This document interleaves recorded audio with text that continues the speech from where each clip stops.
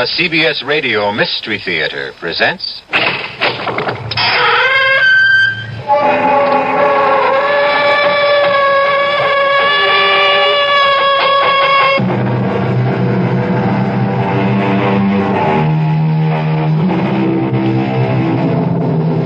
Come in. Welcome. I'm E.G. Marshall. You're just in time to join me for an adventure in suspense and terror. The most heart-stopping terror of all. Not the terror of the eccentric, the grotesque, or bizarre, but the chilling terror that slowly emerges when one discovers that all the standards, the laws, the customs that have so naturally governed our existence have suddenly been revoked or repealed and no longer apply. Gone are the familiar, the everyday usages which regulated life in a comfortable, predictable flow. And you are suddenly confronted with a living nightmare of chaos and anarchy.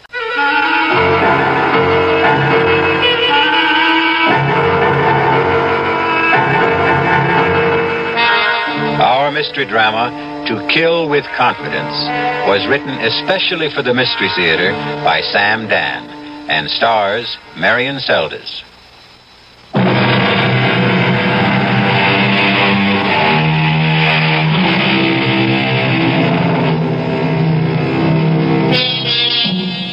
There are men who give more solid thought to the choosing of a car than to the selection of a wife. There are girls who will take more time and care in deciding on a fall outfit than in picking a husband. Who is to blame? A good deal of it can be placed on the shoulders of society, which somehow tries to imply that marriages are made in heaven. This being the case, why bother being too careful down here below? At any rate, let us consider this extremely attractive, newly married young couple driving along a superhighway near a Midwestern city. Why don't we get off the turnpike, darling? Is anything wrong? No, I just thought I'd like a change of scene. Okay, next exit. You're an angel. Well, it's getting on toward lunchtime, and I think this is a town where they have a place that serves the most fantastic sauerbraten. Really? Mm-hmm. A landmark. You know, one of those terribly authentic restaurants. Ruth, dear, you are in for a treat. Except for one thing. What's that?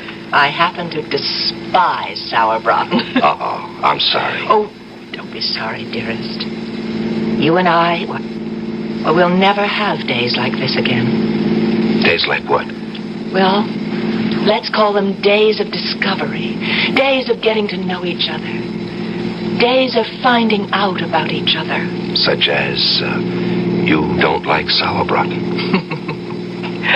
What don't you like? Oh, I like everything. Even artichokes? Especially artichokes. You'll have absolutely no trouble feeding us. I think that's why I fell in love with you. You're so even-tempered. Oh, now, you don't know that for a fact. I may have been on my best behavior all this time. Well, I just can't picture you as anything but... well, But what? sweet, calm, nice. Well, I tried to keep my temper. I learned what it can mean to lose it. Oh, what happened? Now, that was a long time ago, darling. I found out what it can mean to lose your sense of balance and values, and, well, I plan to make amends for all that. Do you want to talk about it? No. And I'll tell you why. Oh, no, you don't have to explain. No, what I have to do is explain why I won't explain. Can you follow that? Sure. I have to put it all completely out of my mind. I have to go so far as to convince myself that it never even happened. I understand. And I may have one or two deep, dark secrets of my own. Well, keep them. That's what I dreamed about, to start a fresh, brand new, clean slate. Agreed?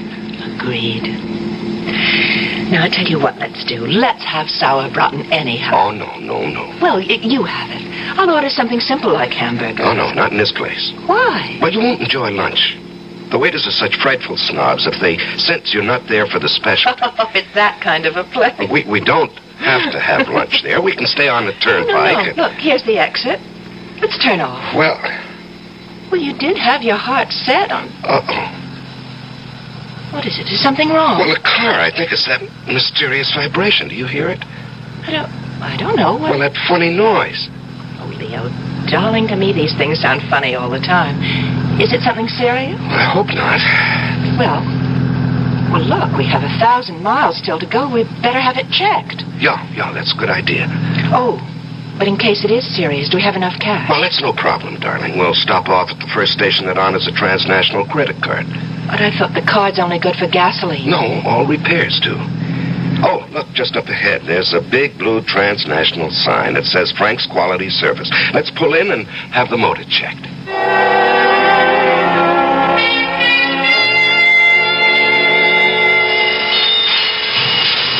Well, are we in for some major surgery? It's a rocker arm.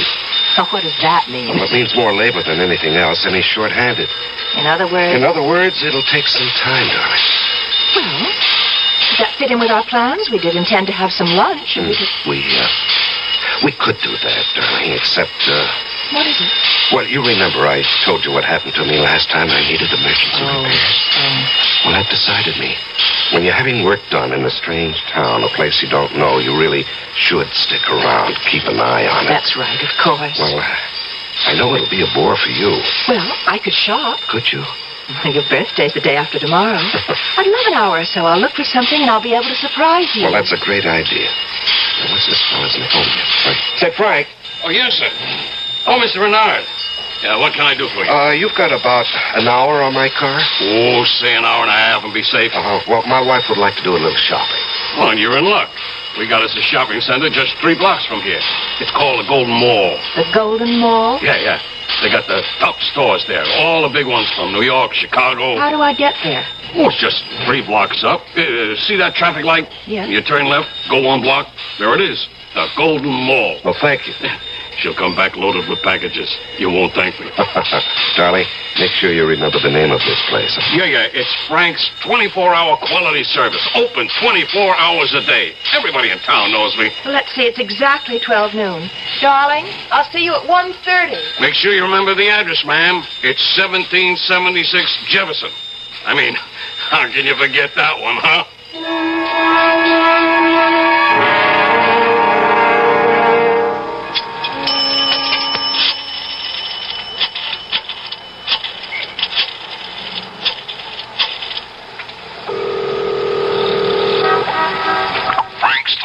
Service. Frank speaking. Oh, is Mr. Renard there? He should be having his car fixed. Mr. Renard? Oh, yeah. Sure thing. Hold on, huh? Mr. Renard! Hello? Leo, darling. Oh, for a moment, What is it, darling? Nothing, dear. Nothing at all. Must have been something. Well, yes. I just, couldn't imagine who'd be calling me here. Is everything okay? No. Darling, what's wrong? I miss you, that's all. You realize we've been separated for almost 45 minutes? Oh. Do you miss me? Terribly. All right. I just called you up to keep the record clear. Will he be finished on schedule? Mm-hmm. Looks that way. About another half to 3/4 of an hour. All right, I'll be there 1:30 on the dot. I don't like these long separations. Neither do I. Goodbye, darling. Bye.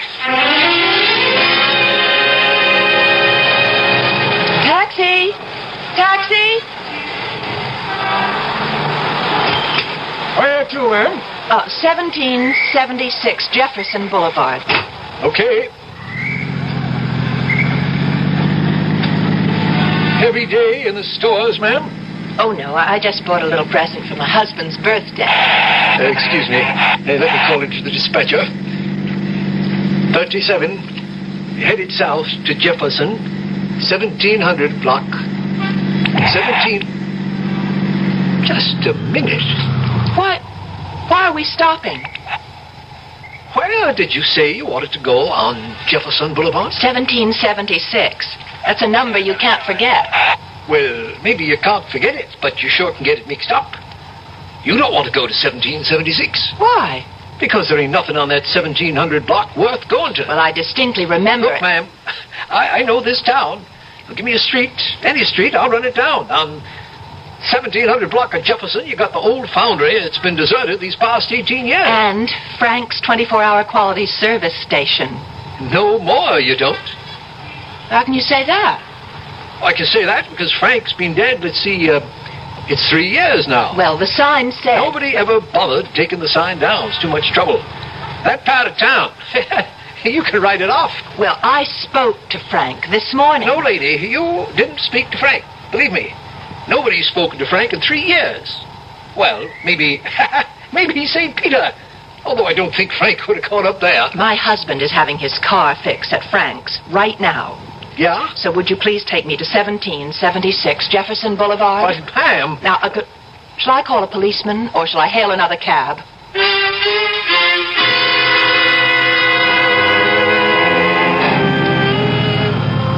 Well, ma'am, here you are. 1776 Jefferson. And it says Frank's Quality Service, so I was right. What were you trying to... Look at what else it says in the windows. Those big signs. This property for sale. No! Look, ma'am, the place is empty. It's been empty since Frank died. But it can't be. We were high school pals, Frank and I. Look, I was here just this morning. I was here. I remember going to Frank's wake. We drove in, and those signs weren't up there. There were cars parked and men working in there, And we went to the funeral. He told Leo, my husband, he told Leo that the rocker arm needed fixing. Ma'am, you sure you want this place? My husband. I left my husband here. No, ma'am, I'm afraid you didn't leave anything or anybody. Leo is in there, in that garage. Where are you going? Can't you see it's locked? It's been locked for 3 years. There's nobody in there. I'm telling you, there's nobody in there. What happened to my husband? What did they do to my husband? Now, calm down, ma'am. Think. Are you sure this is the same? I'm sure. I know. Don't you try to talk me out of it. I know. I was here exactly 1.5 hours ago. I was here. This place was open. This service station was operating, and there was a man here, Frank. How do you know his name was Frank? Because the name was written on his shirt. Look, ma'am, I don't know what's going on. My husband. I want my husband. Now, what happened to him? Ma'am, try to hold on to yourself. Don't pass out, please. Don't faint on me. I wouldn't know what to do. Here, let me help you back to the cab. Leo, what did they do? Oh, no. 37. 37. Come in, quit fooling, answer me. This is 37. Get me some cops. Get an ambulance. Get everybody over to 1776 Jefferson on the double, huh?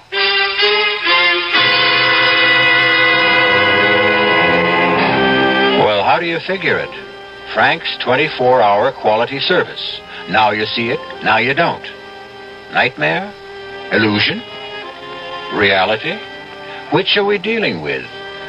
Could it be a mixture of all three? I'll return with some answers, but also with some more questions when I return in just a few moments with Act Two.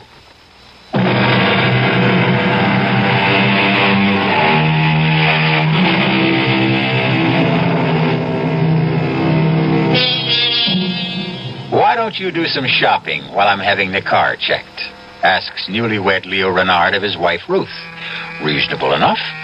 And so, when her shopping is finished, Ruth returns to discover that the car is gone.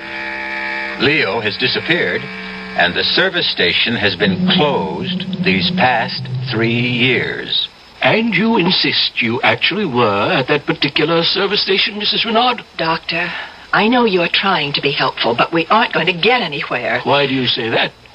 Well, to begin with, we have a severe difference of opinion. But you... Please, let me finish. You think I'm crazy. That isn't true. Well, you have a medical term for it, I'm sure. Something to take the sharp, rough edge off it. But at this point, according to you, I'm not behaving normally. Now, does that state the case? Well, look at it rationally. Which, according to you, I'm not doing now. That service station has been closed for 3 years. The man who owned it and ran it has been dead all this time. Then how do you account for the fact that my husband and I were there this morning? Would you agree to submit to some tests, Mrs. Renard? I'll agree to anything at this point. I'll agree to anything that will convince you that I am as sane as you are. And once we establish that, and you start believing me, then perhaps we can find out what happened to Leo.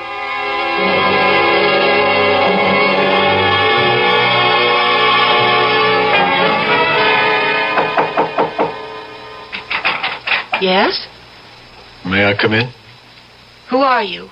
Lieutenant Powell, City Police. Oh, suppose you can come in. What do you want? I want to help you. Well, you won't help me by telling me I'm crazy. Why would I do that? Because that's all the others can think of. Well, to begin with, you don't look crazy. Well, thanks. Do you have any influence around here? A little. What do you need? What I need is to get out of this hospital. What you need is rest. What I need is my husband. I spoke to the doctors. What do the doctors say to you? You're suffering from shock. I'll buy that. You evidently can't face the fact that your husband has deserted you. No, that's off the mark. All right, tell me about it. Oh, I've already told it to 3 different police officers. Yeah, but I'm the one that counts. How long were you married?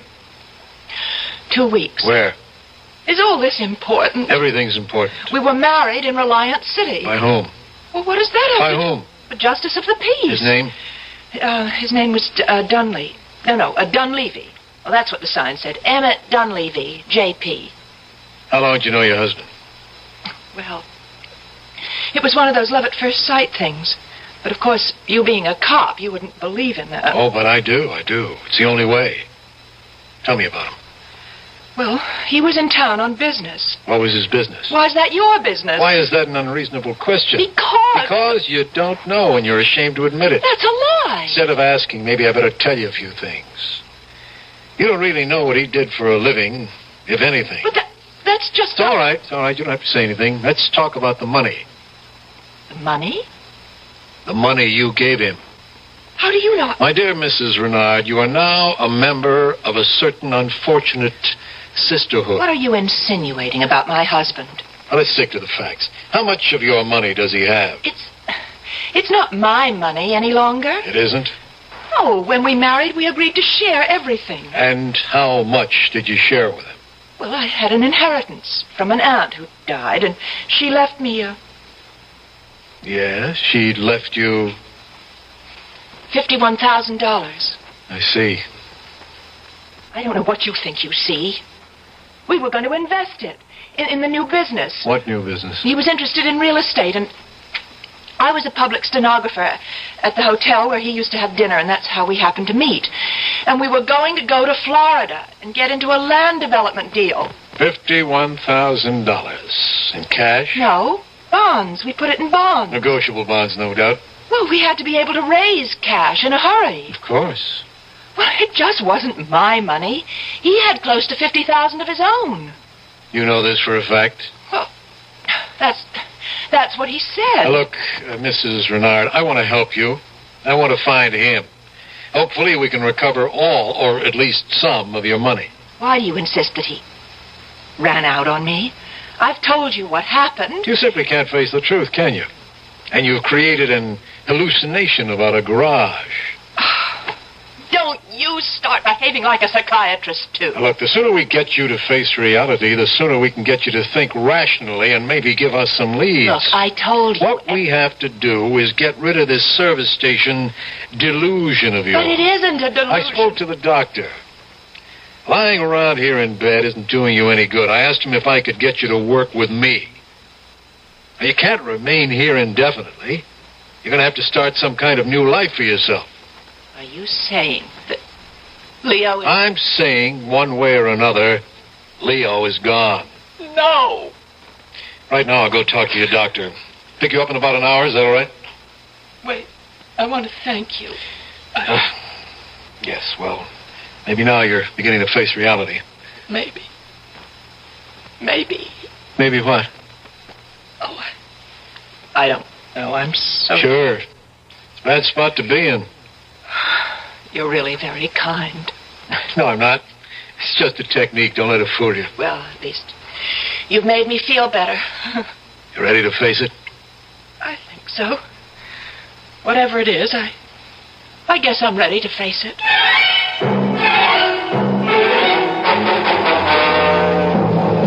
You wanted to see what Mrs. Renard was carrying when she was brought here, Lieutenant? It's important, Doctor. Well, we're about to give her things back, since we're releasing her. Just her clothes. That's not important. A handbag. And this package. It's from Milady's. Well, that's the most exclusive women's shop this side of New York. I suppose she believed in treating herself right. Why not? It was her money. Anything in the handbag? Oh, the usual odds and ends. Papers? We couldn't find any. Driver's license? Nothing. No credit cards. No identification. Oh, now that doesn't sound right.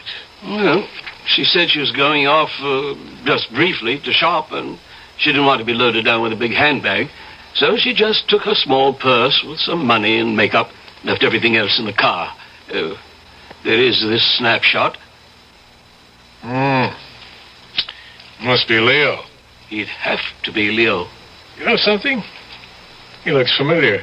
He looks familiar because you've convinced yourself he's a confidence man. That's right, he has to be. A smooth, experienced operator, too, which means he's been around, which means he may have done time, which means there's a make on him. His photo's been passed around throughout the country, and I would have seen it, and so maybe I'm remembering it subconsciously. All you cops are getting into psychiatry these days. Is that good or bad?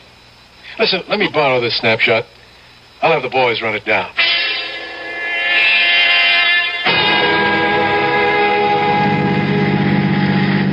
Yes, Lieutenant, I've decided. I've called a hotel. I'll take a place there, and when my money runs out, which will be pretty soon, I can find a job.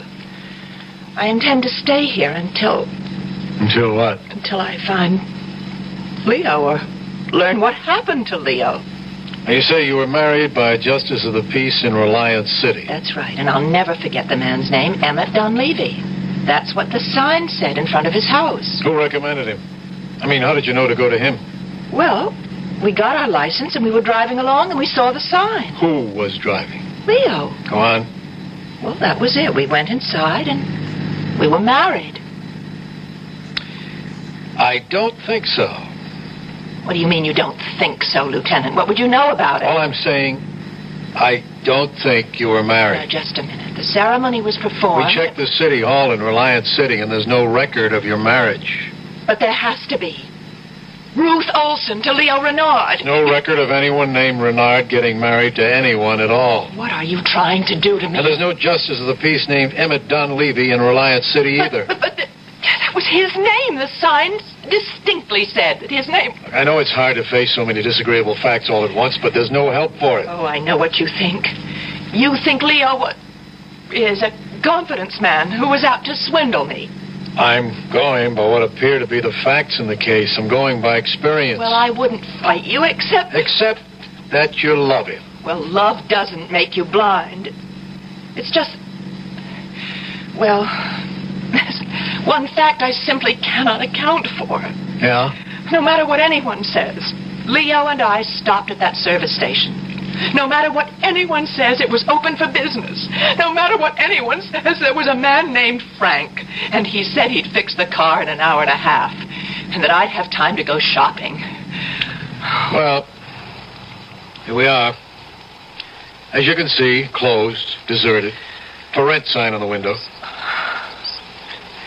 Face it, Ruth, face it. But it was real. So real. Transnational gas pumps, okay? I called their office. They told me. Hasn't been a delivery here in 3 years since they canceled the franchise because the owner, Frank Walker, had died. But it was real. It was real. Now think, Ruth. What did happen? I just don't know. Oh, God, Lieutenant, am I losing my mind?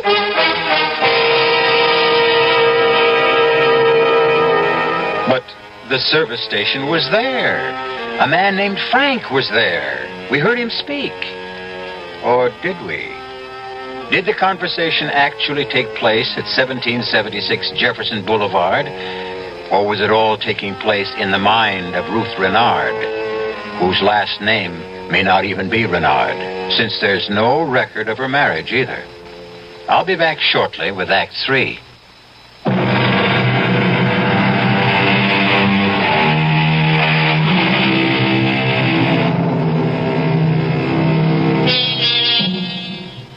She still insists she left her car there to be fixed under the watchful eye of her husband. The authorities insist that Leo ran out on her, or perhaps there never was a Leo, and she creates this fiction because she cannot accept reality. Well, what is reality? Well, come on. Let's take a look at the place. As you can see, Ruth, deserted. But as you can see, Lieutenant, it's spick and span. How clean this place looks. Does this have the appearance of a shop that's been closed for 3 years? Well, where's all the litter that would collect? Why aren't these windows grimy and dusty? I checked it out with the real estate people. They keep the place shaped up. After all, they are trying to get rid of the place, you know. I was inside this place yesterday. But there's a padlock on the door. Whatever you want to say, however you want to say it, I know this. I was here. Okay, let's go inside. The real estate people gave me the key. You don't believe me. It's obvious by your manner. Well, that's no good. It's bad for me to have an obvious manner. I'm sorry. I know you're trying to be nice. I'm only trying to find some answers. Come on in. Well, does it look familiar? This only makes me more certain. I was here. I stood right here at this counter when Leo came out of the shop, which is right through that door, with Frank. Yeah? And told me what had to be done with the car. What you're saying is this visit only reinforces your conviction that you were here. Absolutely. Well, let's stay with that for a little while anyhow. How long were you gone? Exactly an hour and a half. I've already told... Yeah, I know. Are you sure? Positive. And what did you do? But I already... Oh, never mind. I went to this Golden Mall. Yes, and? And I shopped. Buy anything? Well, I wasn't in too much of a mood for shopping. I missed Leo, and I was hungry. So I ran into a shop and I picked up a nightgown. That took an hour and a half? No, I wandered around. I looked in windows, got a cup of coffee, and I even called Leo. I was away from him for 3/4 of an hour, and I missed him so much I just had to call him. You called Leo here? Yes, here. Here.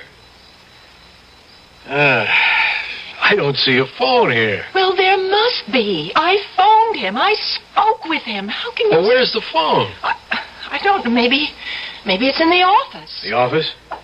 Well, maybe the man, Frank, has a private office, and that's where his phone Well, is. let's look around. Yeah, you're right. He's got a little cubbyhole here with a desk. Sure enough, a phone. Well, finally, have I said something you can believe? The phone's dead. No dial tone. Guess it isn't connected. I spoke on that phone to Leo.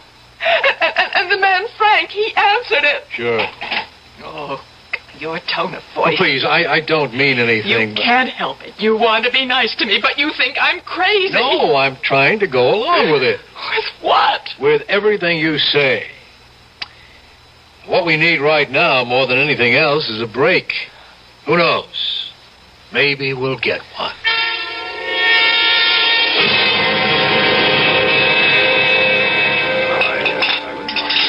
Kind of you to take me to dinner. It's a line of duty. I can even put it on my expense account. You said that you had an important development. I think we do. Well, can you tell me?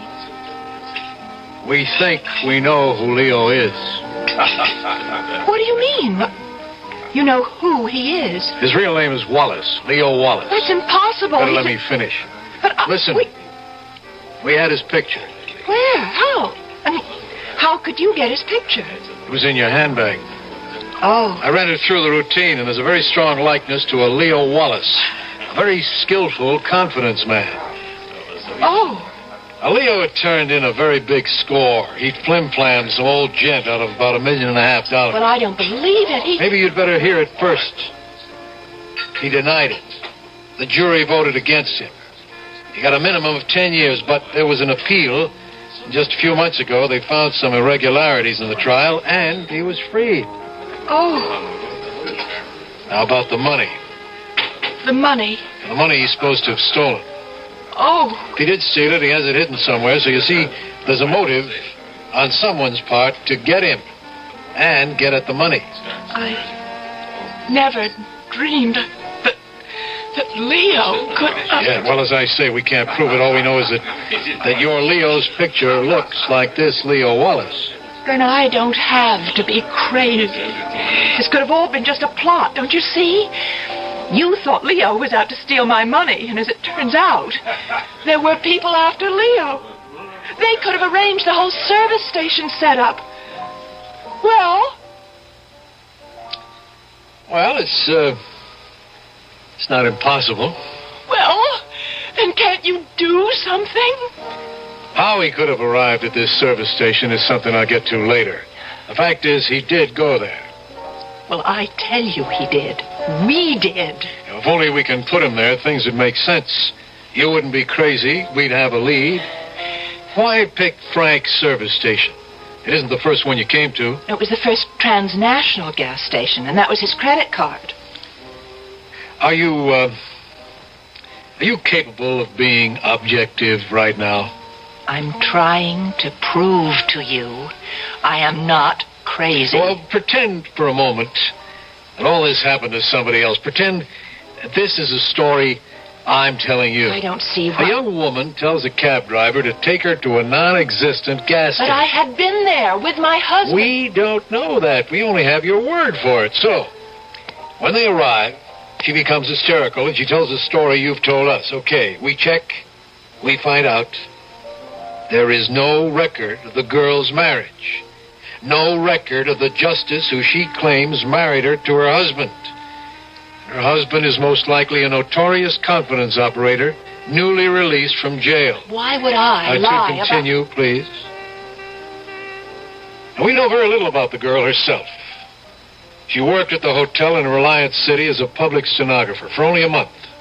There's no family. I lost my parents years ago. I'm an only child. I had one aunt who's dead. Well, everything is so vague. We can't find anyone who's ever seen this girl with her husband. But we stopped at 3 motels between here and Reliance City. No one remembers seeing a Mr. Renard. Well, you can check their registers. They must prove that a Mr. and Mrs. Renard stopped there. Two of the clerks remember a Mrs. Renard. That's because I went into the lobby to sign the registers while Leo took care of the bags. Well, once again, we have that same problem. Admit it now. If this were someone else's story, would you believe it? All right, I know. It sounds... But if it is a hallucination, where did it start? No, it's real. You said to the cabbie that you bought a gift for your husband. I did. No, you didn't. You bought a nightgown at Milady. Oh, but Why would you lie? Oh, maybe it isn't a lie. Maybe subconsciously you know you don't have a husband, therefore you really couldn't buy him a present. Then why would I have his picture in my purse? You may have found it somewhere. Maybe without knowing it, you fell in love with his picture and... Why is it all so real? I keep tripping you up all the time. Your story has so many holes. For instance, why do you say you called from the mall when that phone has been disconnected for 3 years? But I did call. You have to believe me. Well, that means I have to believe your whole story, all of it. All of it is true. Yeah, and yet I can't check any of it. Wait a minute. There's one part I can check. And if you're telling me the truth about that one little part, then the whole story could make sense. What is that part? No, I don't want to get your hopes up. I'll see you at the hotel. Oh, but I'd like to know. No, there isn't very much I can do about it till the morning anyhow.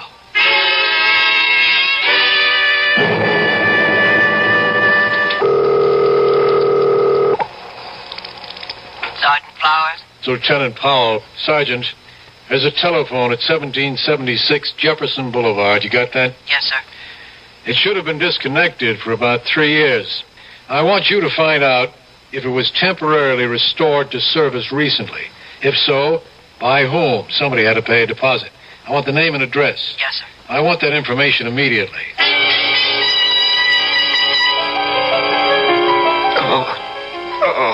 Okay, Leo, take a little drink. That's good. It'll make you feel better. There you are. Now, you gonna be sensible? You can drop that. Leo, as long as you're willing to catch, I can pitch. Be reasonable. I don't want all the money. I don't care if you kill me. It can come to that. Now, look, the old guy's dead. You can't give it back to him anymore. He has a family. And every one of them a millionaire. Leo, why should the rich always get richer? I seen crooks like you go soft, start to worry about right and wrong. Believe me, it don't last. It wears off. I'm only trying to save you from yourself. You punk, I should have recognized you at that gas station. Hey, wasn't it a great wig and a mustache? I look good in it, huh? Leo, back in the jailhouse, I protected you against all those dudes who wanted to shake the secret out of you. I saved your life. You promised me my peace. I'm entitled. I'm entitled. I'll kill you. You punk. You're at the end of the line. You blew it. You blew it. You'll kill me for nothing, and this time they'll send you up for life. Never. You think I'm not going to kill you if you don't lead us to the door. That's wrong. I'll kill you. Go ahead, punk. Go ahead. Please, Leo, don't make me do it. Get him one more time, punk, and I'll blow your head off. Hey, what? Keep your hands up high where I can see him. That's good. Bill, Eddie, hustle this one down to headquarters. You sucker. We could have been rich. We could have been rich. What do you get out of it this way? So, you're Leo. You all right? Yeah. Takes more than a punk like him. Hey, let me get you untied. I guess she was telling the truth all this time, huh? Can you stand? Yeah, I'm okay. You're quite a guy, Leo. I have to go to headquarters to book him. I'll need you, too. Sure. I know you want to see Ruth. Why don't I drop you off at her hotel? You'll want to be alone for a while. Yeah, thanks. You can both come down later. There's no hurry.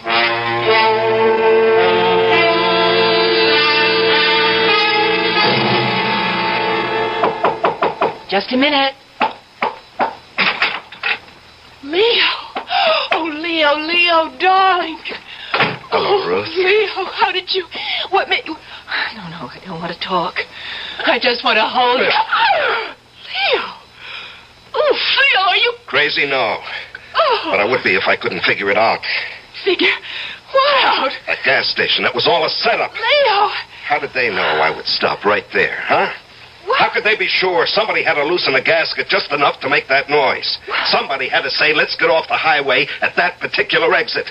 Somebody had to practically lead me by the hand right into the setup. Leo, why would I... $1.5 million. That's a big Leo, enough. I love you. Oh, sure. How can you even think And that it's the right way to do it, too. I disappear.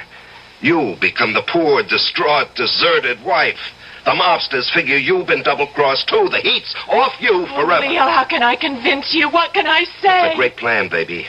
Even the phone call, that little cubbyhole office. The only place in the station that isn't open to view from the street. The only place where it's safe to jump me. That's why you installed the phone. Get me out of sight, distract me. Leo, please. But the punk blew it. He gave his right name to the phone company, his correct address. So they were able to check him out. The punk wanted to save a $30 deposit. For $30. He blew his shot at $1.5 million. Leo, I swear He always to was you. a punk. And now for you, baby. Leo. Why are you looking at me like that? I think I'm gonna kill you. Leo, it's all in your mind. Oh, sure. Oh, I swear I had nothing to do with it. I love you. I love you. Let me prove it. Wait, here. Look, that's my purse on the night table. See? In the purse there's a .22 caliber revolver. You look inside it. All right. You'll find it. Now, if you really think I'm guilty, go ahead and kill me. We'll shoot. Kill me. What are you waiting for? You see, you can't do it. You love me. You can't do it. You love Leo, me. don't be crazy. Lieutenant Powell, Leo's going crazy. Just stay where you are, Powell. Just stay there. Leo, what are you going to do? Are you out of your mind? I let you come up here alone so you could figure it out for yourself. Yeah, I understand, and I have to kill her. Lieutenant, you can't just stand there. There's nothing he or anyone else can do, Ruth, except... Hey, Paul, if she goes to jail, what can she get? At least 10. 10, huh? In 10 years, that beauty, that terrible, overpowering beauty of hers that blinds you, that beauty will be gone. She'll be old, worn and bitter, as good as dead, with almost half a lifetime still in front of her. Leo, give me a chance. If I kill her now, it's too easy. Leo. It'll be over in a Leo. second. Take her, Leo. Lieutenant, take her. Leo. We'll kill her the right way, legally, just... Leo, I love you. I love you too, Ruth. I love you more than anything in this whole wide world. But I'll get over it. You'll never get over me. Oh, I'll get over you, baby. And if I can't, if I don't, if I still love you 10 years from now, I'll be waiting for you. Outside the prison gate.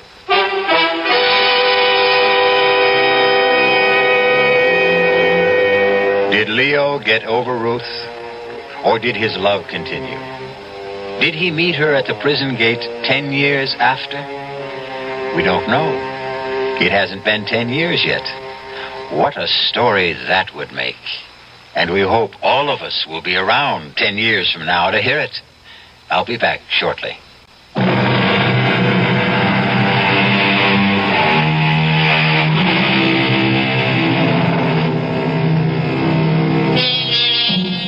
As we said earlier, most men devote more time to the choice of a car than to the study of the girl they pick for a wife. Why? Well, perhaps it's because all of us love suspense. We delight in being surprised. Another reason why you should always listen to our program. Let us fill your normal and natural need for suspense, and thus you are free to be more rational, sober-minded in real life. Our cast included Marion Seldes, George Petrie, Larry Haynes, and Gil Mack. The entire production was under the direction of Hyman Brown.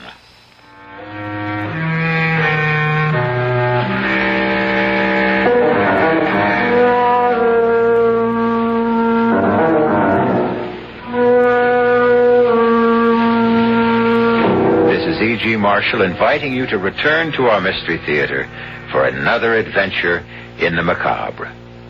Until next time, pleasant dreams.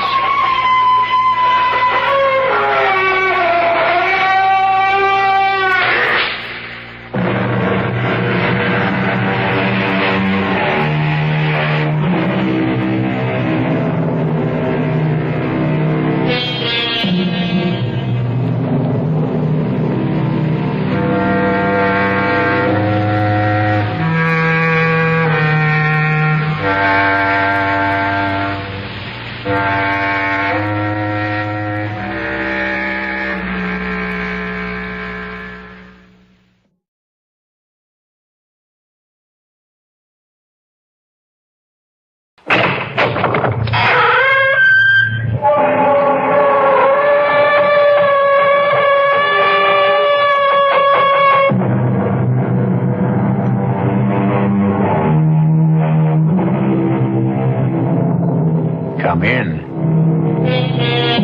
Welcome. I'm E.G. Marshall. Welcome to Mystery and Tragedy, and the one redeeming feature of disaster. It seems to bring out the best in the survivors. It all began, or did it end, with the reunion of an old lady and the last of her relatives, a granddaughter she hadn't seen since childhood. A place? Stratfield's busiest department store, Mayberry's. The time, 13 minutes after 1 o'clock. If you're superstitious, you could read that in Army or European time, 13:13. By coincidence, that's when it happened.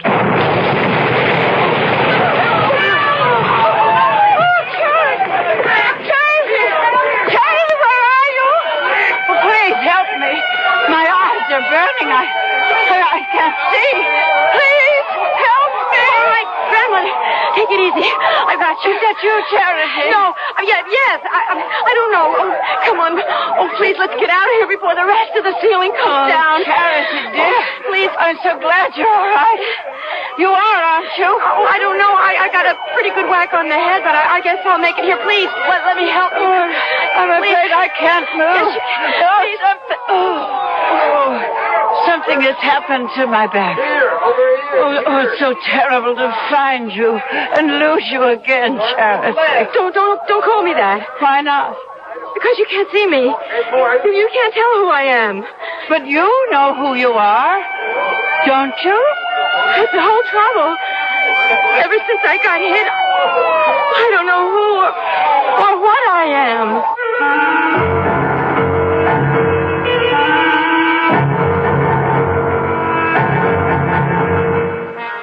Our mystery drama, Charity is Never Dead, was written especially for the Mystery Theater by Ian Martin and stars Virginia Payne and Rosemary Rice.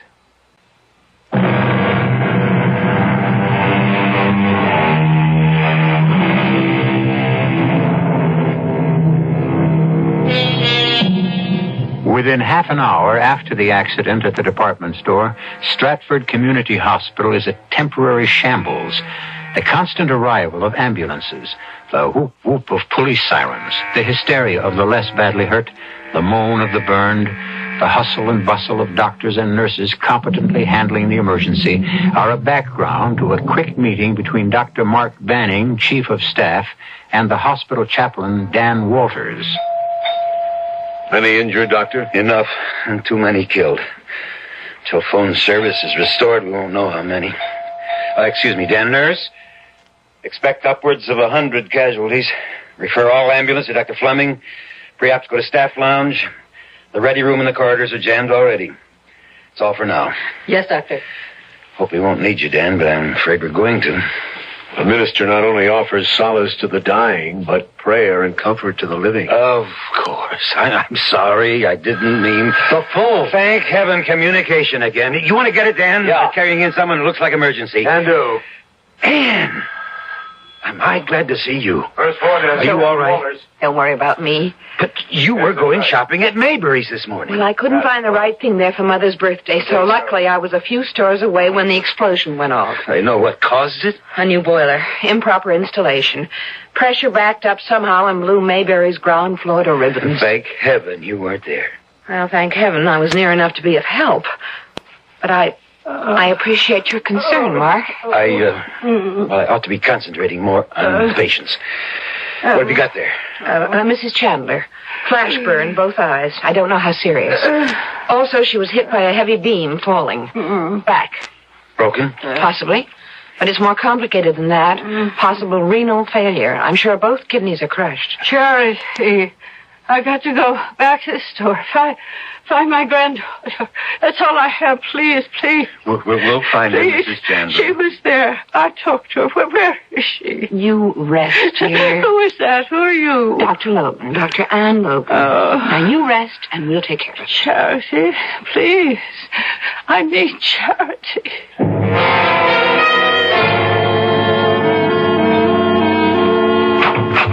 You don't need me in here any longer, Mark. I'm going to run a check on conditions in general. Oh? Can I help you? I don't know. Who were you looking for? I don't really know. Somebody, anybody. No, somebody. How did you get up on this floor? Get up here? Oh, well, the stairs. I was looking for... I thought I might find somebody who belonged to me. Were you in the explosion at the store? Was I? Try to remember. Did the police bring you here to the hospital? Yes. The ambulance took the old lady, and I came in the squad car. Were you hurt? Oh, just my head, a bump. Oh, let me see. Did anyone examine you? Well, an intern looked at me and asked me to wait. Only I couldn't, you see. Why not? Well, because I had to find somebody. I didn't remember who or where to begin, except with this. What is it? Just a piece of paper, like from a phone pad with a number. 380. What do you think it means? A room, maybe? There's no such room number in this hospital. Oh, I thought maybe it might be the old lady's.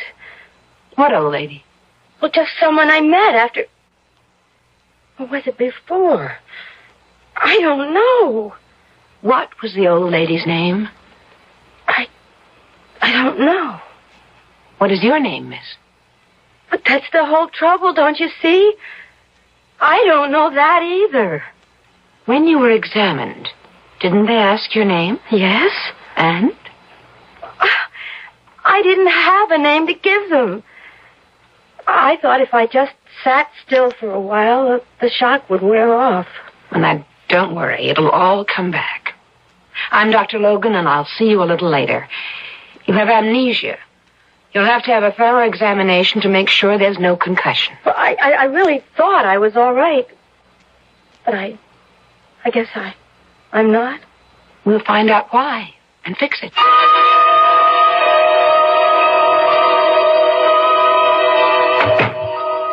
How is your patient, Mark? Not too good. How's the situation outside? Not so bad. Everything under control, more or less. One of the rough days, though, for all of us. And for Mrs. Chandler here. This is an unlucky room. Just lost a patient in the other bed.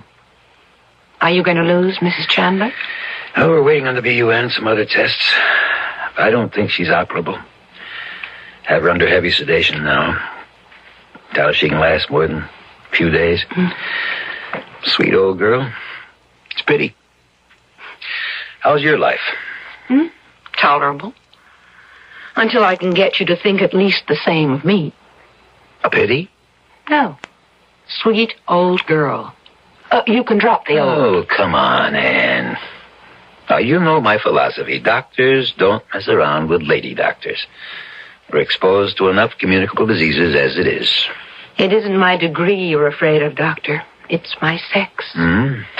Once bitten. She's also now successfully divorced and remarried. This is hardly the time for personal problems. I'd better check on how the rest of it's going. Well, you can start with a patient I have outside. An amnesia case I found wandering around the halls. Retro or interrograde? Retro. No memory of anything before the accident. Any physical injuries? Well, I haven't had a real chance to examine her. Supposedly, she was checked when she was brought in. And all the commotion, can't be sure. Bring her in here. Let's examine her here. I'll be able to manage once I pull this curtain. All the examination and treatment rooms are jammed anyway. I'll go get her. Charity. Mrs. Chandler, try to rest. I want my granddaughter. I know you do, and we're trying to find her for you. Oh, you must. Finally, Come over, after sit on all the bed. these years. I don't need a Only to have this happen. I mean, I'm just I a must little bit find her, Talk quietly. There's another patient in the room. Oh, on the other side of the curtain? Who is it? An older woman. She was badly hurt in the explosion. But I heard her say Charity, didn't she? Yes? Maybe it's me. Maybe I'm Charity. Why would you think that? Oh, this is Dr. Banning, our chief of staff. Oh, how do you do, Doctor? Because after the explosion, I helped an old lady, and she thought I was her granddaughter. She called me Charity. Are you? I don't know. This is the girl with the amnesia I told you about, Dr. Banning. Well, is your grandmother's name Chandler by any chance? Does that ring a bell? No. Would you recognize Mrs. Chandler if you saw her? I don't think so. Oh, I mean the old lady you helped after the accident. Oh, yes, I would know her. I think I would. Now, let's try quietly. She's deeply sedated now, and I don't want to wake her. Can you walk all right? Of course, sure. All right, you can pull back the curtain, Dr. Logan. Of course, Doctor. Well? Yes. Yes, that's the old lady I helped in the store. Well, is she your grandmother? Do you remember her? I can't remember anything before that bomb went off. How do you expect me to remember her? Now cross your left leg over your right, please. Oh. There's nothing the matter with that reflex. Look up, please. Like that? Just have to find out what's causing it and cure the cause. But nothing caused it. Nothing really happened. Look to the right. How about the bump on your head? Oh, I've had worse.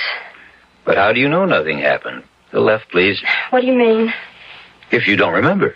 But I do. Right back to the explosion. Look down, please. And after that? Oh, just that it was awful. Something knocked me down. That's when you got the bump. I guess. What were you doing in Maybury's store?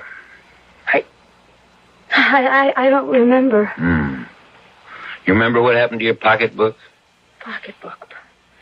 I must have lost it. In the store? I suppose. Only, I'm not even sure I had one to begin with. Yes. No, Dr. Logan. I see no signs of neurological damage either. But I want a skull series, so we'll keep her. Miss Chandler, no, she's still under. I just arranged to have our mystery guest admitted. You're going to keep me here in the hospital? Until you remember, or we find out who you are. You stay right in this room. I'll send a nurse in to help you. With an old lady who's dying? You're lucky the bed's available. And when you get into it, you stay put, young lady. Oh. Mrs. Chandler. Mrs. Chandler? Are you all right? Charity. I want Charity. I'll get a doctor. No. Give me your hand. Don't you know that all I want is you, dear? Just hold my hand, Charity. That's all I need or ask. Sure, if you want me to. I had the most awful dream, Charity. I thought I'd lost you again. But now it's all right. Oh, why is it so dark? Where are we? In the hospital. What are we doing in... Oh, of course. That awful explosion. Are you all right, Charity? Me? I'm fine. But your eyes are all bandaged. You can't see me. Maybe I'm not Charity, and you're making a mistake. Oh, don't be silly, my dear child. Don't you think I know my own granddaughter?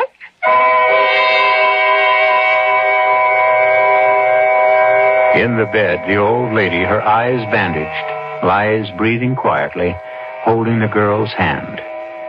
Debbie's face, watching her, is a kaleidoscope of emotions, hard to read.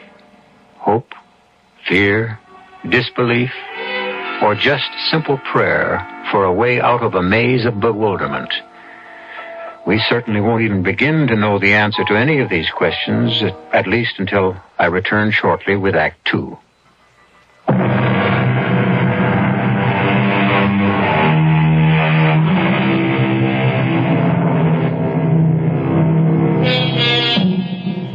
By the end of the afternoon, the chaos that once was the main floor of Maybury's store has been partially restored. The police and fire departments have made their reports, and an army of workmen are busy boarding up windows and beginning repairs. The emergency is over, except for what human misery it has left in its trail. Reverend Dan Walters has made a personal trip to the store, to the police, and to fire headquarters to collate all the information and bring it to Dr. Mark Banning. 151 casualties all told. Everyone accounted for? With 2 exceptions. There's no trace of Mrs. Chandler's granddaughter, and No idea or clue who the girl with amnesia is. Unless she is Charity. That's right. How old was the granddaughter? According to neighbors the police contacted, somewhere in her middle 20s. Any pictures? Quite a few, all taken over 10 years ago. Mrs. Chandler hadn't seen her granddaughter since she was in her early teens. The mother married a pretty rough guy named Whitman. I don't know what went on, but the kid spent quite a bit of time in a wayward girls' school. When she got out, the father had taken off. And I get it, the mother was pretty sick, maybe on drugs. Charity took care of her. Well, what did Miss Amnesia look like in the snaps you saw? See for yourself. Pretty, fair complexion, light hair. And in these two color prints, her eyes look brown. Dan, why do you question her identity? I mean, do you think it's just some wild coincidence? I'm not much of a believer in coincidences, Mark. I'd rather go with you and accept Charity at face value. The Lord makes a lot of plans. And one way or another, he just may have blueprinted this one. I just don't understand you, Anne. I mean, you think she's faking? I don't know. But why no pocketbook? Any form of identification. And why, no matter what the occasion, meeting her grandmother after all these years, no recognition? Most of all, I guess I don't think the girl herself believes she's Charity. Well, Dan thinks after talking to her earlier, she's ready to accept that fact.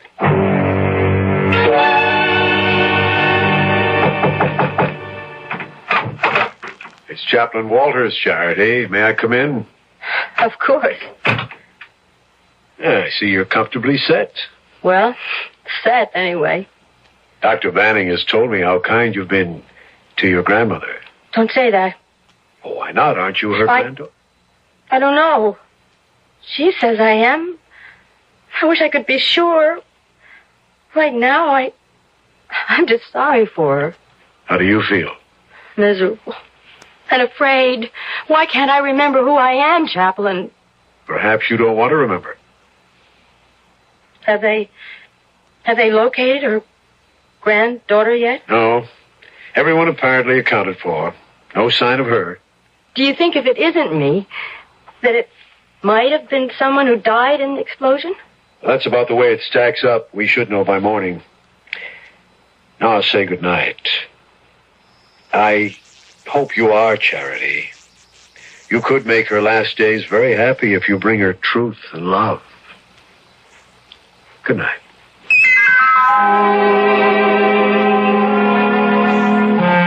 Charity? Charity, are you there? Yes, I'm here. Oh, are we alone? Yes. I thought I heard you talking to one of the doctors. No, just to the chaplain. Were you talking about me? Sort of. Have you talked to the doctors about me? Not really. About whether I would ever see again? Well, it's too soon for them to say. No, Charity, dear. They know. Just as I know. I won't ever see again. How can you be sure? Because I won't live long enough. They know that, too. But I'm not afraid of death. Not anymore, Charity, with you beside me, safe and sound. Well, here I am. Promise you'll stay with me. It won't be for too long. And I promise, in return, you'll never be sorry.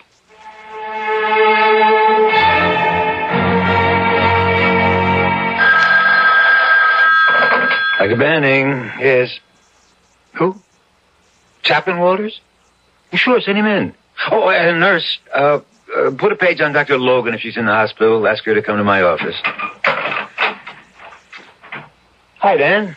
Find a perch. What's on your mind? I spent most of the night at Mayberry's. I didn't find anything at the fire sale that did anything for me, but I turned up some evidence like this.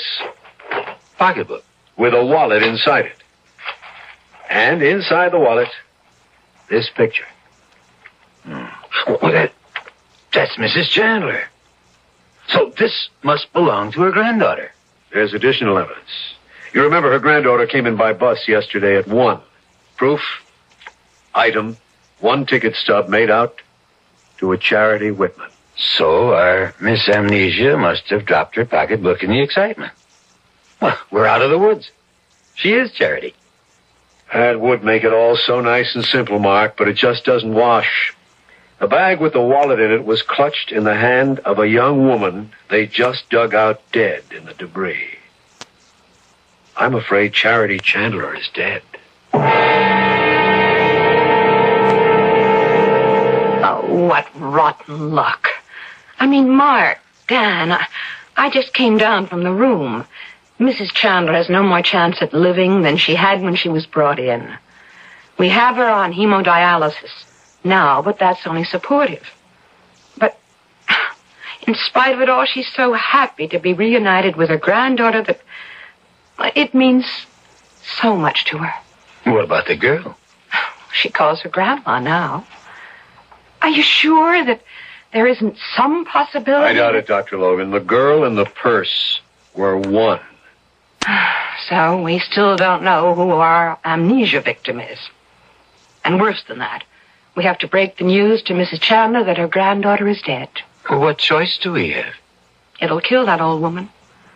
She is in no condition to stand a shock like that. She's entitled to die with a little dignity and happiness. Must she be told? There's more than one person involved in this.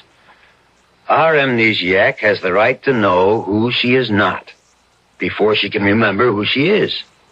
She has to be told that she is not Charity. But she doesn't necessarily have to tell Mrs. Chandler that. Well, how could we ask the girl to keep that secret? I mean, under the circumstances. Well, it isn't reasonable. You're right. Unless what? Unless we talk to her. We might be able to persuade her to keep up the pretense long enough to... To what? To allow a very sweet old lady to die in peace. Well? You wanted to see me, Chaplain? Yes, forgive me for not coming up to your room. No, I'll close the door. Hello, Dr. Logan. Won't you sit down? I hope I won't be away too long. I don't like leaving Grandma alone. Grandma? Yes? I've made up my mind. Or rather, she has for me. That you are Charity Whitman? If I'm not, then you tell me who else I am. I'm sorry. I wish I could. But I can't. But you don't think that I'm Charity. Is that what you want to see me about? Dan, tell her what you found out. The police have found a young woman who is. The real Charity Whitman? All the evidence points to it. Oh, then that makes me nobody again. Where is she? Dead. Killed in the explosion. Oh, Chaplain. It's all right. Go ahead, cry. Oh, it's not for myself. Only for that dear old lady upstairs. I'm sorry. I didn't mean to go to pieces. You didn't. And I lied some. It is for Mrs. Chandler, but it's for me, too. You see, I actually was beginning to think I really was Charity. Well, that's because you wanted so much to be somebody again. It's so awful to have no roots and no memories, to live in a vacuum, to feel so alone. Well, there's always someone worse off. Think of Mrs. Chandler. How alone she'll be when she learns the truth. Well, you're not going to tell her. What else can we do? You'll break her heart. You'll kill her. Under the circumstances, we can't ask you to keep on pretending. Why not? If she still thinks I'm Charity, at least she'd have a few days of happiness left. Do you think you could bring it off? Why not? I've done it so far. Because you thought you might be. Now it's deliberate deception. And I'm not sure that Dr. Banning would agree to it. Why wouldn't he? Many reasons. One is, you might remember any moment who you really are, my dear. You. My dear. It's a terrible thing not to have a name to be called by. And it could be my name. And if I have another, maybe there's a reason enough that I want to forget it. Oh, I've got to get some air. You all right? Oh, sure, happy as a clam. Maybe we better get you back up to bed. Dr. Logan, I'm all right physically. The trouble with me is in my head. What is it? Nothing. For a moment, I had... Nothing. Just... I've made up my mind.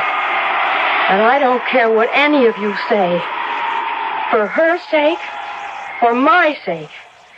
From now on, you'd better all just call me Charity.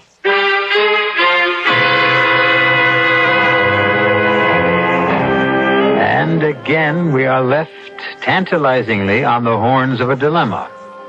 Was there something about that plane that jogged a girl's memory? Is her decision to become Charity Whitman an altruistic one? Or has she some deeper motives than kindness and compassion? Who is this girl who doesn't know herself? Or does she, and only wants to hide her real identity? I'll be back shortly with Act 3.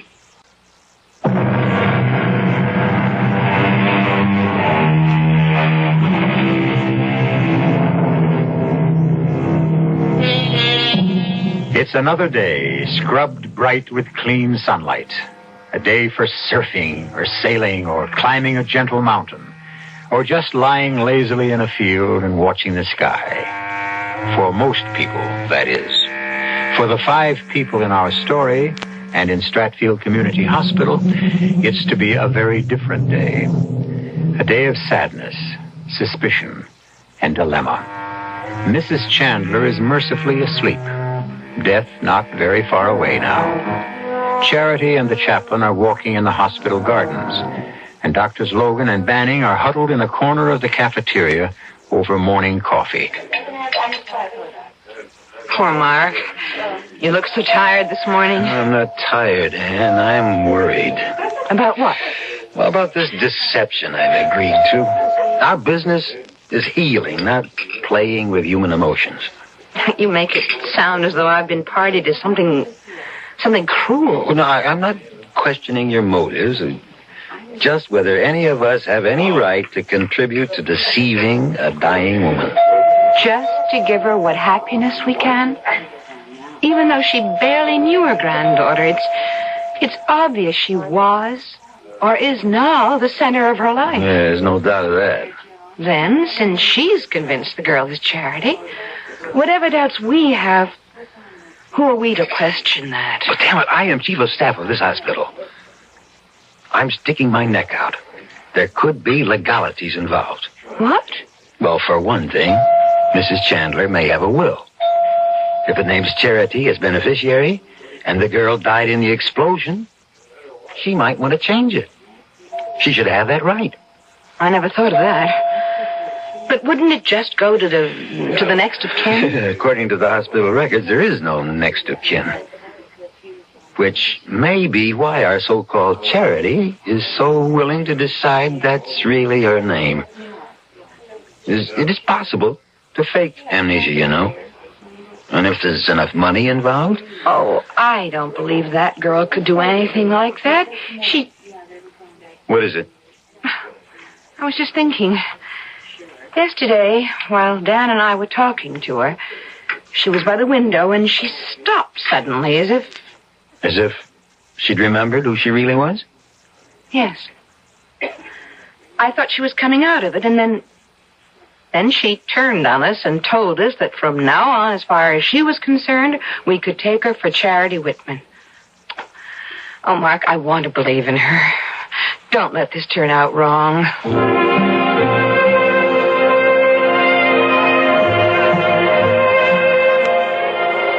Good morning, Charity.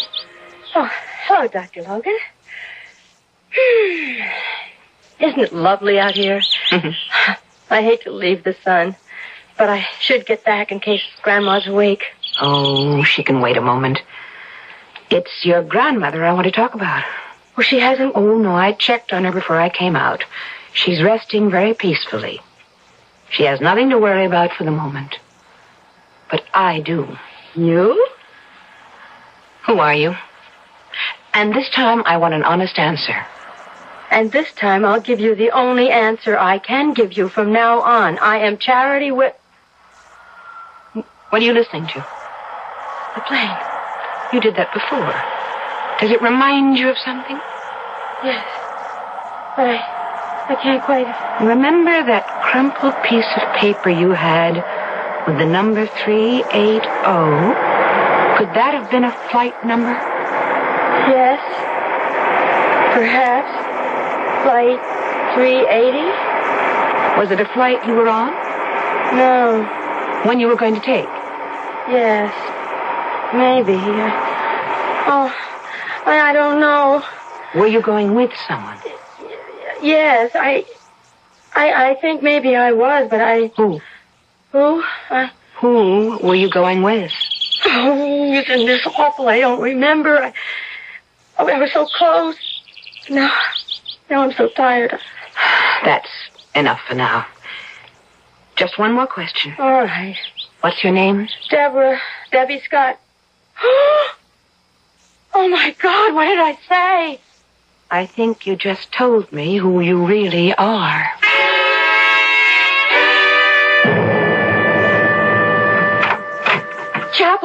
Chaplain, excuse me for bursting in like this, but I need your help. Any I can offer. What? But it's all come back. I know who I am. Yes, Dr. Logan informed me. You're Deborah Scott. We're trying to trace now You didn't listen to me. I haven't told Dr. Logan everything. I wanted to talk to you first. I have some problems. As for example? This afternoon, at 3 o'clock, I'm supposed to fly to Mexico City with the man I love.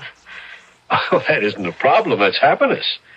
I'm sure there'll be no trouble about the hospital releasing you in time to catch your plane. Yes, but then what happens to Mrs. Chandler? What you've already done for her has been wonderful. No one can expect you to give up your personal life now that you've refound it. Does your fiancé know you're all right? Oh, he's had no way to know that anything was wrong. You see, his insurance company transferred him to New York. I thought you said you were headed for Mexico City. We are. Look, you see, I was his secretary. The firm closed the local office where we worked, and Dan flew ahead to New York, and he's probably been trying to get in touch with me, and I don't know where he is. Didn't you call him at the firm? Well, he'd already left. He'll be expecting me to leave with him from here on his 2-week vacation. Your honeymoon, then you have to meet him. I don't want to run out on Mrs. Chandler. Not when she depends on me. Well, maybe if you talk to your young man, he might delay the vacation a few days. Mrs. Chandler hasn't got any longer than that. I don't know if he would. It's Vince's last vacation for a long time, and he'd probably just go on without me. Without the girl he's going to marry? I didn't say we were going to be married. Oh. Look, my only chance, really, is if I do go with him. But I know him. If I don't turn up at that plane, I'll never see him again. And I love him. How much does he love you? Granted what you say. Look, there's been very little love in my life, Chaplain. I was an orphan, brought up in foster homes. But I'm not her Charity. I'm Debbie Scott. I know what I'm trying to do for Mrs. Chandler is right. And I guess what I'm doing with Vince is wrong. But I can't be two people. Which am I supposed to be?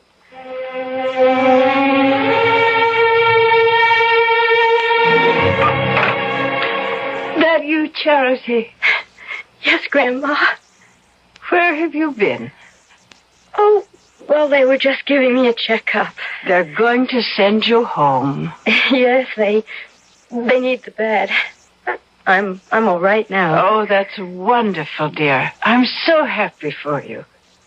No more clouds or doubt, hmm? No.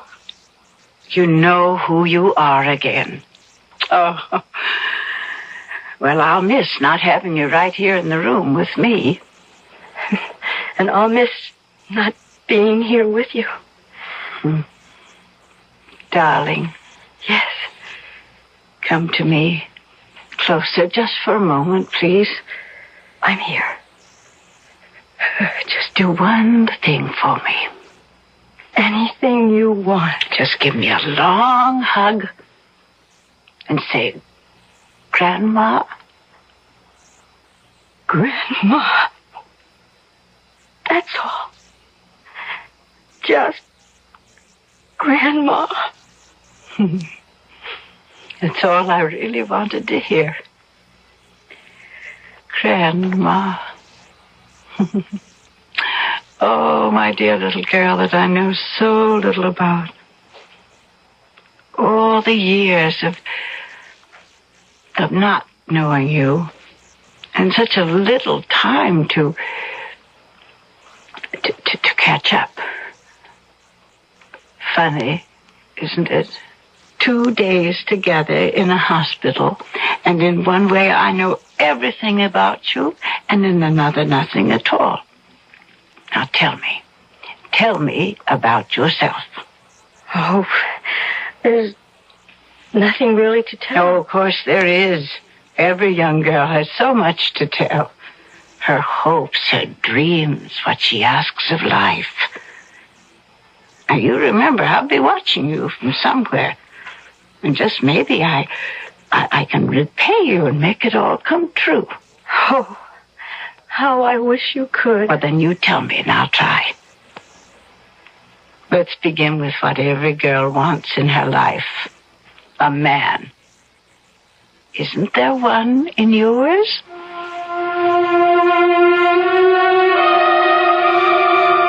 And I don't know why I blurted it all out. Because I asked.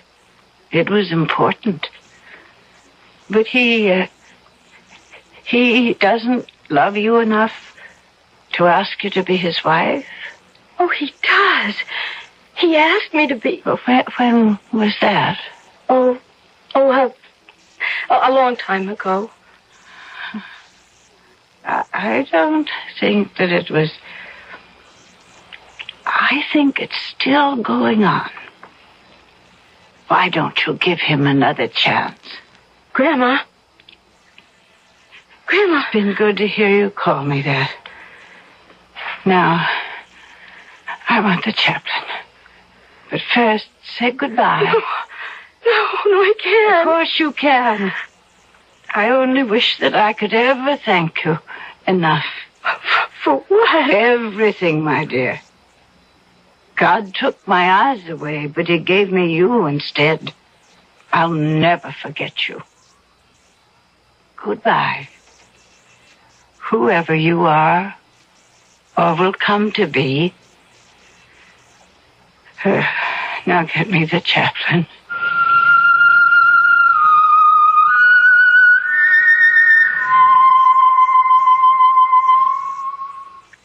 So your young man decided to wait for you? Yes. Does that mean? Yes. We'll be married in Mexico. Lucky girl. Would it be... Do you mind if I wish you the same luck? Me? Why should I try to fool another woman? I'm afraid I won't be so lucky. Mark? She's gone. Very quietly and without any pain. Oh, no. Grandma. How silly. I've just grown to think of her that way. She's the only real relation I ever had. You may be the closest one she had. What do you mean, Chaplain? I'll read you a letter she dictated to me before she died. It's about you. I've never thought much about death, save that when it came, I would not have to meet it alone. And I didn't, thanks to a beloved girl to whom I owe more than I can ever repay. I have nothing much worth leaving in this world's goods except this ring, the one I was wed with, that Charity's mother was wed with, and that now I want to give to the girl who gave me my last days of peace, who shared my final hours. I hope she wears it soon, proudly and happily, with my love and her own. She meant you, Debbie. No. She meant her granddaughter. There's nothing on the paper that says so. That's strange. You know, the last time I talked to her, she never once called me Charity. Do you think she knew? It doesn't matter. This ring was meant for Debbie Scott. When you wear it, remember to wear it with charity, in the biblical sense. Good luck, Debbie. You have every chance. There'll be someone smiling down on you every step of the way.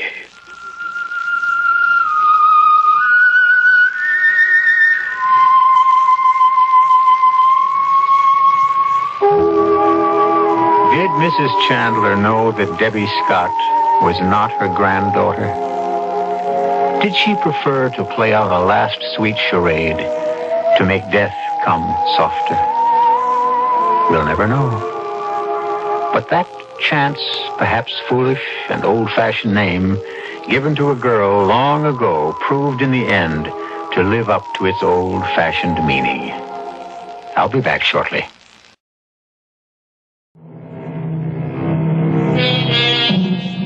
This is the Mystery Theater.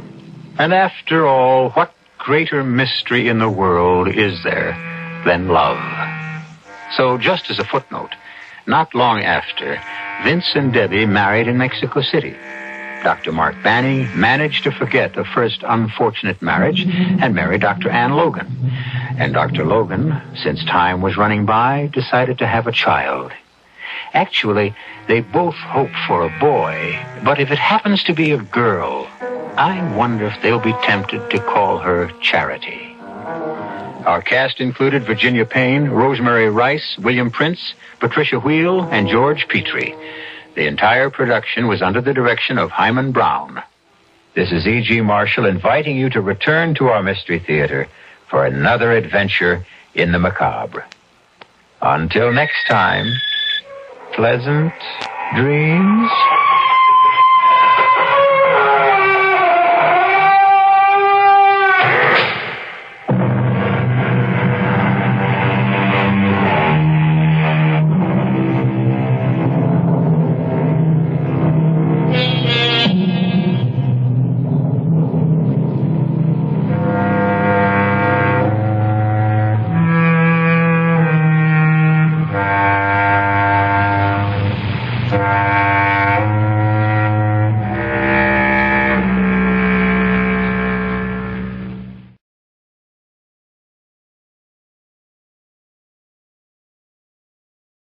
The CBS Radio Mystery Theater presents...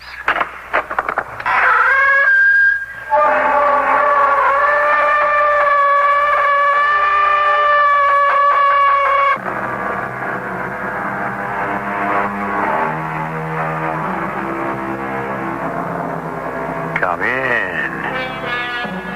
Welcome. I'm E.G. Marshall. It has been said we all have something to hide. The question is, how strong is that desire?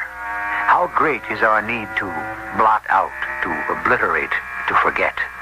Sometimes the mind will disguise reality so completely that nothing can penetrate its mystery. To what lengths will the human brain go to avoid ugly remembrance, or to conceal, even from itself, a tragic truth? For the mind can be cagey, evasive, and deny its owner even the passage of time.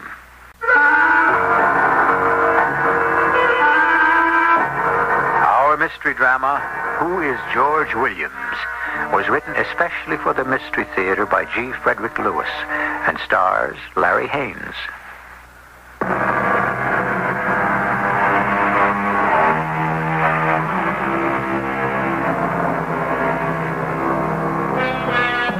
It is Christmas Day.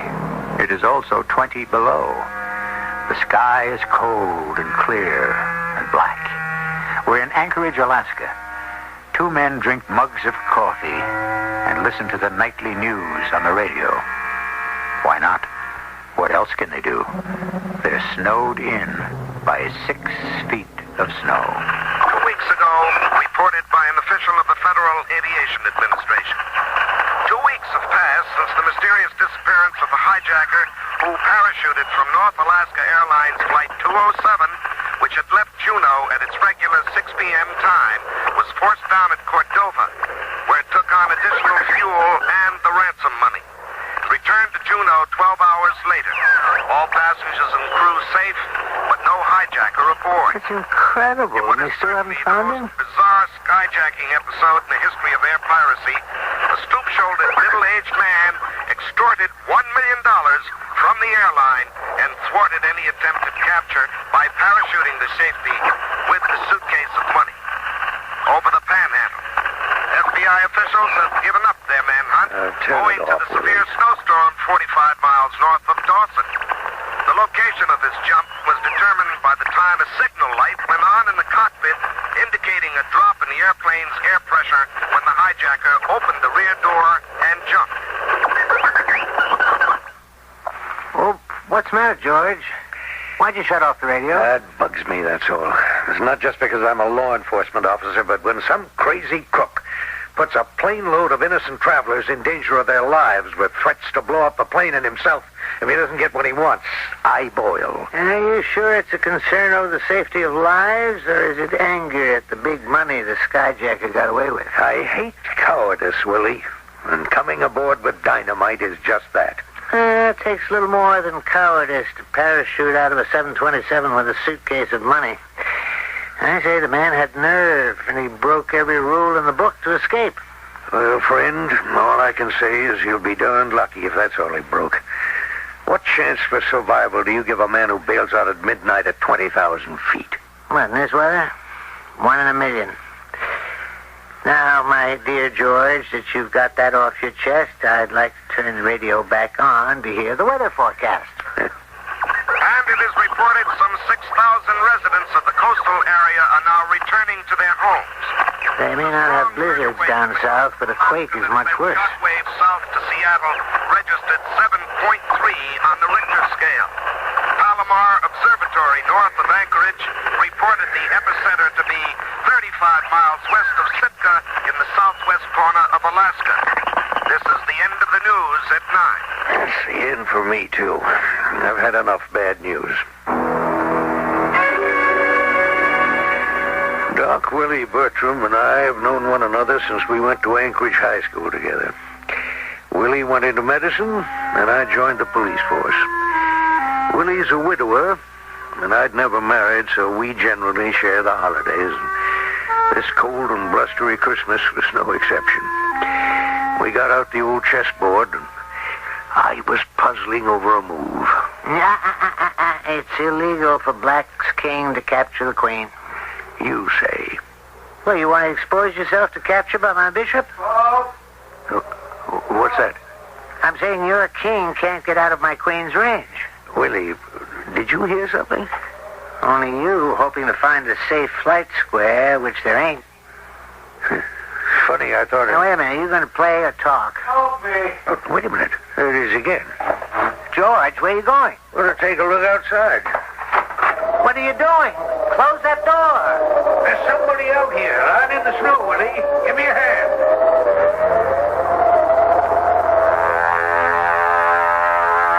We dragged the man inside. He was barely conscious, suffering from exposure, some frostbite. His clothing, a badly torn business suit, and what looked like blood all over him. We undressed him, and Doc Bertram examined him. Contusions about the head, fractured leg. Where do you suppose he came from? I've checked all his pockets. There's no wallet, no labels in his shirt anywhere. No identification whatsoever. How about his shoes? Old, worn, no maker's mark. How badly is he hurt? I've improvised a splint for his leg and cleaned off the scalp. But he should be in the hospital. But how can we get there through all these drifts? Oh, where am I? Oh, you're all right. Don't worry. Who are you? I'm Dr. Bertram. Now I'm going to give you a sedative. What you need is rest. Give your body a chance to catch up. Well, hold on, Willie. Before you put him to sleep, I'd like to ask him a few questions. How did you get here? I don't know. You don't know what you were doing out there in 6 feet of snow without an overcoat? I don't know. Where am I? Anchorage. You had no idea? I'm in Anchorage. Yes, Anchorage, Alaska. What's your name? My name? Come on now, you heard me. What's your name? Who are you? My name. My name is, I don't know. You don't know? No, my name, I can't seem to remember. We put him to bed, and by the next morning, the snowplows had come through, and the roads were open, and Doc Bertram took the man to the hospital. In a very few days, he was hobbling about on a crutch. Well, how's our patient today? I guess I'm all right.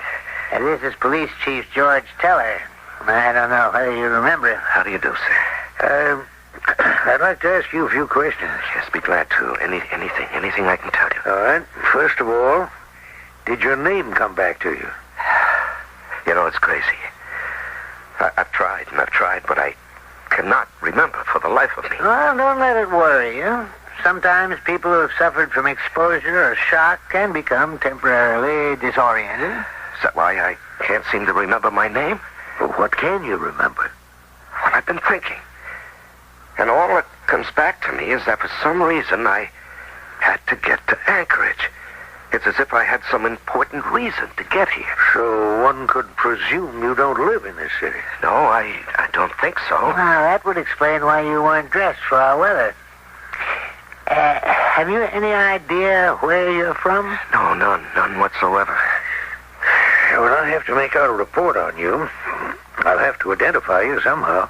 All right, give him a name, George. Let's see, how about George Williams? Your first name and mine. George Williams. Okay, why not? Any objections from you? Oh, no, none at all. George Williams. I'm George Williams, sure. Willie? Yes? Are you free? I'd like you to come back to the police station with me. Sure. Now? Now. All right, George Williams. You keep on taking your medication, do what the nurses tell you, and we'll have you out in a few days. Well, I want to thank you both for all your patience with me. I hope I'll get my memory back soon. Believe me.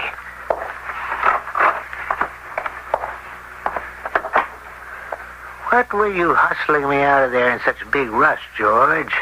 What's the hurry? You'll see, Willie. What's this? You've got a policeman standing outside the door. Why? I wouldn't like our Mr. George Williams to suddenly take it into his head to leave Anchorage. Well, now, why would he do that? He has no place to go. He doesn't know where he comes from. Well, I don't get it.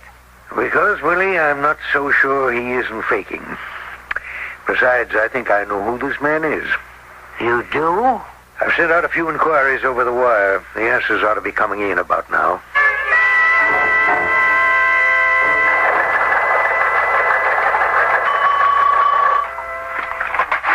Doggone it. Well, what? I was wrong.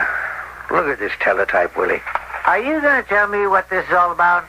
I was positive George Williams was that hijacker. The one who jumped with $1 million? I was so sure. It all made sense. And he isn't. I sent a complete description on to Juneau. Doesn't really tally with the hijackers. Not in any way.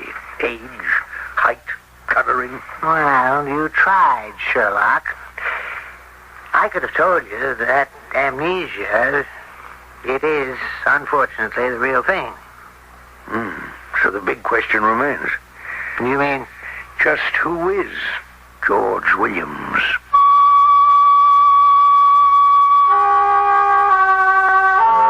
Doctors will tell you amnesia is a form of hysteria in which memory is disturbed. Sometimes only a group of ideas are blanked out.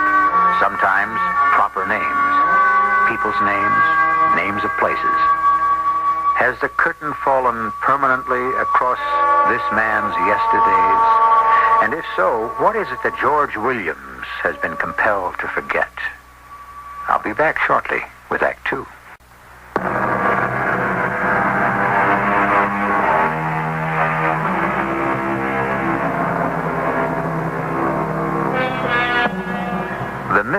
of the identity of George Williams continued. The days passed into weeks, and the weeks into months. And the man found in a snowdrift began an entirely new life. It wasn't easy, having no papers, recommendations from previous employers, apparently no special talents. Nobody would hire him, except the police. That is, Chief Teller himself. 12 months working for the force went by. Georgie, Williams? Did you call me, Chief? Yep, have a seat. You know what today is? Oh, sure. Tuesday. And what date? March the 1st. Well, does that have any meaning for you? Should it? It's been a whole year today since you started working for the Anchorage Police. That's right. I'd quite forgotten. Now, don't start that again. No, Chief. So, in honor of the occasion, I was going to give you a chance to actually join the force. A badge? A badge. I think you know enough about what goes on here. You've handled almost every detail in the place. I happen to think you can take the police exam and pass it. Does that appeal to you? Does it? Well, you name the day, Chief. And thank you. Oh, I'm not doing any favors, Georgie. I think you've got just the right kind of mind for this work. Of course, I was right. George Williams passed the exams with the highest grade on record in these parts. Whoever he was, he had a fine brain. To start him off right, I put him to work over in Valdez, where the pipeline ends, and very often lots of trouble begins. Chief, you got to be joking. Even after all this time, I'm not so sure it's safe for Williams to be assigned over there. Well, he's either a policeman or he isn't, Doc. But a hot spot like Valdez is just as bad as Fairbanks. You're not too keen on the new pipeline, are you? No, I'm not. Particularly for what it's done to the people who live along the line. It all started when they were building it. Boom towns have become boomerangs. A lot of tough hombres. I'm not all sure George Williams can handle that. He's well enough to handle himself. Have you thought what might happen if he got physically roughed up? He gets clobbered. I'm only hypothecating now. And suddenly his memory returns. It can, you know. So what's bad about that? He doesn't remember he's George Williams, a cop. He won't know where he is or why. You mean his old self returns, taking the place of his new self? So what good to them is a man in a uniform who doesn't know how to deal with the situation? He wouldn't know even how to snap on a pair of handcuffs. Oh. Jack? Doc, maybe you got a point. How long has he been down in Valdez? A week? A week? George, if it were up to me, I'd be on the pipe to their police department right now. Okay. I'll look into it. I wasn't sure what to do. Haul George Williams back from Valdez and give him a desk job here in Anchorage, or ask the Valdez authorities to ease up on his duties. Either way, Georgia wasn't going to like it. And then something happened to make either choice quite academic. Yes, I put in a call to Captain Brown at Valdez. Put him through, please. Hello, Jack? Did you get my message? We'd like George Williams transferred back here. What? What do you mean, disappeared? Well, when did he check in last? Day before yesterday? No trace? That's not good, Jack. Well, I can't really explain it. I think maybe I'd better hop down to Valdez and see if I can help you find him. Yes, it could be very serious. Disappeared? George just vanished? That's what Jack Brown said. I was afraid of that. You're going down there? Just as soon as I can, Doc. I'd like to come along. After all, he's my patient. Do you want to go tonight? It's not far. Can you give me till morning, George? I've got 2 cases at the hospital that bear watching. 6 a.m.? You called it. Hello? Is Chief Teller there? Now, hold on. It's for you, George. Chief Teller here. Who is this? George Williams. I'm understand you were looking for me. Well, not only me, but Captain Brown and Valdez. What happened, Georgie? I'm okay. It's Georgie. He's okay. We had a little action here, that's all. You sure you're all right? Yeah, I'm fine. The captain said you wanted me back in Anchorage, so I'll be there as soon as I can. Tell you all about it when I get there. Georgie, can I speak a moment to Captain Brown? Hold on. He just stepped out. We cleaned up a gang who was stealing from the Alieska warehouse. Millions. He's gone downstairs to book them. You played cop or detective, Georgie? A little of both, I guess. Tell you when I see you.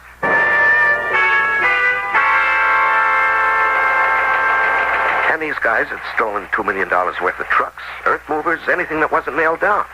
Shipped the stuff across the border into Canada for resale. I'll be darned. What kind of security has the pipeline company got? Boy, you try security over 800 miles of tundra and forests and just plain permafrost. Anyway, I was assigned to watch their Valdez warehouse. They'd take stuff from right out of the warehouse? So I got me a job as the warehouse night watchman. When the gang tried to pay me off, I knew I was in the right place. Where did you disappear to? Well, I was on a Hercules cargo plane that used to ferry pipeline equipment up into the Brooks Range. You were on a plane? And 3 of the gang were flying it to Canada. I persuaded them to turn around. Then when we got back, I turned them in. Persuaded? In a manner of speaking. I had to use a little force. And you feel all right? Well, Chief, I was going to ask you. Can I have a few days off? I'd like to go see Dr. Bertram. Something came up, and I would just like to talk to him about it. What is it? Well, I'm not really sure. You remember something of your past? I think so. Well, of course you're going to have time off, Georgie. I suppose nothing's turned up in the last 16 months. Nothing new? No, I personally checked and double-checked every missing persons bureau in the States. And Washington? And Washington. They have absolutely no record of anyone answering to your description having been reported missing. You know what, Chief? Whoever I was related to must have given me up for dead. Somebody must think I died. There's no other explanation. It could be. But you may remember, ultimately. I'll tell you what I'm going to do. I've always wanted to grow a beard. Now that nobody seems to want to identify me, it doesn't matter. Well, as of now, Georgie, you're off duty. Go see the doc and take it easy. Doc, put yourself in my shoes. A man whose memories are a total blank for 40, 45 years. How old would you say I was? Say 45. Total blank. No past, no recollections. I'm like a walking dead man, not a real individual. Even my name is made up. Half yours, half Chief Teller's. Well, that weighs on you. You can't give undivided attention to your life. You can't even plan your future because all the time you're saying to yourself, who am I? Did I have a family, brothers, sisters? Was I single, married? Do I have children? Where do I belong? My advice to you is live from day to day, do your best, work your hardest, enjoy your hours. And if something turns up, then we'll look into it and see if it could be part of your past. Doc, something has turned up. It has? This magazine. Scientific Facts. Explain, George. Well, I've been working undercover being a warehouse night watchman in this case in Valdez. I've been up all night for 2 nights. I was very tired. On my way back to report to the station house early one morning, I stopped at a newsstand and bought this magazine. Well, I understand. Automatic. Yeah, that's right. Without thinking, I bought this magazine. Anyway, I went back to the motel I was staying at for some shut-eye, and I pulled down the shades. And when I woke up, I don't know what time it was, I sort of lay there. I switched on the light, and I started to read it. Yes? Don't you see, I read it. And what I read made complete sense to me. Articles on scientific research, one in particular, a long article on bone structure and its friability with increasing age. Now, where did I get all that knowledge, Doc? The background to understand it. And I was half awake. You're thinking you were a man of science, perhaps, in your previous existence. Well, is there any other explanation? That's why I came here to tell you, Dr. Bertram. Now, you're a doctor. Could I have been a doctor? Possibly. The mystery is, however, what drew the curtain over your mind. Now, I'd like to tell Chief Teller what you told me, may I? Oh, sure. It's nice to have you back in Anchorage, and between you and me, that beard you've started makes you look very distinguished indeed. It's surprising what a good disguise it is. Having a beard these days makes you look far less conspicuous than not having one, which is an asset for a policeman or a detective. Another year went by, and George Williams became one of our best investigators. Most intuitive, most thorough. There didn't seem to be any lengths to which he wouldn't go to pursue a criminal. As for his lifetime before his mysterious arrival that Christmas Day at my house, that part of his past appeared too deeply embedded ever to reappear. Chief Teller, listen to this just coming in on the teletype. Have you expert to loan us for brief inquiry into discovery of human skeleton near Salisbury Sound? Signed, Juneau Police. Have we an expert on skeletons? In words of one syllable, I'd say no. Chief, where is Juneau? Oh, it's about 500-600 miles down the coast. Well, surely you know where Juneau is. Yes. Of course I do. I was startled by the name. You know someone who lives there, Georgie? I'm not sure. Juneau. Sort of rings a familiar bell. Oh, well. Would you like the assignment? Oh, no, I'm no expert on skeletons. Oh, Willie Bertram says you are. Well, he's exaggerating. I do read a lot, particularly anatomical articles, books. I just seem to take to it. Well, it's all settled then.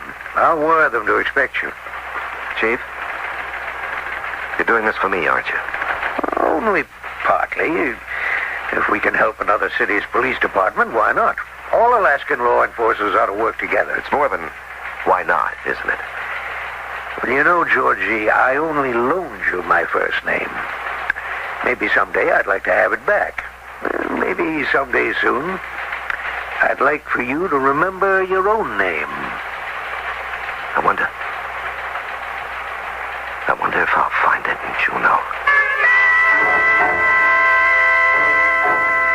A king about whom the great Shakespeare has written once cried aloud as follows: "Oh, that I were as great as is my grief, or lesser than my name, or that I could forget what I have been, or not remember what I must be now." Whether the mystery of his past deepens or is solved, we shall discover when I return shortly with Act 3.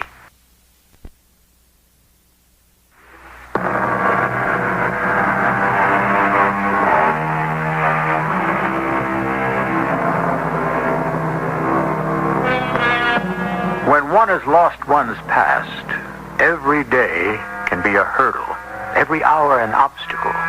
One grasps at straws hardly sufficient to bear one's weight. George Williams is apprehensive about going to the city of Juneau. Shall he find out something there about himself? The irony of ironies is that his job is to unearth someone else's secret, not his own. This is the place, Mr. Williams. Right down there. That deserted cottage on the beach. It's a beautiful spot. So peaceful. It was. In fact, before the tidal wave a few years ago, it was one of the favorite summer spots around here. Now you couldn't sell a house or rent yours here for love nor money. Nowhere along the coast. People are afraid it could happen again. A tidal wave? Well, you must have read about it. Folks started calling Juneau the unlucky city. Not long before the big wave, that man hijacked a plane out of Juneau and parachuted with $1 million. Never did find him. Hijacked plane? Yeah, here we are. I'll show you where we found the skeleton. Around the back in the well. Why don't we cut through here between the cottage and the garage? It's quicker this way to the well. See? Where's the bucket? Oh, we took that off when we hauled up the remains. Where are they? Cut it out pretty much in one piece and put it in the front room. Come inside, and I'll show you. Which front room? There are two. The one with the 3 windows. Say, have you been here before? Oh, that's as far as I know. Well, here we are. It's in this police property box.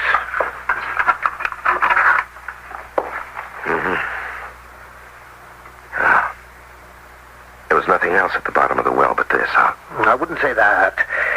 Quite a bit of dried seaweed and sand. But that could have washed in when the big wave hit. In fact, it's a miracle this cottage is still standing. It was under 10 feet of water. The entire coastline was. Actually, Inspector, I can do a more complete analysis on the remains if you have them brought to your lab. I was thinking that, too. Is there anything else on the premises you'd like to see? Well, I'll just have a look about upstairs in the 2 tiny bedrooms. Now, careful of that board. It's loose. You all right? Here. Let me help you. Oh, I must say, they give you great training in Anchorage. I didn't spot that loose board at all. Then up to the attic? I don't think there is one. Above the pull upstairs in the hall, but I doubt it. Nobody ever uses it. Inspector, before we go back, I'd like to take a turn around outside, if you don't mind. No, not at all. That's what you're here for, Mr. Williams. I'll go up to the patrol car and call in for a wagon to fetch the remains.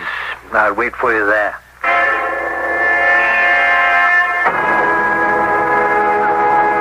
Hello, Central 3.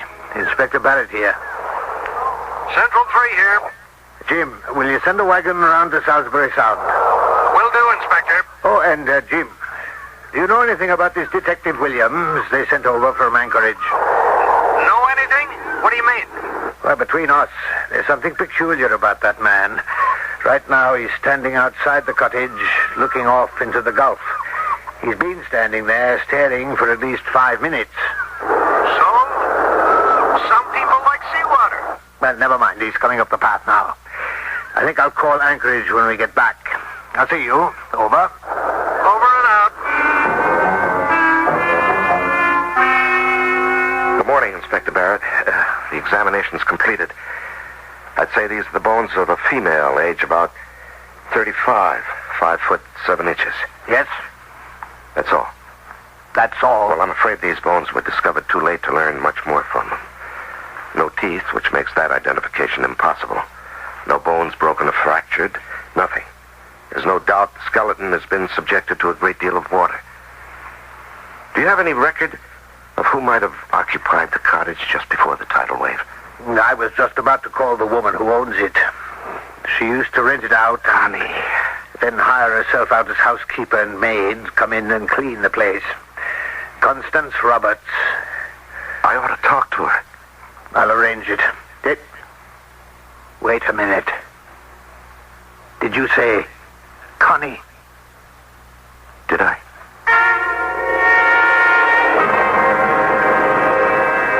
Mr. Williams, this is Mrs. Constance Roberts. How do you do? Detective Williams is assisting us in identifying the... Yes, I know. What you found in my well. You don't have to say it. Now, Mrs. Roberts, what was the last time your cottage was occupied? By me? Oh, not in 15 years. I rented it out for summers. Only for summers? Well, the last couple wanted to stay on a whole year, so I agreed. The last couple? The last couple before the big wave. I never did like him. Why not? Oh, I just didn't, that's all. Some people will take to, some don't. It's a sixth sense I have. Well, I turned out right about them. Would you care to tell us about this couple, Mrs. Roberts? Oh, there's nothing much to tell. They kept to themselves. Never let me in once to come and clean. Said she'd prefer to do it all herself. In the end, they skipped out without paying the last month's rent. Oh, your typical city folk. Well, you must have had 2 months' rent deposit. Oh, matter of fact, yes, I did. I'd forgotten all about that. How did you know? So, in fact, you weren't out of pocket. What were their names? Oh, I've been trying to remember ever since that thing was found in my well. Would you believe it? I can't. I'd like you to give me as detailed a description as you can of the two of them. Yes, I was just going to ask the same thing. What did he look like? Well, sir, I'd say he was about your height and build. Mine or his? No, this gentleman. Detective Williams, 5'10". And if you'll pardon my saying so, if you didn't have a beard, Mr. Williams, I'd say the professor looked very much like you. Report to Chief Teller, Anchorage Police, from George Williams. I'm aware this should be a report on my investigation of the Juneau skeleton case. But I'm afraid it has to be more than that.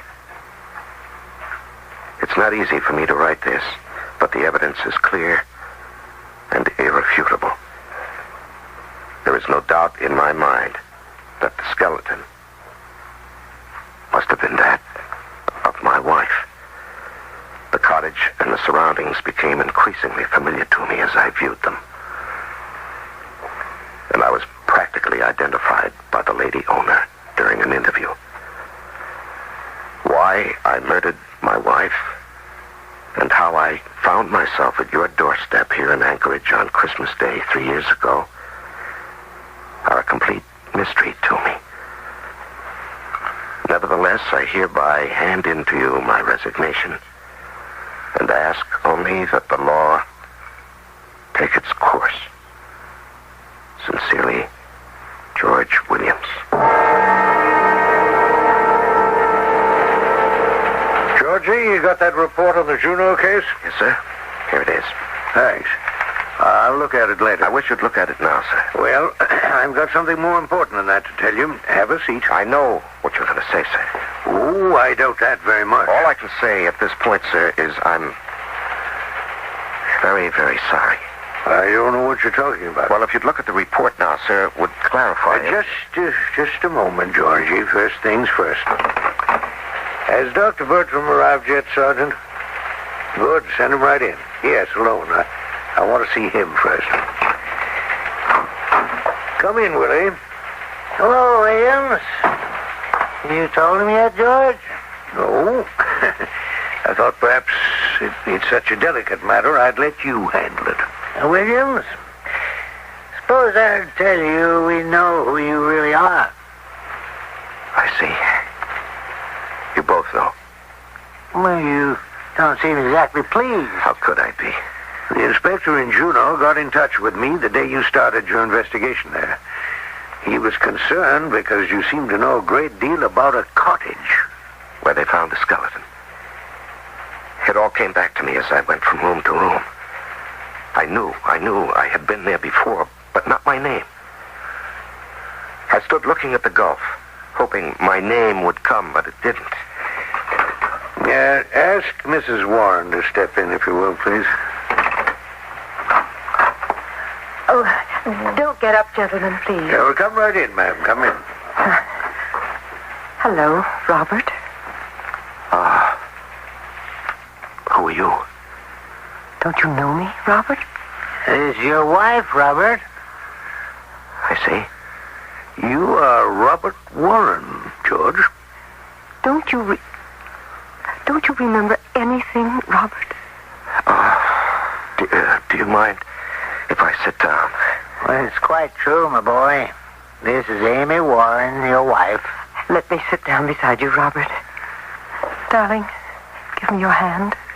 When I got a call from Juneau, Georgie, Robert, and you were identified as Robert Warren, a lecturing professor, I checked every university within 50 miles. And sure enough, the day that plane was hijacked, you had a speaking engagement right here in Anchorage. Robert, do you remember you were going away for a week, and I went up to Shepherd Peak to visit Mother and Dad while you'd be away? Do you remember that? We may be throwing too many memories at him for him to absorb them all. No. Go on, please. And don't let go of my hand either. I won't, darling. You had said you'd take that flight, the one that was hijacked. But when the plane got back, you weren't on it. And the next day was that awful earthquake and tidal wave. When I finally got back to our cottage, there was nobody there. I called the university. You'd never arrived. We all thought, Mother, Dad, and I, that you've been drowned like so many others. Swept away. Why? Why can't I remember? Why? Now, don't ask too much of yourself. Too much? Don't you understand, any of you? George Williams, detective, is a lot more real to me than this Robert Warren professor, who you tell me I am. But you're not Williams. I want to remain George Williams. Now, don't take that away from me before the other fellow becomes real. Robert, I tried so hard not. No. They said the calm don't give away to your feelings. Now that I found you alive, what can I do to bring you back? I'm sorry, I really am. I wish I knew who you were when we got married. Anything about our life together, but there's a stone wall there. George, I really think we'd better stop this right now. I was supposed to be on a plane that was hijacked. I'm not on the plane. I start a new life. I go to Juneau to investigate a skeleton. A skeleton. It wasn't my wife's. Who was it? Well, don't you remember, Robert? It's the one you used for your lectures, your studies. Darling, don't you remember Susie's skeleton? We used to joke about her all the time. Why, we used her for a hat rack when she wasn't working. Oh, Susie's skeleton. Good Lord, it's coming back. I go to the airport. Yes, the 6 o'clock flight, number 207. And I got there early. I wandered around the hangars, plenty of time. I got lost. Which way? Back to the North Alaska gate. And a long time later, I came to. It's dark. My head hurts. Blood on me. I've been mugged, robbed. Everything gone. Coat, bag, money, everything. I gotta get to Anchorage. No money. Hitchhike. Guy in the car picks me up. A guy in a milk truck. Guy in an oil tanker. Another car. Panel truck. Stay on Route 7, then 4, then back to 1. I gotta go all the way around the Wrangell Mountains to get to Anchorage. It's snowing. Hungry. Out in back of that diner at Glen Allen in a blizzard, eating scraps of bread out of garbage cans. Open truck pulling out. Run, jump in the back, hide under crates. It's freezing cold. I've fallen off the back of the truck. My leg is busted under me. I see a light, a house. The snow is coming down real thick. Help me. Help! Help me! And I heard you crying for help outside my door. Doc Bertram and I found you lying in the snow. Oh, my poor Robert. Don't cry, Amy. It's all right. I remember it all now, all of you. And I owe you all so very much. Well, I know you do, Georgie. And I mean to collect right now. George, tell her, what are you talking about? Willie, I told this man that someday I'd want my name back. The one I loaned him. The one you loaned him. And today's the day, Robert. Give Doc Bertram back the Williams. Give me back the George. And we're even. George Williams. It's a deal.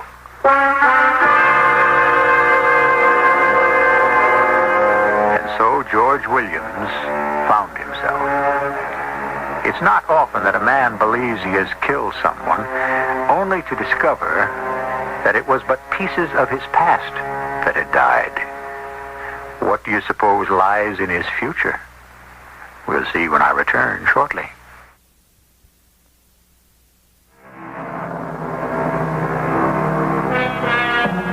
Strange, the way life has of showing you the bend in the road and the straight path. Our man, who had lost his memory, decided to remain part Robert Warren and part George Williams, and he set out to combine his interest and knowledge of anatomy with his love of detective work. And so he became an anthropologist, which Robert Warren is to this very day. Our cast included Larry Haynes, Robert Dryden, Joan Shea, and Court Benson. The entire production was under the direction of Hyman Brown. Mrs. E.G. Marshall inviting you to return to our Mystery Theater for another adventure in the macabre. Until next time, pleasant dreams.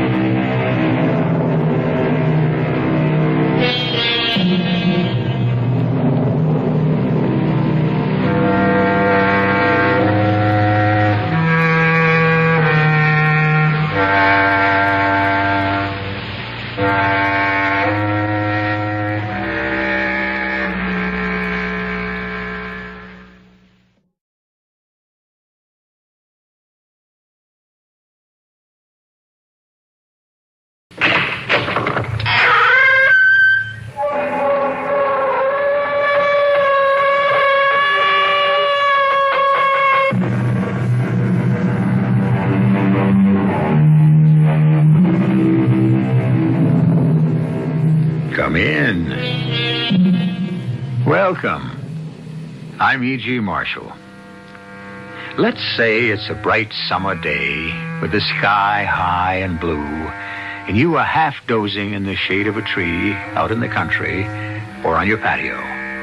A dense, dark shadow passes over you, and for the briefest moment, you shudder to the marrow of your bones with such intense cold that, for that moment, heart, breathing, feeling, life stops dead. You open your eyes and look up, but there is nothing in the clear sky. Then you will know that over you has passed one of the ghost planes.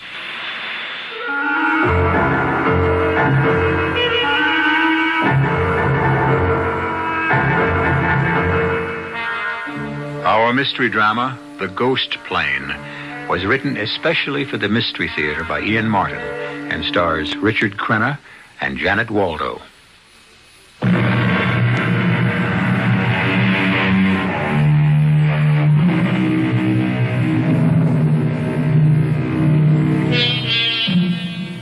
For all intents and purposes, the plane in which we are traveling is not different from any normal jet, a 707 or perhaps a DC-9, with two exceptions, perhaps.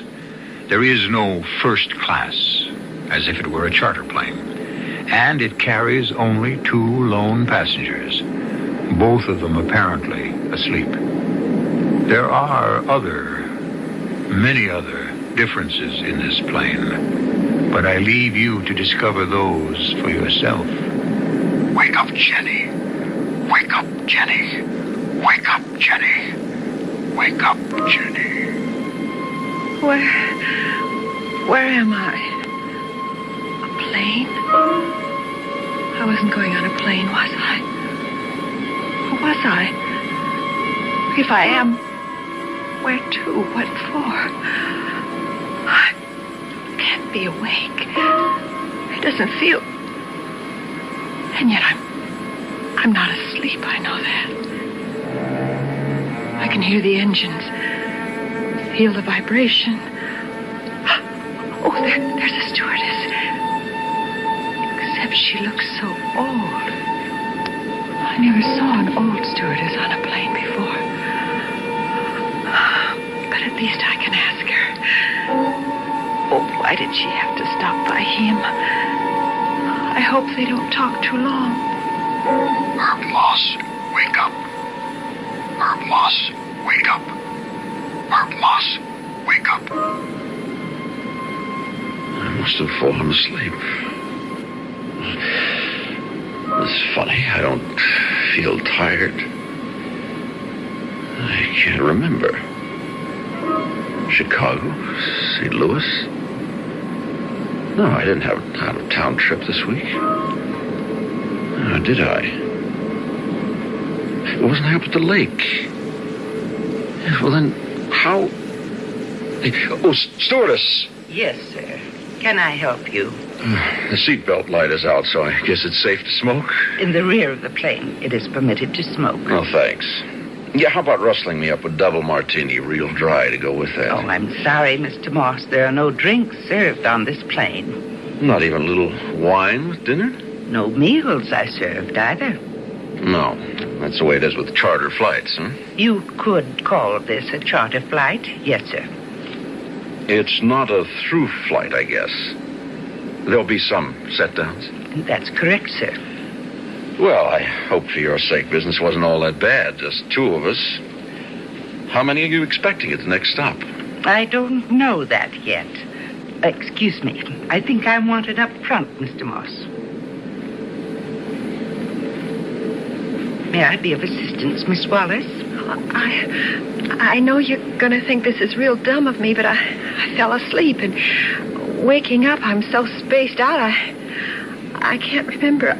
I mean, where are we going? I'm sorry, dear. I'm not allowed to tell you that. You mean I'm some sort of prisoner? Oh, no, not at all. You can go anywhere in the plane you like, except the cockpit, of course. Now, if you'll excuse me, I think perhaps the captain wants to talk to me. Well, no, wait, please. Oh, just a minute. There's so many things I want to ask you. I really wouldn't do any good. I wouldn't be able to answer. Well, just one thing. Is this some sort of a hospital plane or something? I've told you all I can tell you. Oh, Lord, what is it? Some awful dream. Oh, I'm scared. Oh, Mom. Pop. Someone, please. I'm so scared. Oh, excuse me, miss. Oh. Hi. Hello. Well, there are only two of us in the whole plane, so, well, to tell you the truth, I could use some company. So could I. Oh, wait a minute. I'll slide over so you can sit down. Oh, thank you. My name is, just something that I should have it's my business card. Herbert Moss. I'm with Troy, Train, and Kenward. That's an advertising firm. Well, as long as we're talking together, I think I should ask your name. Me? Oh, it's Ginny. Ginny, she called me. Oh, wait a minute. Let me look in my bag. There ought to be... Yeah, here. My ident card. Ginny Wallace. That's me. Lousy picture, huh? No, not at all. Nobody your age takes a bad picture. You also didn't seem to be sure of your name, Ginny. Ginny, right? But don't look so scared, dear. You have company. Why do you think I went groping for my business card? I wasn't sure of mine either. No kidding. You weren't? Honest? Honest. I'll tell you more than that. I don't know how I got on this plane. Do you? No. And I can bet you something else. You probably don't know where this plane is headed for, do you? No, I don't. And the stewardess wouldn't tell me. Or me. Another thing. I've looked through all my pockets and I can't find any carbon copy of my ticket, luggage checks, anything like that. I feel so scared. You don't think it's like one of those skyjack things, and where the hostage is like, I mean, well, I could figure you, but why me? Skyjack? No, I don't know it's possible, except... Except what? Well, why don't we know who we are? Remember where we're going. Let's try some questions. Do you have any brothers or sisters? Sure. 2 sisters and a brother. How old are they? Younger than me. Mary's 14, Margaret's 11, and Tommy's only 7. And your mother and father? Pop died a while back. Mom's alive. You live with the family? No, I was going to say I didn't anymore, but well, it's going sort of blank again. All right, now let's not push it. Or you. All right, let's think about me. Well, we know you work at an advertising agency. What do you do there? I'm an account executive, vice president in charge of Magnum Brands. Well, I bet you live outside the city and travel in commuter trains with bar cars and all like that. And I bet you're married, right? With kids near my age? Yes. Brian's at college already, and Adrienne is... Yes, of course I'm married, and I live in Greenridge. Wait a minute. There's a picture of the kids a couple of years ago, and it's my wife, Nina. Here's some other pictures of the kids. And that's the house. And this one, too. Oh, beautiful. Oh, whoops. Oh, you dropped one.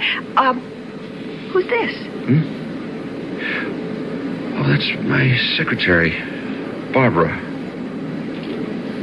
Oh, good Lord. What is it, Mr. Moss? Well, nothing.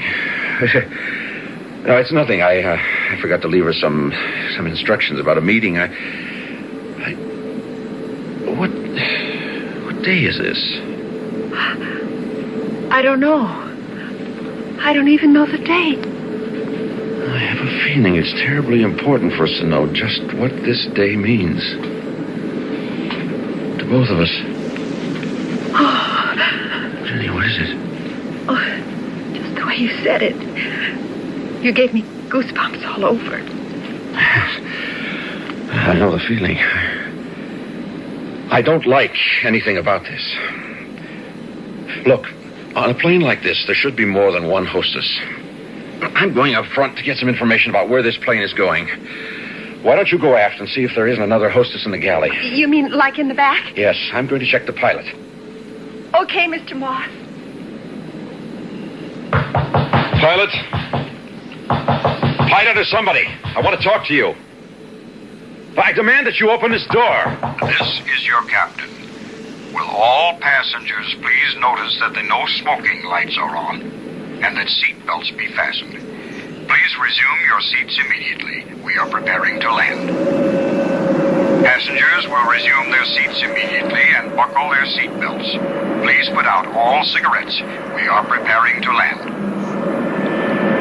Oh, we're falling, Mr. Moss. The plane is falling. You know, it's all right, Jenny. We're just diving a bit deeply, that's all. I feel kind of sick to my stomach. Now, slide in and sit down. Sit down. Oh.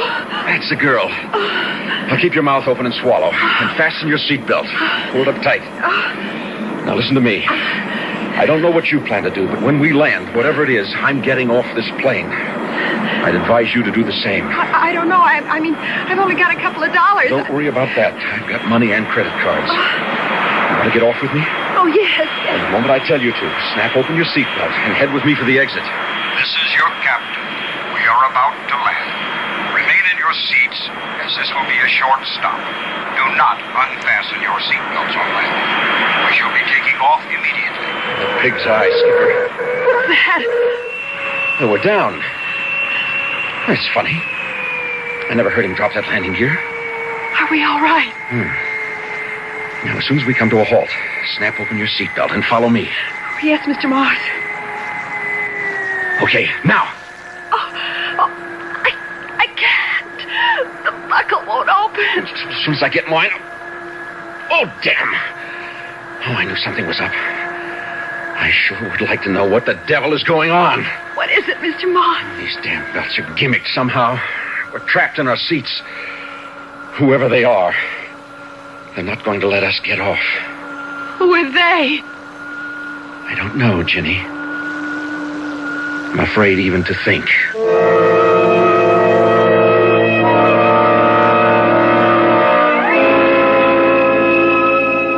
Still, it is a good question.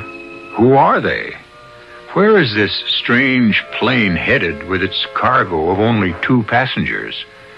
Why is the hostess an elderly woman? And what is the rest of the crew like?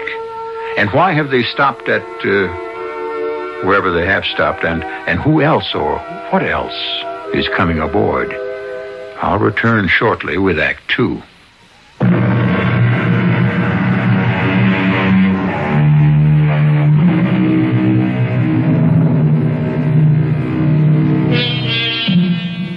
The The strange plane rests on the ground, its engines idling easily, and nothing happens. In their seats, Ginny Wallace and Herb Ross have given up struggling with the seat belts, which refuse to unclasp, pinning them helplessly in their seats. The cockpit door remains closed.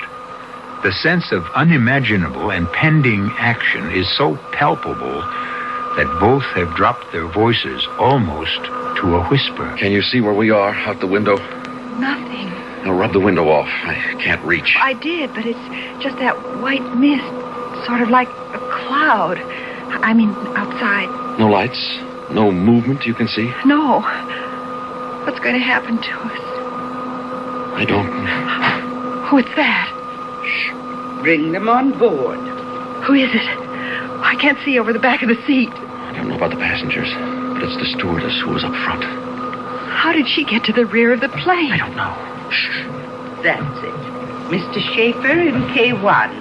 Strap him in and... Stewardess! In a moment, Mr. Moss. Miss Newman in S1 and Mr. Downing in S2. Make them secure. Stewardess, I demand to be released and let off at this stop. Thank you, boys. As soon as you're out, we'll button up and take off. Stewardess!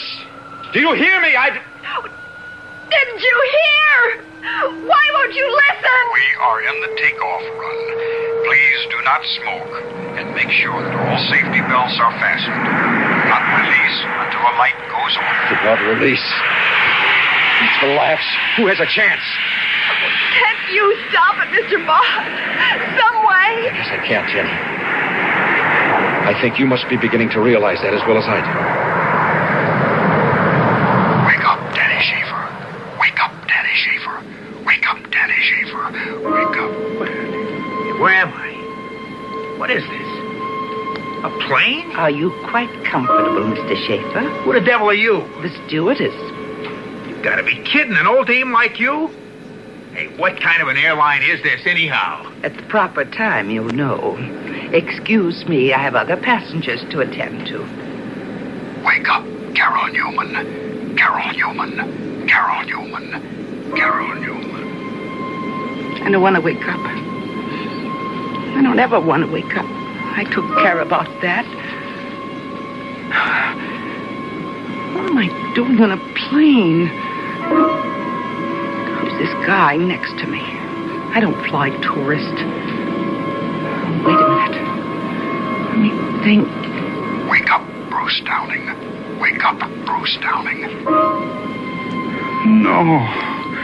Oh, no, I couldn't. Not now. Not now. I made the big chance. I can't blow it. I can't. Only I have. I know it. Damn motor is still running. It's still... What? I'm not under the car. I'm on a plane. It's all right. It must be all right. Quite all right, Mr. Downing. Yeah? I say for the moment, it's quite all right. Where are we headed? On the passage you booked. Now, if you'll excuse me, I have to make quite a few preparations. Hey, wait a minute. Damn. What's the matter with this buckle? He's messing around with it. I tried. Some new safety gimmick, I suppose. Won't release till the seatbelt light goes off. Oh, well. What's the difference? You mind if I smoke? No. If you have a stick, I'll join you. Oh, no grass, ma'am. I mean, I'm strictly keep off the grass these days. Just straight old filter tip. Did I ask for anything more? You didn't have to. We're two of a kind, right? And what does that mean? We've been down a lot of the same roads. Yeah. I've been down the same roads, I guess. Just a few more of them than you, Sonny. You weather pretty well. And a couple of years doesn't give you any right to that Sonny. You can call me Bruce. Bruce will do. I'm Carol. I've got a case of the who the hell am I, how did I get here blues, too. I was hoping you could clue me in. About what, for example? This flight. where we're going, how I got here. You think I'd be much help? You notice what I'm wearing? Yeah. It's nice. Sort of. Yeah, I see what you mean. No use asking you if you've got a ticket. Scarcely. In a negligee, you can pretty well tell everything I've got. I get a blanket from the hostess. Do you have a ticket? Not that I can find. And you have no idea how or why you're here? No. Well, kind of hazy. But no. Oh, damn. If we could only get out of these seat belts. What for? You see that couple sitting down front? The older man and the chick in the jeans? Yeah. I've got a crazy notion they were already on the plane before it landed. Or anyway, before it picked us up. Maybe they have some answer. What about the mean-looking kid with the frizzy up ahead? One with a knife he's trying to cut the belt with. I don't think I want to tangle with that character. He's riding the edge of something. This is your captain. We have now reached our cruising altitude. And for a brief period, till our next stop, we suggest you loosen your seatbelts if you so desire, and stretch out a little. Smoking is permitted in the rear half of the plane. Mr. Moss, Yes, Jenny? what did you mean about me beginning to realize what's happening as well as you do? Aren't you beginning to remember things? I'm not sure. It's like a bad dream. Things that couldn't really happen have happened to me only. And the worst of all is I don't know how to say it. How to explain. You don't have to, Jenny. I know.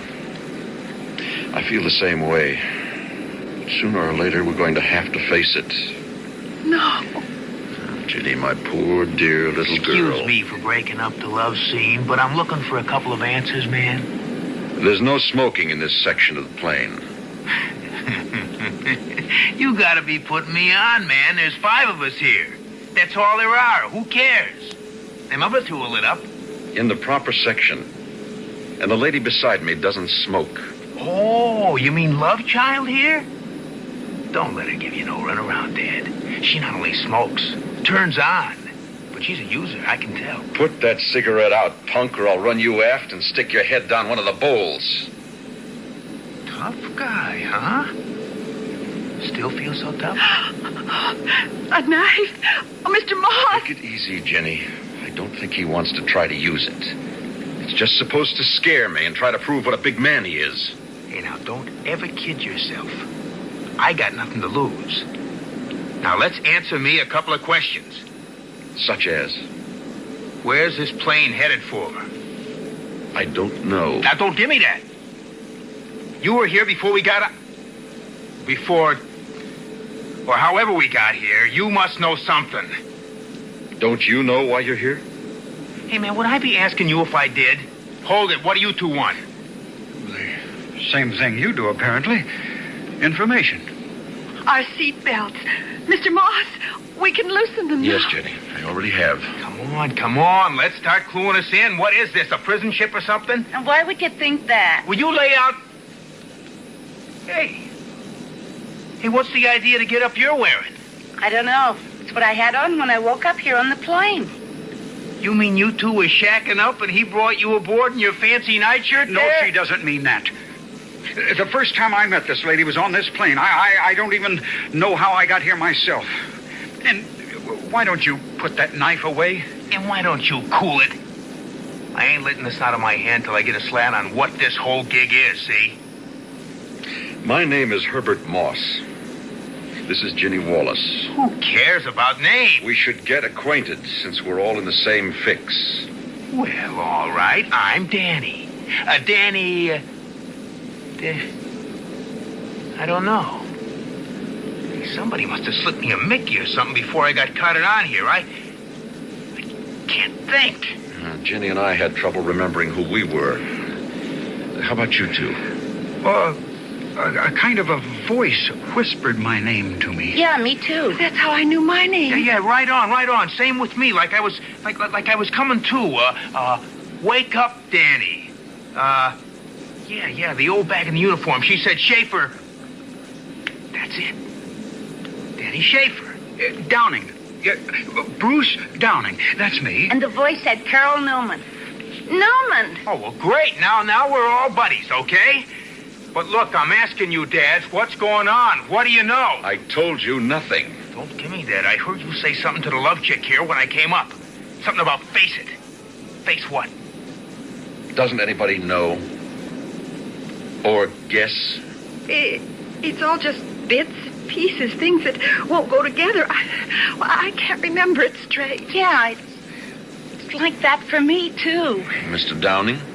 Yeah. That's about the size of it. One thing I do... it doesn't tie in right away. How about you, Dad? Well, I'm beginning to remember a lot more than I want to. All right, now what does that mean? Now, answer me a question first. Do you remember anything? Yeah. I remember plenty. I've held up stores, run numbers, lifted, hoisted cars, you name it, ever since I was 14 years old. But only to put something in my stomach. The last thing I do remember is I finally went for the big one. Murder one. I was robbing a store and a cop tried to jump me. And before I could think, I had the shiv in him and I knew he'd bought it. So that's to clear the air. I don't really care about none of the rest of you. All I want to know is what am I doing in this bleeping plane and where are we headed and how do we get off of here? And this time I expect an answer, Dad. Because I think you know. I don't know exactly. I'm only guessing. For two reasons. Spill them. First, you all heard Danny. He's done plenty to be ashamed of, even if he wouldn't admit it. I think the first part of that statement is what all of us have in common. We're all deeply ashamed of something or things we've done. That's number one. What would I be ashamed of? Or me. I didn't do anything wrong. Shut up! What's the other thing we got in common? Take a look at your windbreaker, Danny. Yeah, what about it? There's a hole in the front. So what? Unzip it. Look at your shirt underneath. Or pull up your shirt and look at your chest. Hey, come on. What are you trying to pull? I'm trying to answer your questions for you. And for all of us. Okay. Hey. I'm all blood. What happened? I'm guessing that police officer you knifed had a partner and that he shot you. Right through the heart. I got a hole in my chest. Big slug, at least a 38. Jeez, a hit like that, I must be... Oh, no, I can't be. I'm afraid you are, Danny. I'm afraid all of us are. You mean we're dead? This is your captain. Will you please be sure that you are seated and have fastened your seatbelts? Please extinguish all cigarettes. We are coming in for a landing now. Thank you. Better fasten up, everyone. What for? Not me. I'm getting off this plane when it lands, understand? They won't allow you to. You might as well follow orders. If he increases the pitch anymore, you'll be rolling all over the floor. You could break your neck. What difference does it make if I'm dead? I don't know that for sure. I'm only guessing because I think I remember that I am dead.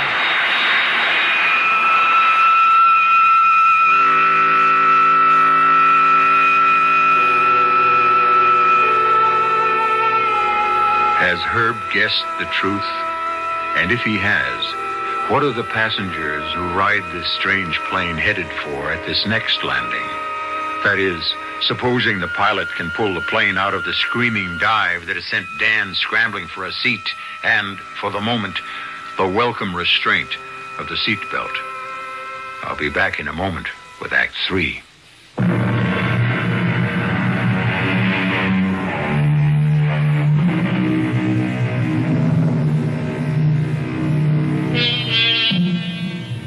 Again, the great plane lies earthbound, or at least not in the act of flying.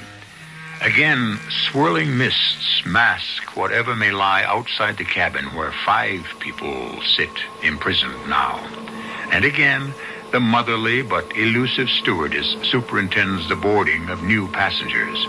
This time, only one, who is seated in the very rear.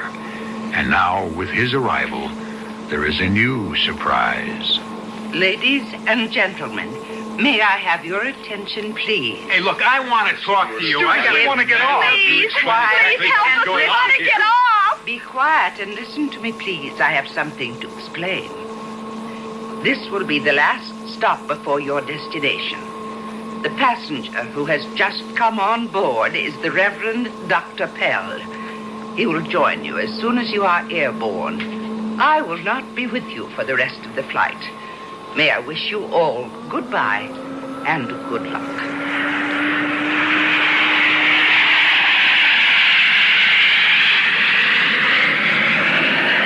Wake up, Morgan Bell. Wake up, Morgan Bell. Wake up, Morgan Bell. Oh, my beloved Father, I do remember that article of the Acts of Religion which does concern the wicked, and such be void of a lively faith. Must I then be denied the partaking of the body of Christ and the use of the Lord's Supper? What happened? Nothing. We just stopped climbing and leveled off. Then that means the seatbelt light should be going on any minute, and then the horn will tell us that we can get off and get out of here, right? I suppose so, for all that means. Hey, look, we ain't dead. I ain't buying any of that bull, understand? Now, I gotta get to a dock and fix me up. Won't do any good. Too late. How do you know? I mean, what makes you so sure? Because I have a hole in my chest to match yours. Look. Your shirt is covered with blood. Oh. I had everything. A loving wife, fine children, successful career. I'm 48 years old. And my secretary was 22. I took advantage of her. Made her my mistress. Promised her a marriage I knew I had no intention of going through with.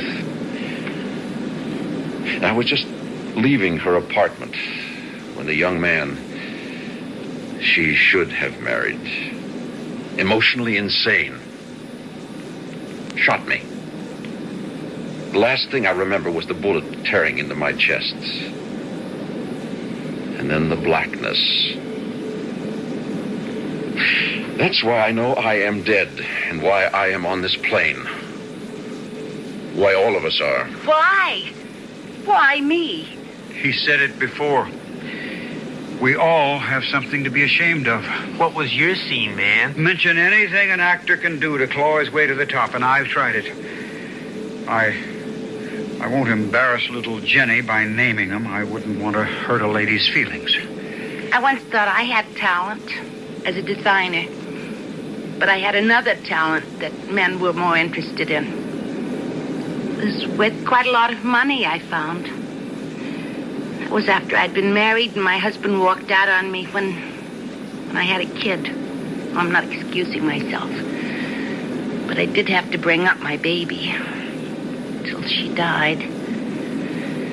And by that time, as you can see, I wasn't all that young anymore, so much in demand, and what was there left to live for? I had uppers, downers, everything, so instead of my usual 2 before going to bed alone, I emptied the bottle. Excuse the hearts and flowers. But it seems to be let's take our hair down time. But I thought you'd broken out of the trap. I had. At the expense of my best friend. Yahoo! An actor friend who was playing the part in Uranus, who got me the job as understudy. His first break, too. I slipped him a Mickey before the opening night performance. That's how I went on and got all the reviews. I thought I was a big star already, had it made.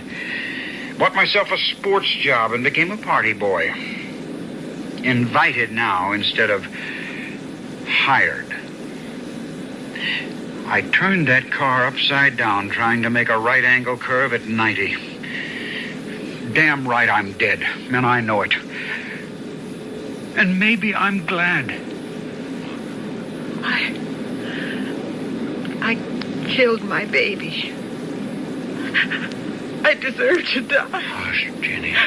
Jenny, hush. Had it been that bad? I loved him so. I wanted to be married. But Mom wouldn't give her consent. She thought he was too old for me. I thought if I was having his baby, Mom would have to agree about marriage. I waited till after 3 months, and I told her. Only he walked out on me, and it was too late. Too late for the hospitals to take care of me. So I didn't want his baby anymore, and I went to not even a doctor. It was murder. I deserve to die. We all do. And Mr. Moss is right. That's why we're here. And that's where we're all going. Straight to hell. Oh, no. No, sir, not me. Now, what do you think you're going to do? I've been looking. The door to the cockpit is open. The shiv's enough. I'm going in there and skyjack this plane. I'm going to make that pilot turn back. The belts are open. Come on, Bruce. We better get him. Do you think there's a chance? I don't want that crazy kid to... What is it, Danny? Danny, what's the matter? There's no one in there. No one. There's no one flying the plane. Good Lord. I'm afraid not, Miss Newman. Not yours or any of ours. What do you mean, Father? I'm not a father. But you're still a minister. You could help us. I wish I could, my dear. I wish that with all my heart, but you see, I am one of you. I've been listening to all of you, and I know now that's why I'm here. I no longer have any right to the name of a minister. What brought you here to join us, sir? The greatest sin of all. I renounced my God. I spent the last 4 years in Vietnam. I saw such suffering and misery without reason that... But I was too busy then to think of the scars it left on the mind. It was only returning to the United States, wanting to pray for those poor people I'd known and for the agony of our country and all the world that suddenly I found there were no more words. There was no more belief. Everything had been wrung from me. And my faith was gone. How did you die? By God's hand.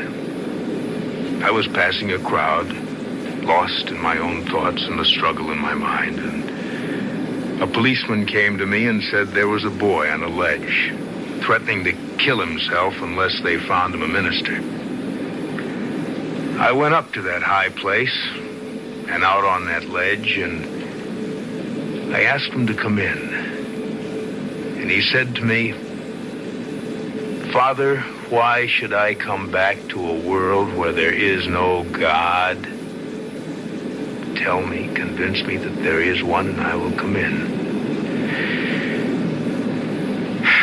Where were the words of comfort that can only be spoken from the soul?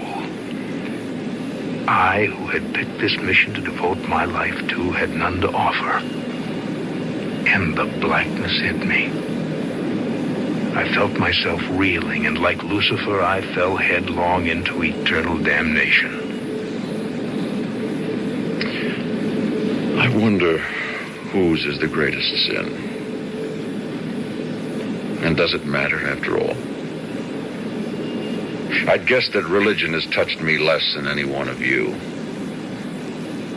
But I still have hope. Hey, man, what are you talking about? You're the one put the whammy on us from the beginning. You're the one first put us all behind the 8 ball. Whatever all of us did, we were human. Human, born to make mistakes. Big or little. If we didn't, we'd be God. Or gods. Each of us carries our private hell within us. I cannot conceive of anything beyond that as punishment. The whole idea of God surely means compassion. What's that? We're landing. Without any approach? In midair? What does it mean? Hey, help me. Hey, knock it off, Danny. Hey, ain't you scared? Sure. But not so much after what Mr. Moss said. Plane's coming to a halt. Bruce, you said we were two of a kind. Yeah. Then can I hang on to you? I'm terrified. Sit down, everyone. Let's not waste time. Who are you?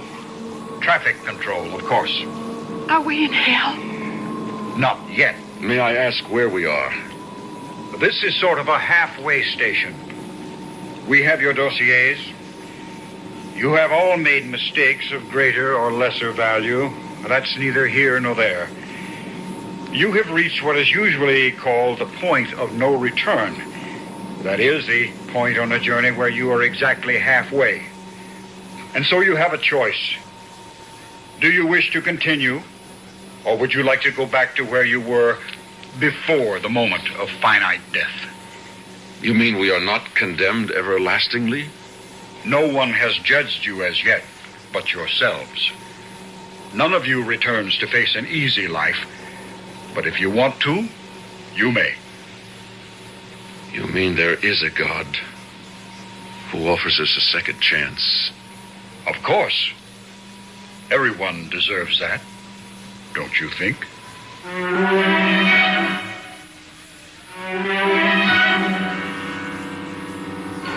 I wonder if the memory of this tale will haunt you. And if, perhaps, as it does, that mistake, that hurtful or even vicious action you may have taken may give you a moment's pause to reconsider and perhaps to try to repair the damage. For all of us, there is a second chance. At least once. I'll be back shortly.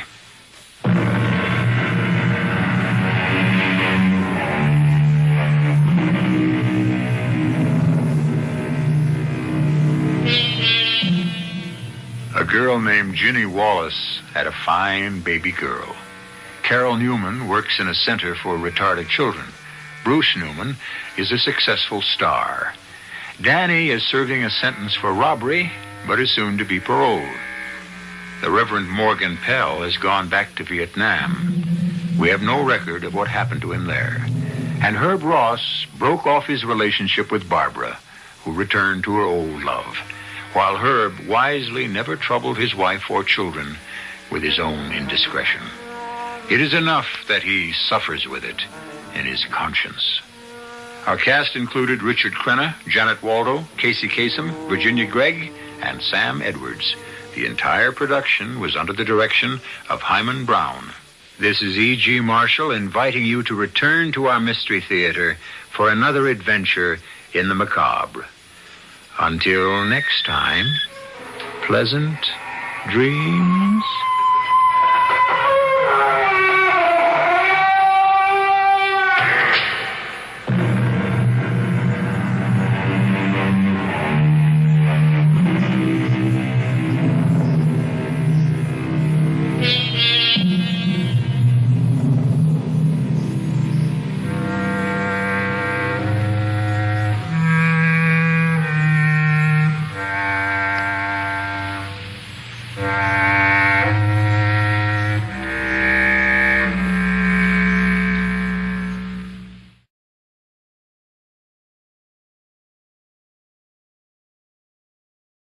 The CBS Radio Mystery Theater presents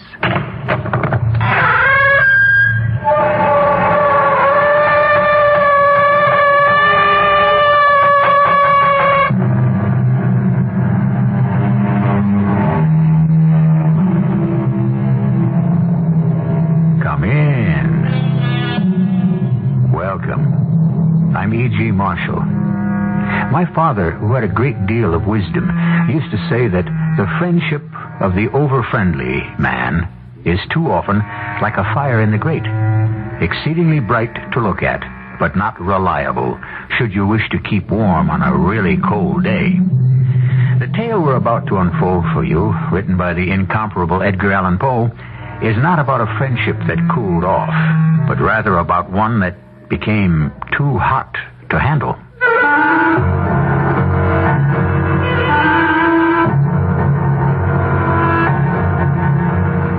Our mystery drama, The Case of the Chateau Margaux, was adapted from a story by Edgar Allan Poe, especially for Mystery Theater by James Agate Jr., and stars Jackson Beck and Robert Dryden.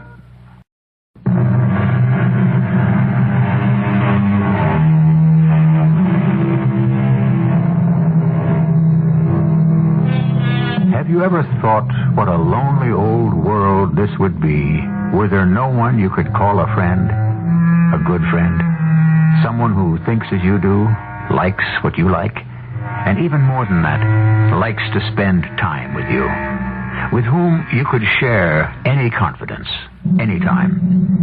So I suppose it's no wonder that in the small, isolated New England town of Mystic Falls, rich old Horace Kramer was delighted when a man his own age moved next door and became Horace's friend.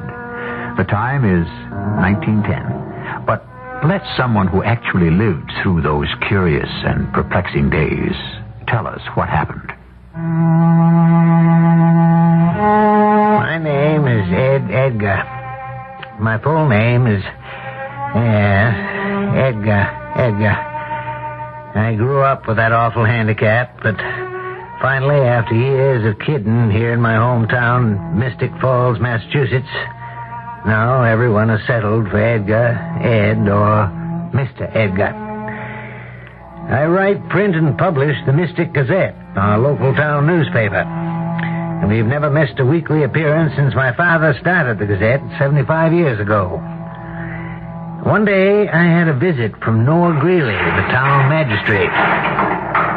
Have you heard the latest, Edgar? About what, Noah? Horace Kramer has disappeared. Couldn't be. I saw him the day before yesterday. Oh, so did everyone else in Mystic Falls, but I haven't seen hide nor hair of him all day, yesterday or today. Noah, if you think it news that the richest man in town has gone off somewhere by himself and told nobody where he was going, I can't print that. Now, hold your horse's head. It looks like foul play. Oh, please, now. You know old Horace doesn't have an enemy in the world. He doesn't have a friend in the world, which is far worse. Well, you're forgetting Charlie Nash. I can't talk to you while that press is operating. I'll come back later. No. Stay. I'll stop this run. Tell me what you know. All right. Day before yesterday, very early in the morning, Horace saddled up. Told his servants he was going to Boston for the day and that he'd be back that night. That's 15 miles. 30, there and back. No one I've talked to since has laid eyes on him. Have you just been sitting on this and doing nothing? What could I do? I only just got the news myself. Noah Greeley, you're the magistrate. I checked Horace's servants, of course, just this morning. I asked, why didn't you tell somebody your master disappeared? What did they say? They told Charlie, they said. He told them, oh, it'll be all right. Let's wait and see who wants to alarm everybody. Maybe you're right. Something could have happened to him. I wonder why Charlie said... Speak of the devil. Good morning. How fortunate to find two of Mystic Falls' most prominent citizens together. Morning, Charlie. What are you two gentlemen cooking up? The disappearance of Horace Kramer. Yes, it is puzzling. I cannot for the life of me understand what is keeping Horace this long in Boston. Oh, you think he's still there? Edgar and I think he never got there. Whatever makes you say that?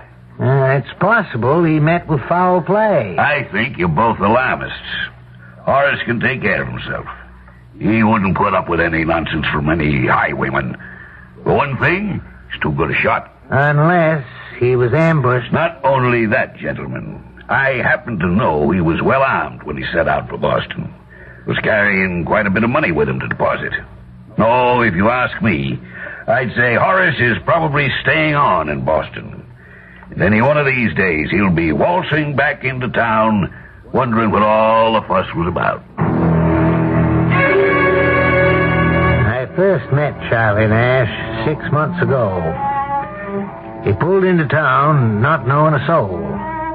In 2 weeks, he was on buddy-buddy terms with rich, retired Horace Kramer. Charlie never let a day pass but that he wasn't over at Horace's house. Sometimes for breakfast, always for dinner. No question Charlie was good company, and the last time I had knocked on Horace's door, the two old codgers were carrying on like kids. I hope I'm not intruding, Mr. Kramer. Charlie, are you fellas celebrating something? Shall we tell him? Why not? Maybe news for the Gazette. Oh, come on now, Charlie. Do you think our little jollification is worth a headline? I'd rather be a headline than a footnote any day, wouldn't you? Edgar, we're just having a good time. Now, what is it, Edgar? What brings you here? Well, I understand your nephew, Philip, will be arriving soon, and... It was 6 months since this man, Charlie, and I met, and it's his 6-month anniversary we're celebrating with some good wine. I'd say some excellent wine. Hey, have a glass, Edgar. Chateau Margaux. No, thanks, Horace. I never drink while I'm working. Well, that's the difference between us. I never work while I'm drinking. Well, even if you didn't, my boy, you can never be able to catch up with Charlie here. He downs this Chateau Margaux like water. Does my heart good. Yeah, Mr. Kramer. No. Call me Horace, Eddie Edgar. You always have. No, I won't stay but a moment. I just want to verify... You're more of a party pooper than your father was, Eddie, my boy. Come on now, have some wine. No, thanks, really. You know, Charlie, I knew this boy's father very well. Wilbur Edgar. He was a great parlor magician. Ventriloquist. Oh, yes. Wilbur Edgar was quite a practical joker. I mean, who else with the last name of Edgar would have given his son the identical first name? Edgar. Well, the boy's father used imagination, and I approve of imagination. Shall we remove the offending cork from another bottle? Edgar, let me tell you, when a man gets to be my age, all his old friends have either taken to their beds or died off. That pretty well leaves an older man friendless. Yeah, but I was fortunate. Along comes Charlie Nash here, drifting into town. Correction, I never drift. Yeah, moves in right next door. And I'll say his friendship has given me a brand new lease on life. Horace, I can say in all sincerity, you have done the same for me. Congratulations to the both of you. Charlie, you are by odds the hardiest old fella I've come across in all my born days. And since you love to savor the wine in that fashion, I'll be darned if I don't have to make you a present of a great big box of that very same Chateau Margaux. Now, don't say a word. It'll be coming your way one of these days when you least expect it. Horace, what can I say but thank you? What I did come to ask you, Horace, was about your nephew. I just got word over at Sam's General Store that your nephew is arriving from Boston. He's going to be staying with you. It'd make a nice piece in our social column. You mean Philip? I don't want to talk about him. He's a no-good, high-living son of my dear departed sister. And he's staying with me because he has no place else to go. Horace, can you tell me a little about him? What he does, how old, and so on? I said I don't wish to talk about him. I don't approve of him or his way of life, and I don't particularly want him here. And that was the last time I saw Horace Kramer. His nephew Philip arrived in Mystic Falls the following day. He seemed quiet enough. By talking with him or playing an occasional game of checkers over at Sam's General Store, I couldn't determine whether he was of bad character or dissipated habits. One day, Charlie Nash came in while Philip and I were playing. Edgar, I'd move the red in the back row one square over to block his double jumper. Charlie, will you please go away? Philip and I are having a dandy game without your help. Well, I just don't want to see you taken advantage of. Advantage? What are you talking about? We're playing on a board with everything in sight. Now, just go and sit down, Mr. Nash, and leave us be. Now, Master Philip, is that a way to talk to your elders? Well, you may be somebody's elder, but not mine. Mr. Nash, I've seen your type before, and frankly, the way you're sponging off my uncle is disgusting. Well, coming from a young man of your reputation, I consider that a compliment. Let's forget the game, Philip. I've had enough of this. Oh, Edgar, I've been looking for you everywhere. Have you heard the latest? Not yet, Noah, but I will. Go on. Horace's horse just wandered into town with no saddle and no saddlebags. Without Horace? His horse? You sure? Well, come on, see for yourself. Poor animal showed up behind Horace's house in terrible shape. Bleeding. It's been shot in the chest, it looks like. It's a wonder it can still walk. No sign of my uncle? No, and as I said, everything's been taken from the animal's back. I know Uncle Horace was carrying 2 saddlebags when he left for Boston. I know that. Excuse me. I don't think... No, I just can't stand here like this. I have to see that horse. Now, maybe there's a hopeful explanation to it all. Hopeful explanation, you stupid tub of lard? Hopeful? Obviously, my uncle has been robbed and probably killed, and you talk about hopeful? Now, young man, I can understand your distress. It's no greater than my own, I assure you. And we can do without the funny names, too. Now, gentlemen, first things first. Let's go see this horse. My point is the wound on the horse could have been an accident. A hunter somewhere out there could have missed his target, hit Horace's horse, and it bolted. But that hardly explains Horace's disappearance. I haven't finished. The horse bolts, runs through the underbrush. Saddlebags are torn off. My dearest old friend is thrown off. So, where is he now, 3 days later? You all know how stubborn he is. If he got thrown from his horse, probably made him so darned mad he took his saddlebag. I thought you said they were torn off. If they weren't torn off, took them, picked up some other means of transportation, and went on to Boston. So I say, let's calm down, everybody. I refuse to calm down. Mr. Greeley, you are the magistrate of Mystic Falls, aren't you? Yes, I am. I charge you to make an immediate search of this entire area. I want you to organize a hunt for the body of my murdered uncle. Murdered? A singular expression, young man. Noah, Edgar, Sam, you're all witnesses to this extraordinary remark of Philip Kramer. What private knowledge does he have to assert that his uncle has been murdered? Could it be because he had something to gain from the death of a rich uncle? You take that back. I am merely offering a theory. Lying, fat, conniving... Now, here, Philip, stop it. Stop that. No, it's Sam. You kill old Tommy. Let go of me. Look at him lying there, covering his face with his hands. Now, you stop that. He's an old man. Oh, all right. I hope that's taught the lying old schemer a lesson. Can I give you a hand, Charlie? Yes. Now, you all saw that unprovoked attack. Young man, I shan't forget this. I shall not forget this as long as I live. What have we here? A young man not liked by his wealthy uncle suddenly appears in town. Shortly thereafter, the uncle disappears. What else do we know? That the uncle may have been robbed or murdered? Certainly Charlie, who claims to be the uncle's best friend, is suspicious of the young nephew. Does he know more than he is saying? Well, we shall know either more or less of this Edgar Allan Poe story when I return shortly with Act 2.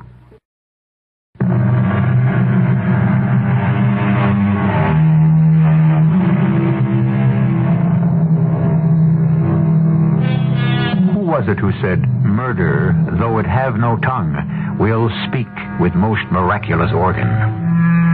Before today's mystery is solved, we shall give you the answer, and you'll be no little surprised how much this saying applies to our tale by Edgar Allan Poe. but to return to where we are. Noah Greeley, the town magistrate, organized practically everyone to search for the missing Horace Kramer. But at the town hall meeting, not everyone agreed how to go about it. Order! We're trying to conduct this town hall meeting in the proper way. Mr. Chairman, Noah, may I have the floor? Go ahead, Charlie. I think we're all making darn fools of ourselves.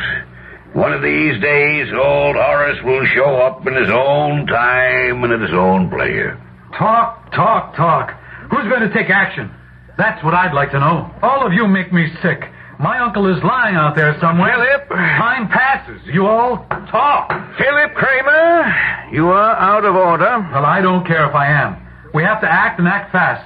My uncle is out there somewhere. Who knows if he's still alive? Maybe sick, injured, needing help. I'll tell you what I'm going to do. I'm going out this very minute and look for him. I was crazy not to have done it before. Goodbye. Well, I'm sorry about that young man. As to those of you who haven't met him, that was Horace's nephew, Philip. A bit headstrong. Noah, I wonder if you could get some reaction, pro or con, for or against searching parties. Well, what do you say, Edgar? It was your proposal. Well, could we have a show of hands? All those who feel well qualified to lead a search party in, let us say, a 5-mile radius, will they raise their hands? No one? Oh, yes, I see one hand. Oh, it's your hand, Charlie. Well, as you know, folks, I'm retired. So I've had plenty of time in the 6 months I've lived in Mystic Falls to explore. And I would say I've covered every inch round here. So I have had that advantage over most of you who are farming, horseshoeing, or minding stores. Well, I propose that as many as would care to join us at the village green at 2 o'clock so that we can set forth under Charlie Nash's guidance. Charlie turned out an excellent guide. The bunch of us, at least 20, followed him through all kinds of out-of-the-way paths, finding places none of us knew existed. The first day, we searched till it got dark, about 6. But then for almost a week, from morning till night, not a trace of Horace Kramer. Until the day Charlie led us to a pond 4 miles from Mystic Falls. Has anybody seen Philip Kramer? Philip? Hey, is Philip back there? I'm here. Edgar, I'd like to show you something. Look down there at those horseshoe tracks. See that little depression on the heel of each shoe? Yes, I do. That's Uncle Horace's horse. And look here, where the brambles are broken off. It's as if something heavier than a man was dragged through here. Oh, you're right. So it does. I'd look in that pond. Heavier than a man, eh? I suggest we have this pond drained. There are enough of us with spades, we could all dig some runoffs. We'll fall, too. Excellent idea.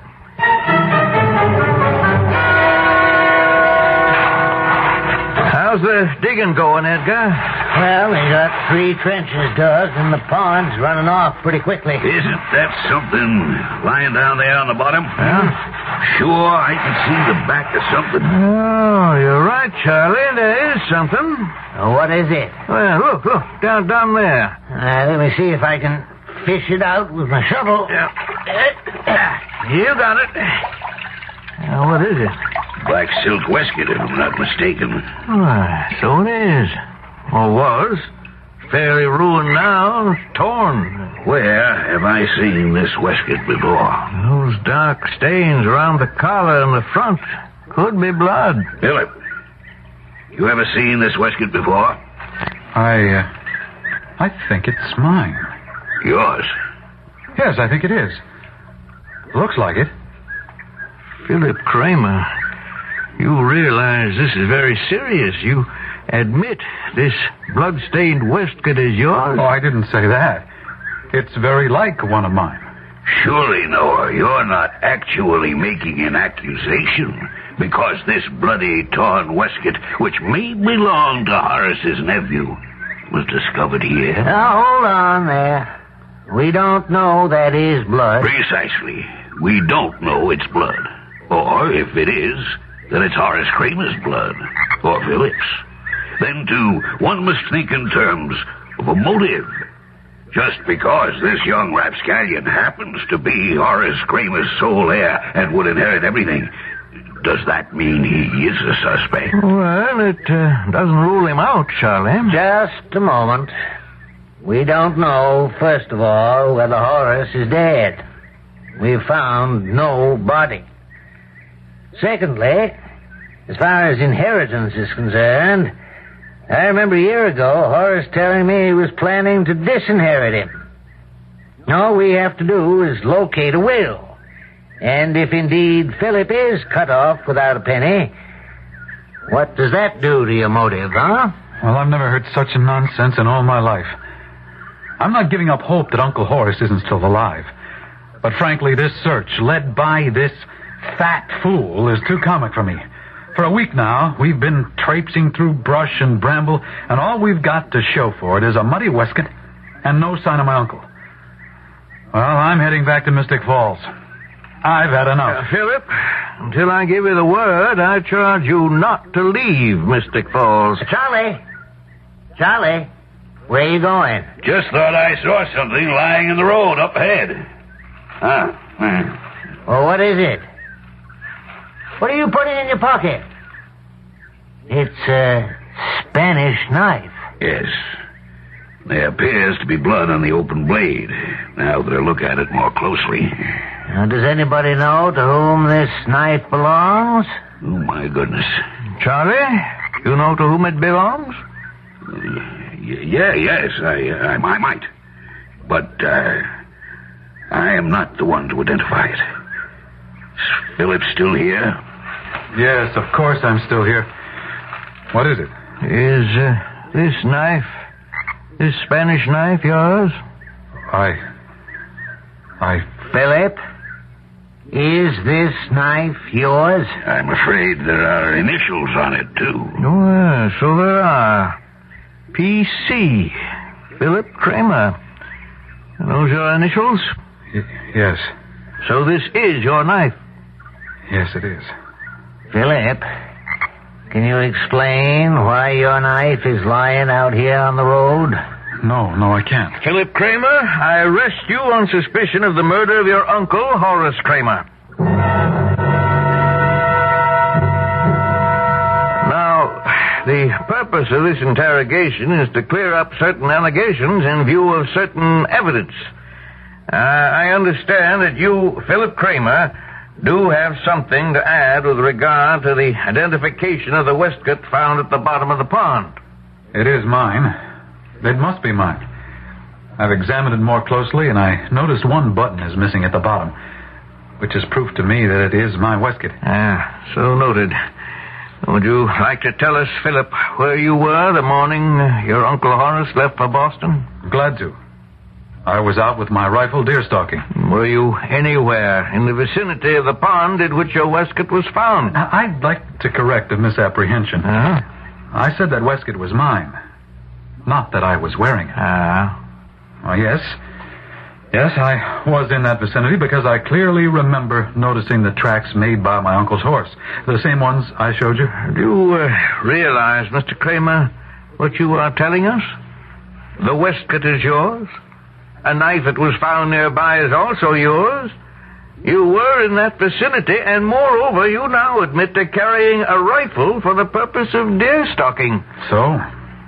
Yes, that's so. May I ask the indulgence of the magistrate for a moment? Yes, Charlie, by all means.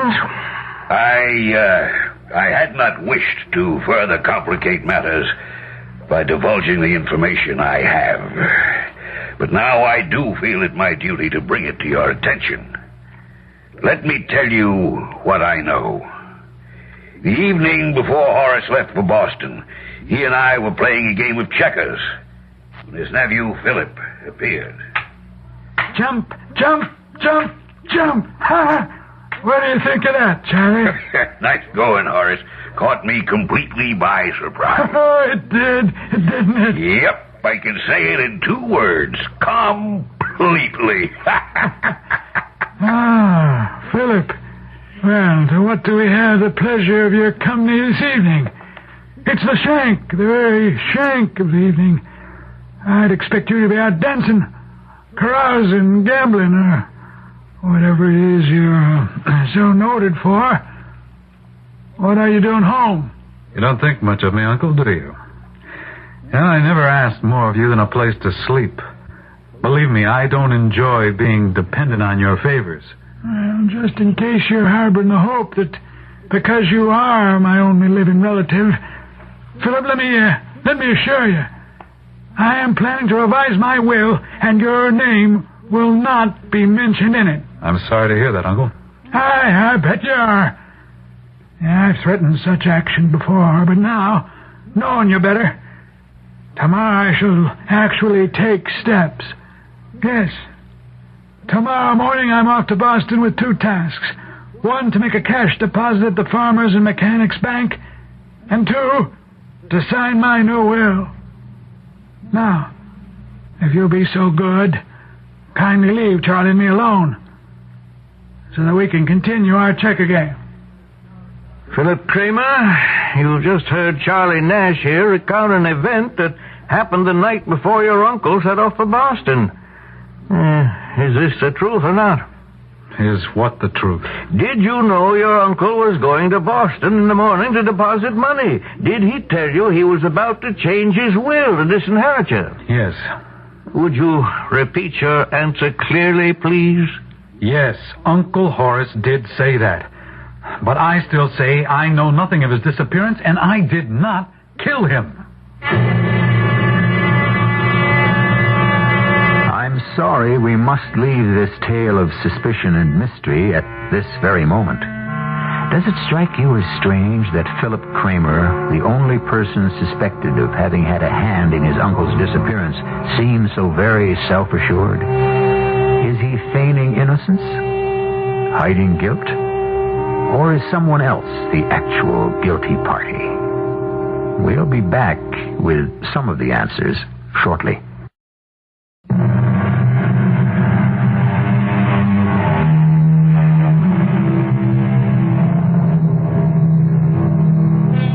Where has Edgar Allan Poe taken us thus far? A rich man has disappeared. Evidence has been uncovered pointing in only one direction, to a wastrel nephew now suspected of murder. But knowing Edgar Allan Poe, I would caution you not to believe there is an easy, straightforward answer to the question of what happened to Horace Kramer. There will be many a twist and turn before our tale is completed. When Philip Kramer admitted he knew the purpose of his uncle's trip to Boston, Noah Greeley deputized me and the owner of the general store, Sam, to make a thorough search of Philip's room. When we returned to the town jail, Noah and Charlie were still there, as was the suspect. Well, it didn't take you two very long. It's not a large room. The broom closet is bigger. We found this pocketbook empty in Philip's room. It's Horace's. I recognized it right away. And these bedclothes, a shirt, a neck handkerchief. Stuffed under Philip's bed. Yeah. Look carefully. That may be blood on them. Goodness. Blood. That poor man. To die like that. I cannot believe it. Blood. Well, I think we have a fairly open and shut case here, don't you? Well, I'm not defending Philip, but I do say a man is innocent till proved guilty. All this dreadful evidence. I mean, Noah, you have no corpus delicti, no body. Well, I may not have Horace's body yet, but I do have his horses. What do you mean? Well, while you and Sam were out, I got word Horace's horse died in the stable from the wound he'd got. I think a post-mortem of that horse should be made immediately. You know, if it weren't for the fact that my uncle is missing, but there is some mystery there, I would say the lot of you are behaving like a comic opera. like a stupid bunch of incompetent bumpkins. Such a statement does not endear yourself to those who live here. Look at the facts. My waistcoat is found. Supposedly blood on it. Anyone could have put it there. Smeared it with anything. Ketchup.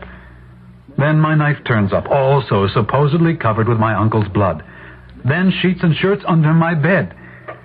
You don't know if it's blood or red paint. Where do you suppose all this mysterious evidence came from, dear boy? I haven't the faintest idea.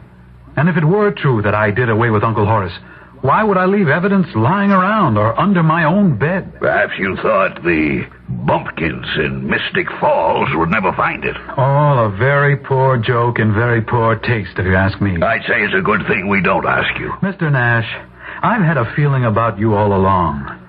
I've been wondering if you really are all that concerned about Uncle Horace, or if your so-called helpfulness is an act. Are you gentlemen going to stand here and see me maligned by a man accused of murder, Sam, Noah? Hold on, Charlie. Philip is being held in custody on suspicion of murder. Nothing more. There's a lot of evidence, admittedly, still unproven. Oh, go do your post-mortem on a dead horse. It might interest you to know, my young city-bred friend, that should I discover the actual bullet that killed Horace's horse, it could inevitably lead us to the gun. First the bullet, and then, sure shall our weapon. Oh, I see now. This renowned checker player wine drinker is also a horse doctor. No. We'll have Dr. Corwin, the town veterinarian, actually perform the autopsy. Events moved swiftly. Charlie Nash found a bullet in the horse's chest cavity which had somehow escaped Dr. Corwin's eye. Philip identified the bullet, recognizing it as one of a special set he had made for his hunting rifle. At the very next criminal session, Philip was brought to trial.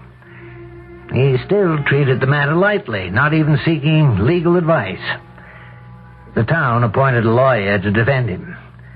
But confronted with this unbreakable chain of circumstantial evidence, the jury returned an immediate verdict of guilty of murder in the first degree.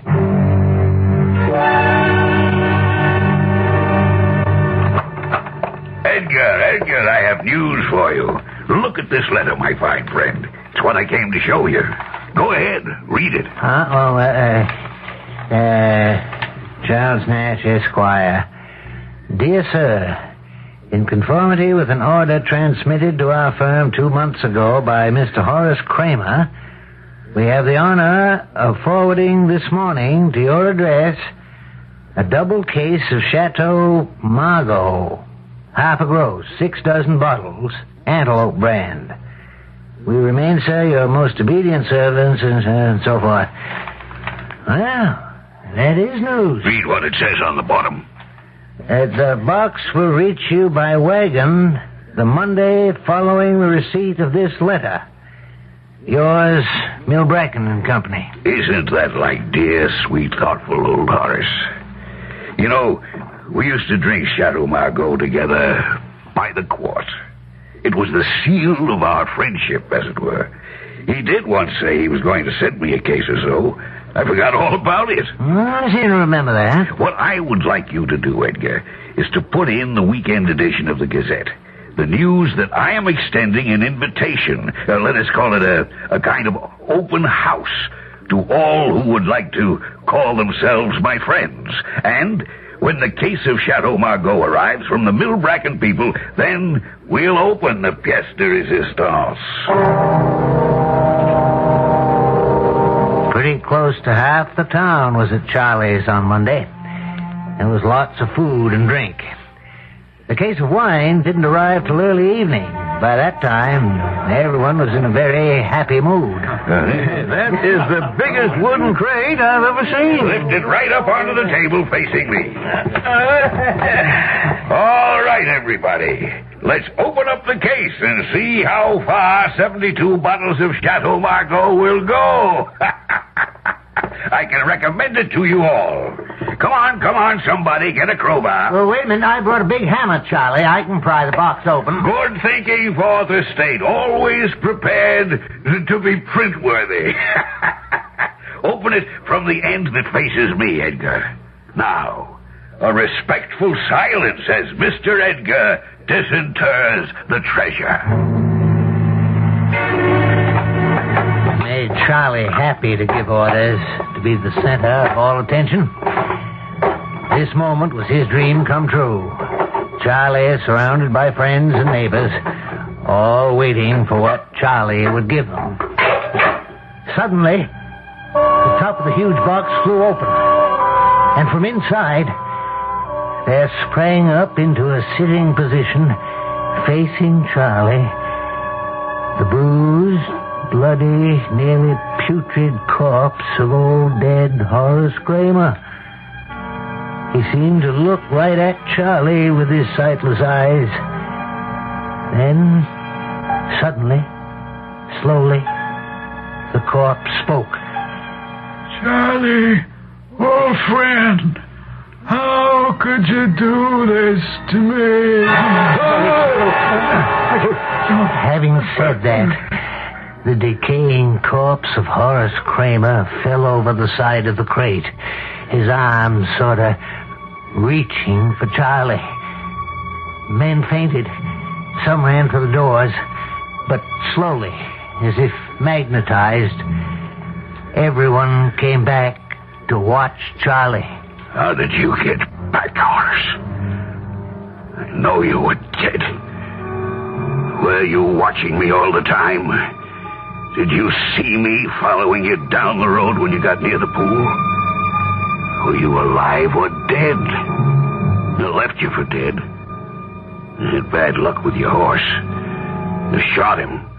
He wouldn't die. Would you believe it, Horace? I pushed him clean into the pool to drown. And the next day, he walked right back into town. It wasn't easy to cover my tracks. I had to plant all kinds of evidence so my friends would think it was your nephew. Horace, it wasn't easy at all. Horace, as you just said, I say, how could you do this to me? Oh, my heart. Charlie, he's fallen on the table. Charlie! My Lord, Charlie is dead. As dead as Horace. Philip, you're free. The body of your uncle was delivered to Charlie's house in a crate of wine. And he, your uncle, accused Charlie of killing him. What? Wait, not so fast. Anyway, Charlie confessed. I'm afraid I had a hand in this. I thought you might have, Edgar. You were the only one who never believed the evidence. I wasn't that positive Philip wasn't guilty, but I was pretty sure Charlie wasn't that innocent. From the beginning? Yeah. He was too helpful. That made me suspicious. Didn't you think it was strange, Noah, that it was always Charlie who discovered things? Where was I, with my eyes closed? First of all, Philip was an outsider. Secondly, almost everyone in town liked Charlie, so why should you suspect him? Well, for me, he went just one step too far. What did he do? The autopsy of Horace's horse. Even with Dr. Corwin right there, it was Charlie who found the bullet. But he palmed that bullet. That bullet never went near the horse. There was a bullet hole where a shot had gone in, but another where it had gone out. No, it couldn't have been Philip's gun that killed the animal. Oh, why didn't you tell me? We could have held up the trial. No, I couldn't stop you. Besides, I had to find the body. Now, you remember how it was Charlie who led the search party? So I searched myself, and wherever he had gone, I went in the opposite direction. Well, eventually, I found an old dry well, very well concealed. And Horace was down there, at the bottom, neck broken. Terrible sight. I wrote that letter from the wine merchants and put him in the crate. Ingenious. were horrible. Well, how in the world did you get Horace to speak? It's a talent I've had since I was a boy. My father taught me voice throwing, ventriloquism. Charlie, old friend, how could you do this to me?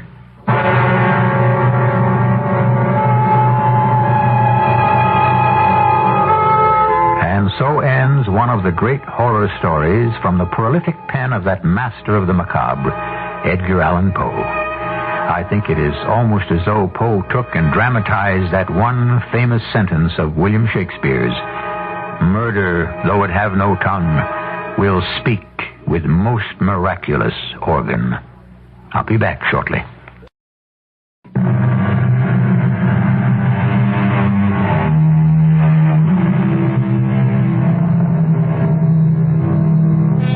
It is said that Edgar Allan Poe is the founder of the modern detective story. But I think he goes far beyond that, bringing together the strangely imaginative and the grotesque. A torn waistcoat, a bloody knife, a bullet. On these few objects, Poe hangs an entire plot of villainy and bizarre retribution. Man has always been fascinated by objects. Writing about their criminal use is called detective work. Studying and analyzing objects is called science. But one doesn't have to be a scientist or a PhD to enjoy a good mystery. Our cast included Robert Dryden, Jackson Beck, William Griffiths, and Lloyd Batista. The entire production was under the direction of Hyman Brown. This is E.G. Marshall inviting you to return to our Mystery Theater for another adventure in the macabre. Until next time, pleasant dreams.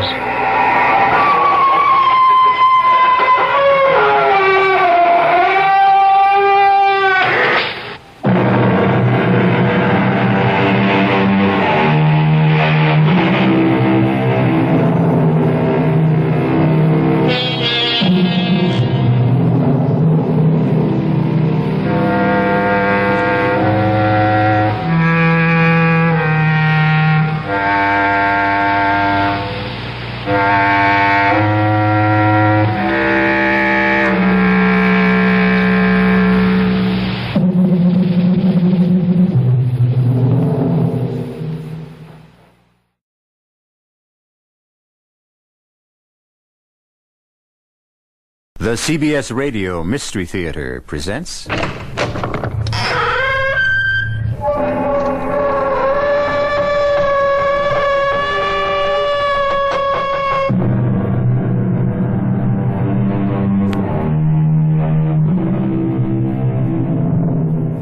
Come in. Welcome. I'm E.G. Marshall. Someone said to me the other day, "You know, E.G., you talk a lot about imagination." At first I thought he might be right, but the more I thought about it, the more it seemed to me he was wrong. Far as I can see, there isn't a more powerful force in the world than imagination. After all, I made a career with mine, in films, TV, on the stage, imagining myself to be all sorts of characters. And you, well, you derive much pleasure from yours when you become the hero or heroine of the stories I bring you. As tonight, each woman will become Dora, and each man Charles Daring, caught up in circumstances which, well, listen. The clock. The clock. What, Dora? What? Oh, that clock, Charlie. It's going to drive me up the wall.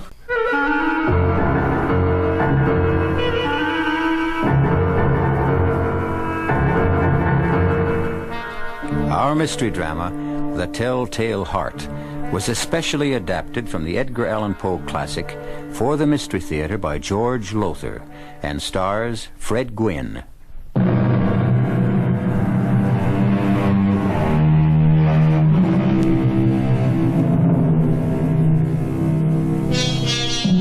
As you know, I've always had an intense interest in diaries, the day-to-day journals of those who, for one reason or another, recorded the events of their daily lives. This strange tale I bring you now is remarkable not only for the horror it records, but also because it was written by a patient in a state asylum for the criminal insane. A man named Charles Daring, who on a day not long ago wrote, True. I am nervous. I've always been nervous, but why do they say I am mad? My sick nerves had sharpened my senses, not destroyed them or dulled them. Why, take my sense of hearing. Acute. My ears have always been sharp. So, nervous, yes. Mad, no. Judge for yourself. Listen to how calmly I can tell you the whole story of what happened, beginning with the day I arrived at Uncle Jonas's farm with my dear wife, Dora, and my daughter, Ruth. Well, we're here. I didn't think the old bus would make it. Charlie, are you all right? Yeah. You're trembling. I'm okay. I'm okay. Take one of your pills anyway. I'm okay. I said, Dora, I'm okay. I'm sorry. Guess I am a bit keyed up. Long, tiring trip. Near 14 hours. Worrying the car was going to break down, but I'm all right now. We're here. Looks lonely, Daddy. Real lonely. Oh, Ruthie. It's a roof over our heads till things get better. Hello there. Hello. Here at last, I see. I thought you'd never get here. Of course, you're little Charlie Daring, my nephew.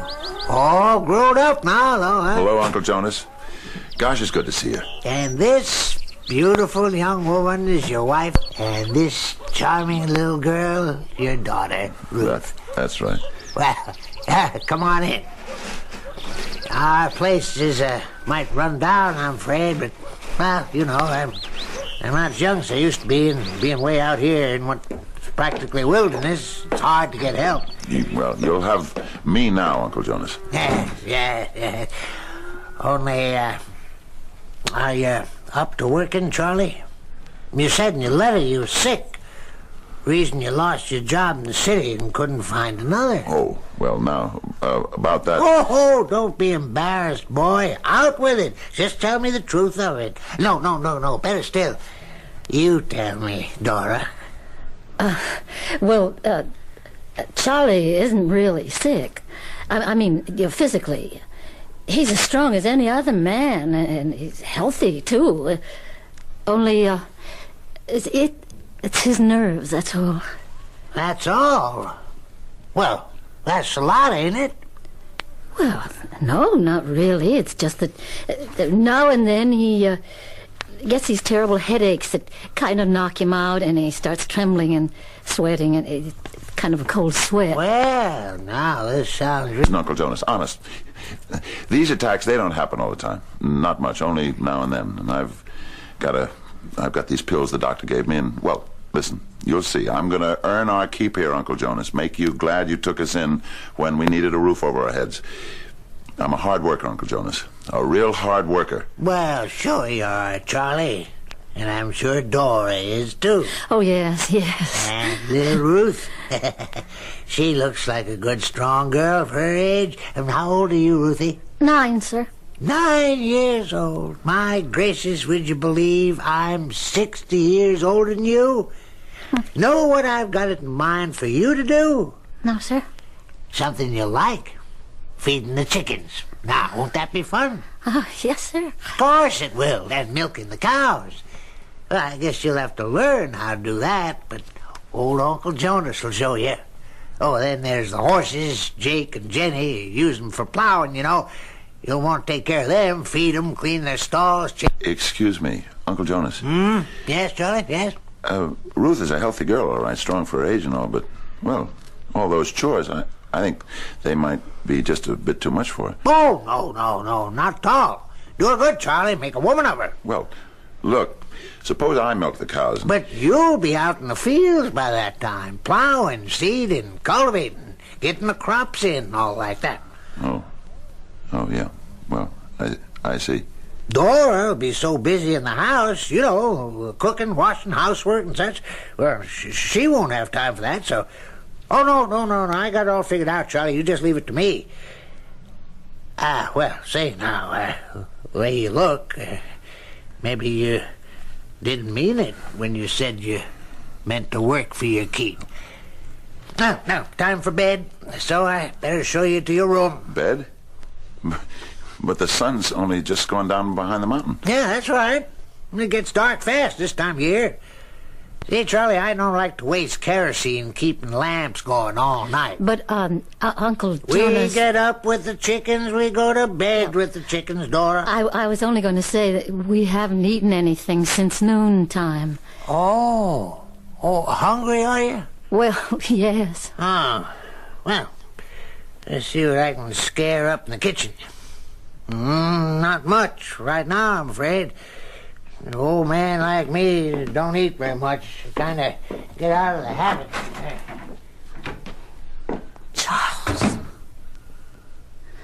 Charles, what have we got ourselves into? Sounds like he means to work us hard. To death, more like it. Charlie, I don't like your uncle. He scares me. Dora was right. As always, Uncle Jonas did mean to work us to death, or at least until we dropped, and always laughing jovially, joking that city life had weakened us, and farm work would soon make us strong. Well, as day went into week, we grew more and more exhausted from overwork and hungrier from lack of enough food. One morning in the kitchen... Charlie, you're back from the fields early. Early?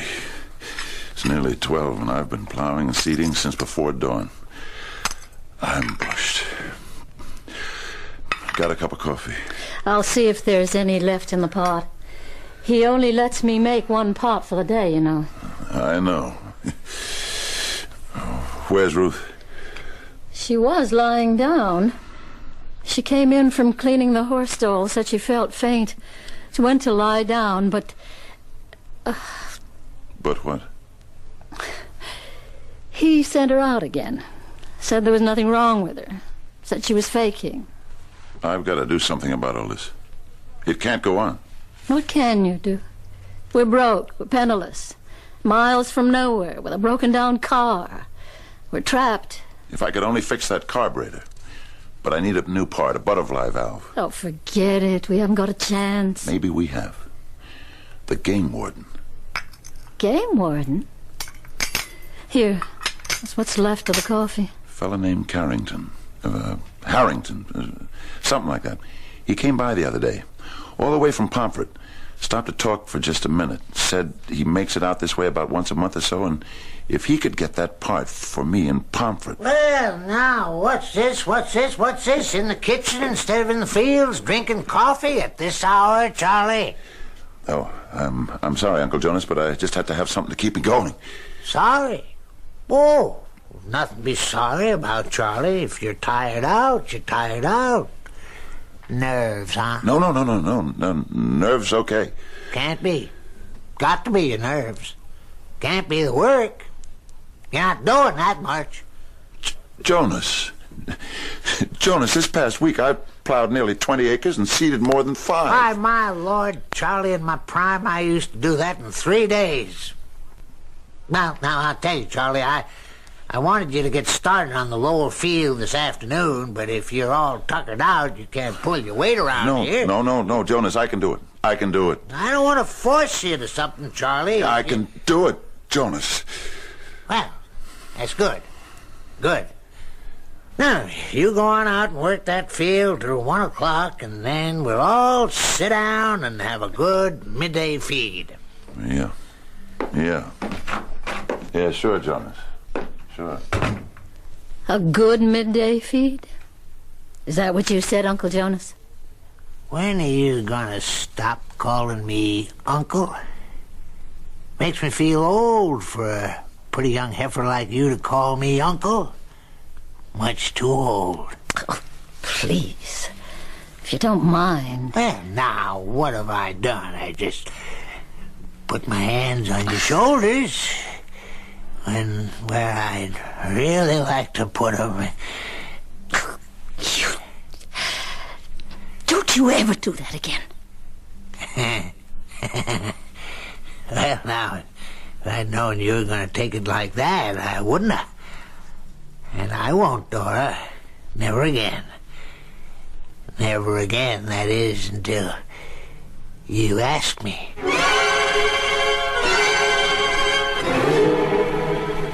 You're upset.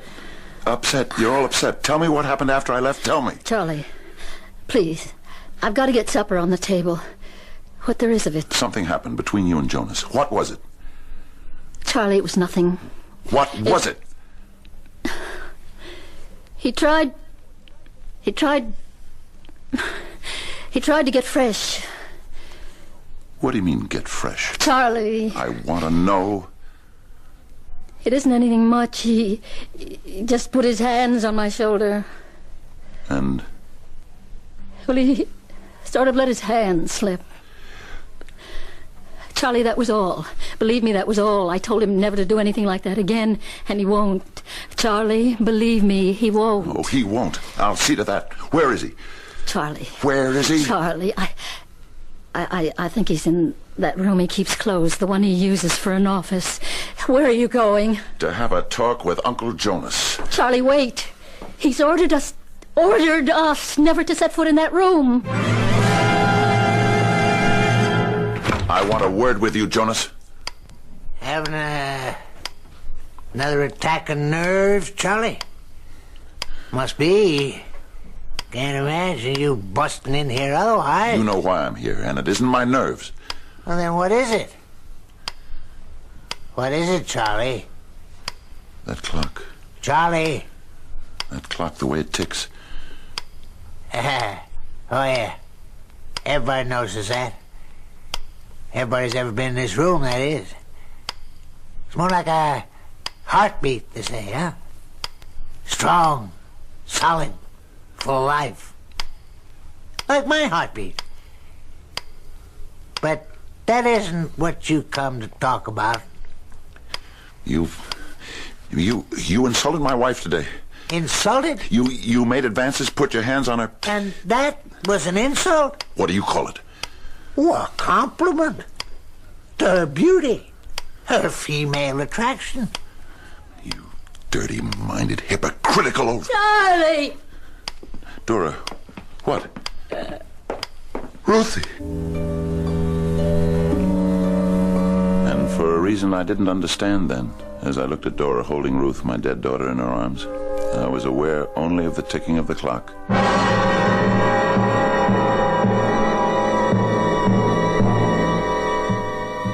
Trapped. Yes. Surely that's the word for Charles and Dora Daring, who accepted the help of Uncle Jonas, his offer to come and live on his isolated farm, only to find that his farm is a prison. Charles' diary continues, and we'll read it together, you and I, when I return shortly with Act 2.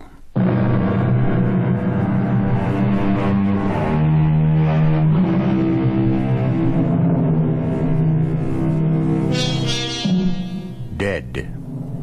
Only a word with little significance, really, unless spoken for the first time about someone you love. He is dead.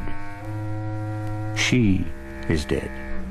Then it hits you, the full impact of the word's terrible meaning. What do you do in that awful moment? How do you react? Some burst into tears. Others are numbed into a silence. Whatever the emotion, it is deep and very personal, as was Charles Daring's. Perhaps even a curious reaction, born of his nervous condition, for he writes in the diary, And for a reason I didn't understand then, as I looked at Dora holding Ruth, my dead daughter, in her arms, I was aware only of the ticking of the clock. That huge grandfather clock in the room my uncle called his office. It grew louder and louder, filling, saturating the room with its beat. The beat that my uncle said was like the beat of his heart. Slow, steady, solid. And then, through the beating, as if from far off, I heard Dora's voice. Dead. She's dead, Charlie. Our little girl. No, Dora, you're mistaken. Here, let me take her in my arms. Ruthie. This is Daddy. Can you hear me, dear? Ruthie. Kid's dead. Anybody can see that. Shh. No, can't be. Charlie, dear. Give her to me. Let me take her. Yes. Put her on the bed in our room. Let her rest. Let her...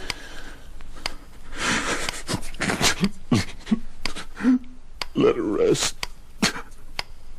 Come on now, Charlie. You can't go to pieces. Gotta act like a man. Got to face up to... Leave him alone. What? What's that? You've killed his daughter. Isn't that enough for one day? Leave him alone.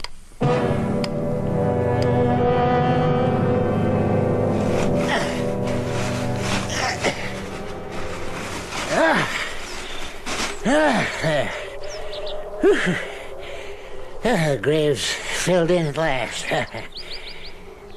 We better get back to the house. This wind cuts to the bone. Oh, the cow's due for milking, too. I guess you or Dora have to do that from now on. So, I might as well get started. Not before I say a few words. Over Ruthie. What? Oh, go ahead. Then you can get to the milking. The Lord is my shepherd, I shall not want. He maketh me to lie down in green pastures. He leadeth me beside the still waters. He restoreth my soul. He leadeth me in the paths of righteousness.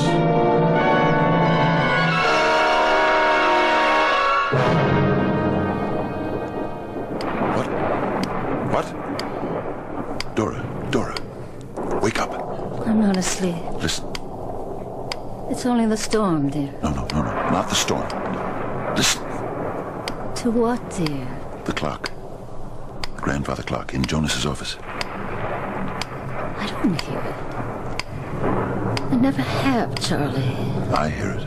You can't. His office is downstairs at the other end of the house. He keeps the door closed. You're imagining. No, I can hear it. My ears, you know how sensitive they are. Oh, darling, try to sleep. Can't. Keep thinking of Ruthie.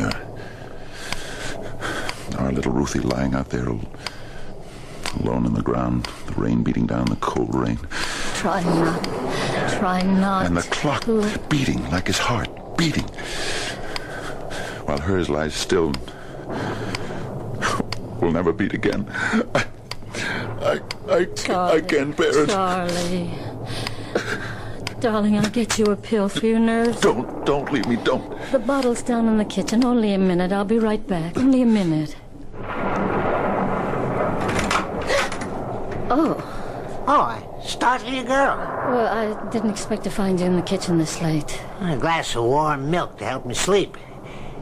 There's a little left, if you'd like some. No, I just came down to get Charlie's pills. Oh, I'm glad you did.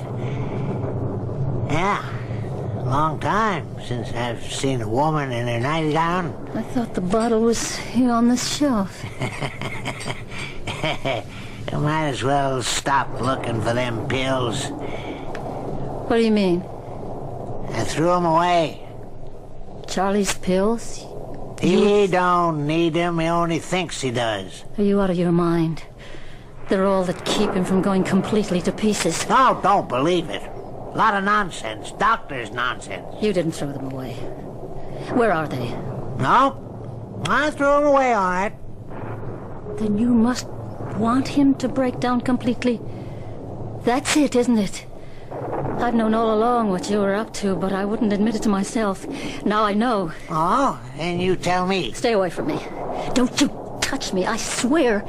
If you do, I'll tell all I know. Huh? Tell who? Who's there to tell? Oh, get your hands off. Tell who? Huh? Tell who? Only one around is Charlie. I'll get to town. Somehow I'll get to town. I'll tell the police. You meant to kill Charlie. Work, starve him to death, so you could be alone with me. Have me. Like I've got you. You filthy, rotten swine! Oh! Swine! Filthy beast! Stop him! He's killing me! Charlie! Charlie, no! I'll kill him! Charlie! No! If you ever put your dirty hands on my wife again, I'll kill you.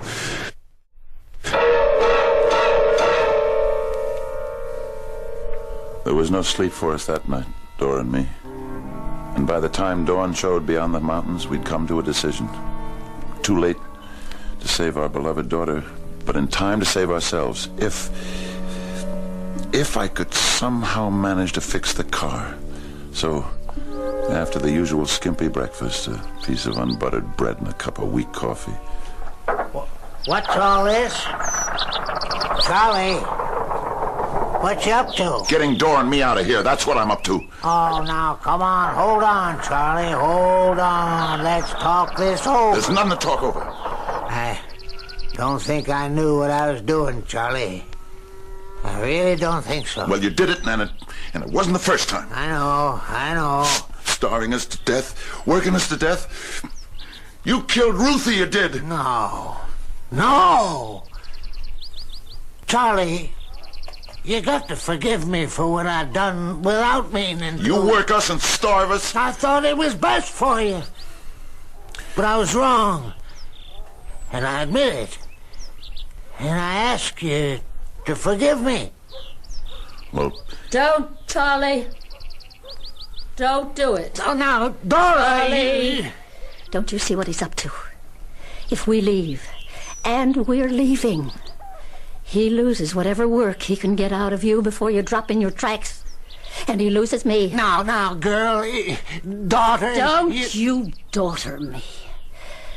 Any woman could see through the likes of you. You'll kill him. That's why you threw away the pills he needs. And then you'll have me all to yourself. All alone. Out here in this forsaken wilderness. To do whatever you want with. Charlie, get that car running.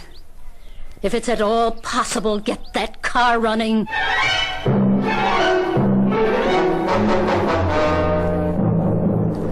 How far have we come, Charlie? Only 6, near 7 miles. That leaves about 25 to Pomfret. If we get over this mountain. Dora. What? I keep wondering, when we get to Pomfret, what'll we do? I mean, where will we stay? How will we eat? We can stay in a car for a day or two if we have to. And my suitcase is full of food. Full of... I took every scrap of food I could lay my hands on. Good for you. Oh, no. What? Charlie, what? We're cooked, honey. Just plain cooked. What? The butterfly valve. I knew it wouldn't last the trip. But you fixed it once. Yeah, and for the last time. It can't be fixed again. Now what do we do? Now what do we do? We start walking. 25 miles through the mountains. 25 miles. We can't go back. We got to, honey. I'm in no condition to make it 25 miles to Pomfret. You are. You can. You've got to. If we go back, it's death for you. And for me. We can't go back.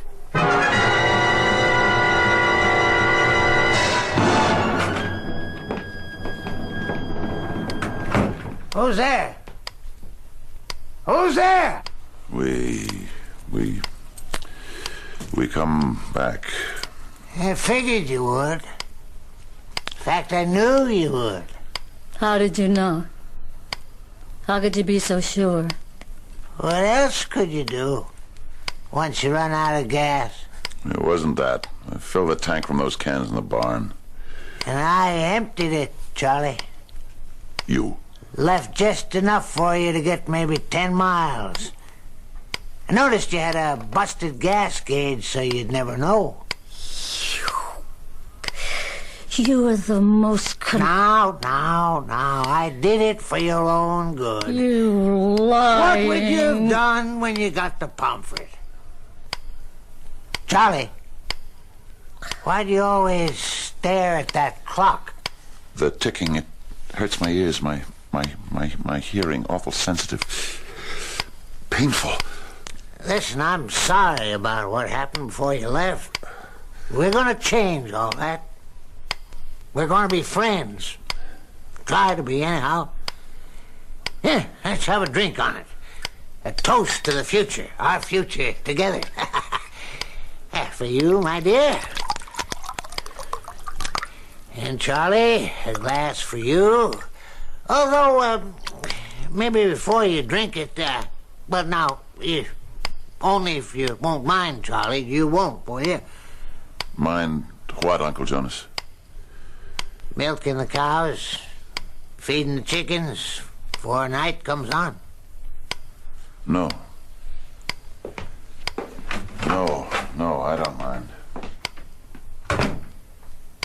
And now, daughter, a toast to us and our future together.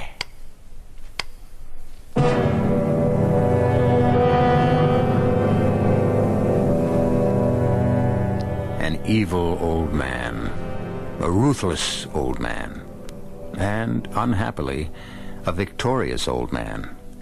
What lies ahead now for Dora and Charles Daring? I know because I read Charles' diary. You will know shortly when I return for Act 3.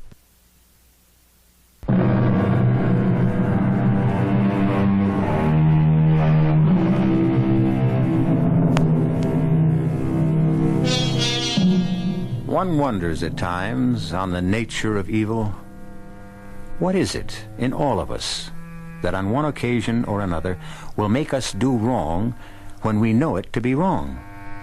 St. Paul said, "The good I would do, I do not, and the evil I would not, I do." Our author Edgar Allan Poe said simply, "We are perverse." However it may be, there can be no question that Uncle Jonas is evil. I know he means to kill me through overwork and little food, and then do with Dora what he desires. But what can I do? We're trapped here on this isolated farm in the wilderness, cut off from any possible help, prisoners in the hands of this evil old man who... A car. Coming down the road, a car. A car. The game warden. I forgot the game warden. Hi there. Hi. Wait up. Wait up. Sure. Well, hello. Daring, isn't it? Yeah. We met once, months ago. Remember? I was plowing the fields and you came by and... Sure, I remember. Listen, I need help. Will you help me? Well, if I can. We tried to get away from here, my wife and I, but our car broke down. Oh, is that your car, half blocking the road 6 miles or so back? Yeah. Carburetor went sour. I tried to fix it, but it didn't hold up. Well, there's not much I can do. I'm no mechanic. No, but you could pick up a carburetor for me in Pomfret, couldn't you? The next time you come out this way... Yeah, sure. I could do that, but... Well, you'll have a long wait. I don't come out this way more than once every other month, thereabouts. Oh, that's okay. I can wait, but will you do it? Sure, glad to. Charlie? Yeah? He wants to see you. Your uncle. All right. Coming. That your wife? Yeah. Well, no wonder you want to get away from here. If I had a wife as pretty as yours, I wouldn't want her around that dirty old man either.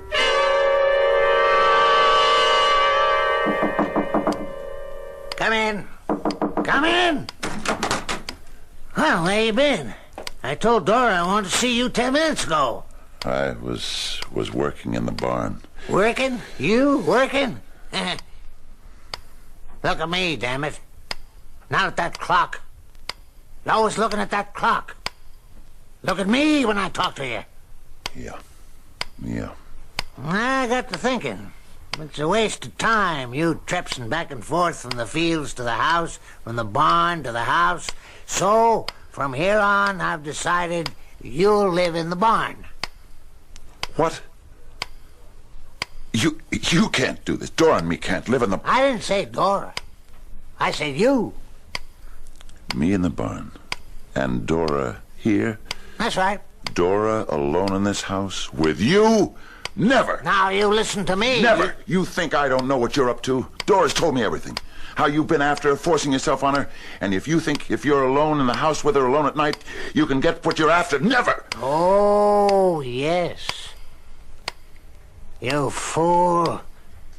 Don't you think I planned this from the beginning? From the day I got your sniveling letter begging me to take you in? And the day I laid eyes on her for the first time, I knew. I knew then that it was a good plan, and I'd go through with it. You... A simple plan, too. So simple it couldn't go wrong.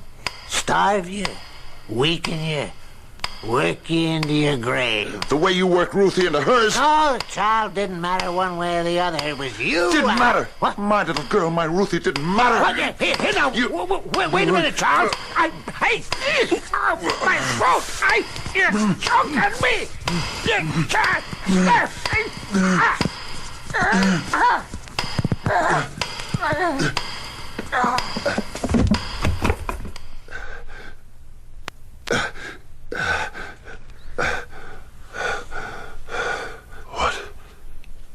What? There's something. The clock. Stopped. Strange. Why so suddenly stopped? His heart. He said it was like the beating of his heart. It stopped. Would that mean... on the floor. Jonas, on the floor. Oh, my God. Oh, yes. Oh, yes. I killed him. But I killed him. In my rage, I killed him. I am a murderer. I realized that I must do something to hide the body. But what? Where to hide it? If I tried to get out of the house into the barn, Dora might see me doing it. A chance I couldn't take. If I dragged it down the cellar, there was the risk she'd hear me. Where could I hide? And then my eyes, as they had so often done before, my eyes went to the clock. The clock that had stopped the very instant his heart stopped. A big clock, 6 feet tall and 2 feet wide. Was it possible that I might... If I could stand him up in that space, the clock hiding him, for a time, only for a time, to let me think what I might do afterwards. Yes, that is what I did. And just in time, I just stood his body against the wall and pushed the clock back into place, hiding it when... Yes? Mrs. Daring, of course? Yes. I'm Game Warden Carrington. I'd like to talk to your husband. Oh, well, he's with his uncle just now. Could you wait? Well, I'm afraid not. I want to get back to Pomfret before nightfall. Uh-huh. Is it important? It is to your husband. Well, Uncle Jonas gets angry when... Well, follow me. Thank you. What is it? I'm sorry to interrupt. The game warden's here. He says he's got to see Charles. Got to see him right away. Oh, hello, Warden.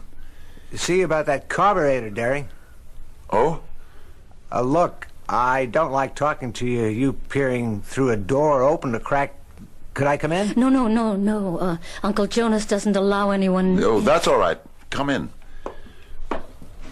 Where's Uncle Jonas? He went down to the barn. Be back in a little while. Oh. Well, I'll leave you and the warden together. Sit down, Warden. Oh, no. This'll just take a minute, and I'm in a hurry. I got to thinking about that carburetor. Carburetor. Yes. Carburetor. There's a good mechanic in Pomfret, Hutchinson. He could maybe rebuild it for you, save you some money. Oh, well. You all right, Daring? Yes, only. Well, what is it? Why do you keep looking at that clock? It isn't going. Of course it isn't. Well, you can see that. The pendulum has stopped. Yes, and yet, about the carburetor. Well, I was going to suggest, but I want your permission first, suggest I take the carburetor out of the car on my way back to Pomfret, you know? Yes, do that. Well, the trouble is, I haven't got the tools. Tools? Yes. Are you listening to me? Yes, I'm listening. I've got a couple of screwdrivers, but no wrench and no pliers, so I wondered if you might have what I need. Yes, I... Well, if you could let me have them, I'll stop by the car, get the carburetor out, and take it to Hutchinson and Pomfret. He'll have plenty of time to work on it, because I won't be coming back this way for another... Daring, what is it? You think you're clever, don't you, Warden? Well, that's a funny thing to say. Nothing clever about taking a carburetor out of a car. I don't mean that. You know I don't mean that. Well, what do you mean? The sound. You hear it as well as I do. You hear it. What are you talking about? The heartbeat. His heartbeat. It has to be that. The clock has stopped. Look. The clock has stopped, but the beat, the beat. You hear it. I don't hear anything. Liar. How could you not hear it? You didn't come about the carburetor. You knew I was going to do it. You saw it on my face when we talked out there today. You must have seen it. In my face. Even though I didn't know it. Well, know what? Daring, have you gone mad? Saw what in your face? You were going to do what? Kill him.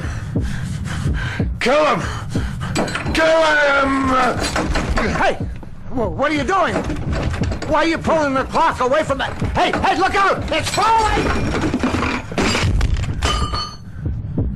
See? Oh, good Lord. Good Lord.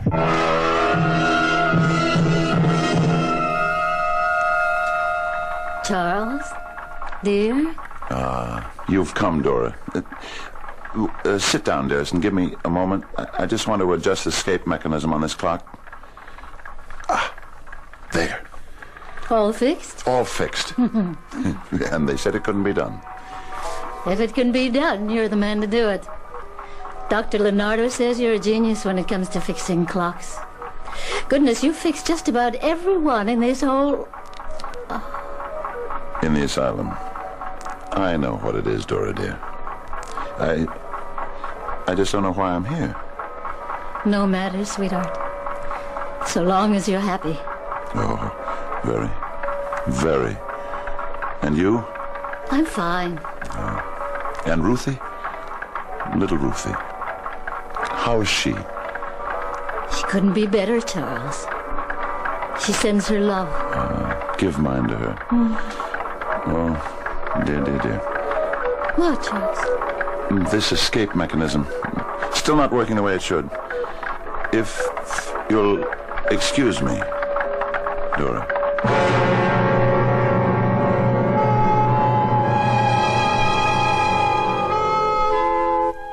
In a little room in a large institution, a very gentle, a very sweet old man tinkers happily with clocks and watches.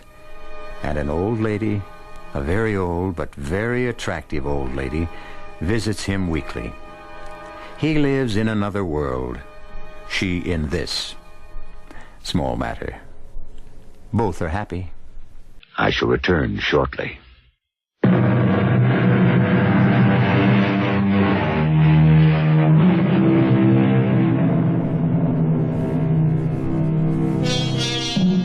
Well, to come full circle, you, sir, became Charles Daring, and you, ma'am, or would you prefer Ms., became Dora. And as I pointed out earlier, you couldn't have done it without that miracle imagination. Think. How completely did you become Charles, Dora? Did you become them? Or did you only listen? With your ears, listen. If that is so, try again. Ears are not enough. Try using your soul. Our cast included Fred Gwynne, Ann Shepard, and Robert Dryden.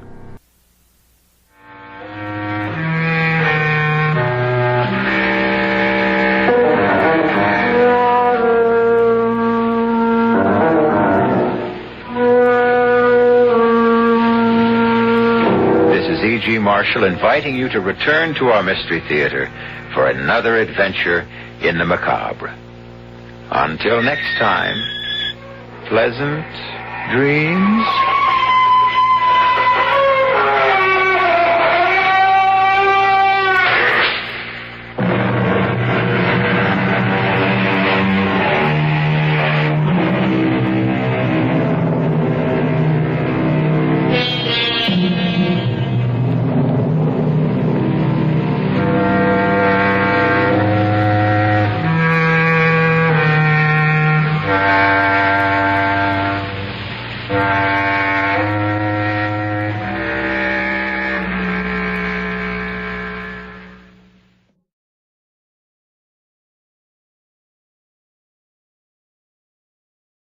The CBS Radio Mystery Theater presents...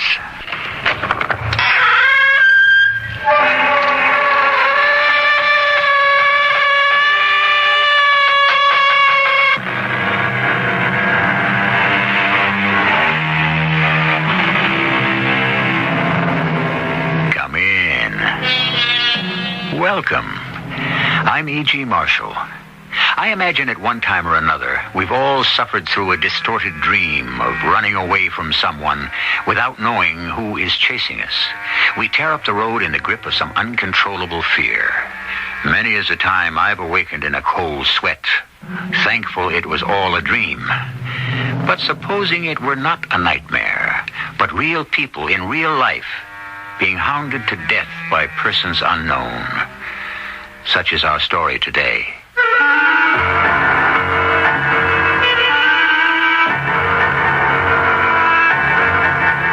Our drama, The Face in the Coffin, written especially for the Mystery Theater by James Agate Jr., stars Christopher Tabori and Roberta Maxwell.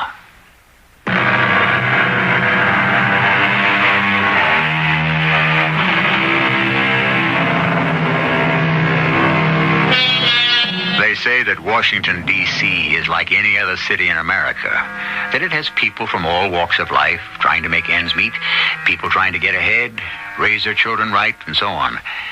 But it isn't. Washington is a one-company, one-business town, and the business is U.S. Government, Inc. And sooner or later, most people within and without the city's limits find themselves enmeshed in that company's business, like Tim and Kathy Doyle. It started with a call on the telephone. May I speak to Mr. Doyle, please? My husband's not home right now. This is Mrs. Doyle. Mrs. Doyle, this is Mr. Stairwell of the Bethesda Funeral Home. Funeral home? You're calling about Tim's Aunt Emma, aren't you? Precisely. I want Mr. Doyle to know his aunt is ready now, and that if you both would like to come along and see her, you could get a good look before the services on Thursday. This evening would be fine all around, Mrs. Doyle. We're open until 10. This evening? Let me talk to my husband about it. I'll see he gets in touch with you. What did you say your name was? Stairwell. Like in farewell. I'll tell him.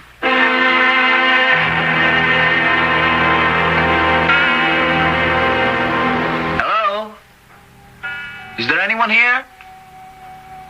Kathy, are you sure that funeral director said they'd be open until 10 tonight? Tim, I don't like this place. Did we have to come over this evening? It could have waited till tomorrow. I told you, Kathy, tomorrow is impossible. I'll be even more jammed up than today. That's what my job in the Department of Justice is. Late hours, all hours, any time. I wish you'd stayed on as an assistant in drugs and narcotics enforcement. Are you going to give me that "you're working too hard" routine again? I'm sorry. I guess it's just that I hate a funeral parlor, especially at night. It's so spooky. Honey, we have no choice. I wouldn't feel right about not paying my respects to Aunt Emma. Yes? Oh, you frightened me. I'm Mr. Stairwell. Have you come to make an arrangement or to view a deceased? I believe you called my wife about Aunt Emma. Well, we've come to... See her. I know it's late, but you said it was okay. Oh, yes, Miss Emma Doyle. Could you wait a few moments? I'm a little busy right now. We can come back tomorrow. Actually, we weren't going to stay too long. Well, in that case, you really don't need me, and I am quite occupied. This is that time of year, you know. No kidding. It's seasonal? Down that hallway to your right. All the way to the end, turn left, and it's the first open door on your right. Lovely woman. Terrible loss. You'll excuse me? Tim, wasn't he peculiar? Lovely woman, terrible loss. I bet he never even knew Aunt Emma. Probably says it to everyone. Okay, let's go, Kathy. Take the hallway to the left. No, hallway to the right. Is that what he said? Hallway to the right, and it's the first open door on your left. You sure? Well, let's walk it and see. All these doors. Do you think there's a real person behind each door? You mean an unreal person? You know what I mean. Oh. Well, now what? Turn to the right? Is that it? No. To the left. I'm positive. Turn left, and it's the first open door on the right. Or turn right, and it's the first open door on the left. Oh, look, Tim. On the other side of the potted palm, there's an open door. I'm right behind you. Tim, can't I just stay over here by the door? Oh, no, I don't want to look in at Aunt Emma alone. Now, come on, hon. It's a sign of respect. Oh, good Lord. We're in the wrong room. That's not Aunt Emma. I beg your pardon. What are you two doing in here? Well, you told us the first open door, so we went in. On your right. This is your left. Don't you know your left from your right? I'll ask you to leave the premises immediately. But we haven't seen Aunt Emma yet. Immediately, do you hear? Or are you deaf as well as not knowing your right from your left? Go out that door.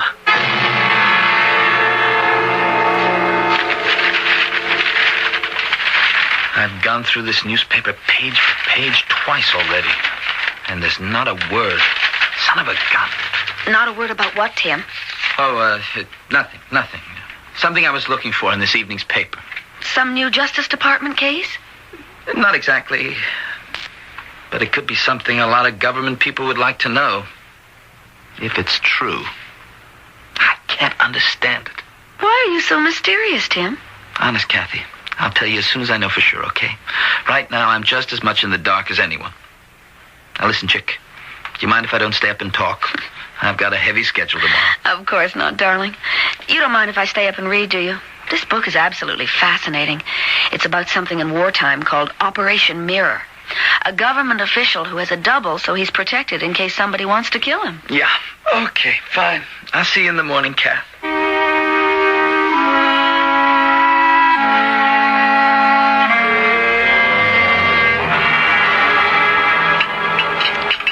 Tim, why do you shovel your breakfast down so fast? You don't have to be in the office until 8:30. I know, but I thought I'd get there early, pick up all the morning papers on my way. Has it something to do with that man with the beard and the scar we saw in Aunt Emma's casket last night? Something to do with what? Who? That body. In the viewing room when we went to see Aunt Emma. Oh, so you did see him? Yes, I did. So? Okay, have it your own way. I'll ask you some other time when you're in a better mood. I'll get it. Hello? Hello? Who is this? Tim? Tim, will you come here? What is it, Kathy? Come here right away, please. Oh, what's the matter? Who rang the phone? They hung up. Well, who was it? I don't know. I said hello, and there was no answer. All I could hear was this heavy breathing at the other end. And then a click when they hung up.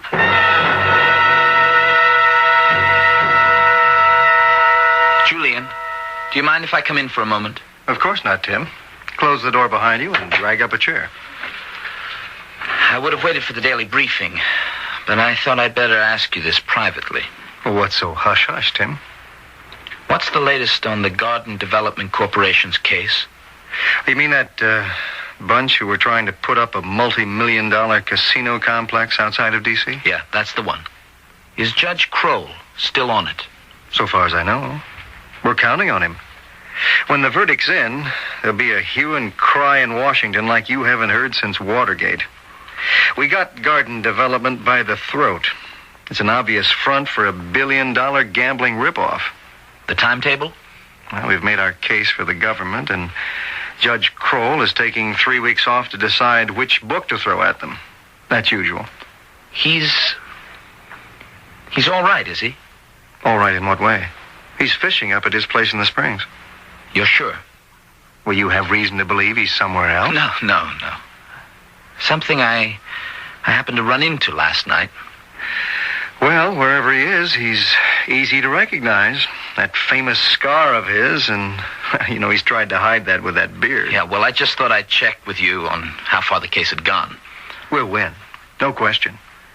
This Garden Development scheme has been put together by some very smooth operators. A couple of business leaders and congressmen who, I suspect, are on the take. We'll see what the judge has to say when he raps his gavel for order. Julian, thanks a lot. I know how busy you are. Oh, Tim, how's Kathy? She's fine. You tell her I was asking after her. See you at the briefing.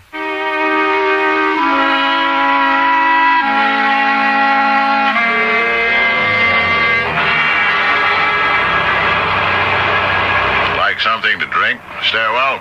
I'll have a whiskey on the rocks, Senator Henderson. Okay, help yourself. Yeah, I always have an extra bar up here on deck. This is a beautiful yacht you have here. Oh, yeah, the best. That's all I want out of life. Now, Stairwell, I had you come aboard because this is the only private place I know of in Washington where we can talk without being observed. I understood that when I got your message. First of all, how is our deceased friend? I was going to ask you. What do you wish me to do with him, Senator? Well, I'm making arrangements to have him photographed. I'll let you know the day. As soon as that's done, I'd say cremation. What do you think, Stairwell? Can you get some papers together? False identity, doctor's certificate, that sort of thing? I don't understand why you want pictures of the deceased. He's been photographed so many times, magazines, newspapers. Stairwell. Do you suppose when they wish to make a wax copy of a personage for Madame Tussauds that they use any old magazine photographs? You're making a wax effigy of Judge Kroll? In a few weeks, Judge Kroll was to hand down a verdict, which in all probability would have gone against myself and my associates. Coals would have been raked, reputations ruined. As fortune would have it, when I went to visit the judge at his cabin in the Springs, I found him on the floor. As you know, he'd passed away. Heart attack. I saw the advantage and took it. Called you, arranged for the embalming, etc. We are engaging a gentleman who is the spit and image of the judge. We shall coach him to be the judge. He will appear in court, claim a sore throat, and render a verdict in our favor. On paper. The photos are to assure us we have not left a mole unmarked, and the duplicate scar is exact. Only you, Stairwell, will know that the judge is stretched out in your funeral establishment. Only you. Senator, I don't know how to say this, but you see, you have just said... I have just said... That no one but you and I know the judge is deceased. But I'm afraid someone does. What? A man and his wife came to the funeral home, Senator, the night before last to pay their respects to a relative. By accident, they happened to see the remains of Judge Kroll. How could you be so stupid? It was entirely my fault. What were you doing letting any visitors who come off the street wander around your premises stairwell? Who were these two people? Mr. and Mrs. Timothy Doyle. Doyle. He's with the Justice Department, Research and Assistant Counsel. Justice? Now I've heard everything. And now you, Stairwell, you hear this, and hear it clearly. I am not going to pass this along to my associates. This matter is strictly between you and me. I don't care how you do it, but I do care when you do it. I shall be following the obituaries in the Star and the Post quite carefully. And unless Mr. and Mrs. Doyle appear in those columns very soon, your name will.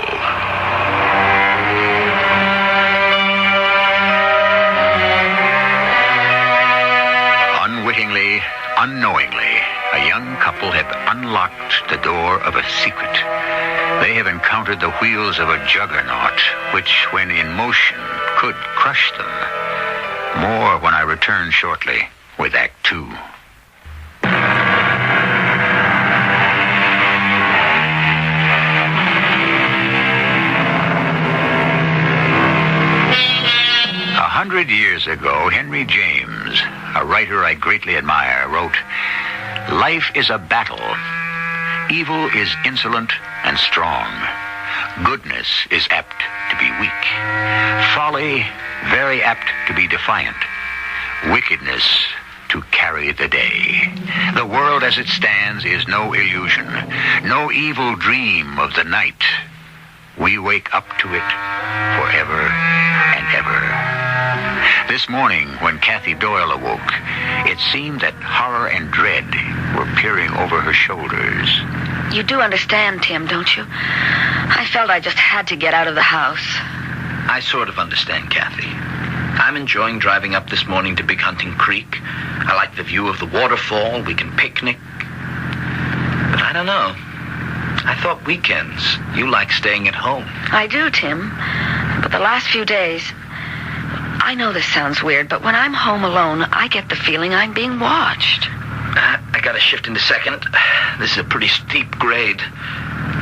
Hey, look at that fool speeding down the hill towards us. He's crazy. Oh, drunk. Look at him, weaving all over the road. Did you see that? I kept my eyes closed and grabbed my seatbelt. That was a near miss, inches. Good thing he was on the outside and we were on the mountainside. Tim, what's that in the road up ahead? Oh, no, son of a gun. Well, there goes lunch by the waterfall. What is it? It's a roadblock. I better pull up and stop. There are branches and trees pulled right across the road. Some local is telling us there's danger up there. Does that mean we can't go any further? If we're smart. Somebody went to the trouble of warning us. This is a lousy spot to turn around in. The road's so narrow, I'll have to inch back and forth. Well, here goes. Aren't you getting awfully close to the edge, Tim? You know any other way to make it?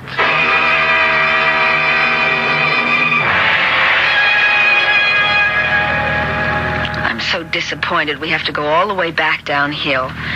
Maybe we'll find another place to picnic. Sure. You made that turn so well, Tim. Well, the secret is to keep calm and cool. And know what you're doing. It's like driving on ice. You have to know how to handle your car. Now, for instance, right now, you see how much steeper it's getting? So we downshift. Wouldn't the brakes hold? Oh, sure they will. But this makes for less wear and tear. Having the motor hold her back helps, you understand? Tim, there's that car again, down there where the road makes an S. Do you see it? Oh, that same car driven by that same crazy man. Will you look at him? Coming up this way, lickety-split? Tim, I'm afraid he's weaving all over the road again, only this time we're on the outside. Tim, honk him, he's coming right at us. Move over, you crazy fool! Get over on your side! What's he doing, trying to kill us? Oh, my Lord, he hit us! Take it easy, Kath. Kath, we're okay. But we're picking up speed. Don't go downhill so fast. I can't get the brakes to hold. They're not holding. I'm pumping, but they're not. The emergency, it's come right out. Tim, do something. Are you buckled in with your safety belt? Yes. Now listen, you see that thick mat of bushes sticking out of the side of the mountain down there? I'm heading for those. If I make it right, maybe they'll hold the car back. Keep it from rolling down any further. No, Tim, that's on your side. You'll be killed. No, I won't, honey. Believe it.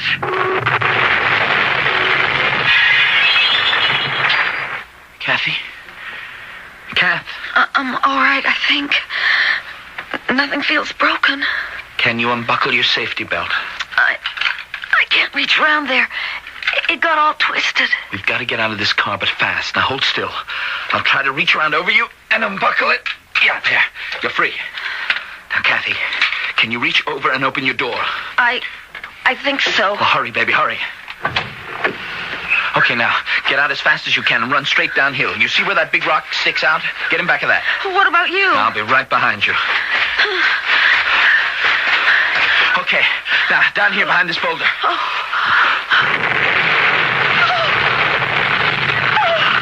What happened? The gas tank exploded.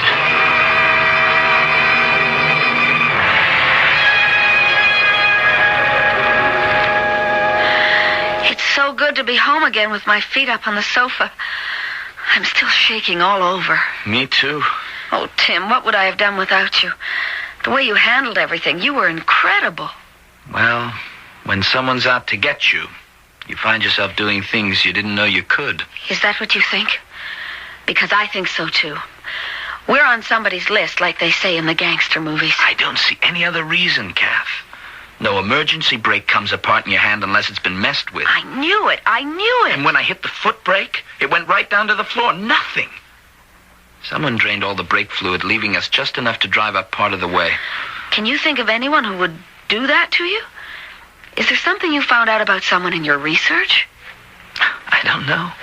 150-year-old treaty between the USA and the Indians? No, I don't see that. It could be all mistaken identity.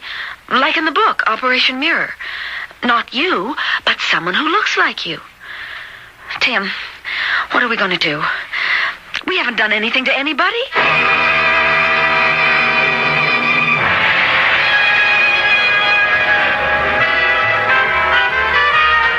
How did you like the movie, Kathy? I loved it, Tim, but I like this better. I haven't sat in a drugstore for a chocolate ice cream soda since I don't know when.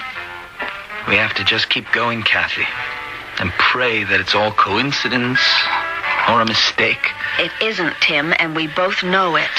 Okay, hon. You finished? Yep. Let's walk home. It's a nice, clear night. You see, it didn't rain after all. Yeah, the radio said it would. Wait till I pay the man for the sodas.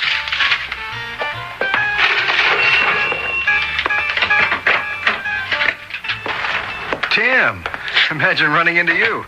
I saw you and Kathy at the Beacon. How are you two? Julian. We're recovering. That was some hair-raising accident you two had. What brings you to Bethesda this time of night? Same thing that brought you two out of hiding. That horror picture at the Beacon. Tim, I'm going to ask Charlie whether we can give you a little special protection. I don't like the smell of this. No, we don't need that. Julian is right. Something is rotten here. I insist on it, Tim.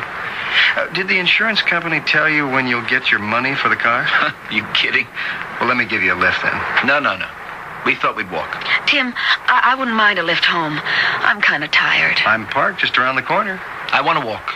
It'll do us good. Good night, Julian. Good night. See you Monday.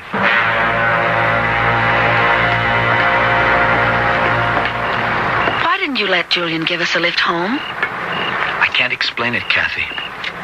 It was as if a voice inside of me was saying, don't get into Julian's car. Your own boss at the department? What do you suspect him of? I don't know. Maybe I'm in such a state I see an enemy in every shadow. Timothy Doyle, I don't want you to say any more. Let's just enjoy our walk. See? The moon's out. Rain tonight. Ha! Doesn't the public library look beautiful at night? Like an old Greek temple. Wouldn't you know it? I left the umbrella in the movie house. I better run back and get it. Shall I wait for you here? No. You might as well come along. Let's jog, okay? Oh, Tim! Look back there where we were just standing. Oh, Mother of Mercy. A great walloping piece of marble fell down from the roof and smashed on the street. If we'd been standing there. Right where we were. Hold on to me, Tim. I'm getting real scared now. If we hadn't turned round and run back to get your umbrella... 1 second later... we would have been crushed to death.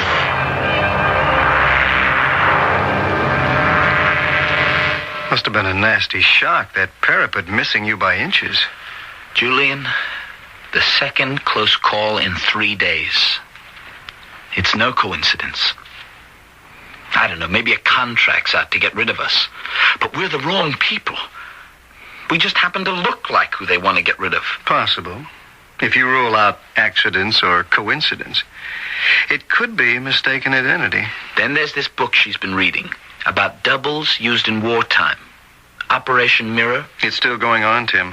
There isn't a world leader who doesn't have a double to make an appearance at some function. Most of them don't have to say anything. Just get off the plane, get photographed, ride in a parade, review troops. Any public appearance that might be dangerous. Julian, you're the only person I can level with. I can't even talk about this to Kathy. I don't want to frighten her. A couple of weeks ago, we went to see the remains of my Aunt Emma in a funeral home in Bethesda. And somehow got into the wrong viewing room. There was a man in that coffin. I recognized his face right away. It was Judge Kroll. Did you say Kroll? The one who's handing down the decision on the garden development case? I could swear to it. Now, supposing no one's supposed to know he's dead. Supposing when the courtroom reconvenes, his double comes out and renders a verdict favorable to those gangsters. And because by accident you saw the real Judge Kroll in the casket, a contract is out on you two. Does that sound far-fetched? I'll have the department send somebody around to that funeral home. The director's name is Stairwell. He better be picked up, too. Tim, there are millions at stake. This was the cleanest federal warrant we ever issued. How about Kathy? I'm having her father move in with us. He's a widower, and he always likes to come and visit. There's one other thing. Do you mind if I take the rest of the week off? I've got an idea, and I'd like to follow it up. Tim, don't get in their way. All I ask is, do your darndest to stay alive. I have every intention.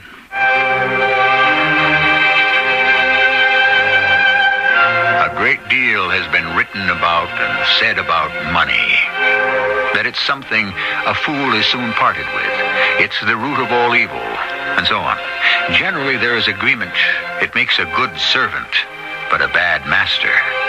For those of us who like to unearth clues and solve mysteries, there's plenty of evidence that Tim and Kathy Doyle are being fingered, so that someone's desires for money will not be thwarted. I shall return shortly with Act 3.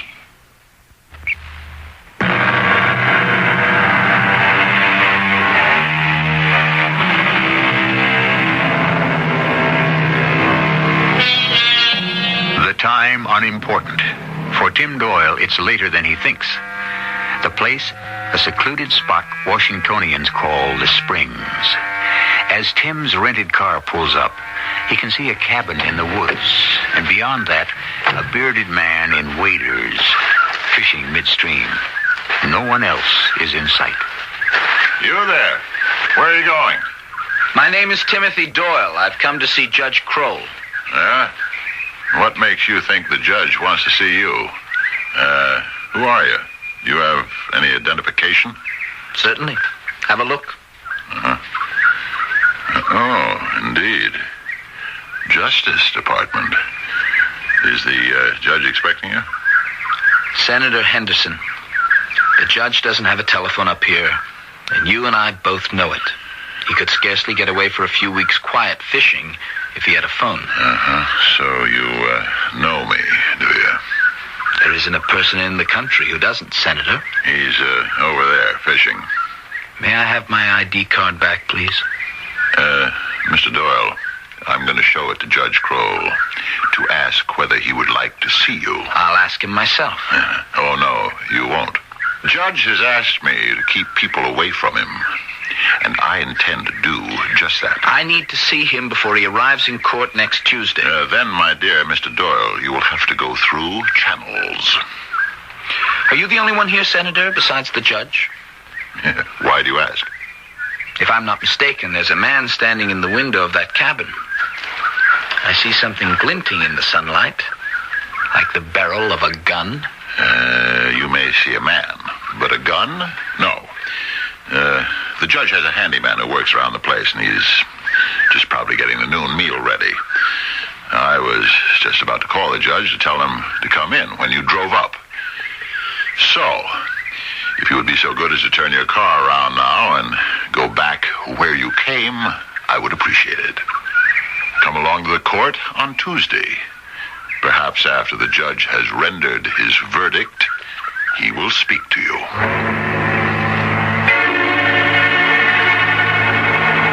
Who was that, Senator? That young friend of yours, Stairwell. The one who leads a charmed life. Timothy Doyle? Here? You're asking yourself the same questions I did. Why didn't you get him a little closer to the cabin? I could have picked him off with this rifle. What a brilliant idea. Think of the explaining I'd have to do with the authorities. Why we ever took you in with us is beyond me. It could have been a hunting accident. Doyle, out here hunting without a rifle? You cannot seem to understand. Doyle and his wife are the only ones who have seen the judge's body. If one of them dies mysteriously, the other is going to talk. It was bad enough I had to be here when he showed up. You can tell our bearded actor he can get out of the water now. I think he's coming along just fine. You see, the judge is cremated, name disguised, Board of Health, all the necessary papers are in. Mm-hmm. We're in the clear. Yeah, well, it's your job to finish off the Doyles. Like it or not. Senator, I've tried. Honest, I have. But I'm not a hitman. You made the mistake of letting them into the wrong room. You've got to answer for that. Or take the consequences. Oh, there's nothing like a Saturday morning. Tim, how can you be so relaxed and cheery? I'm always cheery on weekends. I'm home with you. Why shouldn't I be happy? Tim, what are we going to do? About what? You know. Threats. Your father's upstairs. Across the street is an operative from Justice protecting us. We're as safe as we can be, honey. Do you think any of this is somehow connected with that ugly man in the coffin? The one with the beard? I thought you didn't see him. I did. I didn't want to remember him. Some connection. It's possible, but I don't see how. Who do you suppose was in that coffin? Tim, I asked you a question. I heard you.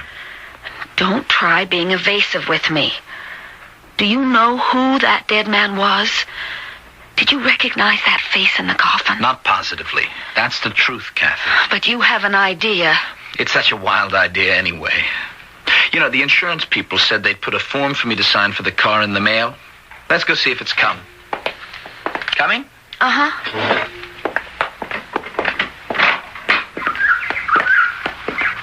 I agree with you. It's a gorgeous day. Oh, Tim, before we go to the mailbox, I want to have another look at that hole in our big oak. I think robins are building a nest there. At this time of year? Let's cut across the lawn. Oh, this big oak gets wider and thicker every year. Look, the both of us can hide behind it now. There it is. See the nest? Oh, hey, the mail is in. Mailman's picked up the letter I left there and put the flag back down. That's what I call a big nest. Huge. I bet you half a dozen robins will be born there. Will you look at that squirrel? He's climbing right up our mailbox. Isn't he darling? He's sitting right on top of it. He's trying to get at the latch and open it. Maybe he thinks someone sent him some nuts. Oh, Lord in heaven. Oh, the mailbox. It blew up. It exploded. It could have been us. It could have been you, Tim, or me. That guard from the Justice Department. He's getting out of his car. What good is he to us? Someone planted a bomb in our mailbox, don't you understand? That man was sitting there, probably watching him, doing nothing. It wasn't a squirrel they were hoping to kill. Tim, you've got to do something. I can't stand this anymore.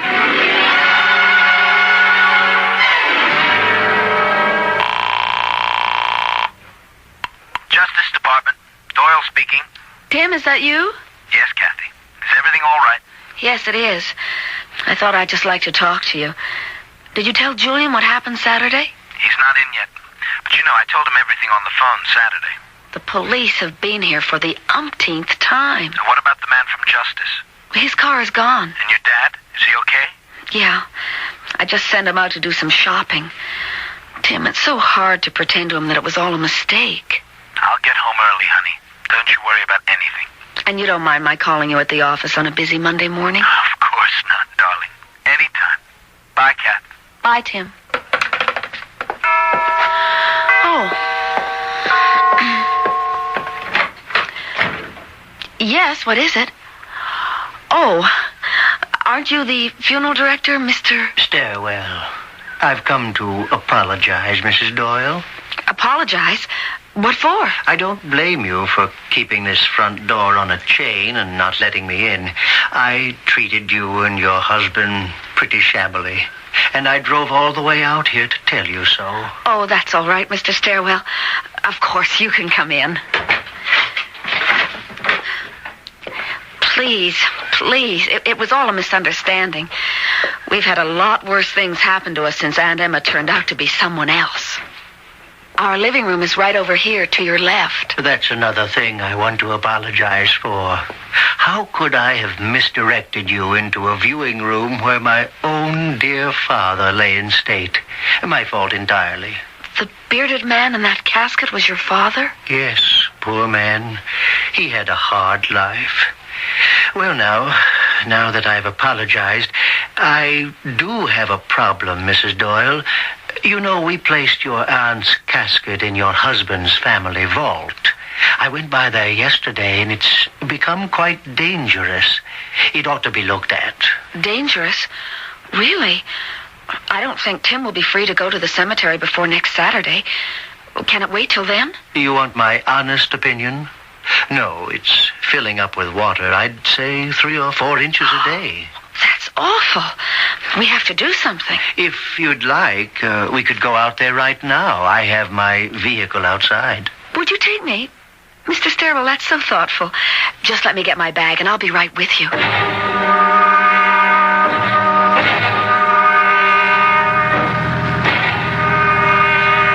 This is the first time I've ever ridden in a hearse. Up front, it's not at all uncomfortable. If you'll forgive a bad joke, Mrs. Doyle, I've never had a complaint from a passenger in the back either. Well, here we are. This is the East Gate. Oh, dear. I never thought I'd be visiting this cemetery so soon again. Let's hope it'll be the last time. I'll get the door for you. Let me see. The vault is right behind that big poplar tree. Am I right? Before we go into the cemetery, would you mind turning around, Mrs. Doyle? You've got a gun. Yes, I have, and it's loaded. Mr. Stairwell, what are you going to do? You see that public telephone right by the gate? I want you to walk in there slowly, attract no attention, and call your husband.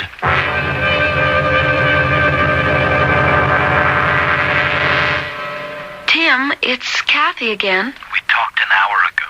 Is anything wrong? What did you say? I said, are you all right? Yes, I'm all right, Timothy. Well, then why are you calling me? You just stay snug as a bug at home. Keep the chain on the door and don't go out. But I'm already out. You are? Where are you? I'm at the cemetery.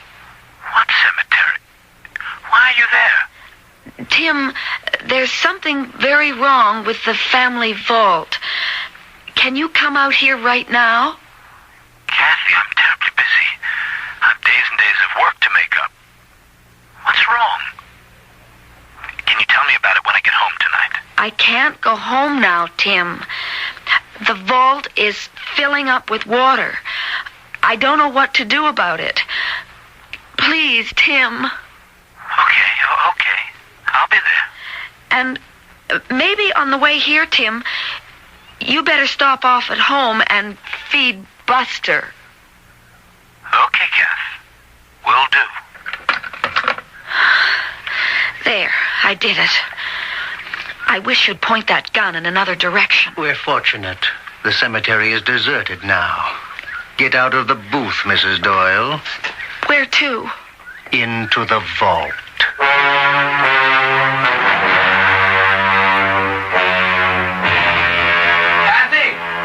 Kathy, where are you? Go on. Tell him in here. Kathy! Call out to him. Tim, I'm in here, in the vault. Kathy, who is this? He made me call you. Up with your hands, Mr. Doyle. Stand next to Mrs. Doyle. I'll try and make this as quick and painless as possible. Aren't you Mr. Stairwell from the funeral parlor? Stand still. You're mad. You can't shoot a pistol in here. Your eardrums will burst. Be quiet and stand still. Mr. Stairwell, can you hear those sirens? What? It's the police. The police? So long, Mr. Stairwell. Look at him go. Oh, darling. I hope this is the end of it. I couldn't stand another one of these things. Shh, honey. It's all right. Well, he made the hearse. This is the police. You come out of that hearse and drop that gun. Oh, Tim, darling, I knew I could count on you. When you phoned with that message for Buster, I knew exactly what to do. They're taking Mr. Stairwell away. Take a good luck, honey. It isn't often you see a funeral director on his way to his own. Was he the Mr. Big of this whole thing? I don't think so. But he'll want to save his own skin, so he'll lead the police to him. That was some ripoff, engineered by some very shiny brass. But they were weak in one department. They were? In their research department. They never found out that Buster wasn't a dog, but your brother on the police force. I guess we can all breathe a sigh of relief. Finding oneself at the wrong end of a gun for the wrong reasons could and has happened. If you cannot get help, try helping yourself. Keep cool and use your head. And remember a couple of tricks you learned on Mystery Theater. I'll be back for a few words shortly.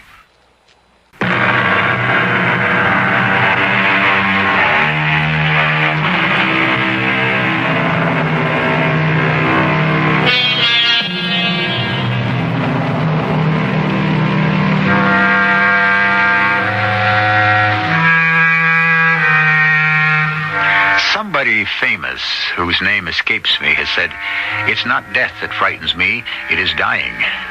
The known does not alarm me. The unknown does. So be not frightened of enigmas, secrets, or mysteries. Look sharp, be strong, and say to yourself, he who fears being conquered is sure of defeat."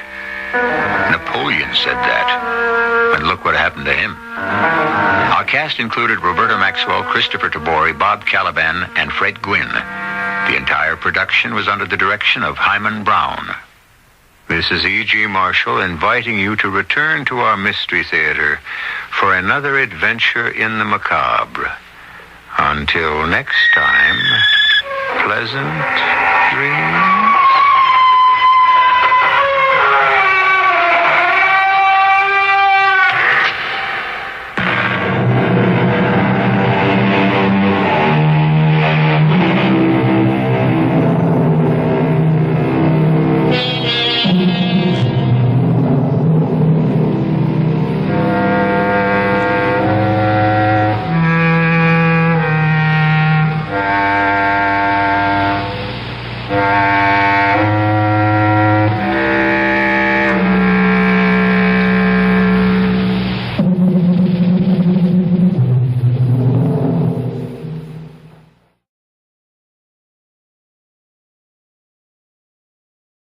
And now, Mystery Theater.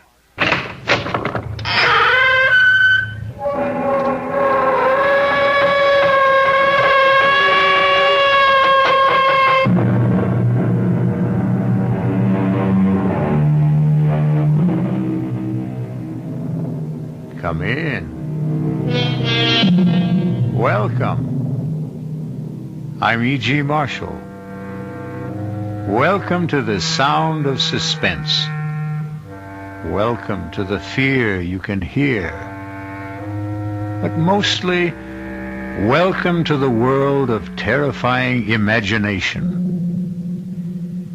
The story you are about to hear is a love story. But a love story which begins at the point where many love stories end. It begins after the wedding march has been played, after the vows of love and fidelity exchanged. It begins on the honeymoon in a strange and terrifying fashion.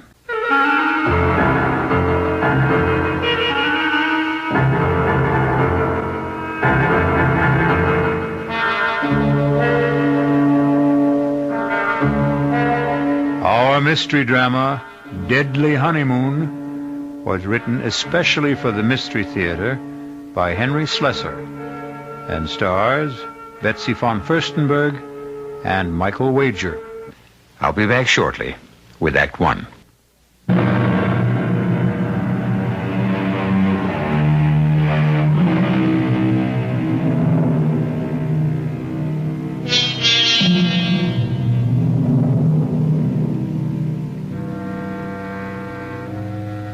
Our story begins 36,000 feet in the air on a flight which departed from New York's Kennedy Airport and in another hour will be touching down at O'Hare Airport in Chicago. There are almost 100 passengers on this flight, but an observant stewardess is giving special attention to that handsome couple in seats 18A and 18B. Perhaps it's because all honeymooners have a special radiance.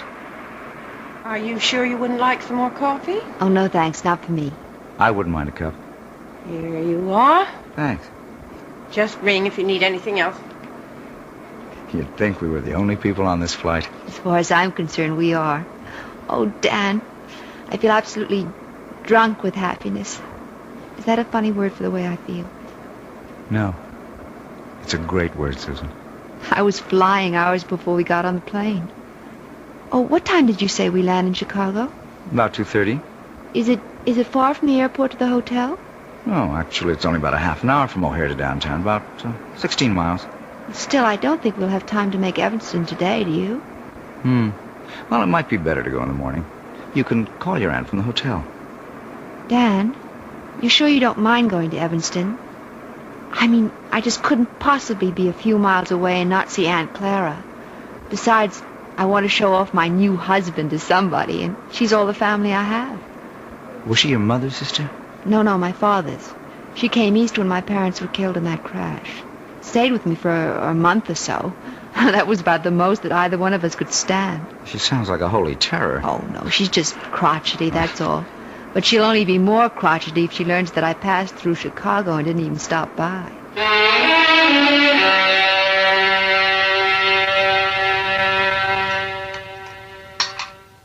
Well, and what kind of work are you in, Mr. Carey? Well, right now, we like to say we're management consultants, Mrs. Rowland. But we also do quite a bit of executive recruitment. I don't understand a word of that. Dan helps corporations find the right people for important jobs, Aunt Clara. His firm is the biggest in the field. Isn't it, Dan? Well, it's always hard to measure business like ours. But it has offices everywhere, doesn't it? In most of the major cities, yes. And now Dan is going to take over the branch in San Francisco. He's going to manage the entire thing. Is that some kind of a promotion? Well, of course it is. I asked the gentleman, Susan. Speak when you're spoken to. Oh, sorry. Yes, Mrs. Rowland, it is a promotion. Truth is, it's a job that everyone in my office has been after. Oh, it's just worked out so beautifully for us. I mean, Dan having to move to San Francisco. We're sort of combining a business trip with a cross-country honeymoon. And where do you go from here? Well, we're planning to stay 2 days in Chicago, and then we're going to Dallas. We're going to cross the Rio Grande into Mexico. I know a great little hotel in Monterey. Then we're going to Las Vegas. To gamble, I suppose? Well, it's no fun going to Las Vegas if you don't gamble a little. Your father never gambled for so much as a dime, Susan. That wasn't the way he made his fortune. Well, I promised not to bankrupt the family, Aunt Clara. Anyway, we're just staying in Las Vegas overnight, and then going to Los Angeles. 3 days later, I report to work. Thoroughly exhausted, of course. Well, if that's your idea of a honeymoon, I hope you enjoy it. Susan, I suppose lunch is almost ready. You want to help me bring it out? Oh, yes, of course. Kitchen's this way, in case you've forgotten. The truth is, I have.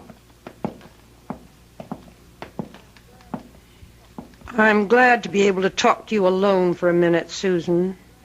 Did you like Dan, Aunt Clara? Isn't he good-looking? Older than you, isn't he? What difference does that make? How long did you know him?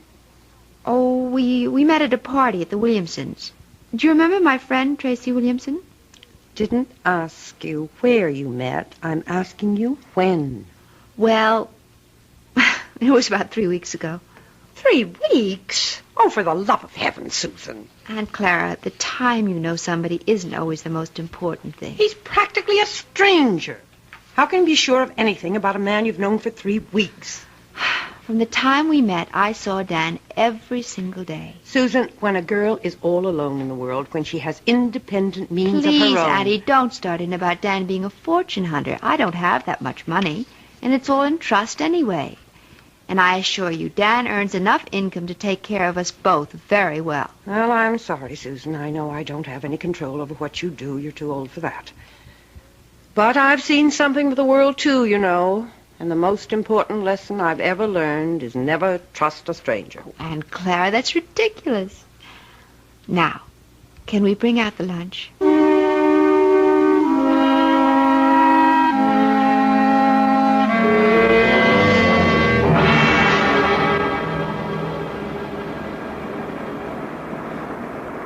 I don't know. I just have the feeling that Chicago wasn't all you expected it to be. Well, we weren't there very long, Dan. And don't forget, we spent half the time with your business associates. Oh, honey, I am sorry about that. I suppose I never should have called Bill Kincaid to say we're in town. Should have known he'd insist on getting together. Oh, it wasn't that bad. I just didn't know what he was talking about half the time. All those office politics. Yes. Well, Bill loves to gossip. But you can see what I mean about the San Francisco job. Everybody in the company wanted it. They'll never get over resenting me for being picked. But I am sorry if you were bored. It's all right, Dan, really. After all, I inflicted Aunt Clara on you. She was okay. Well, I know you didn't find her very friendly. Well, why should she be? I think she's a very protective type. Anybody you married would get her jaundiced eye. Yes, I suppose that's true enough. Dan, how long did you know Terry Williamson? Who? Terry, my ex-roommate. We met each other at her house. Or have you forgotten that already? Tell you the truth, darling, I didn't know whose house I was at that night. Oh, so Terry wasn't the one who invited you? No, it was a man named Bob Chambers, one of the executive types. I got placed at General Utilities. Don't ask me who invited him, because I don't know. I see. So it was all sort of roundabout. What's the difference? Still turned out to be the best party I ever attended. Yeah. Hey, something the matter? Oh, no, of course not. Nothing at all. Dan, where did you say we were staying in Dallas? It's a little hotel called the Lazy Sea. It's kind of rustic, but I think you'll like it. Besides, we'll only be there one night. We'll rent a car in the morning and drive down to Monterey. You really know all the offbeat places, don't you? Well, when you travel around enough, I guess you begin looking for them. You haven't done that much traveling on the job, have you? Huh? Well, no, not that much. Say, do you know the name of the airport in Dallas? I forget. It's called Love Field. Isn't that a great name for honeymooners? Yes.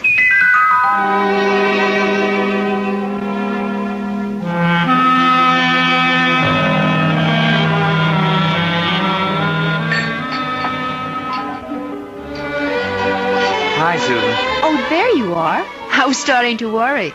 No, I had a little trouble with the phone lines back to New York, but I got through okay. Everything all right? Yeah, sure, everything's fine. Hey, you look a little strange, though. Oh, no, I'm all right. I had a drink while I was waiting for you. Say, you better watch that tequila. It sneaks up on you like a bandito. Actually, something sort of funny happened. What do you mean? Dan, when we were in Chicago in that restaurant, I forget the name of it. The place we went to with Bill? Yes, when you and your friend were talking about all the office politics back in New York, I saw this man looking at us. What man? Well, he was at the bar. I'm not even sure why I noticed him. He was wearing this plaid raincoat. I remember wondering if it had started to rain. I guess you were just bored with all our talk. Anyway, I saw him turn to look at us. Probably to look at you. Can't blame him for that. The funny thing is, as soon as you turned around, he got up very quickly and left. Susan, I don't remember seeing anyone in a plaid raincoat. And I'm afraid I don't see anything unusual about it. Well, I guess I didn't either. I probably wouldn't have given it another thought, but I think I saw that same man here again today. In Monterey? Oh, you're kidding. Well, I can't swear it was him. I didn't get a good look at his face the first time. All I really noticed was the coat. And you saw the coat again? Is that it? Yes. He was carrying it over his arm. Oh, darling. You know the story about the airport truck? Airport truck? No. Well, this guy on a plane looks out the window and sees one of those little red airport trucks. You know, fueling the plane, bringing food aboard, something like that. Anyway, the plane takes off from New York and lands in Chicago. Another little red truck comes out to meet it. The guy next to him says, "Hey, we made good time, didn't we?"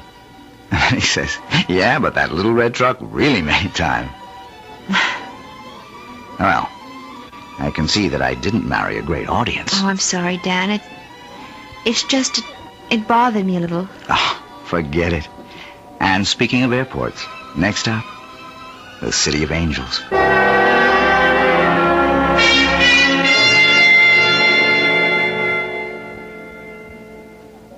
Let's see. I wonder if they have this week's digest. Oh, I see it. Excuse me. Yes? You're Mrs. Daniel Carey, aren't you? Why, yes, I am. Do I know you? No, Mrs. Carey, but I know you. Saw your husband leaving the hotel about half an hour ago. Were you planning on meeting him? Oh, wait a minute. I've seen you before. Have you? You're the man with the coat, the plaid raincoat. Well, you happen to be right. I do own a plaid raincoat, but with this nice sunny weather... Excuse me. Look, Mrs. Carey, I know it seems as if I'm following you. Yes, it does. Well, okay, it's true. But I've had a reason. Such as? Could we talk about it someplace? There's a coffee shop in the hotel. I'm sorry. I don't even know who you are. Maybe it would help if I introduced myself. My name is Harrington. Lieutenant Gale Harrington, attached to the New York City Police Department. Police? That's right, Mrs. Carey. So you see, what I have to discuss with you is police business. But what have I done? It's nothing you've done. It concerns your husband and what he might do.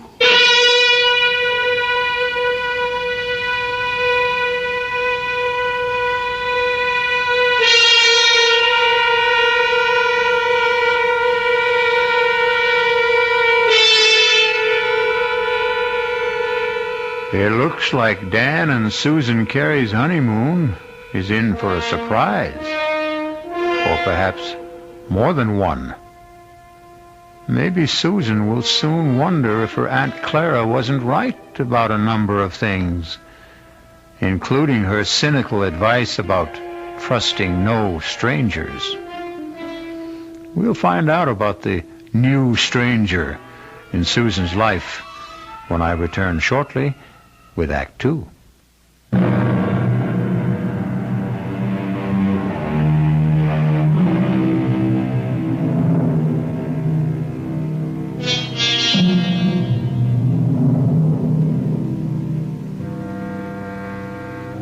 In the pleasant, cheerful atmosphere of a coffee shop in a large Los Angeles hotel, newlywed Susan Carey finds herself facing a man she has never seen before.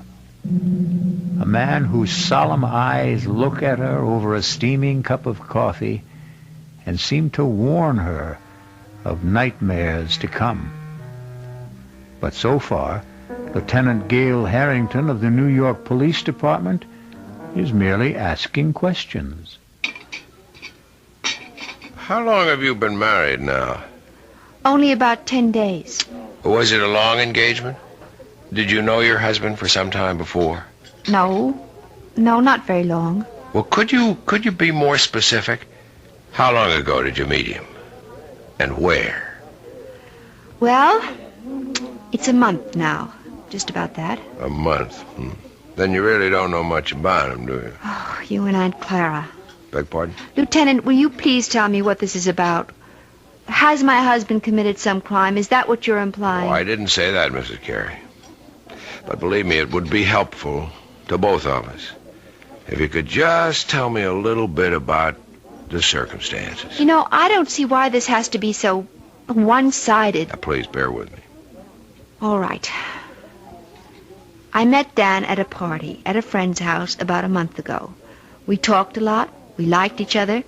We started dating. I saw him every single day. What business did he tell you was in? You make it sound as if he lied to me. No, I didn't mean to do that. He's a management consultant. I know he is.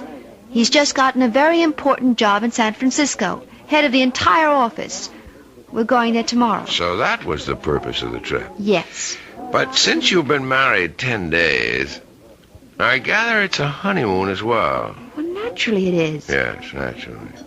Lieutenant. Miss Carey, do you know if your husband was ever married before? Married? No. Are you really certain? Now, wait a minute. Are you trying to tell me that Dan's a bigamist or something? No, Mrs. Carey, certainly not that. Then what is it? I've got to tell you, but you have to understand one thing. Now, I am not assigned to this case anymore. My interest is strictly unofficial. I may be completely mistaken, but you're the only one who can prove it one way or another.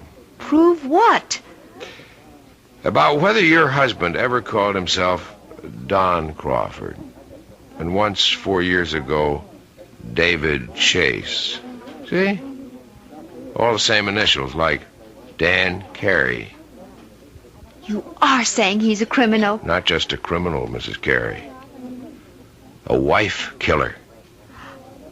You're crazy. I hope so. Believe me, I do. Let me start at the beginning. If you still think I'm crazy by the time I'm finished, I'll be happy to buy you that coffee and go on my way. But if you think I'm not, if you have any doubts, then I want you to tell me so and let me help you. All right. Go on. I know you're wrong, but go on. I first heard of Don Crawford back in 1965 when I was attached to the homicide detail in the Los Angeles PD. Mrs. Crawford was the former Edith Burbank. She was the youngest daughter of a wealthy family in Baltimore. Only when I saw her, she was never going to enjoy her money anymore. She was dead. Her throat had been cut by one of those, quote, mysterious intruders, unquote, that the papers liked to write about. Her husband, Don, was broken-hearted, naturally. They'd only been married 4 weeks. But her death also made him some money. Not a fortune, really. There was a mix-up about her will, and he ended up with nothing but a handsome payoff from the family. Mrs. Carey, you okay? I can't believe I'm sitting here listening to this. I won't be long, I promise. Anyway, I was assigned to the Crawford case, and I didn't exactly cover myself with glory. You mean you never found the mysterious intruder? That's right. So naturally, you decided that maybe there wasn't any. Let me go on, Mrs. Carey, okay? Yes, go on. Anyway, I ran into a similar case about 4 years ago. The murder of a young bride, fresh from her honeymoon, a broken-hearted groom named David Chase. I thought Chase and Crawford were one and the same man. But I couldn't convince the district attorney of the resemblance. But I am still convinced, Mrs. Carey. And you think Dan is the same person? Oh, he's changed again, of course. His hair is lighter than Chase's. He's thinner and paler. But there's something about the face I can't forget. And even if it's true, you still have no proof. Is that it? You couldn't solve your case, so you're holding on to your first solution. Wait, Mrs. Carey. Let me tell you why I was so sure that Crawford and Chase were the same man. It was because of the honeymoon. What? It's my theory that their honeymoons were identical. A compulsive honeymoon, you might say. That is ridiculous. Criminals are like that. Creatures of habit, most of them. Afraid to change a pattern, maybe for fear that their luck will change with it. What do you mean by it? I stumbled on the coincidence accidentally. But as far as I could trace it, Don Crawford and David Chase took their brides to the same places. They did the same things. And I knew that if I ever saw that pattern duplicated, I would have my killer. I hope I'm wrong, Mrs. Carey, but you are the only one who can tell me. And my first question is this. Was your first stop Chicago? Yes. Yes, of course it was. And you knew that. That's where we first saw you, in Chicago, in that restaurant. Okay. I just wanted to make sure. You can't possibly make something out of that. Dan wanted to see people in the Chicago office, and I thought it would be nice to visit my aunt in Evanston. She's my family. Was your next stop after Chicago in Texas? Yes. We went to Dallas. Dallas is a wonderful place to visit, Lieutenant. I don't see anything so peculiar about that. Both Chase and Crawford went to Dallas. They chose offbeat hotels. I guess they didn't care to be seen very much. Where did you stay in Dallas? It was a perfectly nice hotel. I don't think you could describe it as offbeat. All right. And then the next stop would be Monterey. You knew we were in Monterey because that's where I saw you the second time. By that time, Mrs. Carey, I'd made up my mind to follow you. Are you saying that these supposed wife killers you're talking about also went to Monterey? Yes, they did. And from Monterey to Las Vegas. Well, then you're wrong, Lieutenant. You're completely wrong. You mean you didn't go to Vegas? No. So there goes your famous theory, doesn't it? Well, I admit I'm We changed our mind about Vegas. We decided that we might be too tempted to gamble away all the money we had for the trip. Ah, so you did have it on the schedule. Well, yes. Yes, we did, but we didn't go. You really think that changes the pattern? The fact that you didn't go? Oh, please, I can't stand any more of this. I don't want to hear any more of it. Mrs. Carey, Edith Burbank was killed in Los Angeles, in her hotel room. This hotel. I'm leaving. I'm leaving Mrs. right Carey, now. wait. You're wrong. You've got Dan mixed up with someone else. Let me finish, please. Just one more moment. Please, no, please let me go.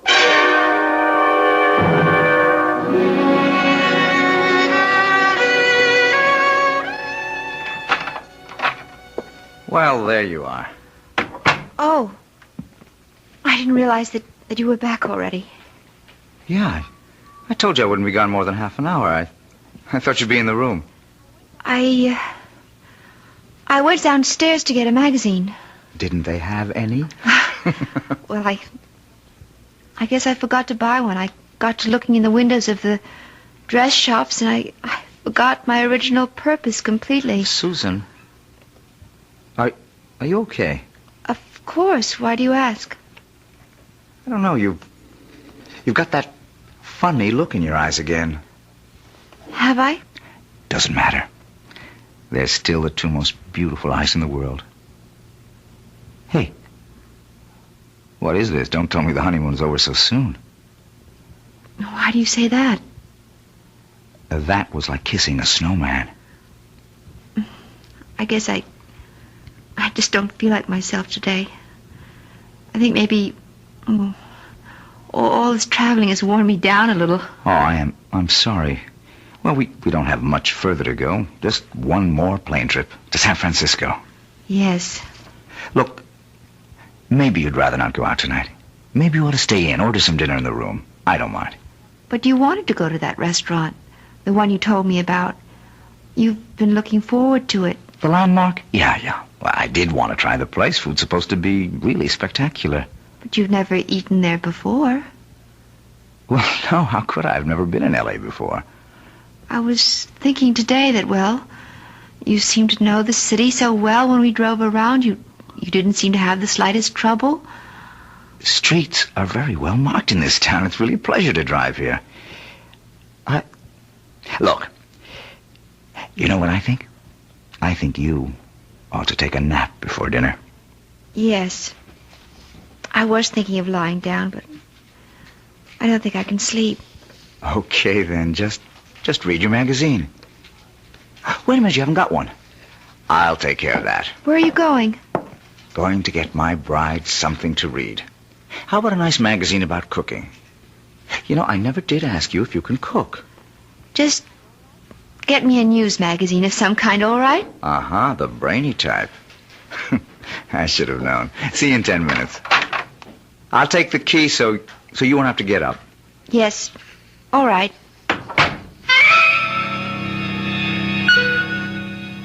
Oh, dear God. It can't be true. There just can't be any truth to what that man said. He's made a mistake. Terrible mistake. Dan's luggage. His initials, D.C. Oh, but anyone could have those initials. Anyone. I wonder if it's open. Oh, for heaven's sake, what am I doing? Searching my husband's luggage like some kind of hotel thief. No, I won't do it. I won't. I'm not going to believe any of it. I won't. Who's that? Hello? Mrs. Carey, it's Gail Harrington. Leave me alone. Stop bothering me. You shouldn't have run off like that, Mrs. Carey. You didn't give me a chance to finish what I was saying. I told you, I don't want to hear any more. It isn't true. You've made a mistake, Lieutenant. Your husband is at the newsstand right now, Mrs. Carey. I can see him from where I'm standing at the house phones. And the more I look at him, the more sure I am that I'm right. No, you're wrong. I want you to hear the rest of the story about Crawford and David Chase and what they did on their honeymoon. Maybe what I told you before didn't convince you, but if you heard a few more things... I'm going to hang up, Lieutenant, right now. I wanted you to know where Don Crawford took his wife the night she was murdered in a room. He took her to a restaurant called The Landmark. You ever hear of it? Mrs. Carey? Hey, are you listening? No. No, I'm not listening. I won't listen.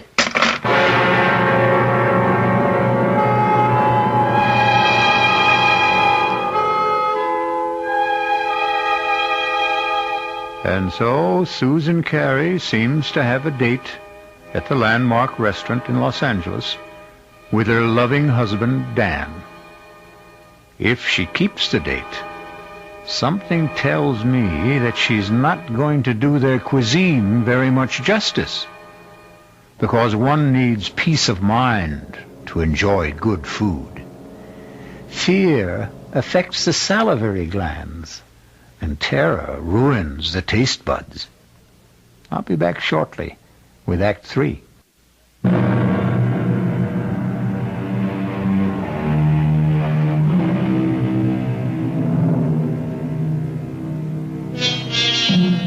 Well, what have we here? A quiet meal for two at the Landmark restaurant? No, we seem to be in a hotel room. The same room in which we last saw our honeymooning couple, Susan and Dan Carey. Obviously, there's been a change of plan. Room service has provided the meal for the two lovers this evening. Can it be that Susan Carey has decided that if there is a pattern, it must be broken?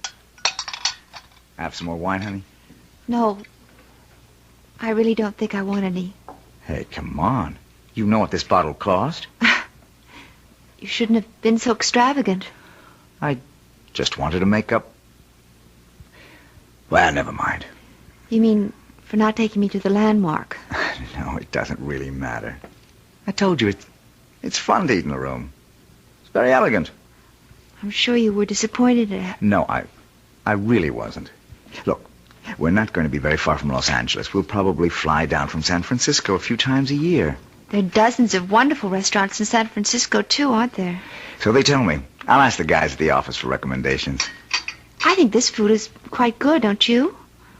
Yeah, sure, it's fine. Tastes even better with the wine. Well, all right. I'll have some more, I guess. That a girl. Now, look, I'm not trying to get you drunk, you understand, so I can take advantage of you. Although, you look very delectable in that robe. Oh, did you really like it? Irresistible. I didn't take much of a wardrobe with me. You said you were going to buy clothes in San Francisco. Yes, if I can find out where to go, I'll take you down to Union Square. I hear that's the place. Oh, I have told you about the weekend, haven't I? No. What about it? Well, I thought we'd get our first look at the town by taking one of those Circle Line cruises. That okay with you? Oh, yes, that sounds lovely. And? I love to see places by water. And if we can squeeze it in, we might go picnicking in Golden Gate Park. They've got this Japanese tea garden that's supposed to be very nice. Yes. All sounds wonderful, Dan. Susan, I just wish you felt better. Listen, maybe you ought to check with the hotel doctor in case you picked up a bug or something. Do I look that bad to you? No. You look just great to me, darling.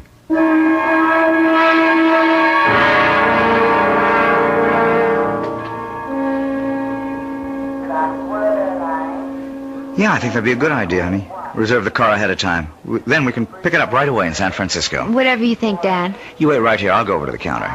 It's all right. Be back in 10 minutes. All right, Dan.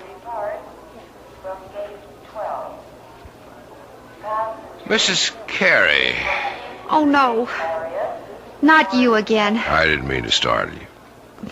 Go away. Please go away.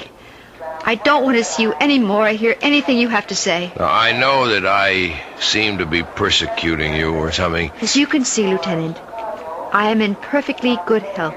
I was not murdered in my sleep in that hotel room. Look, Mrs. Carey, I've only got a few minutes before your husband gets back. I just wanted to finish my story about this other guy, this David Chase. I don't care if you are a policeman.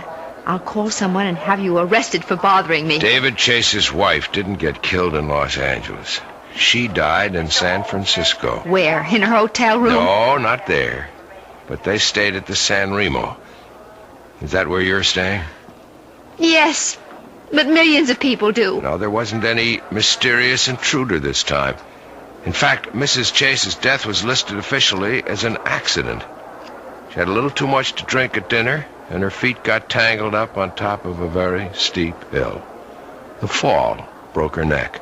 Oh, no. It was her very first day in San Francisco. She and her husband had quite a day, too. They took one of those boat cruises to see the city. Then they went to Golden Gate Park, to the Japanese tea garden. Miss Carey, are you okay? No. No, I'm not okay. How could I be? That night they went to a restaurant called the Vendome. That's where the lady drank too much, at least according to her husband. Oh, dear God. Listen, Mrs. Carey, I can't follow you anymore. I've got a job to get back to. I want you to take this. Gun. Quiet. Don't draw anyone's attention to us. Just take it. If I'm wrong and you don't need it, fine. Just throw it away. No. I don't want I it. cannot have you on my conscience, don't you understand? All right. Yes, all right. I'll take it. I still say you're wrong. I hope so. But I don't think I am.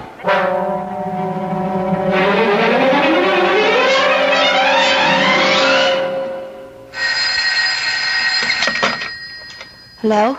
Mrs. Carey? Yes? This is the message desk. Your husband left a message here for you at 4 o'clock. Oh, I've been out until now. Hey, would you like me to read it to you? Yes, please. It says, we'll be at the office until 6. Should be there no later than 6:30. Love, Dan. Oh, yes. Thank you very much. Welcome. Bye. Bye.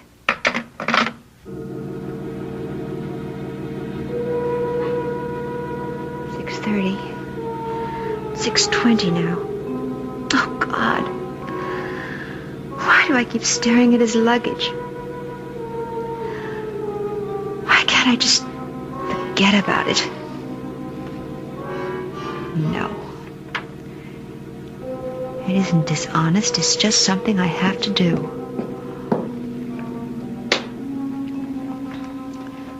No, nothing in this one but clothing. This one has papers and things. All his documents. Birth certificate. Honorable discharge. U.S. Navy. Daniel Eldon Carey. That is his name. It is. That Matt Harrington was wrong. Doesn't this mean he was wrong? Or does it just mean that... No. I'm not going to start thinking that way. These look like photographs. Maybe his family. Oh, no, wait. This picture is signs. It's your pretty girl. To Dan. All my love forever, Edith. Edith. What was the name he said? That policeman, what was the name that man's wife was? Wasn't it Edith? Oh, no. Who is it? It's me, honey. Oh, 1 second. Hi, sweetheart. Sorry, I forgot to take my key. Hey, I'm not late, am I? I told him at the desk I'd be back at 6. Well, it's not even that. Hey, why is it so dark in here, Susan? Oh, I just got back myself. I didn't think of turning on all the lights. Susan, I have a confession to make. I wasn't at the office at all. My new staff thought they ought to christen the new boss. I tell you one thing about San Francisco. It's a hard-drinking town. Susan, what's the matter? Dad, I found her picture. What? I found her picture. Your first wife's. What are you talking about? I was never married. Then what's her picture doing in your luggage? Hey, what's going on here? You must be drunker Don't than I come am. near me. Stay away from me, Dan. Susan, are you out of your head? I saw her picture. Do you hear me? I found her picture. On our honeymoon. Now, wait a minute. Wait a minute. Do you mean Edith? I know all about her. Yes, and about the other one. She drank too much, too, didn't she? She was drunk, too. Now, look, will you calm down? Is that what you were planning to do tonight? Get me drunk? At the restaurant? You were going to take me out to dinner tonight, weren't you? Of course I was. I asked one of the guys at the... Well, I can tell you the restaurant he picked. Do you want me to tell you the name of the restaurant, Dan? It's the Von Dome, isn't it? What? Well, yes. I mean, it is. How did you know that? Because I know it all. I know everything. Oh! No, don't come here. I'll call the police. Now, Susan, look. I don't know what the trouble is, but you've got to be sick. You need help. No, don't come any closer. You've been acting funny ever since we left Chicago. I'm warning you. Look. My God. I've got a gun. Susan, put that down. I'm not going to end up like them. Give me that thing, Susan. Don't. Oh, don't, Dan, Susan. please. Susan, I don't want to shoot you.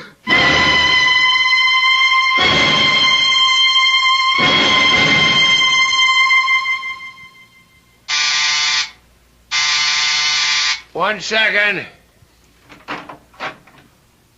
Wow. Mr. Harvey? Mrs. Carey, I didn't know that you were... Look, let me just get a shirt on. I was just shaving. I'm sure you're surprised to see me, aren't you? Yeah, I am. I didn't expect that you'd...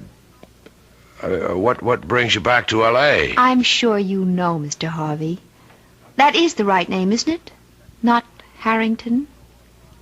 I guess that means you know all about my little joke. The gun wasn't a joke, was it?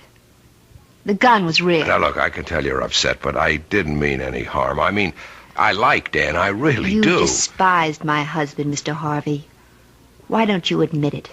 You hated the fact that he got the job you wanted in San Francisco, and all you got was an assistant manager's job in Chicago. You are wrong. I just thought it'd be a good gag, a good joke on Danny boy. Yes, I've heard about your reputation. The great practical joker. You thought of a great one this time. Yeah, but that's all it was. You gave Dan the itinerary for our honeymoon trip. You were just being helpful, of course. You gave him all the names and places, all the benefit of your traveling experience. That was the gag. See, I thought if Dan took you to all the places I listed for You him... even knew about Edith, the girl he was once engaged to, the one who died. She became his murder victim in your little fantasy. What did you think would happen, Mr. Harvey? Did I get frightened enough to kill Dan so that you might get the job he took away from you? Listen, is Dan all right? I thought you might want this back, Mr. Harvey. Your gun. Oh, now, wait a minute. Don't do anything stupid. Oh, you don't have to worry.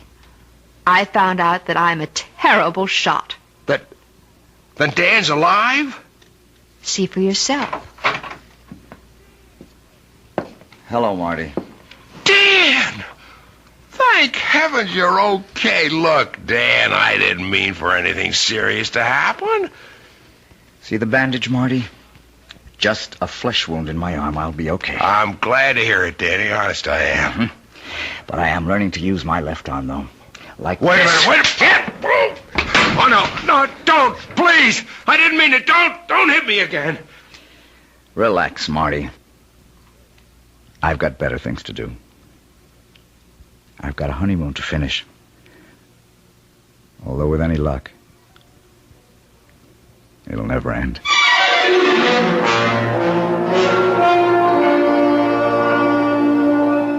So you see, even murder stories can have happy endings.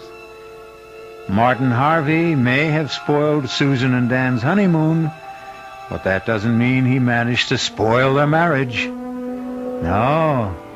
If that's going to happen, Susan and Dan will take care of that all by themselves. I'll be back shortly.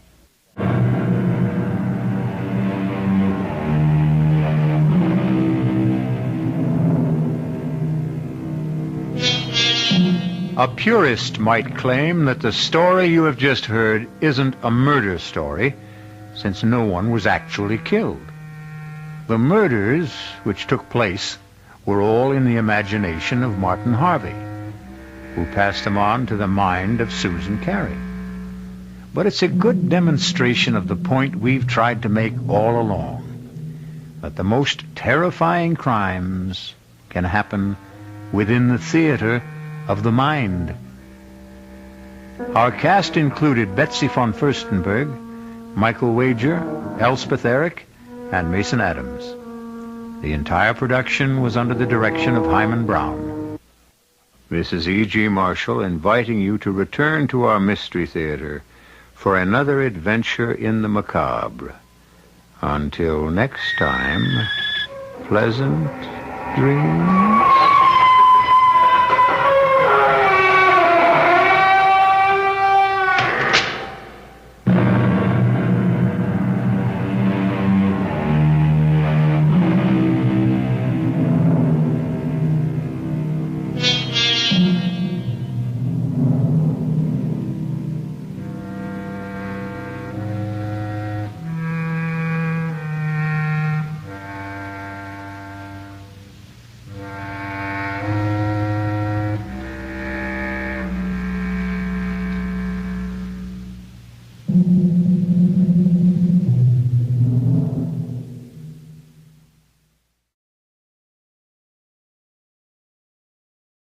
And now, Mystery Theater.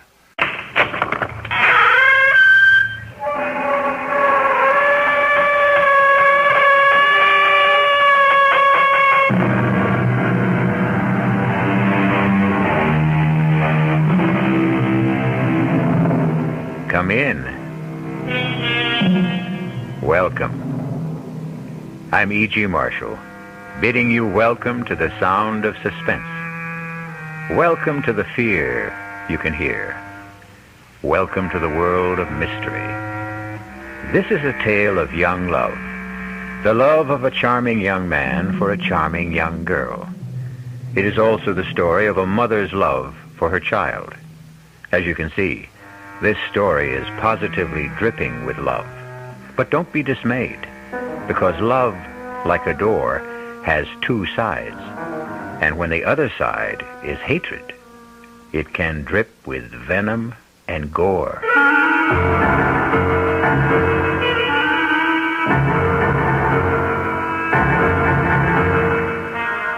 Our mystery drama, The Locked Room, was written especially for the Mystery Theater by Henry Slessor and stars Jack Grimes and Corinne Orr.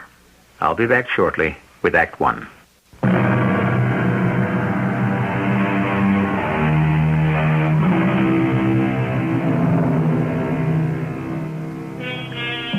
We're on a lonely highway that winds its way into the hilly regions upstate. The hour is late, and the sleek white sports car whose hood ornament faces north is the only vehicle for miles around. Even the sound of its purring engine doesn't seem to disturb the quiet of the countryside. But inside the car, the sound level is something very different.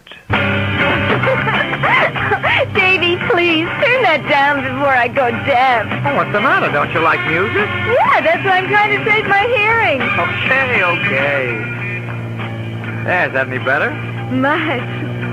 Hey, how much longer is this going to take? You said it was only 30 miles or so to the house, and we must have driven 50. We have not. You're not watching the mileage. Listen, there are so many gadgets on this dashboard, I wouldn't even know where the speedometer is. But you do like the car, don't you? Like it? Hey, Bonnie, do you know what I've been used to driving all my life? Second-hand pickup trucks. That's about all our folks could afford. I hated this car at first when Mother gave it to me. I mean, she must have thought it was what every young girl wanted on her 17th birthday. But the truth is, I was scared stiff of it. Well, why should you be? I don't know. Just was. It always felt like it was running away with me. Ah, but now you're running away with it. And me. Oh, don't put it that way. I don't feel we're running away, Davy. Oh, of course not, kidding. It was just a figure of speech. Davy, look! We're almost there! Oh, there's the old red barn I told you about. Hey, great. Do I make a right here? Yeah, a sharp right. And then straight up the hill until you come to the sign. If it's still there. When was the last time you were here, anyway? About 10 years? No kidding. Yeah, that's right. I was only 8 when we left. Oh. Davy, there it is. You can see the chimneys. Oh, wow. Yeah, how many chimneys does the house have? It seems like hundreds. There was a fireplace in every room except the bathroom. Wait till you see it, Davy. Oh, just wait.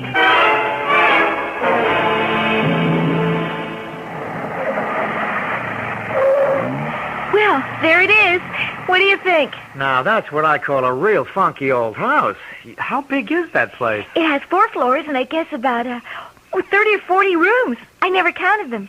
All those rooms and nobody living in them? I know. It does seem like a terrible waste, doesn't it? Oh, Bonnie, you're speaking to one-room Davy Snowden, remember?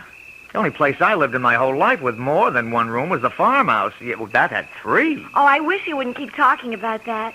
I mean, you know, how poor you were. Okay, kitten. Rich little girls get to feeling guilty when they hear stuff like that. Look, let's not sit out in the car all night, huh? Let's go look at that old haunted house. It is not a haunted house. You sure you got the key now? Yeah, right here in my purse. And the lights are working? I told you, we rent the place every summer. We have to keep the electricity turned on. Well, let's go then.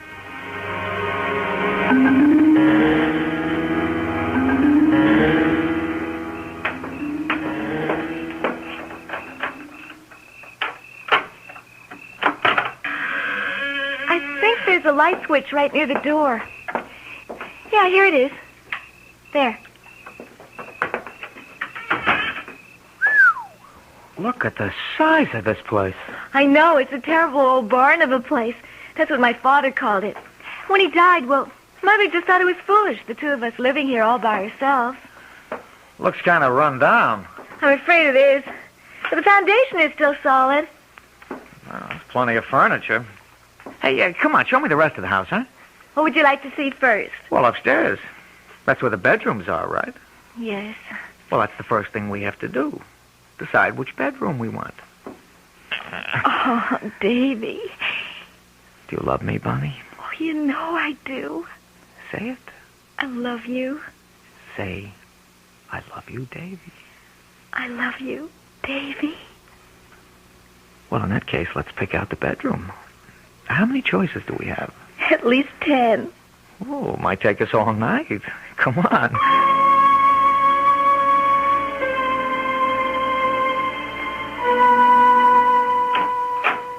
No, I don't like the look of that one. It's too gloomy. That was my mother's room. You mean your folks had their own room? That's right. Well, maybe that's how they do things when you're rich. But me, I'm just a country boy. Now, let's see about this door. Hey, this one's stuck. No, it's locked. It's always been locked. Well, what for? I don't know. Well, what's behind it? Another bedroom? Honestly, I don't have the faintest idea. It's been locked ever since I can remember. Daddy once told me never to go near this room. Once I remember my mother talking about it, sort of nervously. Oh, that sounds very mysterious. What do you say we break it in, huh? Oh, Davy, no, we can't do that. Well, gee, aren't you curious? Maybe it's full of hanging women, like in Bluebeard's castle. Or maybe that's where the family jewels are hidden. Oh, let's leave it alone, Davy. I was always scared of that door. Yeah, but what's it locked for? Seems to me when a door is locked, that means there's something pretty interesting behind it. Stands to reason, right? Well, I'm sure it's just some old storeroom or something. Bonnie, listen, there could be something valuable in there, something worth money. And since the house is yours, I mean, this is your house, isn't it? Your father left it to you, didn't he? Yes.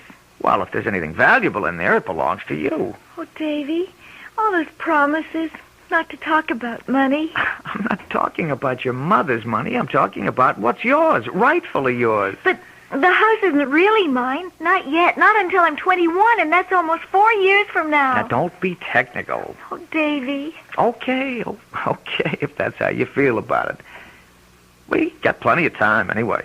Davy, remember what you said about the fire? It's getting late, Bonnie. Don't you think we should be in bed? Couldn't we have a fire first, please? Sure. Anything you say. We want this night to be perfect, don't we?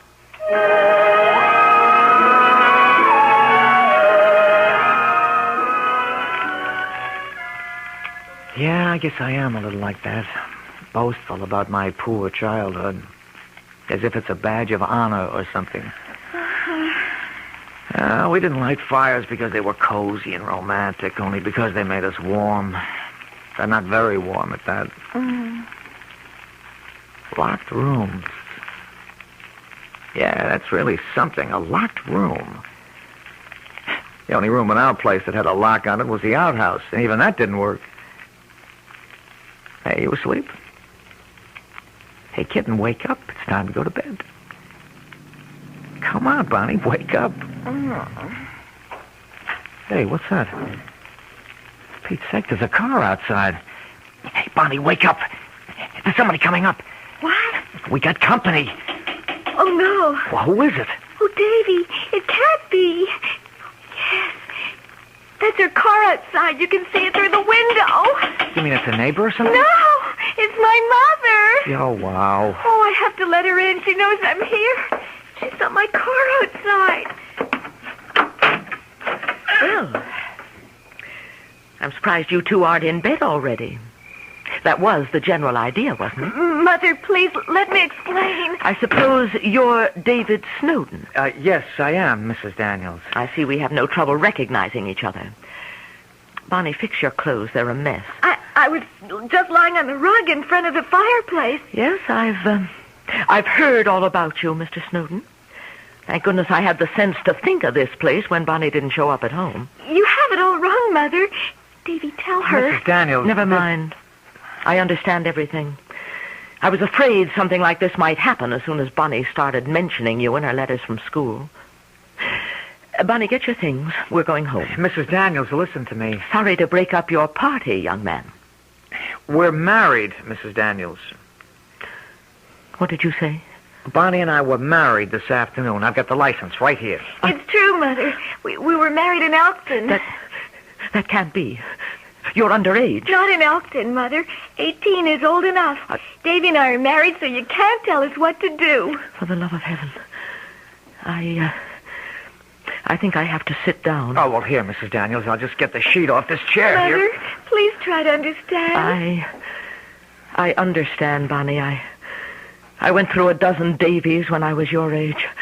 Oh, Bonnie. Oh, my poor Bonnie. Well, now, you don't have to feel sorry for her, Mrs. Daniels. Don't I? No, because I love her. I suppose you have no money. Mother! Be quiet. No, Mrs. Daniels. My family were farm people. My father's dead, my mother's alive, but I don't even know where. But you don't have to worry about that, Mrs. Daniels. I didn't marry your daughter because of money. Didn't you? No, I didn't. Bonnie and I talked about it. I almost didn't marry her because of that, because of what people like you would say. You're a liar, Mr. Snowden. Don't you think I know what you are? You're wrong, Mrs. Daniels. I love your daughter. Why? Because I do, that's all. You can't explain something like Listen that. to me, young man. Even her own father couldn't bear to look at Bonnie's face. That's why he left her so much money, because he felt guilty at what he felt for his own poor, homely daughter. Oh, Mother, don't, please. Mrs. Daniels, listen to me. You're a liar. A liar and a thief. Stop it. Stop You've got a smooth tongue, Mr. Snowden, a handsome face and a smooth tongue. And I'm sure you've convinced my daughter that you're utterly sincere. But it's only her heart you want to steal, not her fortune. I love Bonnie. That's all there is to it. We're married, and there's nothing you can do about it. You're quite wrong.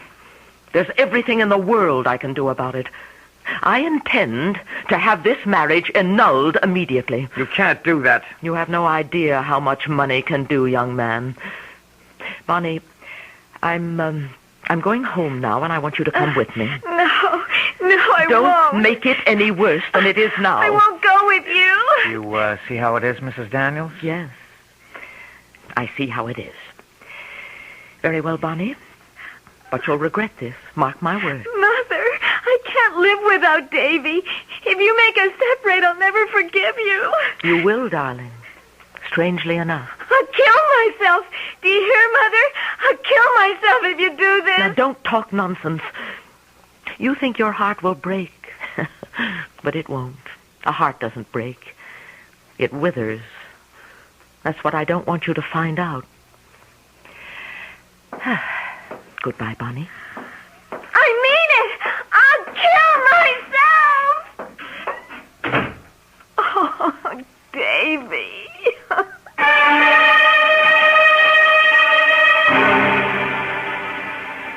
As Shakespeare informed us, the course of true love never did go smooth. And perhaps the same applies to the course of untrue love. But let's not judge the sincerity of young Davy Snowden just yet. Let's wait and see what happens next to the newlyweds when we return shortly with Act 2.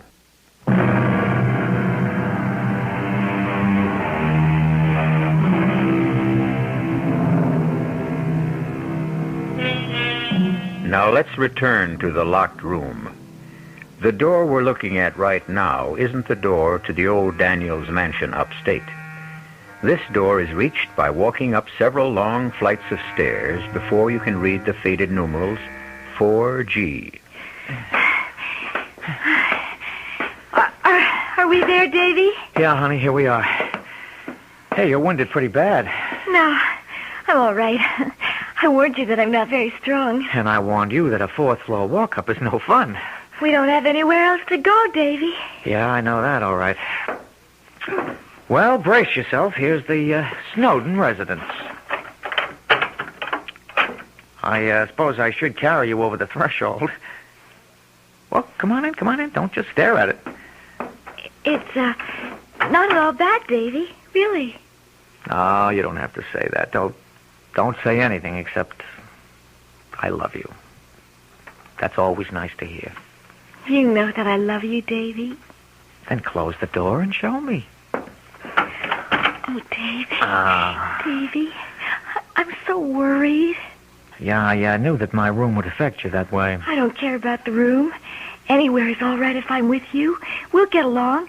And then I'll have the money my father left me. Yeah, and 3 years, if you survive that long. I'm sure my mother will change her mind about us. I'm sure of it. As soon as she gets to know you. Oh, Bonnie, couldn't you tell? It was hate at first sight. She took one look at me, and it was hate kill. Davy, do you think she can really do what she said? Get our marriage annulled? I don't know. It was a legal marriage. I mean, you didn't need parental consent in that state. But she's so smart about such things. She's run my father's company since he died. She has all these lawyers on her payroll. Stop worrying about it, Bonnie. But what if she could do it? I couldn't stand that, Davy. Stop worrying, I said. You got one thing going for you, kitten, and that makes all the difference in the world.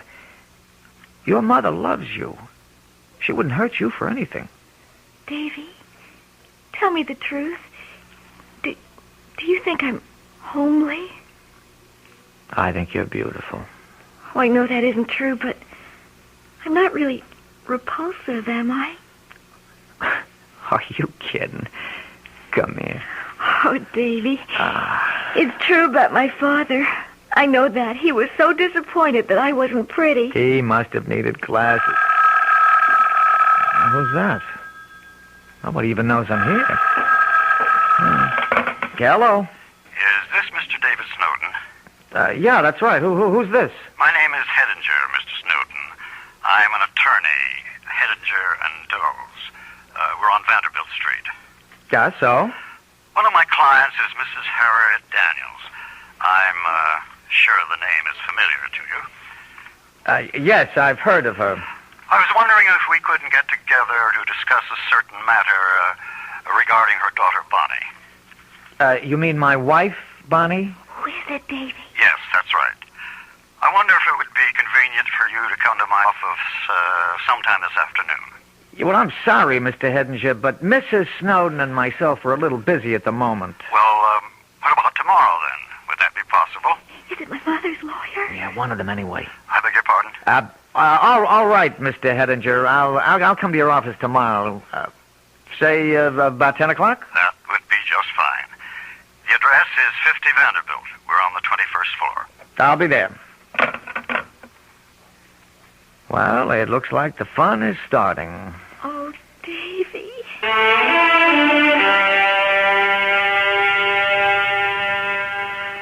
Please sit down, Mr. Snowden. I think you know the situation as well as I do, and you've probably anticipated my first question. Well, I'm not sure I have, unless it's, why don't I just go away and stop bothering her daughter? It's something like that. But it would be hardly sensible to expect you to do such a thing without incentive. Oh, now, wait a minute. Don't tell me I'm about to get an offer, a money offer. Nobody's talking about a bribe, I assure you.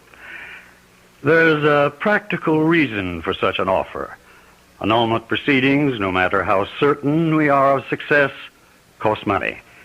Mrs. Daniels could actually realize quite a savings if you cooperated for some flat figure, say $5,000.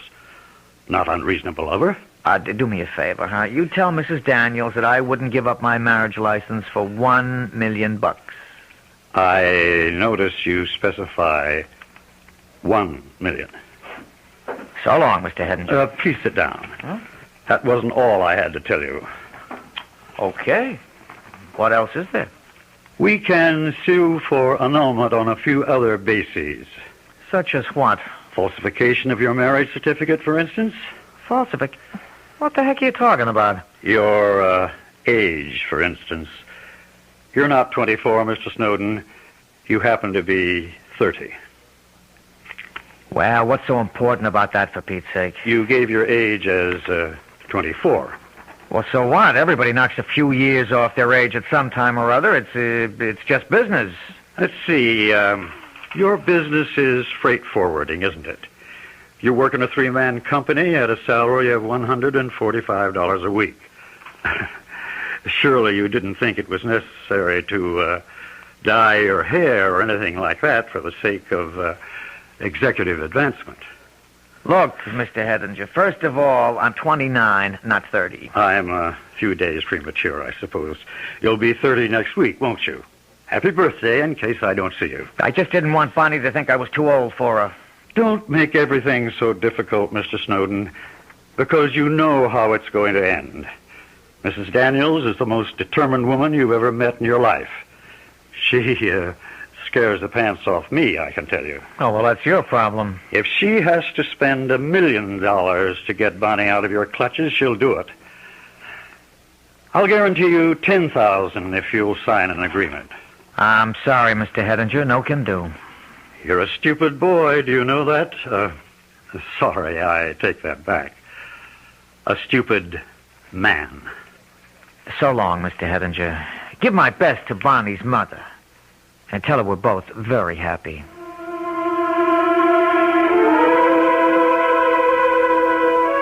Oh, Davy, it's horrible. We don't have a chance. I know we don't. Well, it doesn't look good, that's for sure. You should have told me the truth. You should have told me you were really 27. But I don't know. I just didn't want you to think that I was still an undergraduate at that age. Oh, there's got to be some way out, Davy. There has to be. If you could just talk to her. She won't give me the chance. She's made up her mind that all I want is your lousy money. Well, what if there wasn't any money? What if I signed away the rights to the money my father left me? That would make her believe us, wouldn't it?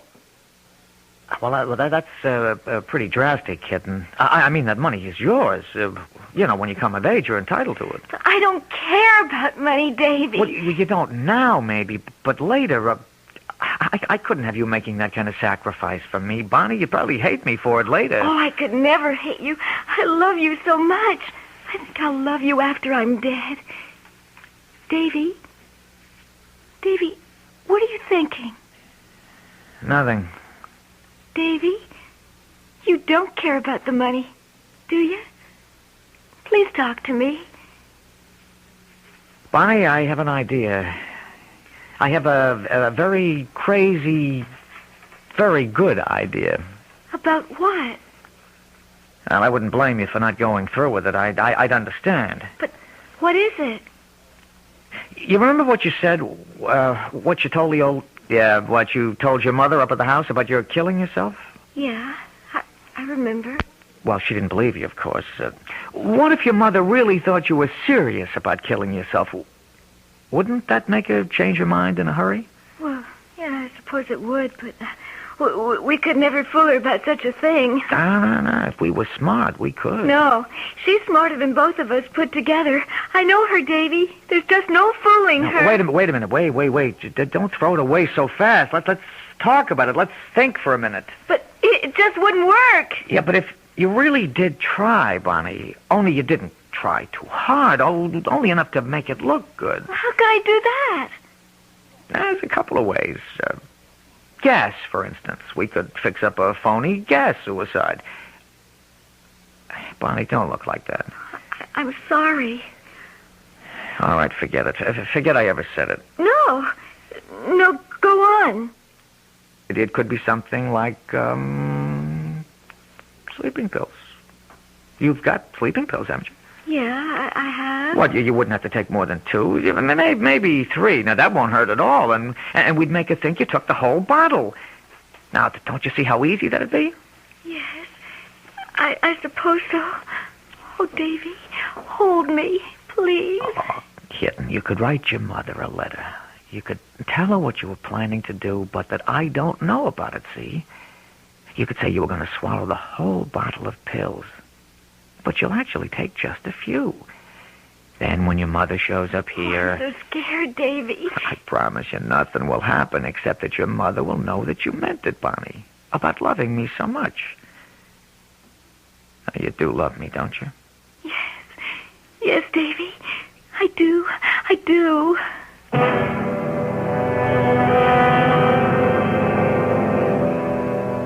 There's another famous saying about love, that it conquers all. Presumably that includes time, distance, and mothers-in-law. But will love and deception succeed together? We'll find out shortly when I return with Act 3.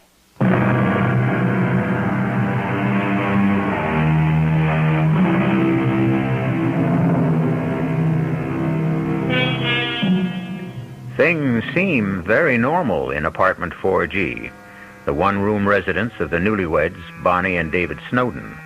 Music is playing on their transistor radio, a frozen dinner is thawing slowly, and Bonnie and David are hunched over the kitchen table, composing a letter. The only thing that makes this domestic scene a bit bizarre is that they are collaborating on a suicide note. Dear Mother, I warned you what I would do if you tried to get our marriage annulled. Tonight, I'm going to take a whole bottle. Davy, do we have to have that music? Okay. I didn't know it was bothering you. I'm nervous enough as it is. Okay, I said. Dear Mother, I warned you what I would do if you tried to get our marriage annulled. Tonight, I'm going to take a whole bottle of sleeping pills. Oh, Davy, it just doesn't sound right. It's not so bad, Bonnie. Look, maybe you better put in something about me not knowing about it. I think that's important, that your mother realizes that I had no idea you were going to try to take your life. Oh, maybe you better write it, Davy. I'm just no good at this sort of thing. Yeah, I guess you don't have much experience writing suicide notes. Well, I just can't help feeling it's wrong. Wrong? What? How? Well, you know. No, I don't. The only thing that could be wrong about it is if it didn't work, but... Okay, if you've got cold feet, okay, we'll let your mother go through with it. We'll let that lawyer Hedinger get our marriage annulled. Is that what you want? Well, you know it isn't. Then have you got a better idea than this? Have you? No. Then tell me what you want to do, Bonnie. You name it. Well, just tell me what to write in the letter. Well, the first line is okay. Only after that, I think you should say, Davy doesn't know I'm doing this. I didn't want anyone to know so that nobody would stop me. Wait a minute, not so fast. Well, you don't have to put it down exactly the way I said it. Make it sound like yourself, you know.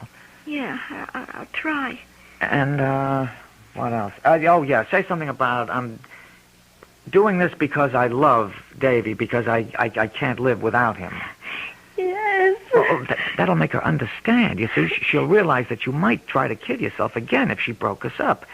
And if she loves you, she won't want that to happen, Bonnie. You see? Yes. Hey, come on. You're getting tears all over the letter. Oh, Davy. Go on, Bonnie. Now, sign it. That's right. That's just perfect. Now, you got the envelope?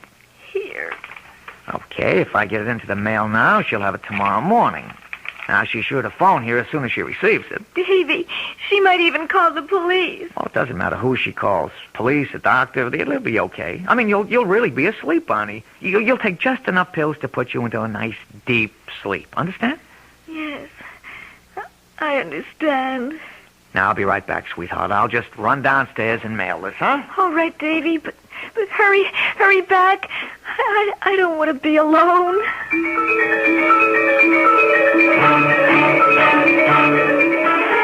What time is it, Davy? 9:15. Do you think Mother got the letter this morning? Well, you never know with the post office these days. But it could happen. Even if the letter gets there, she might not be home. She might have left the house early. Doesn't matter, Bonnie. Sooner or later, she'll see it. Well, I just don't think it's going to work, Davy. There. That must be her. Do you think it is, really? Well, there's no doubt about it. I don't know anybody who'd call me this early in the morning. Well, how about the people at your office? No. I'm away on a 2-week honeymoon, remember? They don't even know I'm in town. Well, Davy, shouldn't you answer it? No, kitten, no. Don't you understand? She's got to get worried enough to do something. And you've got something to do, too. You mean take those pills? That's right, Bonnie. Hey, you see? She stopped calling. She's probably on her way over here right now. get the pills, Bonnie? Yes, I have them right here. There are only 3 of them. Okay, yeah, get you a glass of water. All right. Davy, you're sure it'll be all right? I'm sure, Bonnie. It takes like a dozen of these things to hurt you. You just take a couple. Yeah, no, you better make it all 3, just to make sure you're fast asleep when your mother gets here. She's only about half an hour away. Well, that's time enough if you take them now. Yeah, all right. You can trust me, Bonnie. You know that. I won't let anything happen to you. Yeah, I know that. I know that, Davy. Okay, now come on, take the pills, sweetheart. Yes. There. That wasn't so hard, was it? No. Now all you have to do is go back to bed. Go to bed and to sleep. That won't be so hard either. Even without the pills, I slept so badly last night. Yeah, I know. Davy, Yes, kitten? please kiss me. Kiss me. Good night.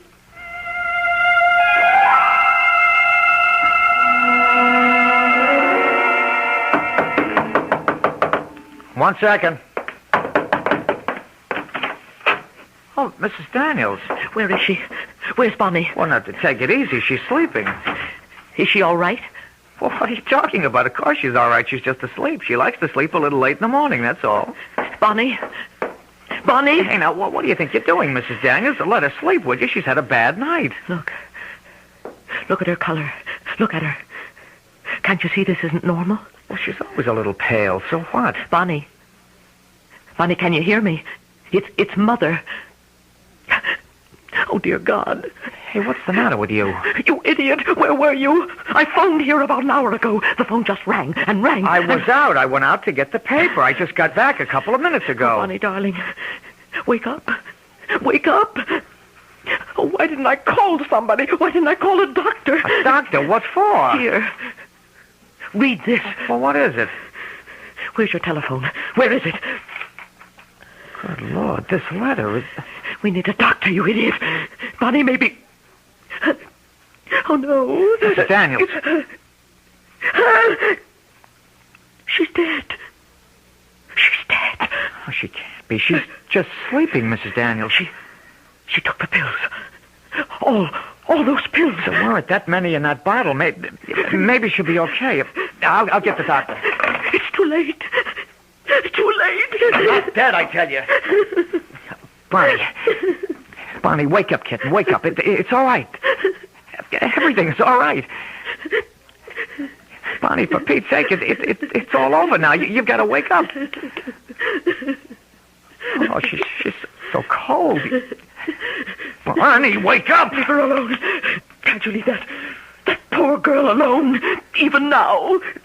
Mrs. Daniels, I swear there weren't many pills in that bottle. It wouldn't have taken many. Not with Bonnie's heart. It wouldn't take... Well, it wouldn't take many. What are you talking about? Bonnie had rheumatic fever when she was 12. Her heart's been weak ever since. No.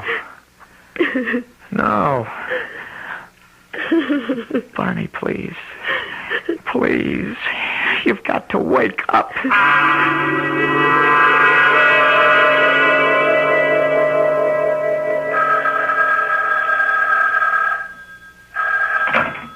Hello. Mr. Snowden? Yes. Walter Hedinger.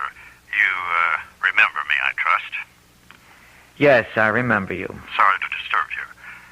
I realize that you're still in, mourning, of course. What do you want? I was wondering if you might be able to attend a meeting at our offices at, 10:30 tomorrow. A meeting? What for? It concerns your wife's estate. Now, what are you talking about? I've got nothing to do with my wife's estate, and you know it. Bonnie wasn't dead 2 weeks, and I got a letter from you telling me so. Well, there is still something that Mrs. Daniels wishes to discuss with you. Something, beyond the, shall I say, legality of the situation. Look, if Mrs. Daniels thinks she can make some kind of trouble for me... No. It's nothing of the kind. Don't try to kid me. She still blames me for Bonnie's death. She'd do anything she could to hurt me. I assure you, Mr. Snowden, it's to your advantage to attend the meeting tomorrow. My advantage? That's correct. Because I can promise you one thing. Mrs. Daniels wants to do the right thing.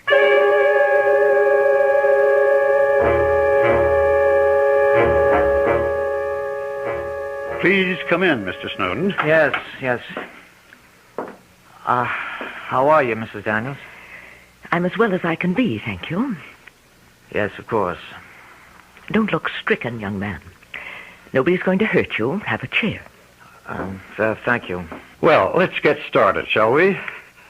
Mrs. Daniels, as you know, we've already informed Mr. Snowden that he has no legal claims on your daughter's estate. Yeah, I know all about that. But did you explain why? You see, Bonnie's inheritance from my late husband wasn't due until she reached the age of 21. Since her death, it automatically reverts to me. I didn't expect anything, Mrs. Daniels. Very kind of you, I'm sure. However, Mr. Snowden, the fact that you did marry Bonnie imposes a certain kind of obligation on me. Some kind of gesture regarding your welfare. I don't understand. Mr. Snowden, you seemed most impressed by that old house we own upstate. You recall the one I mean? Yes, of course. It was once valued at a great deal of money. And it's yours. What was that? I'm deeding you the property. It would have been Bonnie's in a few more years. I have no further use for it. You may have complete possession of the land, the house, and everything in it. Everything? You really mean everything? Of course. Mr. Hedinger will see to the formalities. Now, if you'll excuse me, I have to go. What? Gee, Mrs. Daniels, Please don't thank me. I can stand anything from you now except gratitude. Good day. Well, let's take care of the details. Mr. Hedinger, could I ask just one question? Yes? When Mrs. Daniels said I could have everything in that house, well, there are certain places, locked rooms and things like that. Am I entitled to all of the contents? You're entitled to every stick in the place, Mr. Snowden. In fact, Mrs. Daniels left you this full set of keys.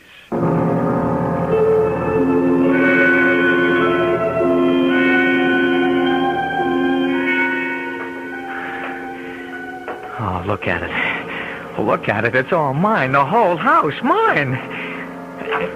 God knows how much it's worth. Hey, sure, it's run down, but the furniture alone. Where's that light switch? Here it is. Yeah, what did Bonnie call it? A terrible old barn. Yeah, but it's all mine, sweetheart. It's Davy's barn now. Maybe it's not $1 million, but it's something. Where are the rest of those keys? A dozen keys, but one of them must open that door. Yeah, one of them will do it, so let's just get going, Davy boy. That was really something, her giving me this house. Noblesse oblige, I guess. I gotta give the lady credit. She's got class. Let's see, it wasn't this floor. No, it was the next. There's gotta be a very good reason for locking up a room. There's gotta be something very valuable inside. Yeah, that's the door. That's the one. Okay, now to find the key.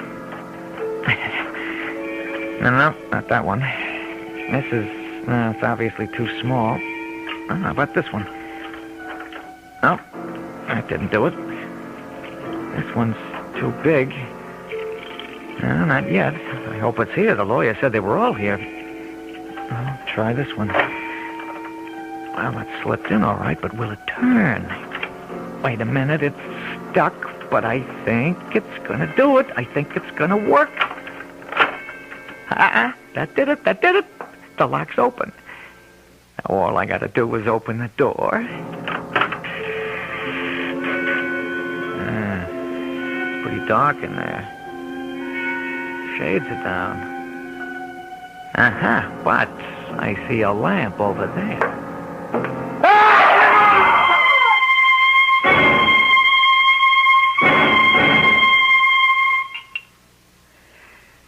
some more sherry, Walter? No, thank you, Mrs. Daniels. Oh, stop looking so grim, Walter.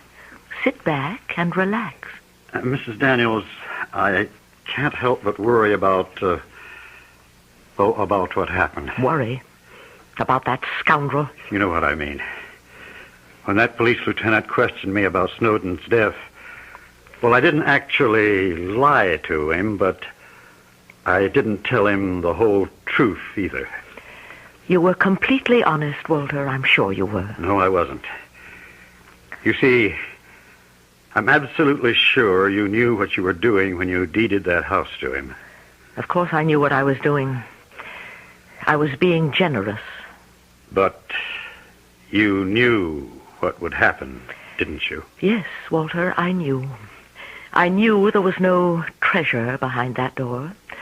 Only the rotten floorboards that made us shut up the room 15 years ago. I used to argue with my husband about it. I used to say that we should have the floor repaired before someone fell through to the basement. But he was a strangely miserly man sometimes. Not nearly as generous as I am. Now drink your sherry, Walter.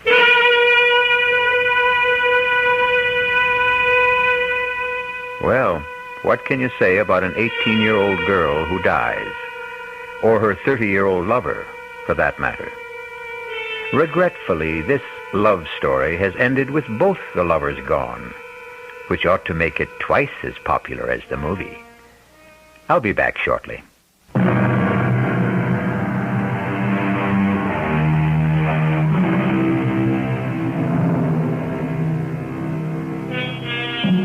David Snowden isn't the last victim you'll hear about on our Radio Mystery Theater.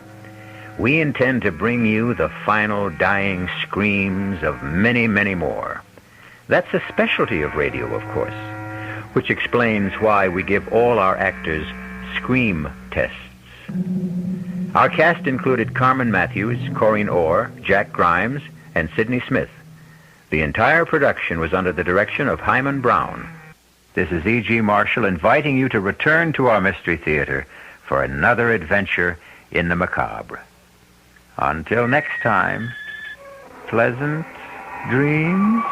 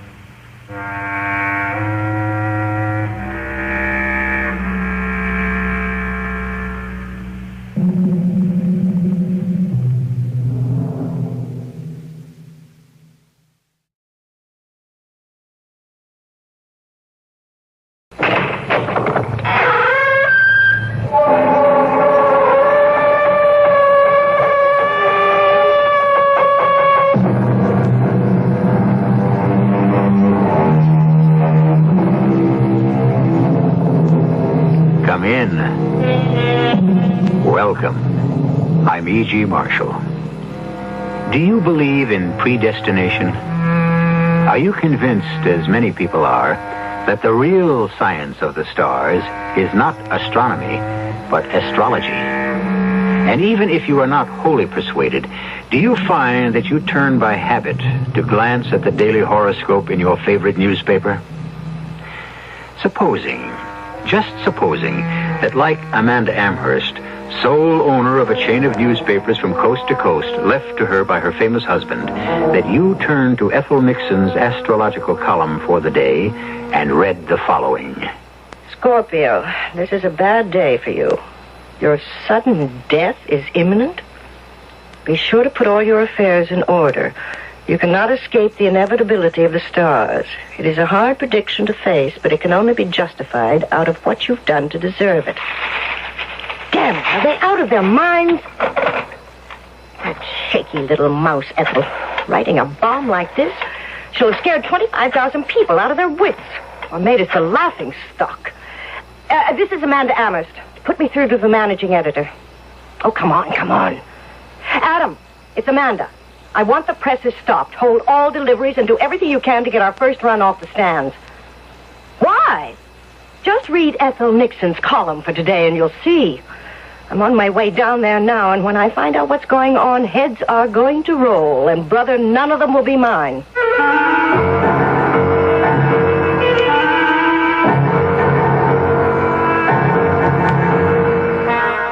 Our mystery drama, Death in the Stars, was written especially for the Mystery Theater by Ian Martin and stars Kim Hunter.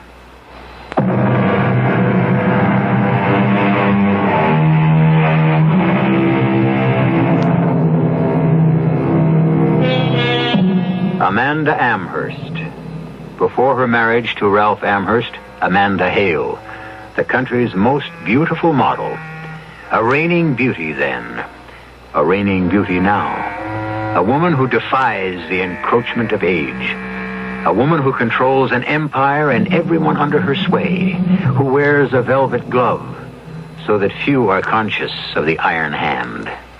Amanda Amherst, the grieving widow who has never remarried. Complex, adorable, kind, generous, difficult, and evil. A woman perhaps only her daughter, timid, retiring Nancy, knows completely. I've hated my mother ever since I was 7. For 13 years I have wanted her dead. But I've been scared of her too. So all I could do was fantasize. I'll never forget the morning the famous horoscope turned up. Not that I ever saw it with my own eyes. Actually, I didn't know what the fuss was all about. I was just scared because of my own clumsiness and thanking my lucky stars I'd had time enough not to get my head beat in. The way things were between Mother and me by that point, I just couldn't have taken it. I just slipped back into the apartment in time as it was because she was screaming for me. Nancy! Nancy! Yes, Mother? Did you see my copy of the Post-Journal? Oh, you have it. Well, I just wanted to glance at the headline. Give it to me. Did you also check Ethel Nixon's predictions? Oh, you know I don't believe in that stuff. No, I didn't. Well, why? That mousy little nobody presented me with a real shocker under my astrological sign this morning. The gist of it was that I'm marked for death at any moment. What? Oh, you don't believe that, Mother? Oh, of course I don't. I think it's someone's idea of a macabre joke. I might have thought you were the culprit, except as much as you despise and hate me, you haven't the temperament or the know-how. I'm not so sure of your boyfriend, Adam, however. He's not my boyfriend anymore. You took care of that. Look, I don't intend to quarrel with you. I have enough to do to pin down who this practical joker is who's going to bring a sizable portion of our circulation down about our ears. What do you mean? Nancy, naturally I was not named specifically. It just said that anyone born under the sign of Scorpio was marked for imminent death. It would be the laughing stock of the trade. Lord knows what suits, letters, threats will follow. I've got to get down there right away. I just can't believe Ethel is responsible for this. And once I satisfy myself of that, I'll find the real culprit. And whoever it is had better be warned. I'm going to crush them like a bug under my heel. That is my mother as she really is. A side very few people see. And when they do, she is a master, or should I say mistress, of covering up. Oh, she did it with me about my father, even though I heard what I heard with my own ears. But a 7-year-old, half-drugged in her early morning sleep, is easily persuaded she didn't really hear. Amanda, when she sets herself to it, can make purple seem green or orange blue. Even though I remember every word, she twisted them to mean something else. This is what I thought I heard. Even after 13 years, the words just won't go away. And how anyone as beautiful and vibrantly alive as you are outside can be as cold and heartless inside, Amanda... No, never again. Look, I tried to satisfy you once. I'm sorry it turned out to be a girl. I'm sorry I gave you Nancy. Heaven knows I didn't want her, and neither did you, Ralph. That is not true. Of course it is. The boy's all you wanted. The male succession must be preserved to keep the empire alive. Well, if you want a son, go find some other wife to produce him for you. You don't mean that. Oh, don't I? I'm not ruining my figure again for anything. Well, how could you even suggest the possibility of divorce between us? My dear Ralph, who even mentioned divorce? Well, I don't want an illegitimate son. Well, if you handle it right, and if it matters in this day and age, who has to know? You'd just sit by quietly and see me have an affair with some other woman. You'd condone that? Well, why not? It doesn't have to be done in front of me. You'd pay her enough, and I'd never have to know. You wouldn't be jealous? You wouldn't even care? Oh, come on. We're not children. If you're squeamish about it, you could arrange it with test tubes or however you do it. It doesn't matter to me. I'm only trying to give you what you want. What I want from you is love and understanding. Well, you have that. I thought I had. Now I see how mistaken I was. But you're not mistaken. I love you very much. Oh, Amanda, you love me for my money, my position. And your power, yes. That I love most of all. But not me. Ralph, I'm tired. I want to get my sleep. Oh, your beauty sleep, of course. You don't want me to remain beautiful and young for you? Amanda, you will always, forever, and as long as I live, remain the most beautiful woman in the world for me. Oh, don't you believe it? Beauty is natural only a short while, and then it becomes art. No artifice. I don't suppose you're going to understand what I have to say. But up until a very short time ago, I thought I was a man with everything. You are, dearest. I am a man with nothing, Amanda.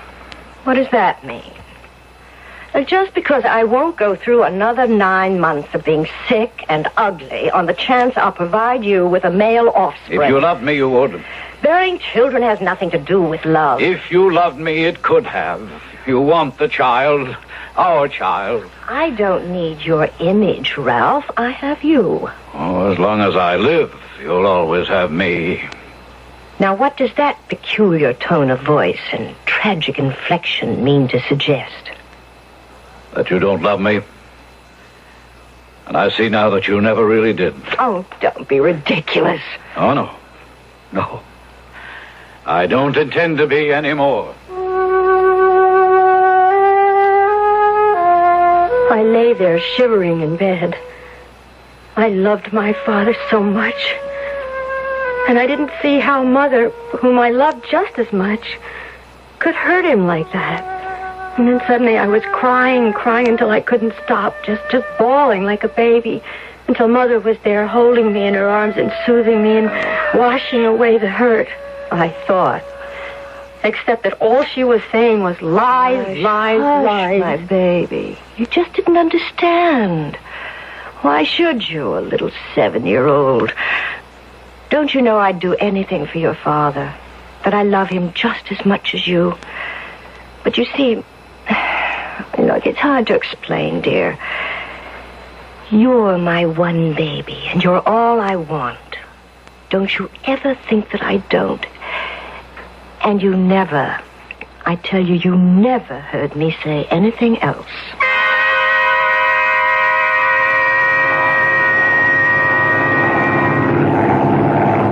I had found when I wanted to think deeply that flying a plane gave me enough aloneness to find out whose perspective was right or wrong. Oh, I suppose being brought up as William Mammer's son spoiled life for me by giving me everything on a silver platter. Then when I took over the colossus of newspapers, radio and TV stations, the apartments in Paris and London, the townhouse in New York, and the great mansion on the Monterey Peninsula, the endless bank accounts, I never had to want for anything. Till Amanda Blake came along. Then she mattered more to me than anything in life. Until the other thing came up.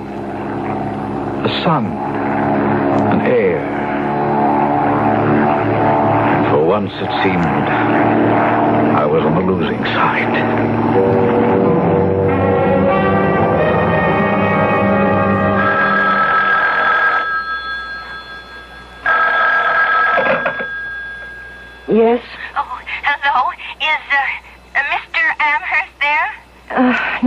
No, he's not. And how did you get this number? It's unlisted. I sort of work for him. I mean, is this Mrs. Amherst? Yes. Oh, gee, I hope I didn't wake you up. Oh, no, of course not. I'm always awake and at my best at 6:15 a.m. Who is this? Oh, well, this is Ethel Nixon, the astrologer, you know. The what? The voice of your tomorrow. It's my column, syndicated in your husband's newspapers, you know.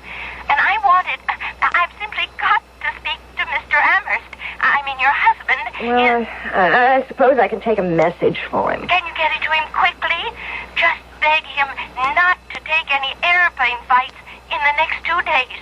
Well, I don't think he's planned to. But why? It would be so complex to explain. He's a Taurus, as I'm sure you know, and a frightening set of coincidences are arising through his ruling house and the ascendancy of his particular star. Oh, dear, it's much too complicated to explain, but he's in terrible danger. That's why I called. In danger? From what? I don't understand. Well, of course, it would be difficult for you, but it is absolutely vital for him not to move out of his own element. Certainly, of all things, not to be in the air or fly. Well, why not? Because it has been revealed to me that it can be disaster for him.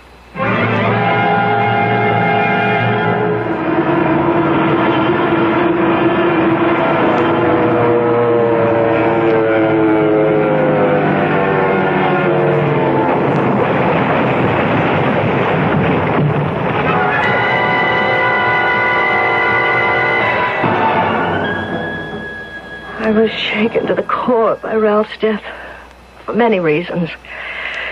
Not the least of which was his brother Joseph's reaction. I want to cry out and ask for a God with some justice. Oh, stop being melodramatic, Joe. That's not going to help anything. Oh, you can sit calmly by. You have nothing to worry about. For God's sake, I just lost my husband. Sure, and gained an empire.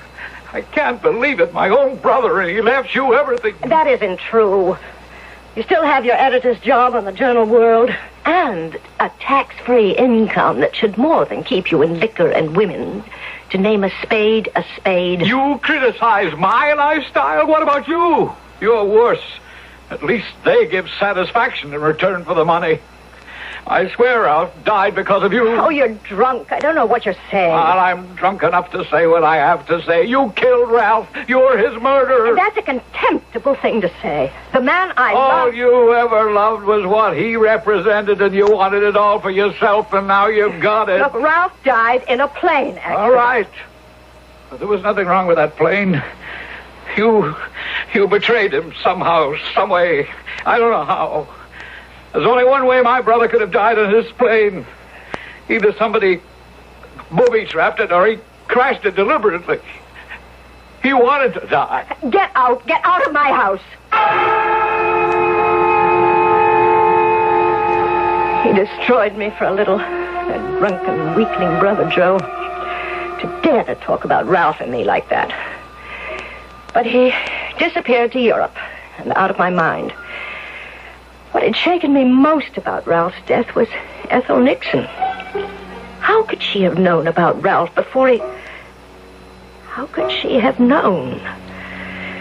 That's why 13 years later, today, reading her prediction in my own newspaper, I could feel the shadow of death across my path. I was conditioned to believe that my doom had been sealed. Unless... some way, somehow, it was only someone's idea of a joke.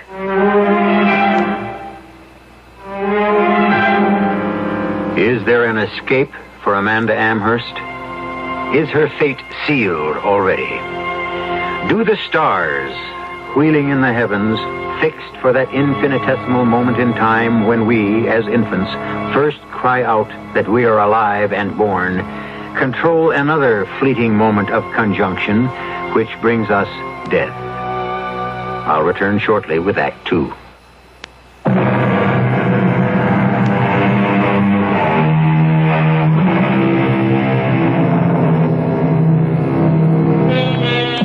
For 13 years, Mrs. Ralph Amherst has been one of the great legends of her time. After her husband's death, Amanda has ruled with an iron hand the empire willed to her, and miraculously, at least in appearance, kept her youth and her radiant beauty. She has been supremely secure in her power, until shortly before the stunning public announcement in her own key paper that her days were numbered. But who or what was responsible for it? How did it appear? Oh, but you couldn't. You surely couldn't believe for 1 minute, Mrs. Amherst, that I would ever reveal such a terrible prediction about anyone. Particularly about you, even if it were true. You did once about my husband, Miss Nixon, and that was true. But that was different. In the first place, I had read it in his horoscope. You haven't read it in mine? Well, look, I'll show you. I can show you a copy of today's paper. Just 2 pages after the editorial. Now, there, see? You can read it for yourself. Let me see. Scorpio, today may be a disturbing day, but keep your head and be of good heart. Keep family affairs in order, check your impulse to emotion, and all will turn out well. Financially, you will benefit greatly. You see? This is a city edition. Have a look at mine, the early one. Is this the one you read over the phone? Yes. It just seems impossible. What? You see? No wonder you gasp. But this is the same as you just read. What I wrote to be published. What? Give me that. Damn it, you're right. Someone's up to jokes and games around here, and when I find out who... Well, now, maybe you were, well, you know, half asleep, and it was sort of a dream. Look, wait a minute. This isn't my paper. The one I read this morning. How do you know? Ethel, try not to be any more of a pinbrain than you are. My copy is rushed to me as publisher, delivered by hand the moment it's off the press. Well, then how? I don't know. But I have a couple of ideas, starting with my not-so-loving daughter, Nancy. I'd better get home and see her right away.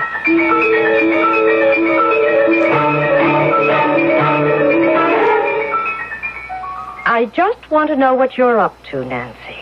What you're trying to prove. I'm not trying to prove anything, Mother. You admit you switched newspapers on me this morning. I didn't switch them. I told you what happened. Oh, a nice little cock and bull story about spilling coffee and cream over the paper and dumping it into the garbage and tearing downstairs to the drugstore to get a fresh copy. Oh, really, you can do better than that. But it's the truth. Why all the fuss about a little coffee spilled on the morning newspaper? Look, I knew the paper was important to you somehow. I could hear you screaming in the study about something wrong, and you were coming right in to straighten it up, and I... Well, one edition of a paper is just like another one, isn't it? Except when someone like me is shaky and stupid enough to get it all gummed up with coffee, I just couldn't stand having you on me again, Mother. Not these days. On you? Oh, you know what I mean. I'm so strung out, I just hoped I could avoid any kind of another run-in with you. Strung out? Look, are you and Adam up to some crazy scheme to... What shall I say? To get back at me for what wasn't my fault? You can be damn well sure that Adam and I are not up to anything. You successfully squashed that. Did you two somehow gimmick that slug in the astrology column this morning? I don't know what you're talking about. Don't lie to me. I want to know if you two have cooked up some scheme to try to drive me crazy. That was a special paper this morning, and that horoscope was only for me. How did you manage it?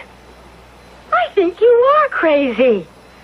What do I know how newspapers are made? Well, the man you tried to steal from me does. You mean the man you spoiled for me? The one I loved? Oh, no, Adam may take his women as they come and they go, but he wouldn't go in for any cheap, scare stuff. As managing editor, he's the only one who has the power and the ability and the access to do it. Or one other person. Who? God. Have you thought about him? Don't you think that someday he's going to punish you for what you did to my father? I was sorry the moment the words were out of my mouth.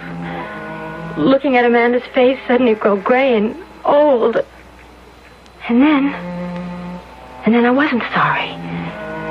As quickly, it was serene and beautiful again. And I remembered what I had lost and how she had taken him away from me. Oh, and then it was easy to hate again. It's a terrible thing to look into a daughter's eyes and know that hidden behind the blank, polite stare is the dagger stroke of hate. If I deserved it, I might be able to accept it somehow. But since she's been 7 years old, I've been mother and father to this child, in my own way. And then to have her turn on me and steal...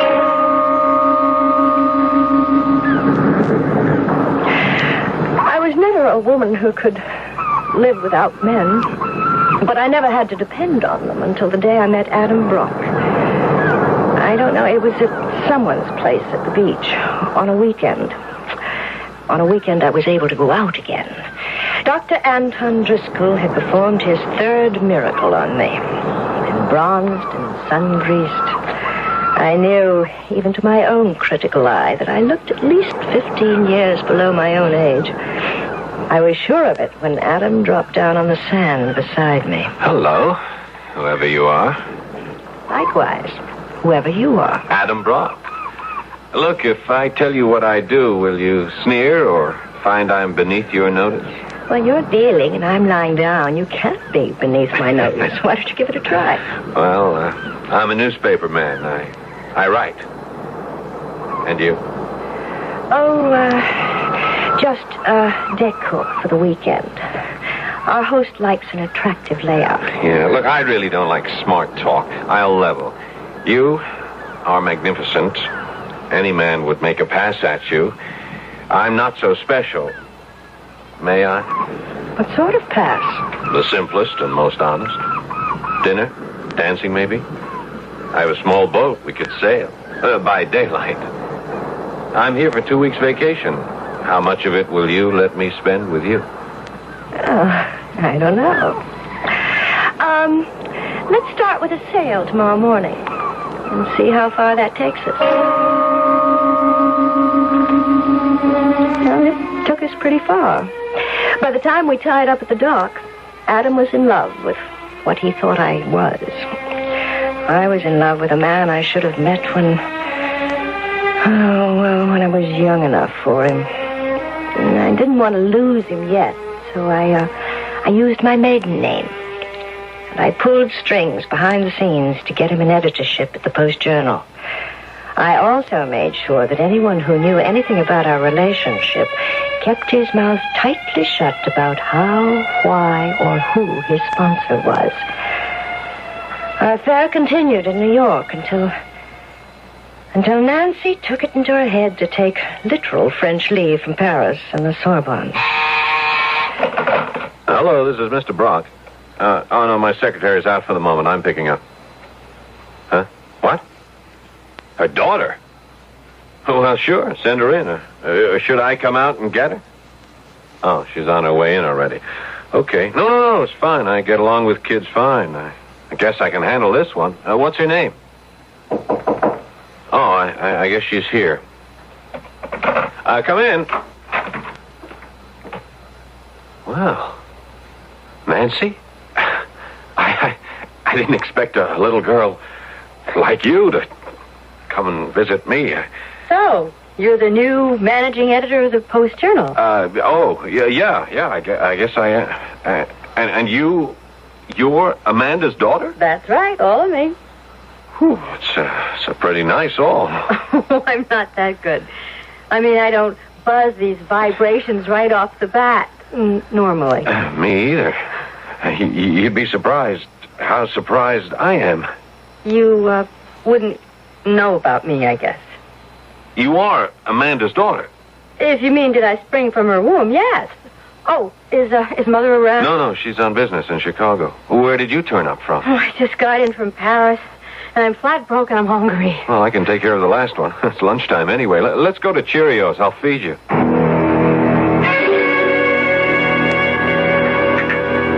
Feel better?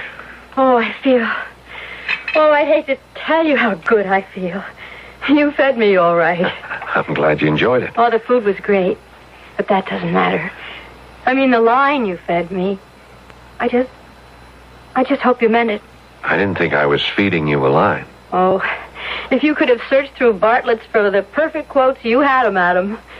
And then after knowing you all this long, why should I expect less? By the time we got to the Spumoni, I was his forever. He was the first thing that ever happened to me since dim childhood memories that gave me a lust for life. I was in love. I knew just what I wanted. And the best part of it was I could feel he felt the same. Well, it didn't take Mother long to clobber me. And since I foot the bills, I think I at least deserve some notice when you decide to run out on your responsibilities. Mother, I had Europe up to here. I wanted home. All right. So I let you dump Europe. And I gave you back your green pastures. All I ask is you to stay out of mine. Maybe I'm dumb, Mother, but I'll spell it out. Just leave any mail I have staked out alone. What? You heard me. Lay off Adam. Adam? But he's young enough to be your son. Never mind his age. He's what I want. Adam's been mine for months, Nancy. What shall I say? Escort. Day and night. Bought and paid for. You want to buy used merchandise, Nancy? Particularly one of my second-hand lovers. I knew Adam wasn't mine anymore. My daughter had stolen him from me with the one weapon I didn't possess. Her youth. But if I couldn't have him, she couldn't. Nobody could.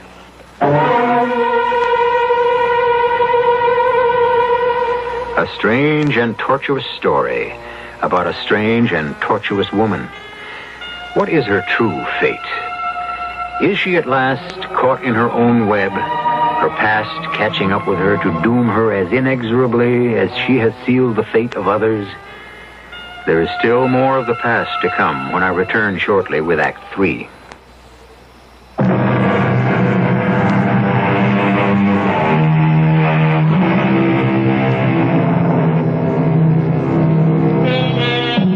Amanda Amherst, seemingly ageless, wielder of a kind of total power over the destiny of others. Amanda Amherst, a throwback to the feudal queens and kings, absolute and impregnable. Is there any force that can topple this woman from her throne? Was the mysterious prediction that began this story valid in any way, supernatural or natural? Let's go back to Amanda to find out. After Nancy had told me the truth, I decided to take the bull by the horns. I went to Adam's office. I told him not to announce me. I just walked in. Good morning, Adam. Oh, Amanda. Or perhaps now I know just exactly who you are. I should say Mrs. Amherst. Don't be a child. I just recently discovered, where you and I are concerned, that that's approximately what I am. And that's a little below the belt. And there isn't all that difference in years. There has to be, if Nancy really is your daughter. Oh, she is, all right. Oh, what's the matter with her? She won't answer my phone calls. That butler and those two hulking footmen or bodyguards or whatever they are bar the door like the Secret Service, and I'm informed in no uncertain terms that I am not welcome, and she doesn't want to see me ever again. Now, I want to know what's happened. Well, you might have tried calling me to find out. I thought you were still in Chicago. Look, what were you afraid of, Adam? That I'd cut you off at the knees, take away your nice job. Damn you! Is that what you threatened Nancy with? I didn't threaten Nancy with anything. I simply told her the truth. What? That she'd be making a mistake in marrying you. Well, does this mean I'm fired? Oh, only from one occupation, Adam. As a managing editor, I still find you perfectly satisfactory. And Nancy? I'll let you answer that question yourself. I'm quite sure she'll never let you near her again. The one good thing, perhaps, I've ever done for her. I could kill you for that. You haven't the nerve, Adam. Nancy's better off without you. It was in Nancy's best interests, I told myself. He'd only have hurt her in the end. As for me, there wasn't any way he could hurt me, I thought. Till that horoscope. Try as I would, I couldn't deny it. It'd shaken me. And I held him responsible. Till Ethel Nixon sprang a new surprise on me. It began when Ethel received a visit one morning. Come in. Hello, Ethel. No. Oh, it can't be. Oh, but it is. Joseph Amherst. A little changed inside, but in the flesh. Oh, I can't believe it. Oh, it's so good to see you. If I hadn't cast a horoscope of you, I'd have almost thought... That I died? No. Oh, I tried pretty hard to, but didn't quite make it. And so the prodigal returned. And looking well and fit. That's due to grazing in your fields for many years now. I beg your pardon? When my brother died and my temporal world collapsed because of that and other things, I went looking. Looking for what? Oh, revenge, I thought at first, a way to avenge my brother.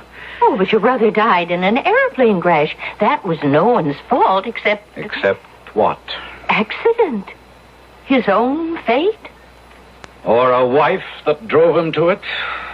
Mr. Amherst, you're scaring me now. I can't believe what you're saying. You must know that I believe in fate, not human intervention. Oh, that's all right, Ethel. It's what in the last few years in the Far East I have come to believe in, too. How long have you been back in this country?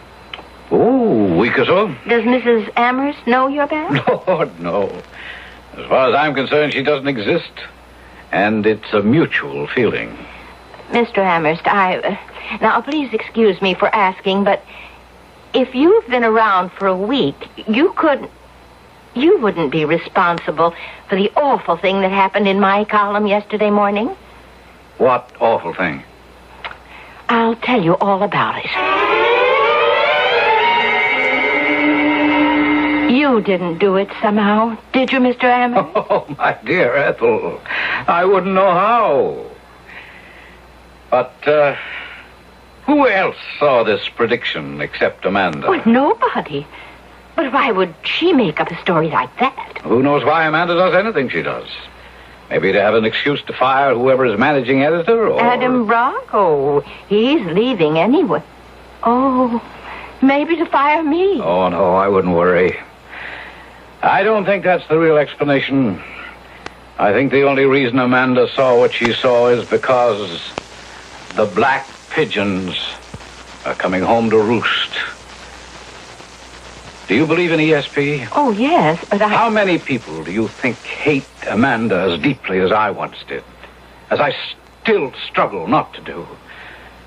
As I will have to fight with every resource I have not to when I go to visit my brother's grave in Arlington tomorrow. Maybe that's why the ghosts of the past are haunting Amanda. As perhaps they haunt her every year at this time.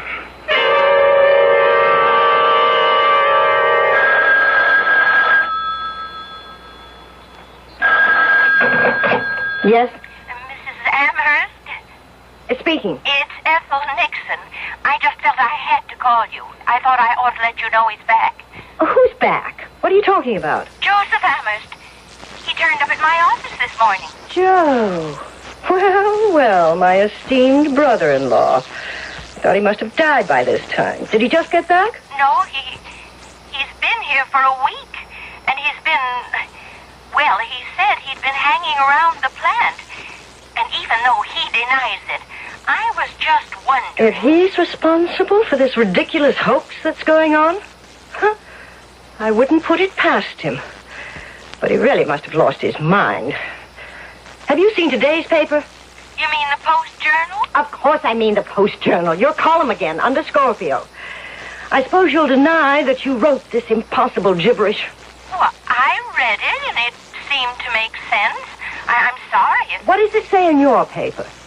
Well, just what I saw in the stars. Read it to me, you fool. Oh, of course. This is a day of traveling for you and meeting up with old acquaintances. It's a day for gathering up all loose ends and finally solving your main problem. A day of achievement and solution. Oh, that means tomorrow, of course. Just what I thought. Now listen to what mine says. This day will never have dawned for you. Today you will have traveled far, and your death and destruction will take place in Vienna. If you have any prayers to make for the hell you have made for others, make them now before you die, and go from Vienna straight to hell. Oh, how terrible. But don't let it worry you. Predictions are not like that. I'm not worried. The whole thing is ludicrous. I'm not going to be in Europe, let alone Vienna, for any reason. In fact, after I get a train to Washington, I'm heading in exactly the opposite direction, west, into Virginia. I'm taking Nancy to visit some of my oldest and dearest friends in Winchester, Virginia. So you won't worry, will you? I'll tell you what I will worry about. You make sure this is the end of all this idiocy, or I can promise you, Ethel, you and everybody else necessary will be fired until it stops. I don't like being made a fool of. Nancy, are you ready? I'm not going with you, Mother. Now, don't start anything. The Stokeleys are expecting you, and I can't let them know at the last minute. Besides, we just time to make the plane. Well, you make it. I'm not going. Why? Because I am getting married, Mother. That is why Adam quit the paper. I came to my senses. He didn't know about me when he knew you. And he didn't know you any better than most people do. What's that supposed to mean? Oh, you look beautiful. And most of the time you're careful to appear to be kind and gracious and gentle. But inside you're hard and merciless and evil. All those years you pretended to be the grieving widow. And the careful hints you dropped about my father and other women, when all the time he loved only you. And you wouldn't even give him the son he wanted. Oh, I couldn't have had another child after you. That's a lie. I remember back to a night I was 7 years old. I always thought I couldn't really have heard the truth. Well, now I know it was the truth. And that my father killed himself because of you. And because of Adam. You almost had me doing that myself. Well, thank the Lord I woke up in time. And I'm free of you. I'll never see you again. I was livid. The ungrateful little... I almost decided to give up my weekend in Winchester. I was damned if I was going to have my pleasure interfered with. I'd take care of all of them when I returned. I couldn't stop Nancy from marrying, but I'd fix it so that Adam would have to come crawling to me, begging for any job in the newspaper business.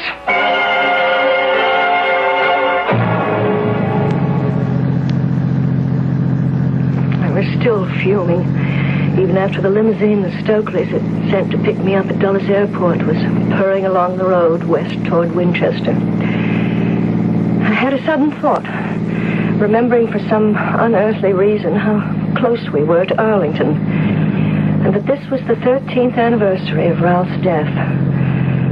Let's see, I thought that would be to the south. It was raining, and I rubbed away the condensation to peer out idly.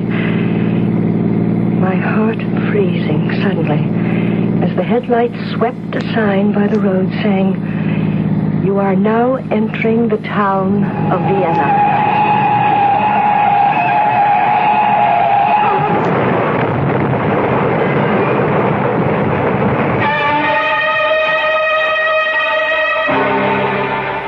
It was the last thing she saw or knew.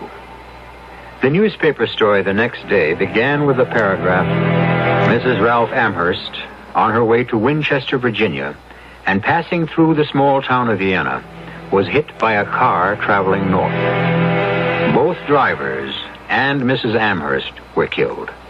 The strangest feature of the accident was that the driver of the other car was her brother-in-law, Mr. Joseph Ward Amherst, who was returning to New York after visiting his brother's grave in Arlington, Virginia.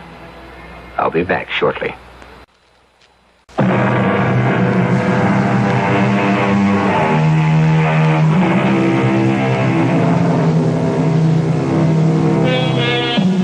Accidental and natural death, or foreordained and supernatural? We'll never know. The paper with the horoscope in it was burned up with Amanda. Joe was dead, and dead men tell no tales. Perhaps we'll just leave it with the quote Joe started, which we'll finish. Though the mills of God grind slowly, yet they grind exceeding small. Though with patience he stands waiting, with exactness grinds he all. Our cast included Kim Hunter, Paul Hecht, Ian Martin, Rosemary Rice, and Mary Jane Higbee.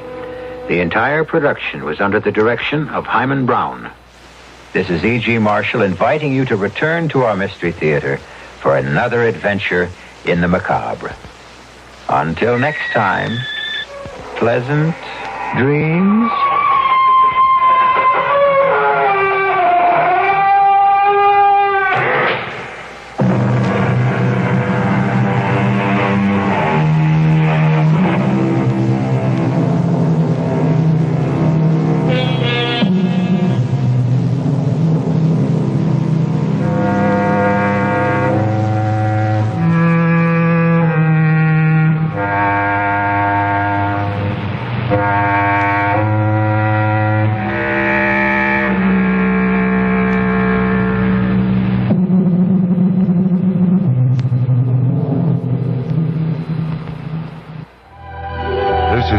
Friendly music station, KIXI, dial 91 AM, Seattle.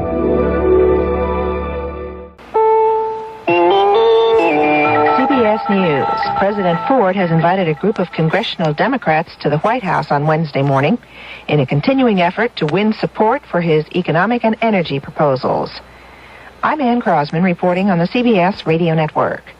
Mr. Ford plans a breakfast meeting with about 100 Democrats, including heads of major committees. Tuesday night, the president hosted a working dinner with some congressional Republicans. That meeting reportedly centered on his energy proposals. These sessions follow Mr. Ford's trip to Atlanta, where he explained his ideas to several Southern governors and local groups. The president says the idea of some companies giving rebates on their products will be good for the economy. The unusual and, I think, successful marketing techniques shown by the automotive industry in the last month, and the announcement that some of the appliance manufacturers are going to use the same marketing techniques, good old American free enterprise.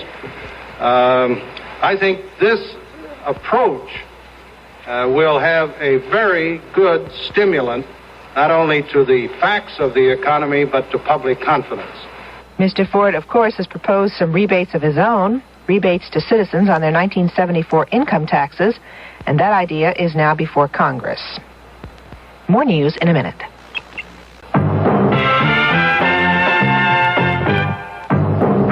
Ever had a tall, frosty glass of Amplitude? Well, if your beer is Budweiser, you've had it often. Amplitude is a fancy word for the entire taste phenomenon, the total experience of flavor. Next time you take a healthy swallow of Bud, watch what happens. Think about the sensations you're experiencing. Notice how the flavor of Bud comes on nice and easy. Not too strong, not too quick, just right. Notice the clean, crisp togetherness of Bud's taste. Everything in perfect balance, with no single element jumping out at you. And there'll be no aftertaste either, no hanging on. And you'll be refreshed and ready for another glassful. Actually, Bud drinkers have been experiencing Amplitude for years, but they never phrase it that way. They just say Budweiser, and that says it all. Anheuser-Busch, St. Louis. The House on Wednesday is expected to vote to postpone Mr. Ford's tax on imported oil for 3 months. The move is aimed at giving the Democrats more time to come up with their own program for saving money on imported oil. A bill to freeze the price of food stamps at their current level is expected to be discussed Wednesday by the Senate Agricultural Committee. The House has already voted a price freeze, as we hear from Hal Walker. The House smothered the administration's planned increase in the cost of food stamps to the poor by voting overwhelmingly to prohibit any change in the food stamp program until the end of this year. The price increase, due to take effect March 1st, was announced by Agriculture Secretary Earl Butz. But 374 House members voted for the delay, allowing for a study of the program. The administration could muster only 38 votes on its side. Hal Walker, CBS News, Capitol Hill. A group that calls itself the New World Liberation Front says that it is responsible for the bombing in San Jose, California on Monday in a building that housed a congressman's office and several large companies, including Pacific Telephone and Telegraph and General Motors. An unidentified telephone caller told a television station in San Francisco Tuesday night that the group chose that building because it housed what the caller said was corporate tenants. 5 people were killed and 27 more injured on Tuesday night when a hand grenade blew up in a nightclub in the Israeli resort city of Netanya, that is north of Tel Aviv. Israeli police are still not sure who is responsible for the attack. They're questioning 8 suspects right now. They think it might be the work of local hooligans or underworld gangs rather than Arab terrorists. I'm Ann Crosman, CBS News.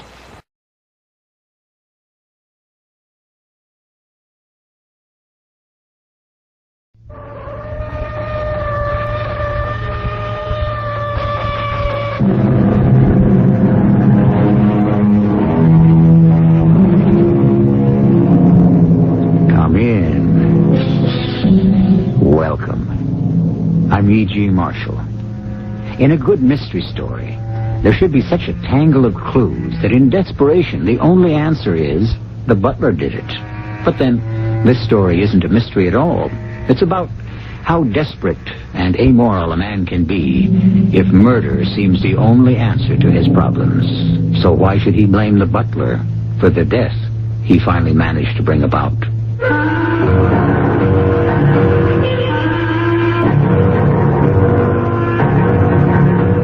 Our mystery drama, A Cup of Bitter Chocolate, was written especially for the Mystery Theater by Ian Martin and stars Joan Shea and Paul Hecht. I'll be back shortly with Act 1. No human being ever sets out to kill another, do they? That doesn't ring quite true either, because sad and obscene as it may be, a small percentage do. I can't do it, Vera. I just can't. You've got to, Ted. No. It's the only way. There's got to be some other. We could borrow someplace. Do you know anyone who would lend you one other thin dime? Well, what about you, Vera?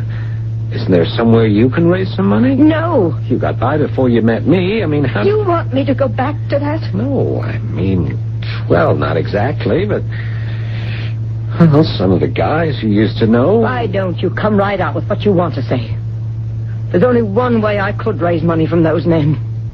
Is that what you want me to do? What are you talking about? It doesn't matter.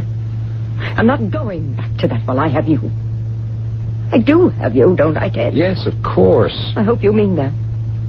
I depend on you, my darling. So you better get the money. I can't get it from Mother. I've overdrawn my allowance. I have loan sharks clamping down on me from every side. I mean, where do I get it? You're the only heir, aren't you? You know that as well as I do, but... Well, you know how Mother is. Since I have never had the opportunity to meet her, I can only say I know how you tell me she is. Well, you can't exactly blame her. I'm all she has left. I mean... Well, she lost everything in one night all those years ago. I don't say I agree with how she feels since then, but... Well, you can understand it. You understand it, Ted. She has all the money. I haven't any control over it. She wouldn't have any control over it if she wasn't here. Oh, for heaven's sake, don't let's get started on that again. We never stop, darling. You don't know what you're saying. I know, all right. The only way you, me, us, will ever get the money we need out of your mother is if she is dead. Vera, I couldn't. I wouldn't know how. Suppose you were showed the way. I still couldn't. Look, I've done a lot of lousy things in my life, but nothing would make me go as far as murder. Are you sure? Yes. How long do you expect me to hang around? It's either now or never. Oh, Vera, please. I can't kill her. Okay. Then I go to her and get what I can out of her to leave her darling boy alone. Ah, that wouldn't work. It wouldn't be too sure. The Poindexter name is big news, especially if there's a way to drag it into the dirt. And that's just what I would do unless she anteed up. For your information, one of the things your little Vera needs some heavy dough for is to keep you from becoming a father. Oh, no. Oh, yes. You can't. I mean, you... What other choice do I have? Unless you want to marry me and live unhappily ever afterwards. I do, Vera. It's just that... Mother... Well, you've got to understand her, Vera. Why should I understand her? Would she even try to understand someone like me? It's just that... Well, since the whole rest of the family was wiped out in one night and she ended up in a wheelchair, she hasn't been able to adjust to the fact that life goes on. It's like she was locked into that awful night. And time has just stood still for her from then on. She ought to be locked up if she's that lonely. No, she isn't. I mean, she's clear enough about everything else. It's an attitude more than anything. Anyway, it wouldn't do any real good. The way the will is, it ties up the money while she's still alive. And the only way it ever comes to me is if she's... What have I been trying to tell you? If I could only do it without being caught. You could. Lots of ways. How? Well, that's something we can work out together, darling. I must be mad even to talk about it. There's no way. Of course there is. Pills. What? Well, after the accident, she had the nervous breakdown and all, and her back condition. Well, she must pop some kind of pills. Yeah, she has a whole carload of prescriptions. Well, find out what they are. Uppers, downers, you name it. I got a pipeline to any kind. All we have to do is to find out what she has to take too much of.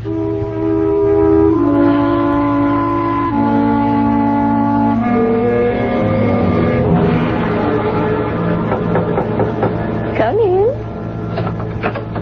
Oh, it's just you, Miles. Yes, Mrs. Poindexter. I brought you your hot chocolate. Isn't it a little early for that? It's 10 o'clock, madam. Oh, and Master Ted isn't home? Mr. Poindexter has not yet returned. Where is he?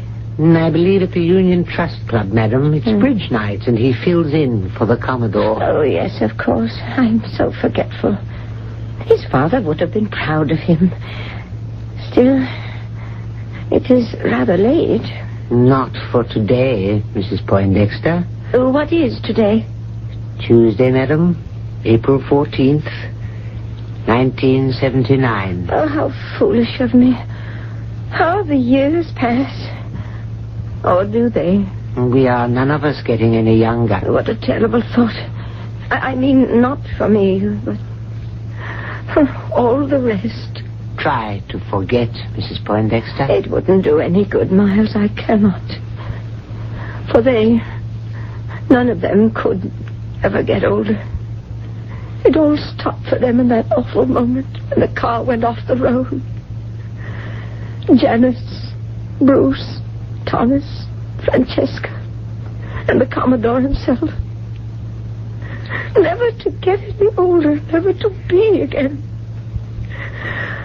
Oh, only Ted and myself left. Oh, why, Miles? I can't give you any answer. My husband and all my children except my little one.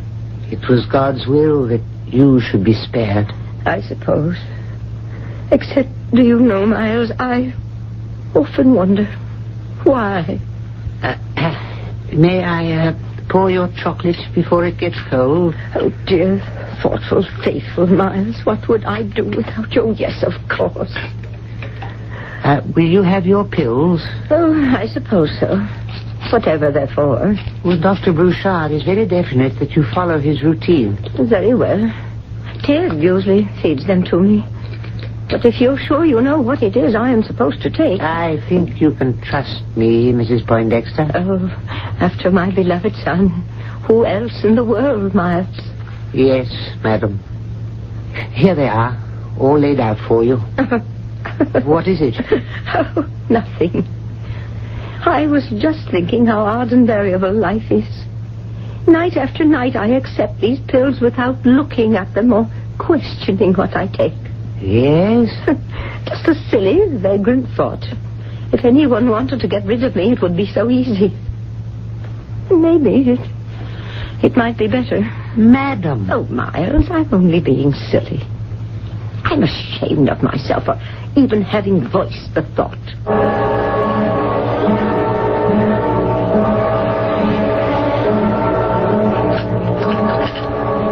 What are you doing, Miles? Oh, Mr. Ted.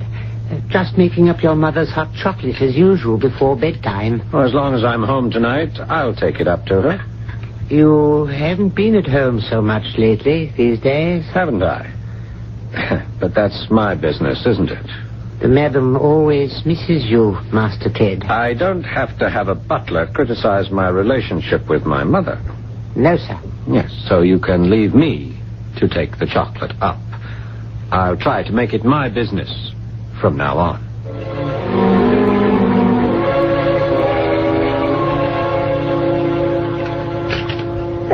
It's always so nice and soothing. You should try a cup yourself before you go to bed, Teddy. Well, maybe I will. Certainly relaxes you. Oh, yes. But not nearly so much as having you bring it up and just sitting with me for a while. That's the best part of it. Well, I'm glad you think so. We should spend as much time together as we can. If you want. Oh, I do. But only if you want it. Is it what you want, Ted? Yes, Mother. It's one of the things I do. What else? Well, Mother, there are some business things I might like to do if I had some capital. Money? Yes. Well, darling, why not? Just take all that up with Judge Gearing and his law firm. He was your father's best friend, and he'll know if whatever you want to do is a good idea. I don't want to take it up with the judge or his law firm. I'd like to be on my own. And so you should be when you are ready. But in the meantime, don't slink away from good advice. Your father always... Mother, what my father said hasn't much relativity anymore. Well... Can't I have some money, some freedom to be my own man? What do you need money for anyway? Oh, forget it, Mother. It doesn't matter. If I want it, I'll just have to find a way to get it myself. That's nice, dear. Just like your father. That's exactly what he would have said. Now give me a nice kiss goodnight, darling. And wish me sweet dreams. Good night, Mother. Sleep long and deep.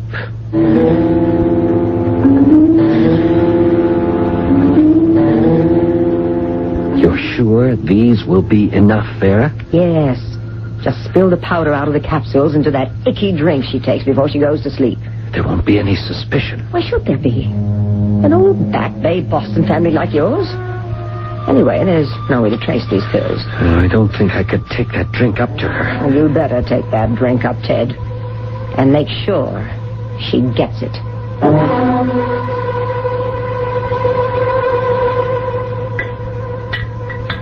Mr. Ted. Oh, I didn't see you there, Miles. Did you want something from the pantry, sir? Oh, no. Yes, I was just getting Mother's chocolate ready to take up. I can do that for you. No, Miles. You know if she likes me to do it when I can. I wanted to get this from me. Yes, sir. If you'll let me have the pot, I'll put it on a tray with the cup, and you can take it right up. You shouldn't have come back here, Ted. I can't be in the house with her knowing that... You sure she drank it? I watched her swallow every drop. You used all the pills? Yeah, Miles nearly caught me at it. I was just putting the lid back on the pot when he came in. You think he suspects? No. All right.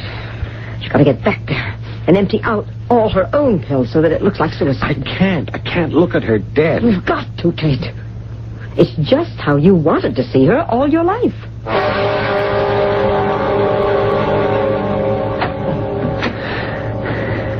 I did it. And you're gone. And I'm free. Free at last. Ted, darling. Oh, what time is it?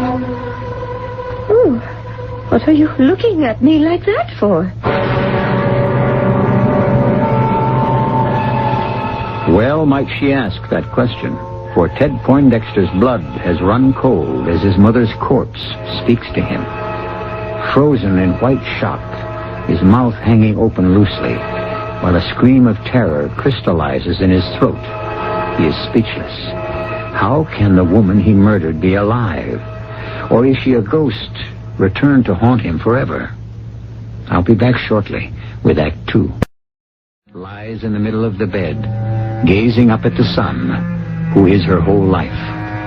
It would be beyond her comprehension to learn that he has just tried to take that life from her. As for Ted Poindexter, after his initial shock at being spoken to by a woman he considered dead, he has not gotten the grip on himself. And while he desperately tries to justify his presence in his mother's bedroom in the middle of the night, his mind is racing and speculating about what could have gone wrong in his plan for murder. What is it, Ted? It's all right now, Mother. It was only that when I came home, the front door was just on the latch. I called for Miles, but there was no answer. And I started to worry that the house might have been broken into or something. Well, I certainly hope not. I haven't been disturbed. Oh, poor boy, so worried. What time is it? It's about 2 in the morning. Oh, is that all? Oh, I really feel quite wide awake. I'm afraid I don't, Mother, so I'll say goodnight and let you get back to sleep. I'll turn the light off. I wonder what happened to Miles. Well, he came up about 10:30 and knocked on the door to see if I needed anything. I told him no, and he said he was feeling a bit tired and was going to bed. But it isn't like him not to lock up. No, it isn't. Perhaps before you go to bed, you could just look in on him and see that he's all right. Yes, I will. Good night, Mother.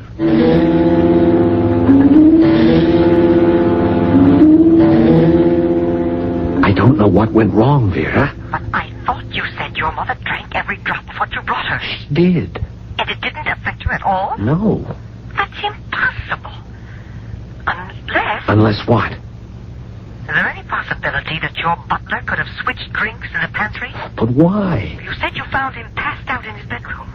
That he left the front door open. That's right. But had he been drinking? No. At least there was no odor of alcohol. You suppose he could have swallowed the chocolate mint for your mother if he made a switch? Maybe, but why would he drink it? Could have been an accident. I mean, how many pots are there in that set of china? Oh, half a dozen. You know, it's a breakfast thing with individual servers. But if he drank the... Oh, what if he dies? How do we account for him? How do you account for him, you mean? Ted, you better get a doctor there fast and keep him alive. Maybe, for all I know, I'd be better off with Miles dead. Only I'm not, Mr. Poindexter. I'm not dead yet, by a long shot. Ted? Ted, what is it? What's wrong? I can't talk anymore. I'll have to call you back. I thought you were in bed, Miles. I was. I lay down for a few minutes. I had no right to fall asleep. Why not? It's not a very good way to protect Mrs. Poindexter. Yes, forgetting to lock the front door wasn't a very good way either. I'm afraid she has less to fear from outside the house than inside. What the devil does that mean, Miles? I think you know, Ted. Ted? Where we stand now goes a long way beyond a master-servant relationship. Oh, and where do we stand? I've been with the Poindexter family for nearly 40 years, long before you were born. I consider them the only family I have. I think, or always thought of every one of them as mine.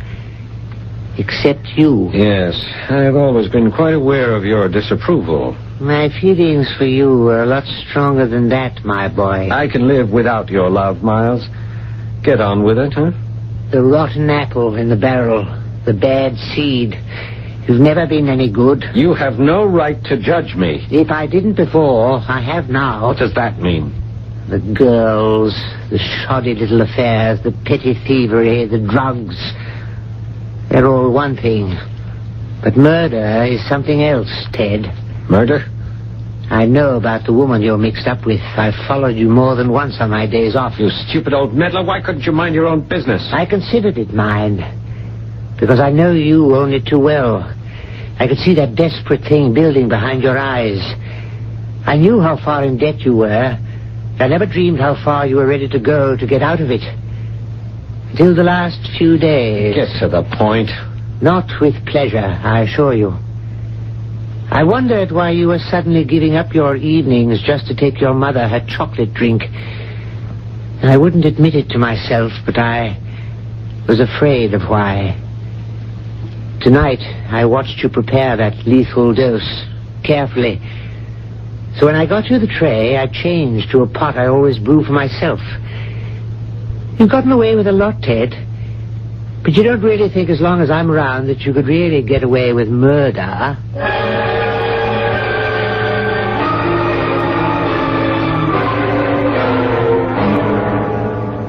And Miles didn't drink the chocolate with the pills in it? No. Then why did he pass out? I don't know. He's an old man. He got tired, maybe. He may be an old man, but he's got you right under his thumb. Well, as long as he has that chocolate drink stashed away.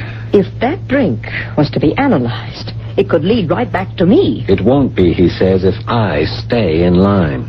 You mean with all the evidence in his hands, he won't go to the police? Only if I try anything again. There's only one answer, Ted. You've got to get rid of Miles first. Or both of them together.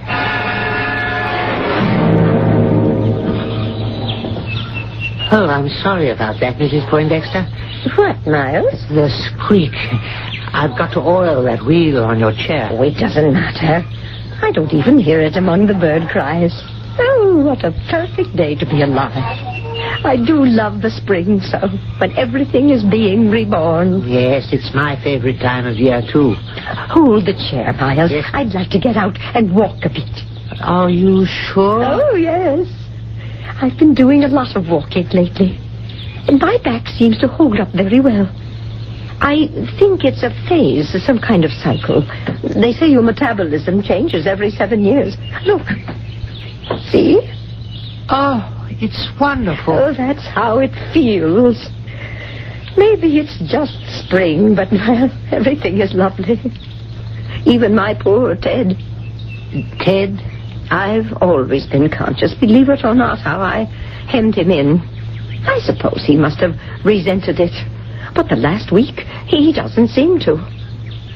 Oh, maybe we've found an accommodation somehow. I hope you have. And you walk wonderfully. Well, the doctors say in time I could get back to normal. With your help, or someone's, of course. You can always have my help, Clara. Clara? Oh, I'm sorry. That just slipped out. Well, why not? You're a good friend. What would I do without you? You don't need anyone. Not anymore. I'm afraid that isn't true. I'm suddenly very tired. I'd better get back to my chair. Yeah, lean on me. When don't I? All right. Thank you. I wheel you back through the garden? I'd like to, but it's such a long way. Oh, would I be too heavy to push up the hill and in through the garage? To me, you're always light as a feather, Mrs. Poindexter. I think I liked Clara better. So do I. But I don't think for us it's quite appropriate. Well, here's the chair. Let's get you settled. I hate to get off my feet. I still do get a little tired. That will pass. Oh, that's Ted. Oh, I don't know why he likes those funny little low-slung cars. It's not so little, that sports car. You'd be surprised how much it weighs. Wheel me up the drive, Miles. Ted's just getting out, and I want to ask him something. Yes, here we go. We should have leveled off this incline long ago. With those concrete walls on each side, it's like going up into a tunnel. I always used to think when I parked and got out to open the garage door, if the brakes would ever go on... Oh, what is it? The car. Ted's car. Ah, good Lord. It's slipping backwards. Ted! Miles, look out! It's coming right at us! Too fast. It must be in reverse. Oh, Miles went smash! Hold on, Clara. Hold on!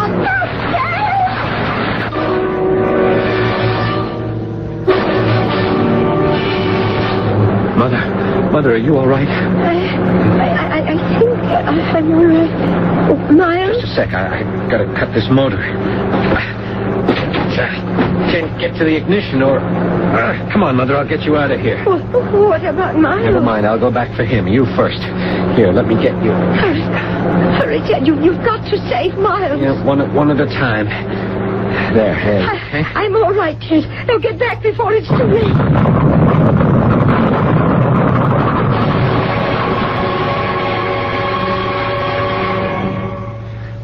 How is he, Dr. Burchard? Oh, fine, Ted, fine. Very lucky. When he went rolling away from the car, after he'd saved your mother, he ended up behind the wall. It shielded him from the explosion. And Mother? Oh, a few little scrapes and abrasions. Matter of fact, I'm very cheered to learn she was spry enough on her feet to get out of range. Her back has improved wonderfully. You can see her if you want. I'd like to see Miles first, if I can. Well, I don't see why not. He's bright enough at the moment. But your mother wants to see him, too. Yeah, well, I won't be a moment. Okay. I have other patients waiting. I'll have a nurse take you in. I want you to know, Miles, it was an accident. I don't think I could ever believe that. What do you intend to do? I don't know. I want to talk it over with your mother. Are you going to tell her everything? I might. I'll deny it. I expected that. She might not even believe it of you, even with the proof. The drink with the drugs in it? That really doesn't prove anything. No, not in a court of law, perhaps. Or to my mother. We shall see. That's something we'll know by tomorrow. And in this world, nothing is certain but death and taxes, said Mr. Benjamin Franklin. For once the great sage was wrong. In this tale, it seems that death, even if prevalent, is very uncertain. I wonder if it'll ever come about, and to whom. To find out, join me shortly for Act 3.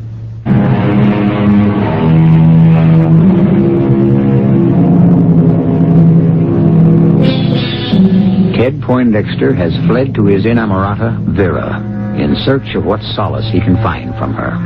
Clara Poindexter has come to visit Miles in his hospital room, proud that with some help from a nurse, she's been able to walk there. Fortunately, she is seated beside his bed now, for what Miles has to tell her is enough to make anyone reach for support. I don't believe it, Miles. I just won't listen to it. You have to, Clara. No. How could you do this to me? Ruin what little life is left to me. All I want to do is save your life. By telling me that my son wants to take it from me. If that's true, what's it worth saving for? Clara, listen to me. You've still got a lot of years. Now that your back is responding to treatment, now that you can walk again, you can shake off the past and look forward to a future. There's been enough disaster in your life. You've got every right to a future that can bring you some joy and some laughter and happiness. I tell you, frankly, that up until recently, I had some hope that I could share it with you. What? Well, it's not so impossible. If you forget that I'm a butler, you can remember that I'm a man, and that I've loved you for more years than I care to remember. Miles... I don't know what to say to that. As it happens, you won't have to say anything. Now, just a moment. I don't know what kind of snob you'll think I am. No. I don't think you're a snob, but coming from our background, it might have been difficult. If I thought I was enough woman for you, there would have been no problem. The problem is that I am not enough man for you. I'd decide that. You can't. I'd like to see you stop me. Clara, forgive me for having to say this. I have to stop you because I'm dying. But you... I'm not so young that I can complain. The other night, when I fell asleep and forgot to lock the door, that's part of it. Why I'm here in the hospital is too. Both nights I blacked out because I... Miles... Oh, Miles, what is it? Dr. Broussard knows about it. I have what's called a neoplasm. The short and more brutal word is a tumor. On the brain. Quite inoperable. But something can be done in this day and age. No, nothing for this one. It's growing. I haven't long to live. Oh, my poor Miles. What can I do for you? It's not what you can do for me, Clara. It's what I can't do for you anymore. When I'm gone, I can't protect you. Well, I'm getting well again. I don't need protection. I wish that was true. I don't want you to worry about me. But I do. Maybe I should bite the bullet and accuse Ted of attempted murder. Miles, you couldn't do that. It isn't true. Today was an accident. Maybe. But the drink he made for you was deliberate. I'll never believe Ted could do anything as dreadful as that. Even if I proved it to you by having it analyzed? No. Miles, why do you want to destroy me? Destroy you? Nothing is further from my mind. I only want to save you. From what? From Ted? My own son? No, Clara. Even more than that. From yourself.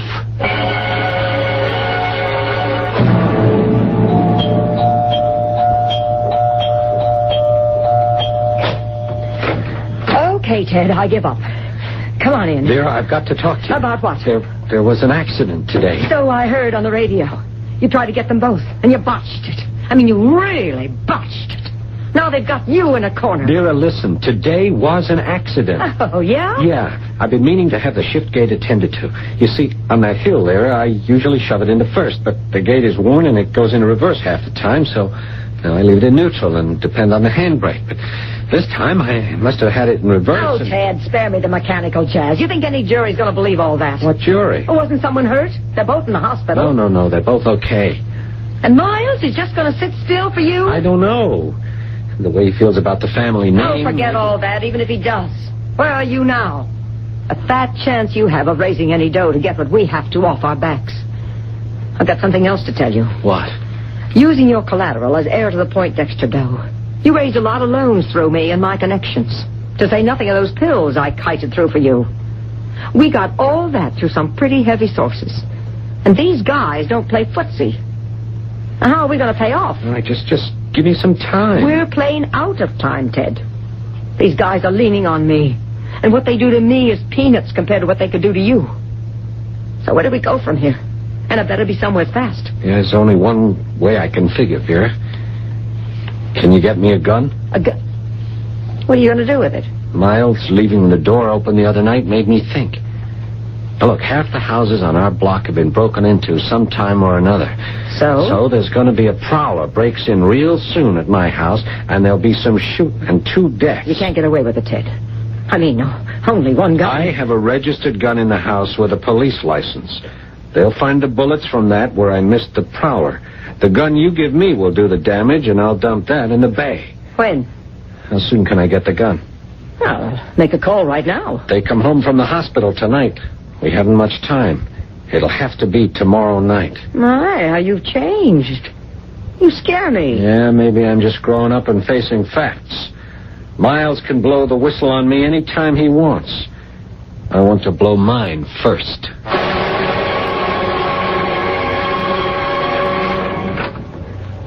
Clara. I mean, Mrs. Poindexter. Good morning, Miles. What are you doing on your feet? Getting very used to navigating on them again. How are you today? It's intermittent. For the moment, I couldn't feel better. Give me that bag or whatever it is you have. It's my personal laundry. I thought I'd give myself a little challenge today. More than what you're doing? Watch it now. Don't rush the steps. Between you and the magistrate, I should have no trouble. What challenge? Well, after breakfast, I'm going to visit the laundry room downstairs and put my own personal things in to wash. Aren't you pushing things a little, madam? I thought I was Clara now. Forgive me for that. That was only a dream. I don't see why. I haven't anything to offer you. Only my life. What's left of it. Up until yesterday, I thought there was none left of mine. Look at you, Clara. Back on your feet, finding your health. You would have everything left if it weren't for... Don't. He's my son. He's your nemesis. No, I'll never accept that. Yes, I know. I'm afraid you never will. Where is Ted, by the way? He went off somewhere. He said he had to pick up something, but that he'd be back by dinner time. Miles, what is it? No, nothing. It's just a slight headache. Come along now. Breakfast is waiting.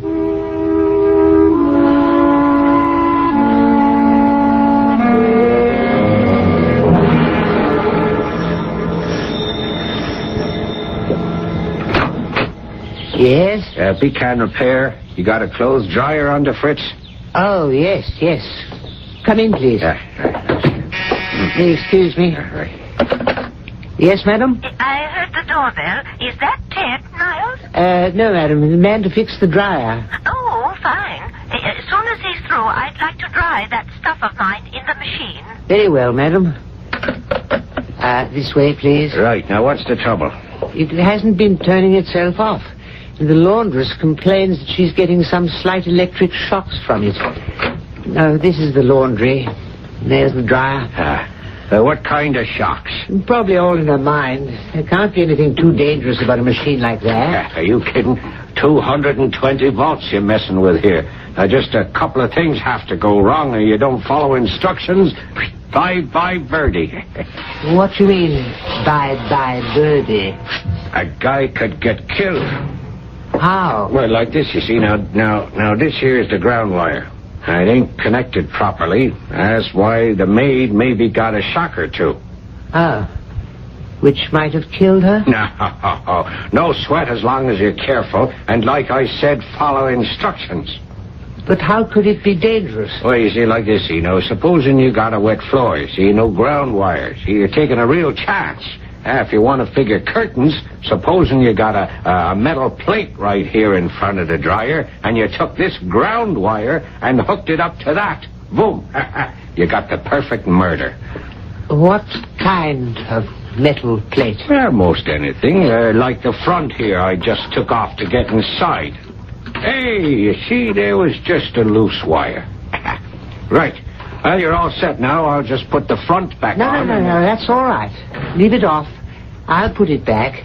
I want the maid to vacuum the inside.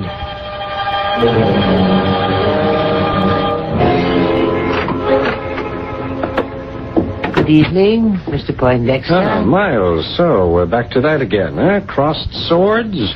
I don't trust you. I told you yesterday was an accident. I don't believe you. I don't know any way to convince you. Neither do I. Yes, we can't go on living this way. That is obvious. You're not afraid I'd hurt Mother in any way as long as you can dangle your so-called evidence over my head? Maybe not. But I'm afraid for her as long as you're around. I don't know how you can get rid of me. Is that Ted? Yes, Mother, I'm home. I'll be down in a minute, dear. Oh, Miles, is that stuff in the dryer ready yet? No, ma'am. Oh, dear. Well, can we turn it on? I think so, ma'am. I wonder if you'd mind, Mr. Poindexter? What, turning on the dryer? If you don't feel it's beneath your dignity. What's the matter? Oh, just a headache. I think you'd better turn on that dryer. Okay, Miles, since we seem to be short of footmen, why not? Where is it? In the laundry room at the bottom of the stairs. The light is on. Yeah, don't think this is some sort of victory, Miles. I'll have my innings, too. What do I do? Just stand in front of it and pull on the switch. Right. Miles, what happened? The lights flickered. I'm sorry, Clara. It's the only way I knew you could be safe.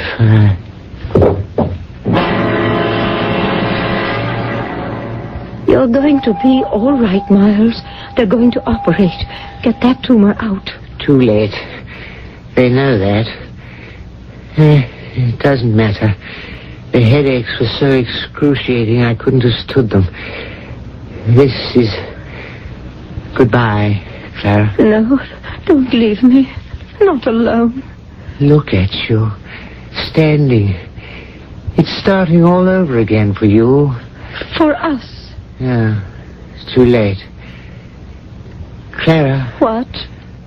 Before they brought me here, I drank the chocolate and washed the chocolate pot. No evidence. No scandal. And whatever happens, I even the score for Ted's death. A terrible accident. But the only thing that matters is that you're safe. Safe at last.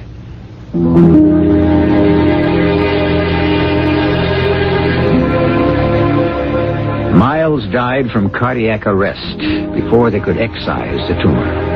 It made little difference, for the drink had killed him anyway. The funeral of Ted Poindexter was a private one, with few mourners. But the friends who were there delighted in the fact that his mother came to it without the wheelchair that had caged her so long. As some simple soul has remarked, it was the best of a bad business. I'll be back shortly.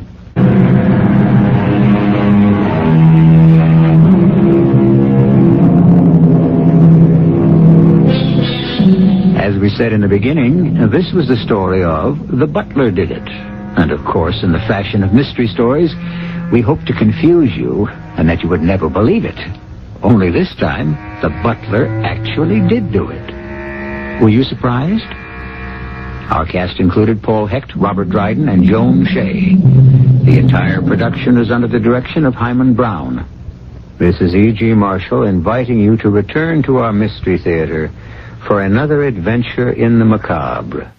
Until next time, pleasant dreams.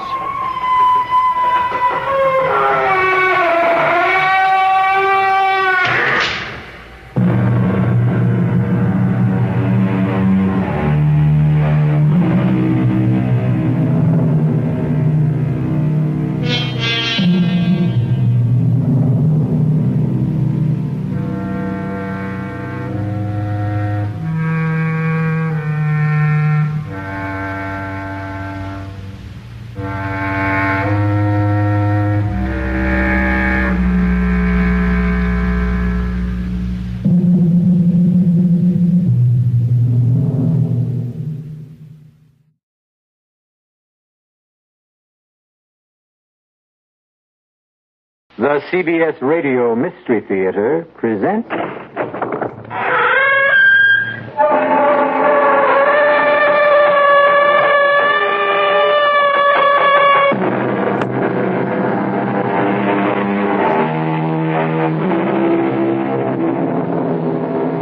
Come in. Welcome. I'm E.G. Marshall. Welcome to the world of terrifying imagination. The fear you can hear. Just mention the word swamp, and cold settles in the bones. The dampness runs through the veins like slime. And the thoughts of the brooding, cloying miasma lingers in the nostrils, fetid, decaying, conjuring in the mind visions of things that slide and slip and slither in the night. Who's that? Where are you?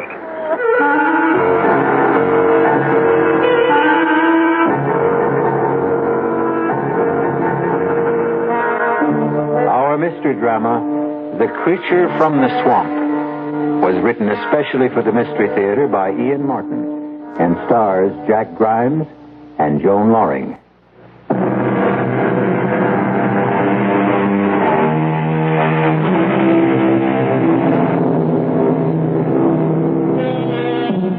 A young game and fish warden named Larry Drake, who for reasons of his own lived an isolated hermit's life in the heart of the great swamp, was returning after dark in a wild thunderstorm to his lonely cabin.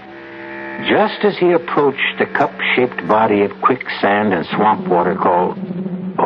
But since this is his story, and he left a painfully careful and detailed record, why not let him tell it for himself? I'm typing this before I do what I have to do, because I know the sheriff must be on his way for me by now. This is the end of what began, seems a lifetime ago, but I reckon it's only a few days. The weather was foul, and as I started to skirt the edge of the Devil's Cauldron, I heard the sound of a woman crying. I broke through the undergrowth, and in a flash of lightning, I saw her for the first time trapped waist deep in the slime and sinking fast. Try to stay still. The more you flounder, the more you sink. Leave me. Save yourself. I'm not in any danger. Now, neither are you if you do as I say.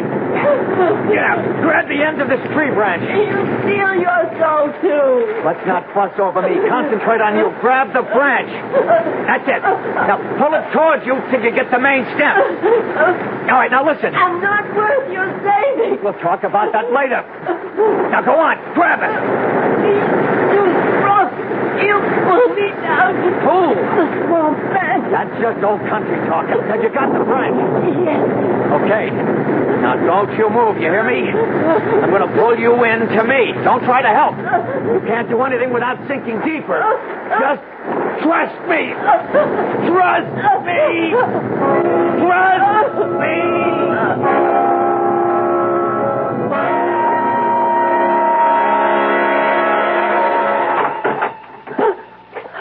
Now, hush up.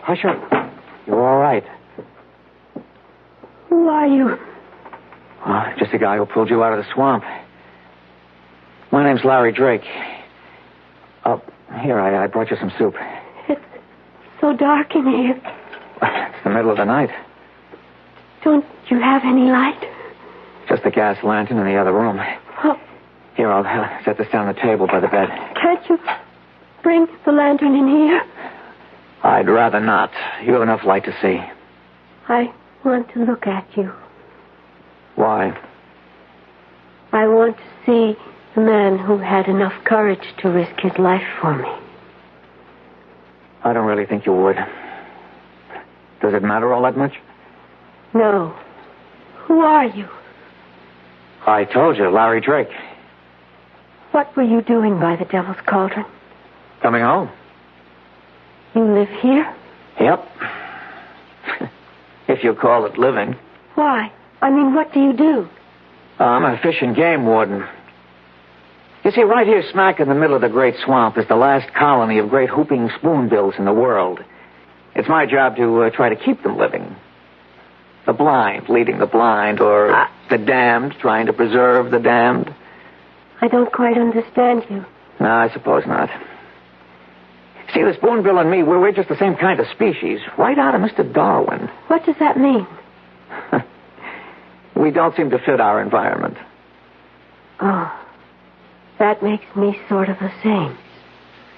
Well, now I don't understand you. It doesn't matter. Who are you? My name is Udine. That's all? Just Udine? I like the way you say it. That's all. Okay. I don't want to pry. What were you doing way out here at the end of the world? I was trying to escape. Run away? If you want to call it that. From whom? The swamp man. The who? He lives at the bottom of the Devil's Cauldron. There are only holes where his eyes ought to be. And his hair is made of Spanish moss. His shoulders are knotted with muscles, and his hands can span a wagon wheel. He has no legs. Only a great long trunk with one huge foot like a giant clam that grips the rock at the bottom with a suction no one can break. And he lives on those who are foolish enough to walk the swamp by night. With his hands, he draws them down beneath the green slime and shifting black sand. Oh, you've had a bad scare. You need to rest. You should have left me. Now you're lost, too. Oh, what a storm. Devil's out walking tonight. Evening, Sheriff. Ain't had a spring like this since 53. Who's that there stretched out on the tater side? Oh, that Bubba James and some riffraff friend of his runs the still with him. Passed out cold. But they brung in some powerful tasty corn liquor. Could you use a shot against the cold? You wouldn't have to twist my arm, Jeb. I always said you run the best store in Carteret. Well, the only one. I guess you ain't doing much business today, Jeb. No, powerful slow. Damn, I meant to tell you right off. Guess who blew in again just before dark? Who? Larry Drake. Larry? Thought you said he come in yesterday to stock up for the month. Oh, he did. Ain't come back again today, all the way from the swamp? He did. Well, how come? Well, he wanted some more supplies and a female dress and other such things. What? You think he's finally getting over Barbara Jane? Well, figure it out for yourself. Well, how'd he look? Well, that's hard to say. No different, I guess, than he ever will. Well, why didn't he stay in the hospital and have that face fixed? Well, I reckon after what happened, he just plain didn't care. Looks like maybe he might now. You mean old turtle-skinned Drake's got himself shacked up with some woman? Why, doggone, Bubba, I thought you was cold turkey. You only got to mention woman around old Bubba and he's awake. You lay off, Larry Drake. He's had enough trouble for his lifetime without having to carry you on his back. I'd just like to see what kind of woman old bacon-faced Larry Drake could get to look at him twice.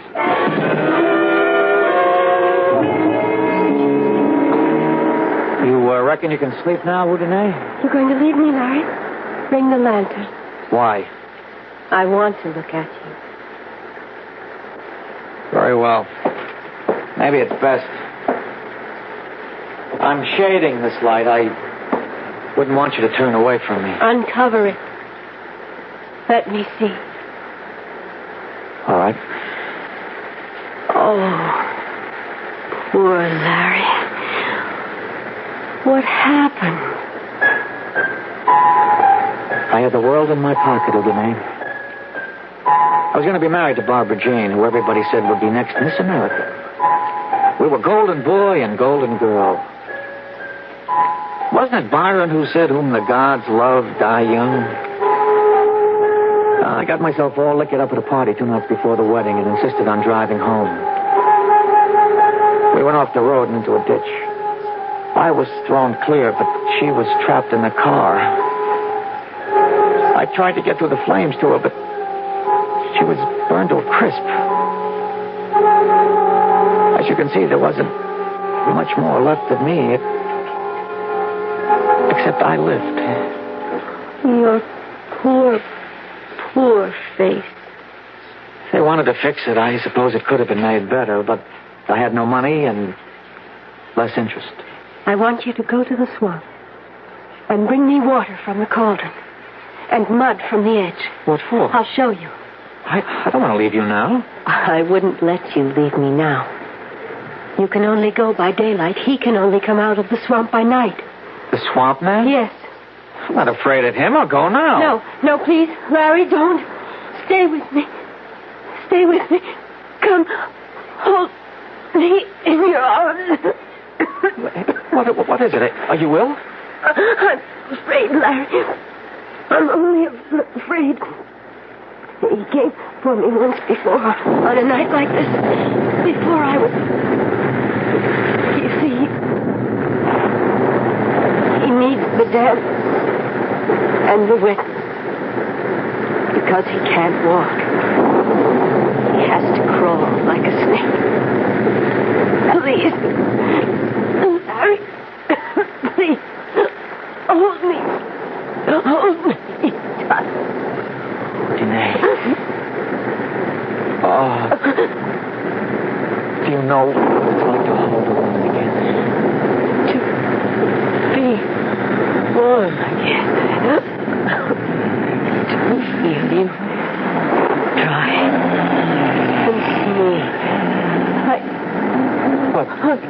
No. What? Listen. He's coming for me. He's coming to take me back. It's the swamp man.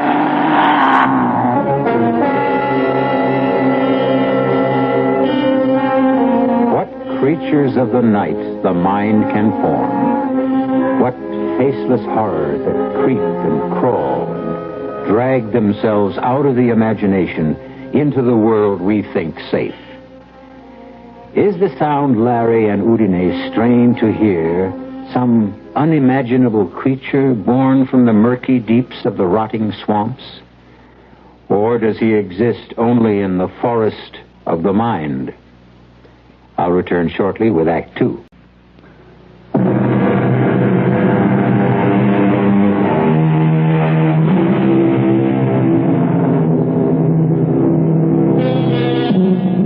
An isolated cabin deep in a semi-tropical swampland. A young man scarred physically and mentally by a tragic accident. A strange girl called only Udine, rescued from being sucked to death in smothering quicksand.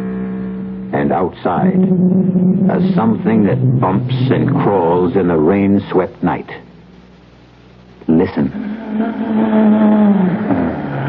Let me go. No. If he's there, I'll get rid of him. You can't stand against the swamp man, Larry. I can try.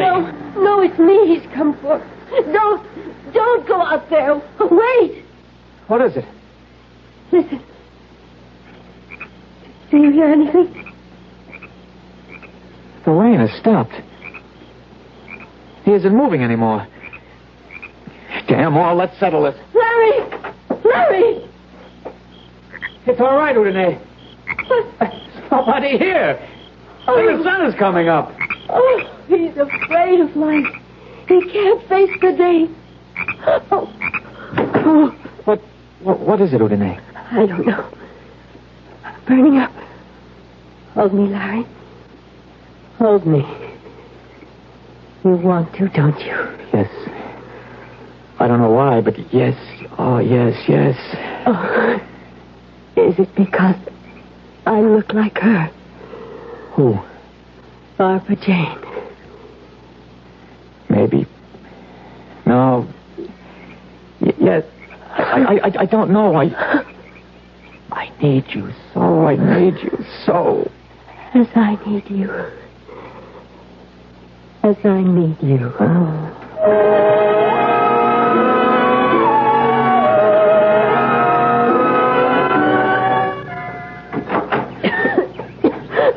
Who is it? It's Larry. It's all right. I went out to get the mud in the swamp water. Give me water, please. I'll get some fresh. No. From the swamp. I have a glass here. Yeah, but it's stagnant. It'll poison you. No, like medicine. Give me, please. Are you sure? Please. Okay, here, Udine. Thank you. Oh, that's better. Oh, I feel much better now. I'm worried about that cough. It's nothing. I'm just very dry. You look so flushed. Bring me the other pail. You did bring mud. Looks more like slime to me. Oh. You sure? Of course, I'm sure. It's marvelous, Larry. You'll see. It soothes the skin. Look, I rub it into my skin, and I can feel the muscles relax, and then become renewed again. It smooths away every wrinkle. Come here, Larry. Kneel beside me. Don't look at me in the light. Don't be afraid. I see behind the mask. And I'm going to gentle that poor, charred skin. Feel how smooth and gentle. Shut your eyes. And you are in a cave of water. Down in the cool, green depths, quiet and soulful, like a cathedral at the silent bottom of a sun-struck lake. I could have this moment last forever, or choose it for the one to die. Does it feel good? I don't know about this primeval slime. It's all in the touch of your hands. Oh, if only it were. Sorry. I'm so tired. Oh, I should let you rest. No. Here, let me get a cloth to wash your face. No, leave it up. Don't. Let me feel your brow. No. Oh, Janae, you're running a fever. I'm going to get it to a doctor. I don't need a doctor. Don't leave me alone. Dearest, what is it you're afraid of? I told you. The swamp man? Yes. But that's plain fancy, hallucination. Oh, Janae, who are you? Where do you come from? Are you a husband, a lover of a family? No. No family, no husband. And nobody looking for me but him. I have a lover now. Larry. I need rest.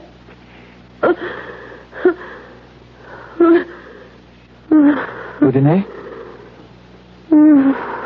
Udine? She must be running 100 at 3 or 4. I've got to get a doctor. A doctor!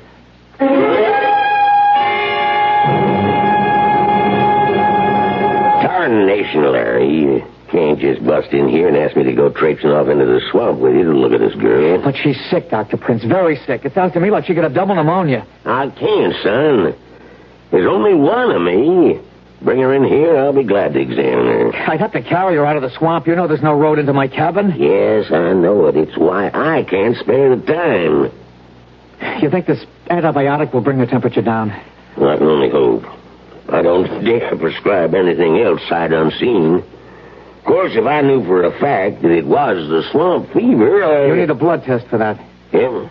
All right, Doc. I'll bring you back a blood sample myself. That's right. You were fixing to be a veterinarian, I forgot. Yeah, a lot of things I was fixing to be once, Doc. There you are, Larry, boy. That'll be $3.75 out of 10. Now, you take 2 every 4 hours. You want some water to start off here? Oh, they're not for me, Jeb. Yeah, well, now, I didn't somehow expect they was. You don't act like you was sick none. Oh, I'm not. Jeb, I want to buy a gun. Well, stuff me for a little. I thought you was plumb set against any sort of firearm. Well, I've changed. How much is that one there? This year, 45? Yeah. And a box of shells. Now, what do you want it for? Protection. Oh, well, I reckon living as deep in the swamp as you do, you need it. All right, that'll be, let's see, $85 and $5.20 for the state. That's $90.20 altogether. Okay, here is there enough here? A lie, boy.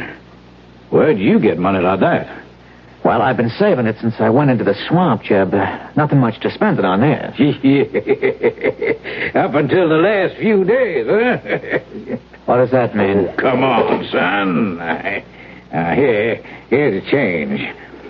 I know from the other day that you got yourself a woman out there. That's none of your business. Larry, you ain't got nothing but friends around here. I ain't poking into your chicken coop. I just hope she's someone who'll treat you right. And I'm right sorry to hear she's poorly. Well, she got herself caught in the devil's cauldron. I had to pull her out. You don't say now. Local girl? I don't know. Any missing hereabouts? Well, not as I've heard tell. Can I ask her name? Udine. Udine. That's a kind of foreign like, huh? What's she look like, Larry? She looks like the spitting image of Barbara Jane. And you found her in the devil's cauldron? Half buried in the quicksand. Larry, boy, you sure she's what she seems to be? Come on, Jeb. Get in out of the rain. Hi there, Jeb. Got some smokes for me and my buddy? Well, here's an unexpected pleasure. Mr. Larry Drake, the happy hermit. I'll be leaving, Jeb. Good night. Didn't you hear me talking to you, old buddy? Hello, Bubba. Ain't you gonna say hello to old Jess here? You remember Jess Guilford? Hi, Jess. Oh, there, Larry. Excuse me, I was... What's your hurry? Don't you want to visit for a while? There isn't much left to be said between you and me. That's damn right. Not since you killed my sister. It was an accident. Barbara Jane got killed. You escaped. Come on, Barbara. Let me. Stay out of this, Jess. What you wearing, Larry? Little black paint to hide that pretty face the fire chewed up? Let me pass, Bubba. Maybe you're smart to cover up now you got a new woman with you. You might turn her stomach. Get out of my way. Blindsided, Jeff. Get free. All three of you. Now, don't any of you move a whisker. Now, you shut up, Bubba, and you just stay out of what's none of your affair. And Larry, you don't use your hands for nothing more than letting yourself out that door. Go on now, while the going's good. I'm going, Jeb. But why did you tell trash like Bubba about me? I didn't mean to, Larry. He overheard by accident. Okay. Now, Bubba, you stay away from me. I've taken all from you. I'm going to.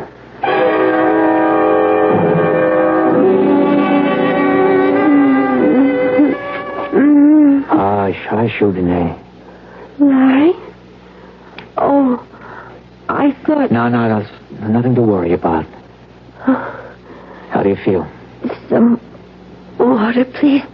Oh, it's right here. Thanks, Larry. That feels better. Feel like getting up for a while? I've made us some dinner. If you want me to. Oh, what happened to my dress? I threw it away. It was all stained and torn. Oh, well, then what... I brought you a new one from the store. I hope it fits, and you like it. You bought me a new gown? Well, you have to have something to wear. Oh. Open it, go ahead. I haven't had a new gown for... Oh, Larry. It's beautiful. Oh, it's beautiful. Give me a little time by myself to freshen up and put it on. Oh, you're beautiful. You're so beautiful. Is it because I look like her? Yes. And no. Barbara Jane is dead. You're alive. What is it? Nothing. Larry, tired again. So tired. Oh, I've kept you sitting here too long in front of the fire. No. Oh, you sure cast a spell over me. I didn't realize it had gone out. I'll get some fresh wood. No, darling, I don't need a fire. I just need... Is it still raining? Yeah, cats and dogs. Oh. So heavy you can't see. It's pitch dark out. Well, it's been a black day. Night came early. So will he. This time he won't wait too late. Hey, listen to me, darling. You're here with me. You're safe. There's no such thing as a swamp man. He's coming. I feel it. He's coming. It's just superstition and folk. No, listen. You see, there's nothing. Listen. He's calling me. He won't leave without me. He won't leave with you as long as I'm here. No, Hurricane, don't go after. I brought some protection. My gun's no use against him. We'll find out soon enough. Swamp man, if you come for her, you won't get her. I'm giving you one last warning. Stay back.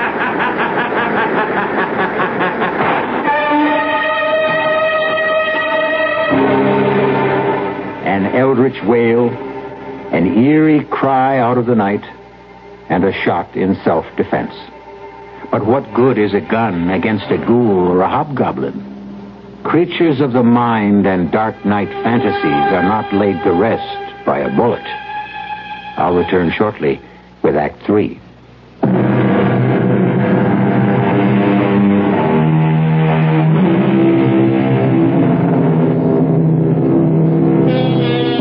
What a host of strange, blood-chilling monsters the human imagination has dredged up from the depths.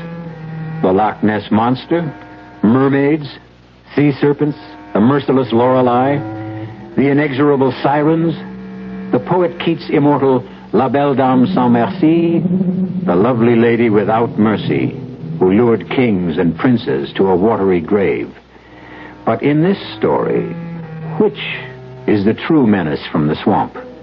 The swamp man himself, or his escaped captive, Udine? Let us return to Larry Drake's confession to find out. I didn't mean to shoot, but I couldn't help myself. Then I saw the shadowy figure stumbling towards me. After the shot, the crazy laughing stopped. I moved up on it very carefully. I could see that it was no swamp man, since there were legs dressed in jeans and field boots. Who are you? Baba James. God Almighty, Larry, you killed me. What were you doing here? Well, just a joke. I wanted to see what kind of woman would give you the time of day. The joke's on me. Killed me just like you killed my sister. It was an accident, Bubba. I've told you. You know what, Frogface? You better take yourself out of circulation. You're plumb accident prone. Please. Where's Jim? Nothing more I could do for Bubba. He was dead. I got a tarp from the lean-to by the cabin and covered him up against the rain. And then I went back to the cabin. Udine? What happened out there? Nothing. Forget about that. All that matters right now is to get you to a doctor. No. I'm too weak, Larry. I couldn't make it in this weather. Then I'm going for the doctor. No. Don't leave me alone. Okay. Okay, Udine. With the river cresting and all the rain, I probably couldn't get across anyway. But tomorrow morning, come hell or high water. Let tomorrow wait for its time. Tonight we're still together. Let time wait on us. I never closed my eyes. But all the time we were together, Udine slept a troubled sleep. Her skin hot and dry, her breathing shallow. I took her pulse and her temperature, and what they showed me sent me off at dawn for town. Well, I don't know what the Sam Hill you're up to, Larry. Have you been drinking? No, Doctor. What do you mean? Well, I don't know about the blood sample. That'll have to be tested.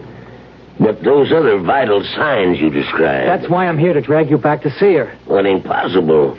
A pulse of under 30, a BP of 60 over 40, flushed and feverish and running a temperature of under 90? Well, she should be cold and clammy. That isn't enough to sustain life, human life anyway. You must have made a mistake. No mistake. I was as careful as I could be. Udine is alive. You can see for yourself when you come. I shouldn't give in to you, but you got me intrigued. Can we get across the river? If we leave right now. Okay. Hello? When? Well, can he be moved, Sheriff? Yeah. Now, look here. You have him lift him in a blanket and handle him like he was partridge eggs. Yeah. Right to the office. I'll be waiting. Well, Larry, I can't go with you now. Now, wait a minute. You said you were... That was the sheriff. Down to the levee. Toady William got trapped under a sandbag slide. He's in bad shape. They're bringing him here for me to operate on. How long is that going to take? It could be well on to most afternoon. I'll come out to your place as soon as I'm finished. You don't understand. I understand, son, but I got to take first things first. But you'll surely come. Yeah, I promise. How are you going to find your way into the swamp? I'll pick up Jeb Scanlon to guide me. He knows this country like the back of his hand.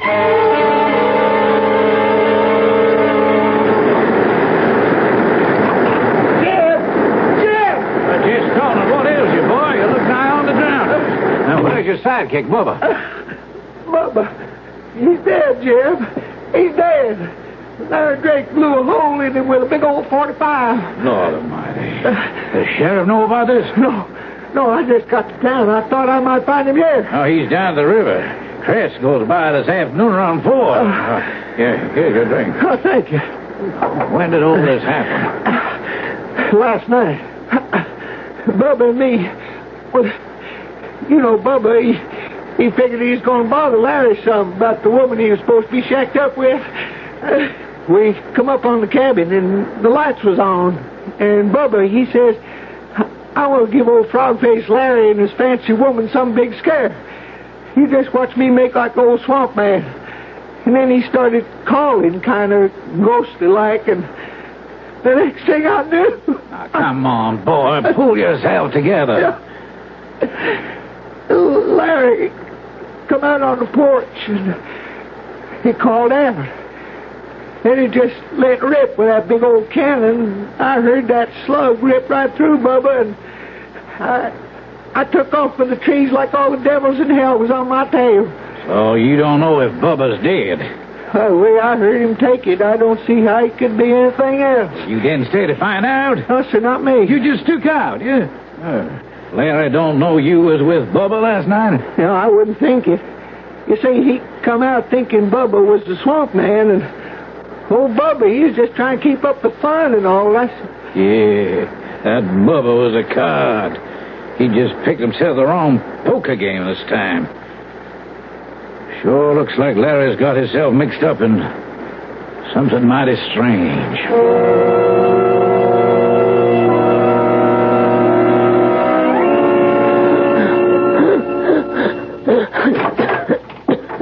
Danae? I'm in bed, Larry. I'm sorry I was gone so long. Can I get you something? Water from the swamp. No more poison. The doctor's coming to see you. The doctor can't help me. Just give him the chance. I haven't time. Listen to me, Larry. He's won. I know that now. Who? The swamp man. I can't live in the air anymore. That's ridiculous. That's sheer nonsense. Look at me, Larry. I'm dying. I'm out of my element. Your element? It isn't air anymore. It's water. I have to go back or die. If only you could come with me. But he never let you. I'd fight him for you. Oh, I suppose you'd try. You love me that much. Larry? Yes? The wine we had at dinner last night. Yes? Could you bring a glass and share it with me? Okay, I'll get it. But this is no goodbye toast. I'd never let you go. I know. Okay, this is to drink to your staying here till Dr. Prince gets here and has a chance to prescribe for you and make you well. So that you and me can live forever afterwards. Drink deep, Larry. My love. To you.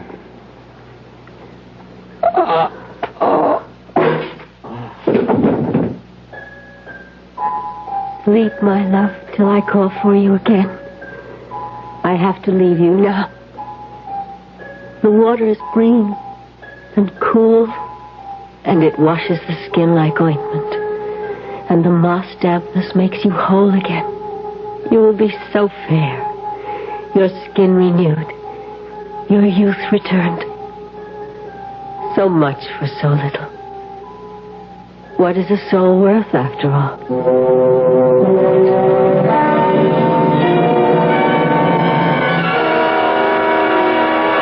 Well, quite frankly, I think my patient is much more Larry than this mysterious woman. What's that mean? Well, from all the evidence, no one. Save Larry has seen her. Oh, you don't mean she don't exist? So physiologically, as a doctor, I don't see how she can. In addition to the impossible figures on her vital signs, I got a report on her blood sample. And? I don't know where our veterinarian game warden got it, but that was no human blood. What kind, then? Not a biologist or a hemopathologist. Reptile, fish. Not a warm-blooded animal, and certainly not a primate. You think this is some kind of a hoax? Yeah, I think a boy I loved very deeply because of what he once was is obviously broken psychologically. I think we'd better get out to that swamp and see what tatters of them remain that might be pasted together. If Jess Tomlin's testimony is right, there ain't many tatters remaining.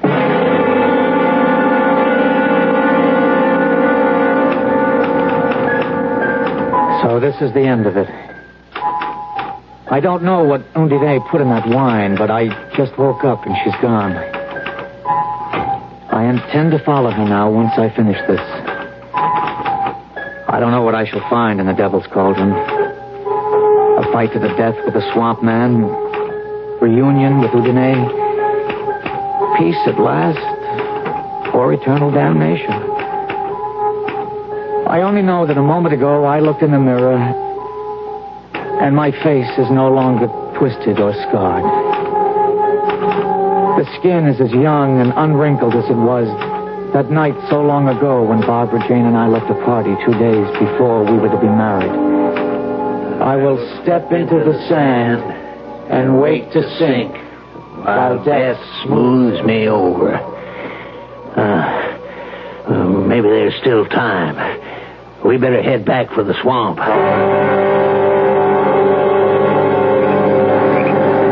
Hold the light higher, Jeb. You ever see anything like that? The old Devil's Cauldron is boiling like the fires of hell was under it. Probably all the rain in the high surface table. Trapped swamp gas bubbling to the surface. Yeah, well, Larry and old One-Toe locked in combat. Oh, there ought to be some way we could get in there and try to help the boy. You stay where you are. This swamp has brought enough lives in its time. Come daylight, we'll see. My God, look. What's that? I can't see too good. Hold your lanterns high. Oh. Well, that's the body surfacing. It ain't Larry. How do you know in his half-life? I ain't got no legs. That's the Swamp Man. Or a manatee or some other animal. Do not see. By tomorrow, the currents will have sucked it away. Well, maybe if it is the Swamp Man, he's the lucky one. Who's to say the woman ain't the one who sucks them dry and spews them out? You spend too much time gossiping around the stove, Jim. It could be. That's what the old ones say. The swamp is a woman that drags men down, often her body, in exchange for their souls.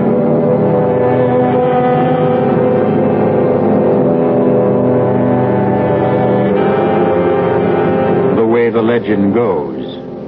But then, there are so many legends.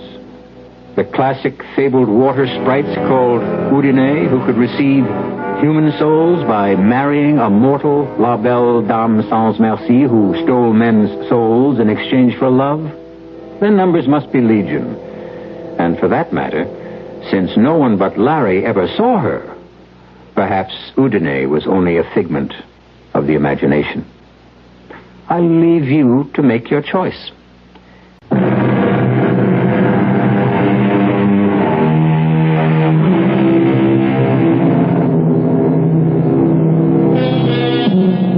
One footnote before we part.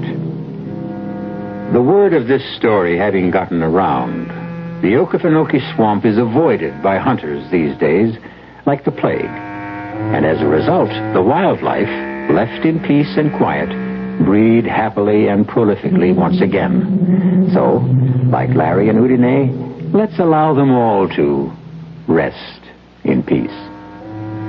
Our cast included Jack Grimes, Joan Loring, Ian Martin, Robert Dryden, and Leon Janney.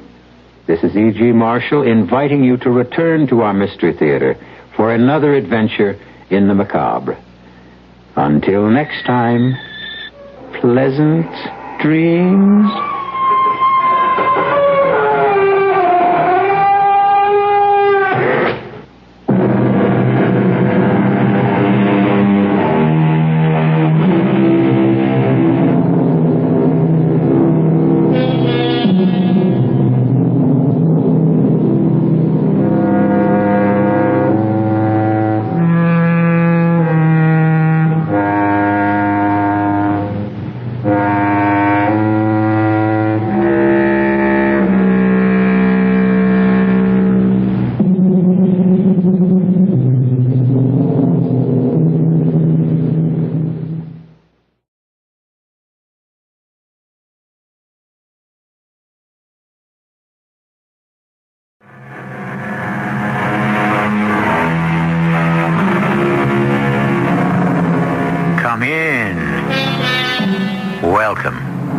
E.G. Marshall. Most of us have read or at least heard of The Scarlet Letter by Nathaniel Hawthorne. But by the time it appeared in 1850, its author, then 46 years old, had been writing and publishing since his graduation from college collections of short stories. It is one of these that we are about to bring you, written long before The Scarlet Letter and titled The Birthmark.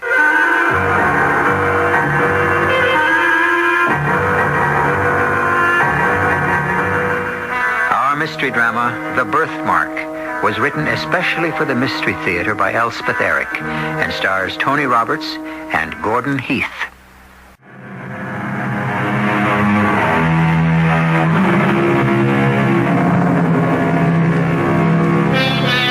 In the latter part of the 18th century, when this country was being born and the recent discovery of electricity and kindred mysteries of nature seemed to open paths into the region of miracle, it was not uncommon for the love of science to rival the love of woman. This is the story of one such rivalry. The great man is late again. Late yesterday, late today, and probably late tomorrow. The laboratory awaits him. The distiller bubbles and waits. The retorts, the tubes, the cylinders, the crucibles, all are immaculate and sparkling, and waiting for him. Soon the glow of the furnace will be red as rubies. All attend upon the appearance of the great man. And where is he? Good morning, Aminadab. A fine morning to you, Master. I'm a trifle late. A new bridegroom is permitted a little tardiness. And how is the bride? Georgiana is... Do you know her, Aminadab? How should such a one as I know such a one as she? Have you ever seen her? From a distance only. Ah. I know what I hear. That she is adored by men, envied by women. That's true. In short, perfection. That's not quite true. Oh? Did you not know that the beautiful, the exquisite Georgiana has a birthmark? I may have heard something. In the center of her cheek, her left cheek.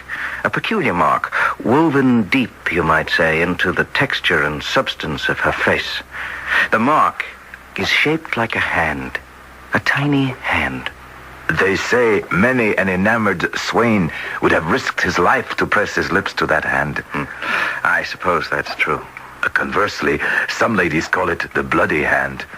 They go so far as to say that it quite destroys the effect of her beauty, even renders her hideous. Of course, it is the ladies who say that. But the gentlemen, if their admiration is not actually heightened by the little flaw, they simply wish it would go away, so that this imperfect world might possess one living specimen of ideal loveliness. They say that is the feeling of some. It's beginning to be my own. Oh? Before we were married, I gave it no thought. So caught up was I with her incomparable loveliness. But now, your feeling has changed? In the usual state of her complexion, which is a healthy though delicate bloom, the birthmark wears only a tint of deeper crimson, imperfectly defining its pygmy hand shaped amid the surrounding rosiness. When Georgiana blushes, as she so often does, it becomes more and more indistinct, and finally vanishes amid the triumphant rush of blood that bathes her whole cheek with its brilliant glow.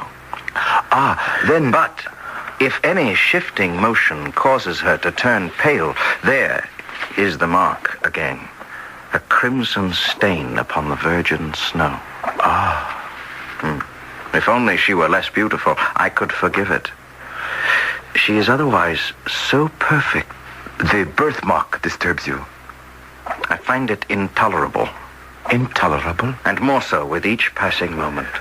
The fatal flaw which nature stamps ineffaceably on all her productions. Why must it be so? I will not accept it. It sucks at the very heart of her beauty. It crushes my love for her. It poisons my marriage. I will not accept it. No, never. What can you do, Master, but accept it? Remove it. Remove it? I'm convinced it can be done. That you can do it? Would I entrust my beloved to the coarse, indifferent hands of another?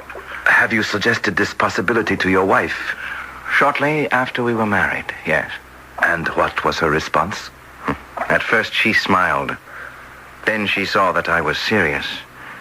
She blushed and said that her birthmark had often been considered one of her charms, and that she herself had been simple enough to imagine it might well be. And so it might. On another face than hers, it might indeed. But not on yours, I told her. You came so nearly perfect from the hand of nature, I said, that the slightest possible defect shocks me as being the visible mark of earthly imperfection. That you should be shocked by her imperfection? Oh, my. Yes, shocked. That was the word that did it. She burst into tears and said I could not possibly love what shocked me. Better we had never married, she said. But try as I might, I could not retract my words. God help me.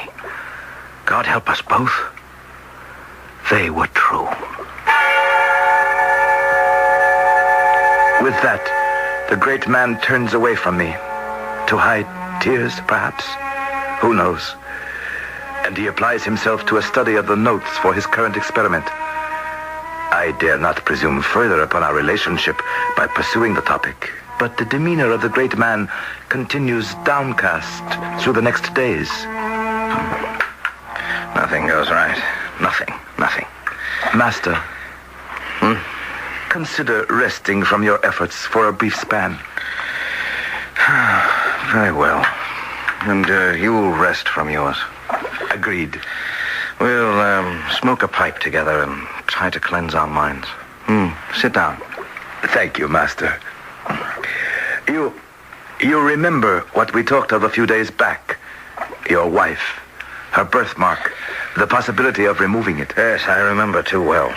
It occurs to me that things may be going poorly for you here in the laboratory because your mind is still occupied with that problem. My mind is obsessed with it. Consumed by it. You cannot believe how it has taken over my thoughts. I am destroyed by my obsession with my beloved's birthmark and how to be rid of it. Have you spoken of it further? To her? I cannot help it. I mean not to speak of it. Wrench my thoughts and my words away from it, firmly, purposefully. But no matter what my intent, what my effort, I revert inevitably to the subject of the birthmark. Aminadab, it has become the central point of my existence. With the morning light, I open my eyes to my wife's face and see immediately the sign of imperfection. When we sit together at the evening hearth, my eyes wander stealthily to her cheek and behold, flickering with the blaze of the wood fire, the spectral hand. And is your young wife aware of your furtive spying? Unhappily, she is. Now she shudders at my gaze. My poor master. The other night, I had a dream. You know, Aminadab, that I place great store by dreams and their meaning. Georgiana woke me and told me that I had cried out in my sleep, that I had shouted. It is in her heart now, We must have it out. She asked me, did I have any recollection of the dream that had caused me to utter those horrendous words. And did you? I told her no, and it was true. I had no remembrance whatsoever, though I might understandably have had a dream about the birthmark, since before I fell asleep it had taken a firm hold on my musings. And you cannot remember the dream? No. And yet... Yes? And yet? Speaking with you here, now, relaxed the way we are. Yes. There's a spark. There's a glimmer. Yes, Master? You were in my dream, Aminadab. I, Master? Yes. You and I were together. We were attempting an operation for the removal of the Crimson Hand. Oh, Master. But the deeper went the knife, the deeper sank the little hand, until, at length, its tiny grasp caught hold upon her heart. Master, for the love of God. But even then, I was resolved, inexorably resolved, to cut it out or wrench it away. Oh, Master, what's to be done? I must tell Georgiana the dream. Must you? Truth finds its way to the mind, close muffled in robes of sleep. Until now, I had not known of the absolute tyranny this one idea has had over my mind. Until now, I have not known the lengths I might go to give myself peace. Then you are determined. I am a scientist, Aminadab. I cannot think of myself as anything else. And science demands that we follow every scrap of revealed truth, no matter where it leads. The great man sits by the stove. His notebooks have not been opened. The tubes and retorts have not been touched. The chemicals sit upon the shelf. I move quietly about the laboratory. He seems not to know I am here. Master. Oh, Aminadab. You're not disposed to continue the experiment we started some weeks past? Oh, I cannot even remember. Oh, Master. Aminadab, I have told Georgiana the dream. And what did she respond, if I may ask? She said, Aylmer, I know not what may be the cost to rid me of this fatal birthmark. Perhaps its removal may cause cureless deformity, or it may be that the stain goes deep as life itself. Besides, do we know that a possibility even exists of unclasping the grip of this little hand which was laid upon me before I came into the world? All true. What could you say? I said what I believe, that I am convinced of the perfect practicability of its removal. And then she said, Aylmer, let the attempt be made. Danger is nothing to me. Life is a burden, while this hateful mark makes me the object of your horror and disgust. Aylmer, she said, remove this dreadful hand, or take my wretched life. Brave woman. Spare me not, Aylmer, though you should find the birthmark in my heart. And so I kissed her on the cheek, her right cheek, not the cheek that bore the impress of the Crimson Hand. I tremble for my master. I tremble for his bride. I think I tremble for myself, for I am not of Aylmer's stature. I am but a poor clod, meant to serve, never to command, meant to assist, never to initiate. Yet, where he leads, I must follow.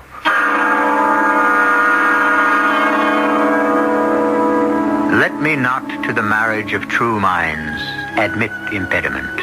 Love is not love that alters when it alteration finds. Shakespeare wrote that in a sonnet. What would he say of a birthmark in the shape of a tiny hand, and the alteration necessary to remove it, and the insistent desire to do away with it? We'll return shortly with Act Two.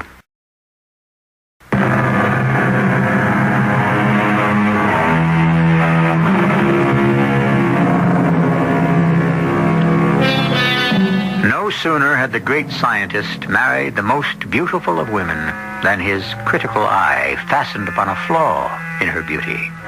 A tiny birthmark in the shape of a hand, which glowed fiery red against the pallor of one cheek.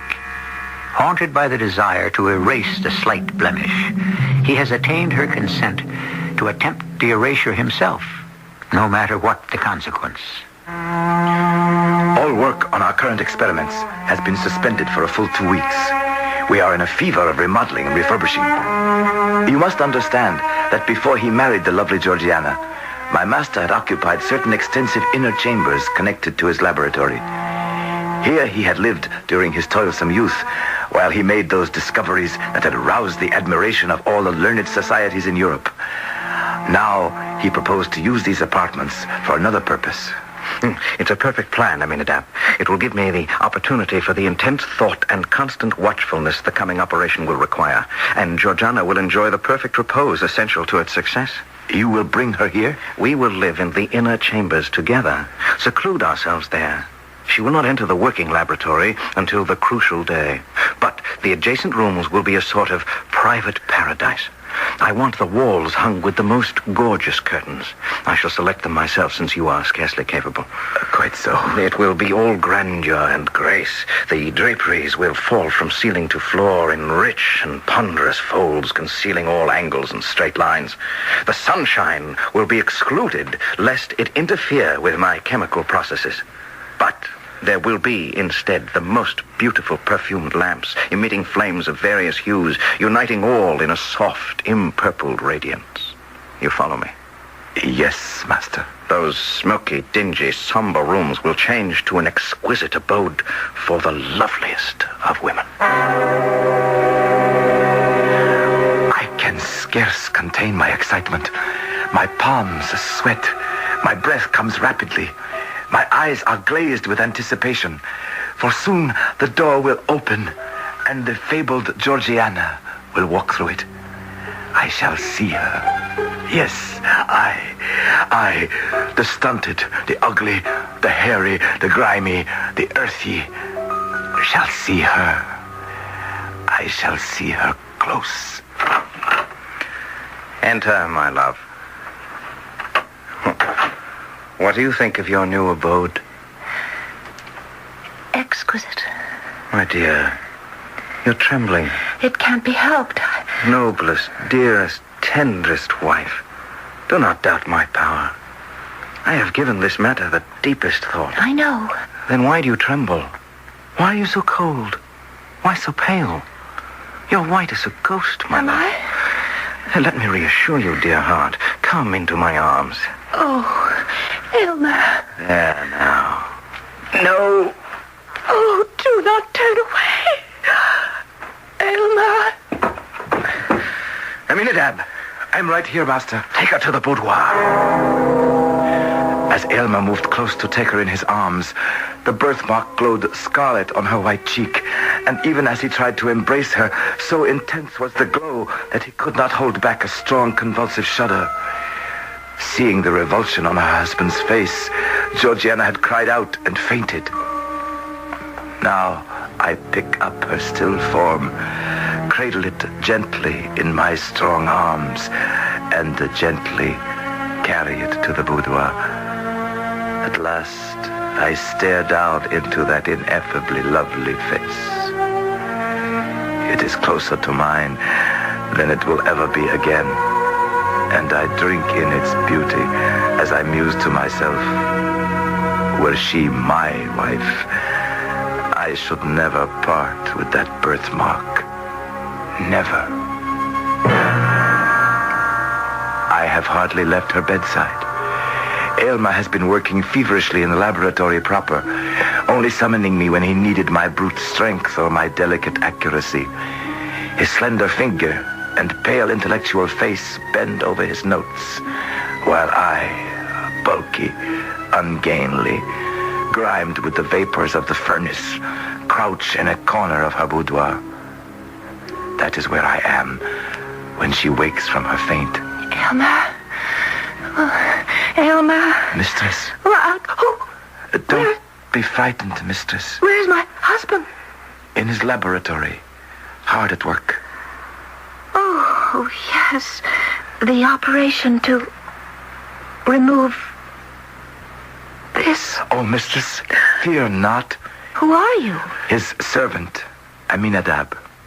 Privileged to be his assistant from time to time when he needs my mechanical readiness. But you must have more than that, Aminadab. I have a skill, an ability to execute the details of my master's experiments. But I assure you, mistress, I have not the wit to comprehend the slightest details of any of those experiments. But what do you think of this latest of his experiments? The removal of the little hand, you mean, that rests upon your cheek? And gives him no rest until he exorcises it. Well, tell me. I really want to know. Mistress, there is a truth which all seekers stumble upon sooner or later. And what is that? Our great creative mother, while she amuses us by apparently working in the broadest sunshine, is yet severely careful to keep her own secrets, and despite her pretended openness, shows us nothing but results. She permits us to mar, but seldom to mend, and on no account to make. I cannot tell if my words have meaning for her. Indeed, I do not know myself the precise significance of what I say. The days drag on, and I am living in a fever of dread and anticipation. I am living within the hearts of both my master and my mistress. In the intervals of study and experiment, he comes to her flushed and exhausted and speaks glowingly of the resources of his art. This small vial contains a gentle but powerful fragrance which can impregnate all the breezes that blow across a kingdom. And this gold-colored liquid in the crystal vial? Oh, that is the most precious poison ever concocted. By its aid, I could apportion the lifetime of any mortal at whom you might point your finger. The strength of the dose would determine whether he were to linger out years or drop dead in the midst of a breath. Elmer, you chill me to the marrow of my bones. Why do you keep such a fearful drug? Trust me, my beloved, trust me. I do trust you, but why do you... Here is a powerful cosmetic. With a few drops in a vase of water, freckles may be washed away as easily as the hands are cleansed. A stronger infusion would take the blood out of the cheek and leave the rosiest beauty a pale ghost. Is it with this lotion that you intend to bathe my cheek? Oh, no, my darling. No, this is only superficial. Your case demands a remedy that shall go deeper. Far deeper, my sweet girl. Far, far deeper. He has been locked in his laboratory for a full week now, absorbed in his labors. I am crouched in the corner of her boudoir, as I always am when not actively assisting him. She is reading. Beside her bed are ponderous volumes. I recognize them as coming from his scientific library. I dare to approach her where she lies. Have you finished with these books, mistress? Those? Oh, yes. Shall I return them to the shelves? If you like. Albertus Magnus, Cornelius Agrippa. You have been reading the antique naturalists. Paracelsus and the rest. Paracelsus, the great Swiss physician and philosopher of the 16th century. He who speaks of the portals of man's deep within. When one is conquered or thrown off the thraldom of matter in his own body. You have studied him well, mistress. But this, the volume I am perusing now, this is my favorite. Why, it is the master's own folio. He gave it to me to read. Oh, it is a rare privilege, mistress, to read in that folio. He has recorded there every experiment of his scientific career, its original aim, the methods for its development, and its final success or failure. It is the history and emblem of his life. She reads on. I return to my corner. She grows more and more absorbed in the folio. The color comes and goes in her face. The birthmark appears and disappears as her cheek alternately flushes and pales. Then, all at once? Aminadab, Yes, mistress. you know that each time he has been with me here, he has inquired as to my sensations, whether the confinement of the room and the temperature of the atmosphere agree with me. Yes, mistress. I've begun to think that I'm being subjected to certain influences, that I have been for some time. What influences? I'm not sure. Nor am I sure how they are brought to bear, whether breathed in with the fragrant air or taken with my food. Merely your fancy, perhaps? Perhaps. But if so, then I have another fancy. And what is that? That there is a stirring in my system, a strange, indefinite sensation creeping through my veins, tingling, half painfully, half pleasurably, at my heart. Oh, mistress. Still, when I dare to look into the mirror, there I behold myself, pale as a white rose, still with the crimson birthmark stamped upon my cheek. And I hate it. I hate it. Not even my husband now hates it so much as I. Mistress, sweet mistress. And another thing, something I've told no one, not even Aylmer. Yes, mistress. These past few hours, 2 or 3 perhaps, I've noticed a sensation in the awful birthmark itself. Is it painful? No, not painful. But it induces a certain restlessness throughout my system, a stirring, craving, a desire to I'm going in to venture into the laboratory where my husband works. Wait. Don't try to stop me. Don't interrupt him. I must. Through the open door, I can see him, pale as death, anxious and absorbed as he hangs over the distiller, as though it depended upon his utmost watchfulness whether or not the liquid within would be the draught of immortal happiness or eternal despair.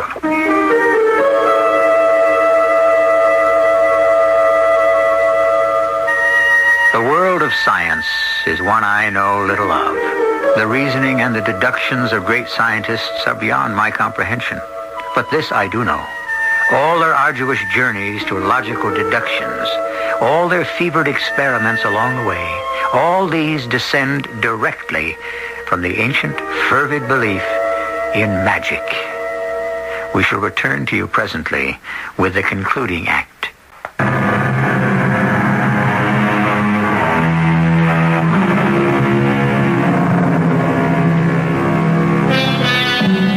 Aylmer has installed his young wife, Georgiana, in the inner chambers adjoining his laboratory. When, attempting to reassure her, he leaned to embrace her, he was struck afresh with horror at the sight of the little red birthmark that tainted the perfection of her cheek.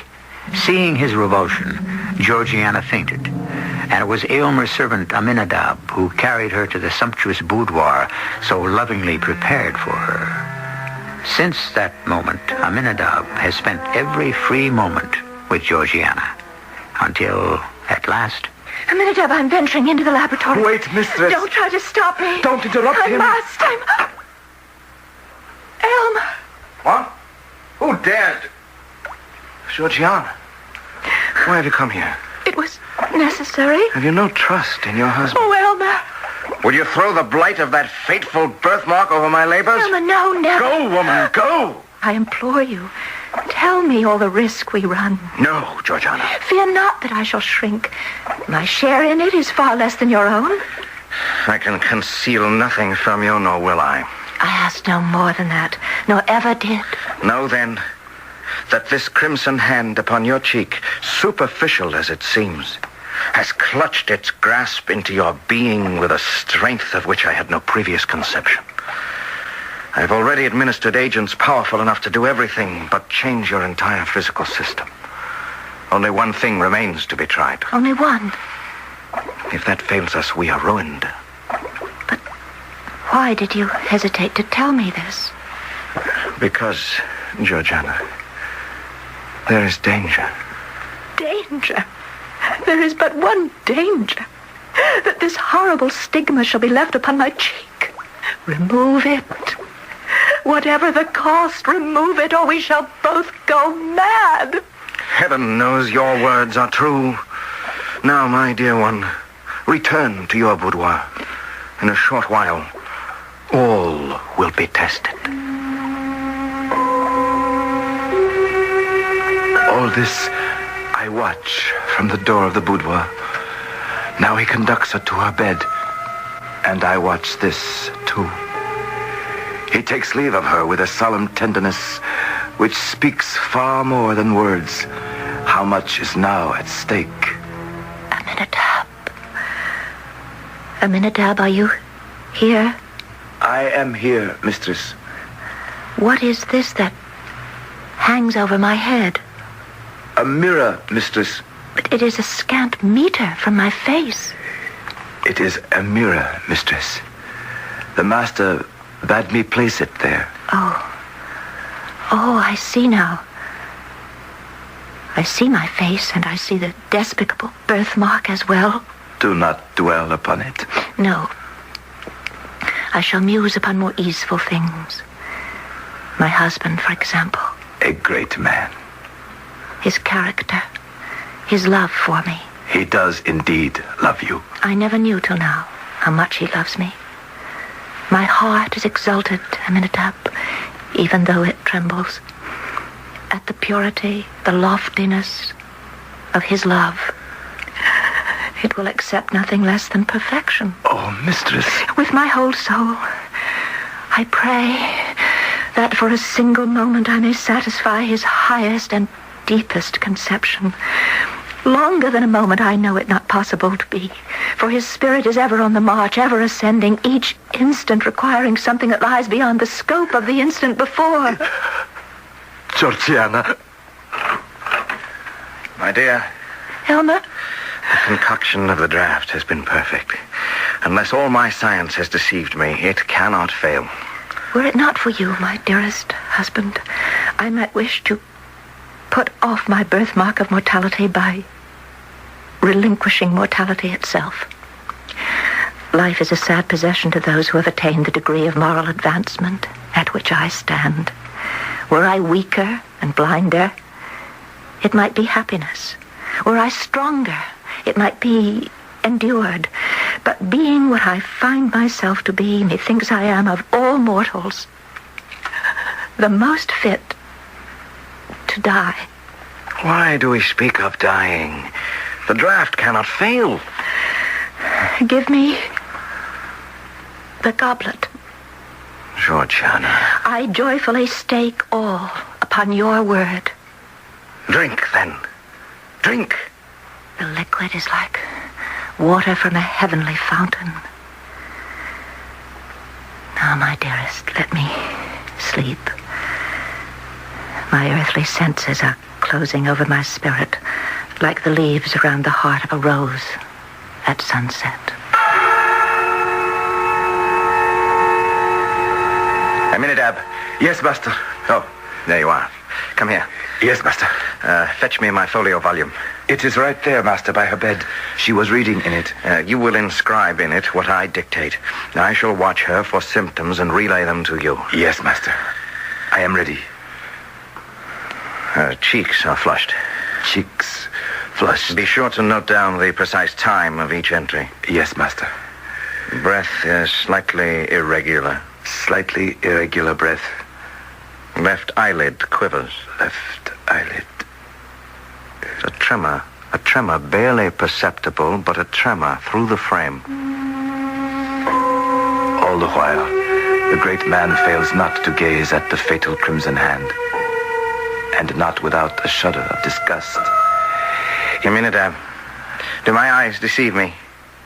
Is the crimson hand more faintly outlined? It has faded a trifle, master. Yet she is pale as ever. But the birthmark is less distinct. I shall conquer. I shall conquer. I know it. I shall conquer. The presence of the scarlet hand has been awful, God knows. But its departure is more awful still. Watch the stain of a rainbow fade out of the sky, and you will know of the passing of the birthmark. By heaven, it is well nigh gone. I can scarcely trace it now. Success! Success! Yes, success. Now it is like the faintest rose color. The lightest flush of blood across her cheek would overcome it. But she is so pale. Draw the window curtain. Suffer the light of natural day to fall into the room and rest upon her cheek. Yes, master. Aminadab, you served me well. You and I, matter and spirit, earth and heaven, both have done their part in this. Laugh, you thing of the senses. You have earned the right to laugh, and so have I. Success is ours, yours and mine. His wild exclamations break her sleep. Slowly she uncloses her eyes and gazes into the mirror above her face, which he has arranged for and I have set up.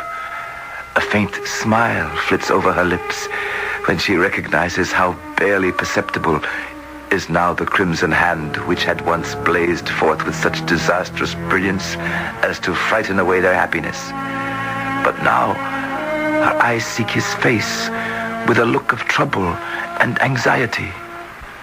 My poor Aylmer. Poor, nay, richest, happiest, most favored. Dear love. My peerless bride, it is successful. Dearest husband. You are perfect. You have aimed loftily. You have done nobly. Georgiana, my precious wife. Oh, Aylmer. Dearest Aylmer. I am dying. Alas, it is too true. The fatal hand has grappled with the mystery of life, had been the bond by which an angelic spirit kept itself in union with a mortal frame. The last crimson tint of the birthmark, that sole token of human imperfection, fades from her cheek. My master stares with eyes that seem to see nothing save the spot where it had been and is no more. He is still staring down into her face when something causes me to glance upward to a spot just above her recumbent form. A puff of smoke, a fragment of cloud vapor.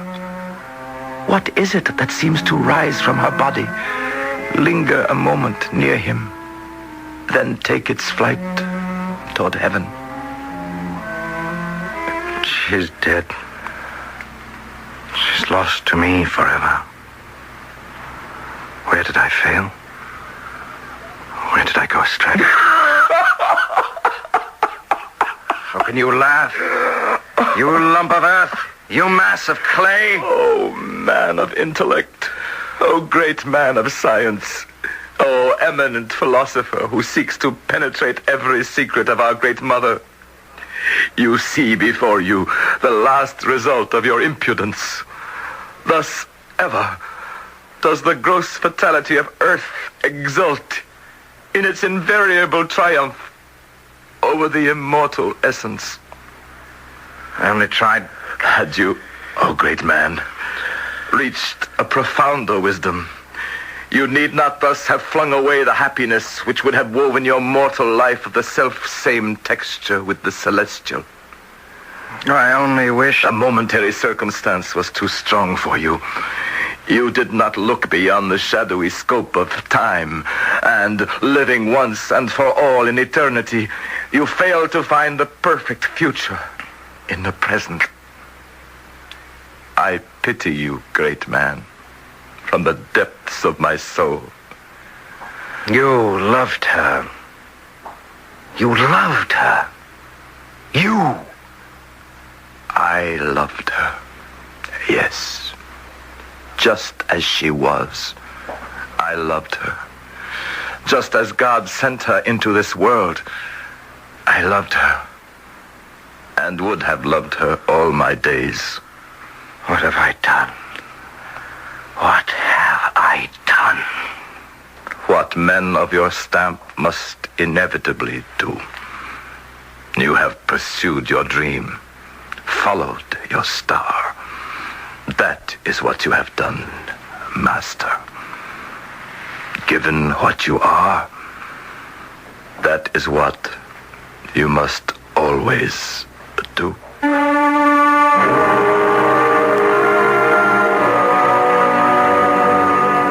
The story of the birthmark was written over 100 years ago, at a time when the worship of science was sweeping over the world. In the last century, this worship has grown to a frenzy. We bow before its power. We refuse to believe that it cannot resolve all our woes. When will we learn that science is not a god? That it was never meant to be worshipped? That it is our servant only, never our master? I'll be back shortly.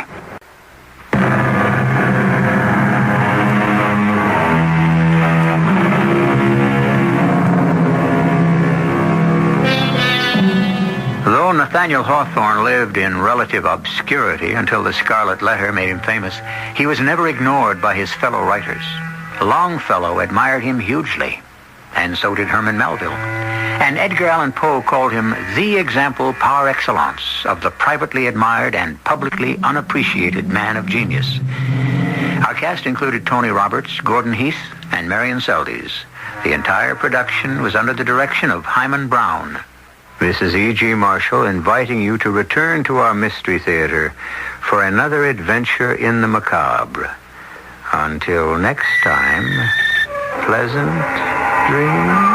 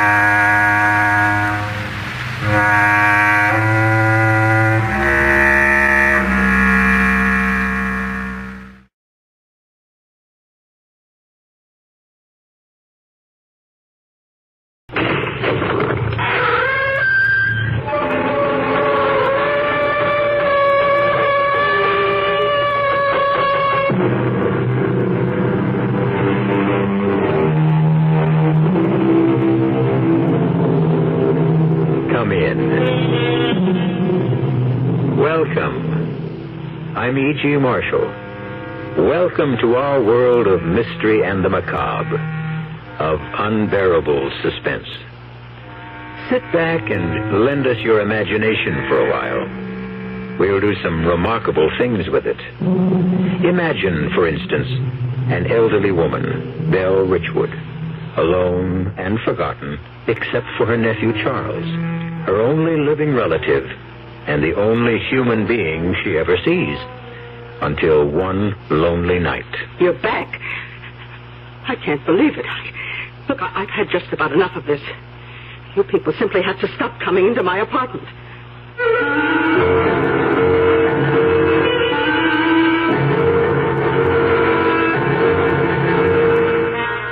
Our mystery drama, Strange Company, was written especially for the Mystery Theater by Bob Juran and stars Bryna Rayburn.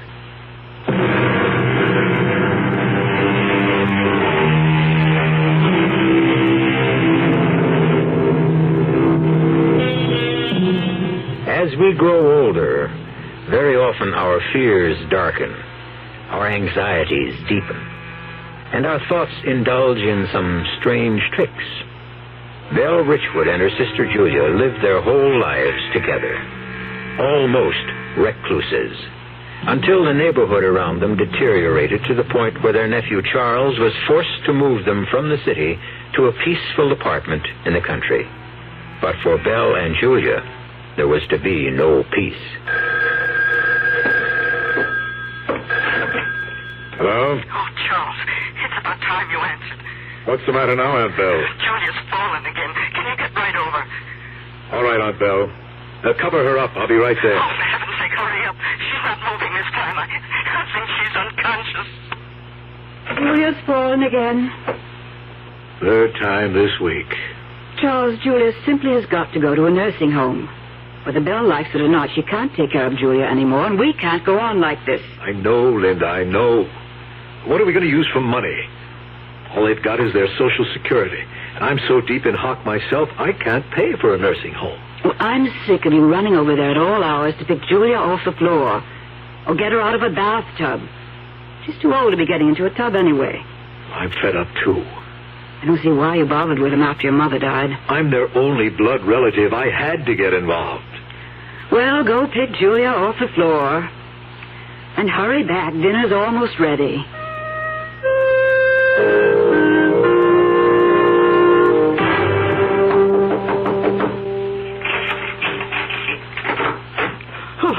Oh, you took your time. Where is she? In the bedroom. Hurry. Okay. Can you get her up? No, Aunt Belle. Julia's dead. Oh, no, Charles. She's just unconscious. No, Aunt Belle, she's gone. No, I can't believe it. The fall was just too much for her. Not my Julie. She can't be. No, Julia, dear. Wake up. Wake up. Aunt Belle. Please. I'll have to make some phone calls first. I'll take you back to our place. No. I can't leave Julia. But they'll be taking her away in a little while. You'll be better off at home with Linda. It was all because we moved to this apartment. We should have stayed in the city. Aunt Belle, we've been through all this. I moved you out of the city because you were mugged twice in your own elevator. This place isn't any better. Julia always hated this apartment. I think it hates us. It's evil. Julia's gone. What are you going to do? Now, you've got to think about yourself. Myself? I haven't thought about myself for 60 years. It's always been Julia. But you won't have to worry about her anymore. What do you mean, Charles? I'm more worried about her. More than ever.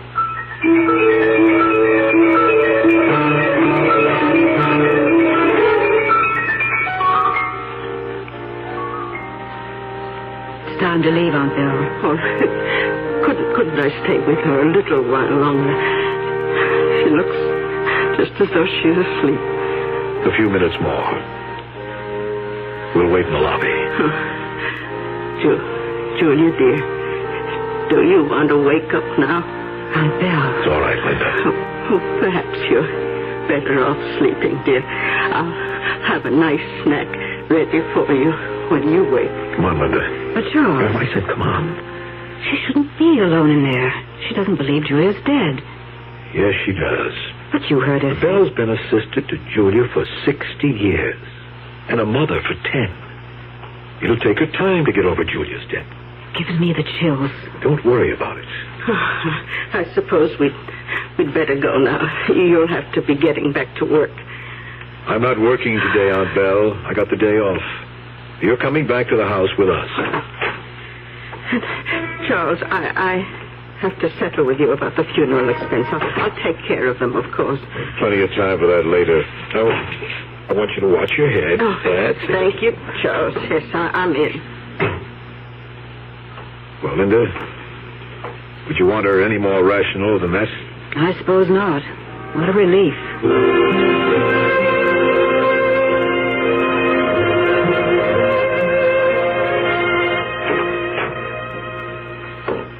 You didn't have to see me in, Charles. I'll be all right. Don't be silly, Aunt Belle. And thanks for having me to dinner. You were right.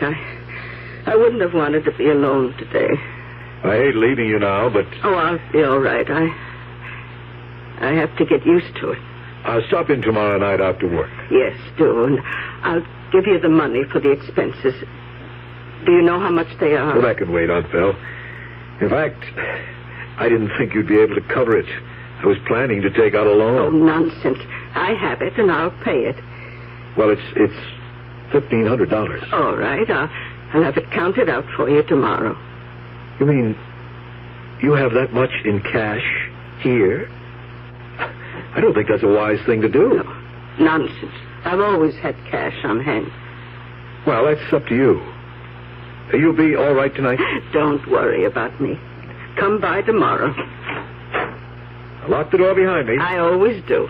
Good night, Aunt Belle. Good night, Charles.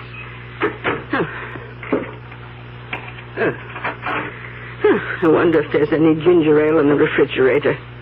Oh, that reminds me. I wanted to tell Charles. Charles! Oh, he's gone.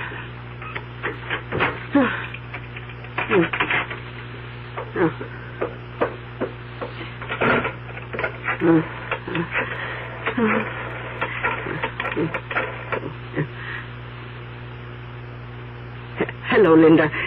Yes, I'm all right. Oh, Linda, Charles just left, and I wanted to tell him something.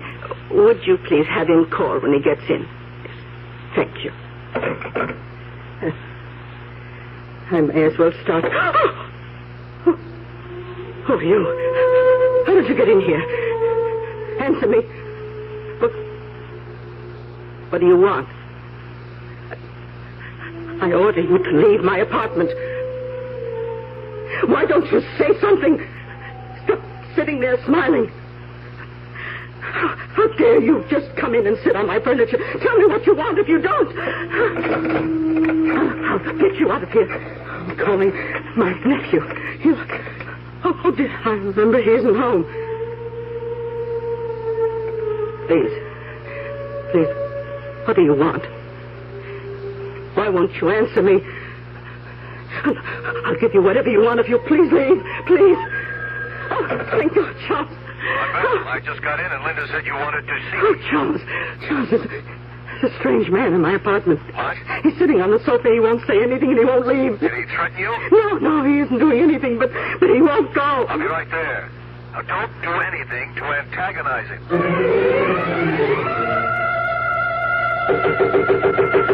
Aunt Belle! Oh, Charles, thank you for coming. Where is he? Oh, he's gone. Oh, thank God for that. I called the police. But how did he get in? Tell me what happened. I don't know. I put the chain on the door after you. Then I called Linda, and when I turned around, there he was. He must have been in the apartment when we arrived. In the bedroom or the bathroom, maybe. He must have been. I certainly didn't let him in, but he left in a hurry when he heard me talking to you. Well, I'll check the rest of the apartment just to be sure. No, I'm more mad than scared. The nerve of him just sitting there smiling, not saying a word. I'll get it. Mr. Gordon? Oh, yes, come in, officer. Have you reported a prowler? Yes. This is my aunt, Miss Richwood. Just a few questions. You say he was here in the apartment? Yes, sitting right on that sofa. I think he was hiding here when we came in, officer. We had just got back from the funeral of Miss Richwood's sister. What time was that? About 9. And you didn't see him then? No. Tell me, Miss Richwood, what did he do? Or say? Did he threaten you? No, he wouldn't say a word. He just sat there smiling. And when did he leave? Well, when my nephew called, that must have scared him off. Because when I turned back, he was gone. All right, Miss Richwood. We're searching the rest of the building. We'll put out a bulletin on him. We'll call you if we find a suspect. We'll need an identification. Yes, of course. Good night now. Good night, officer, and thank you. Aunt Belle, now you've got to come home with me. You can't stay here alone tonight. Oh, I have to stay here, Charles. I don't dare leave the apartment. Not if someone's getting in. But then I'll have to stay with you. Oh, no, you don't. No, I'll be all right. Now that we know there's no one here. Well, I hate... I'll lock the door. No one will get in. And with the police around, I feel doubly safe. Okay, Aunt Belle. But I'll call you when I get home, and I'll be in after work tomorrow. Oh, yes. Do come by, Charles. I'll have the money for you, for Julia's funeral. Aunt Belle, your money, could this guy have taken it? Oh, I don't know. He didn't seem to. Oh, dear. Where'd you have it? Oh, in the bedroom. I always thought this was the safest. Oh, thank heaven. Oh, it's here. You're sure? All of it? Well, the suitcase is here. He couldn't have known. Oh, yes. There's no money missing. Good grief. Oh, it's all there. I'm not worried, Charles. That man won't be back. But, Aunt Belle, All that money. Oh, don't worry, Charles. I'm going to hide my money in a different place. Just in case.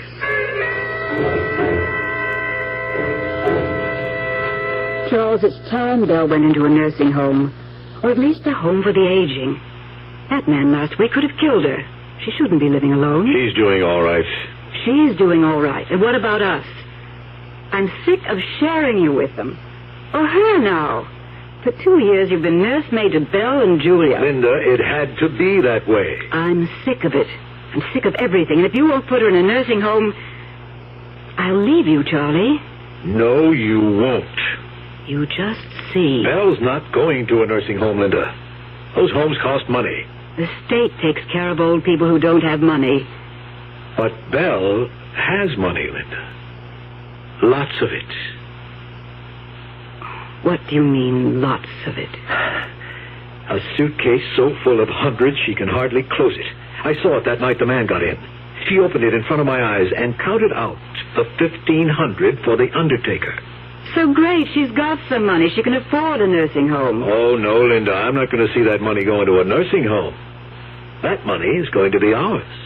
You mean we're in her will? She hasn't got a will, but she's got a suitcase full of money.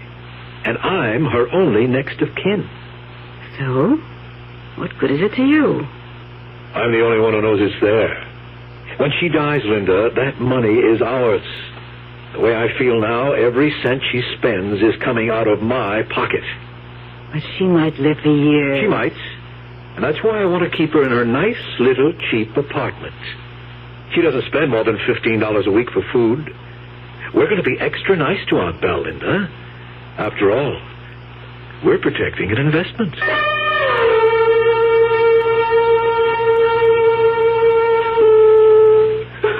You're back. I can't believe it. I've had just about enough of this. You people simply have to stop coming into my apartment. Get out of here and leave us alone. Well, we won't have it. I'm going to tell Charles he has to do something about this. Oh. Hello? Oh, Charles. Hello, Aunt Belle. Will you get over here and get these people out? Who, Aunt Belle? That man who was here last week. And this time he has a friend. A lady friend, no less. Aunt Belle, you mean that guy is back? He certainly is, and with a strange woman. I'll be right over. Oh, please do. They're upsetting Julia terribly. I think she's afraid of them. Julia? Aunt Belle, Julia is dead. She can't be there.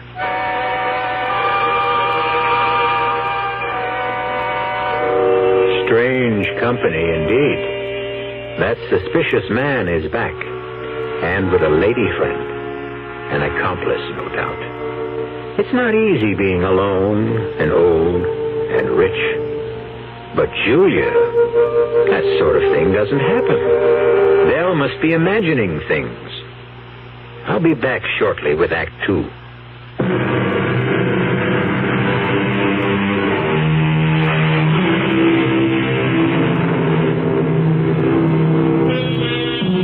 Let's return to the apartment of Belle Richwood, where, so she says, her late sister has spent the day, along with some other questionable companions. Her nephew Charles is with her now, and it seems as though the visitors have left. Belle, look. There's no one in this chair. I know. They're not here now. And this is where you saw Julia, in this chair? Yes.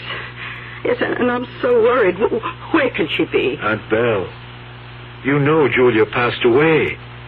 Julia is dead. Yes, I know. I feel so terrible about Julia. Do you think we should call the police? No, they couldn't help. But they could look for her. I remember one time in the city she wandered away. Aunt Belle, stop it. Charles. We cannot look for Julia because Julia is dead. I know. Julia's dead. Then stop saying you saw her in the apartment. It's all right, Charles. I won't mention Julia again. But I do wish you'd do something about the other two. The other two? I told you before. The man who comes in here, and now the woman. Oh, yes, those. I simply don't understand how they're getting in. Doesn't it stand to reason that you're imagining there's a man and woman here? Charles, I know real people when I see them. Have you ever touched them? Oh, heavens, no. But that might convince you. Oh, why should I have to touch them? I know they're here. But they never speak, isn't that right? Yes, that's true. They don't talk. Aunt Belle, I don't know who or what they are, but there's nothing I can do about them. Well, I can. The next time they show up, I'm calling the police. No, I wouldn't do that, Aunt Belle. You couldn't tell them any more than you already have. Well, they can certainly put a stop to strange people in my apartment. And another thing, I'm going to find another place to hide my money. Well, that is a good idea. Charles, come closer. They might be listening. Now, I want you to know where my money is, just in case. I'm going to hide that suitcase. You know, the one you saw it. Yes. I'm going to hide that behind the refrigerator. Good idea. But where should I hide the other one?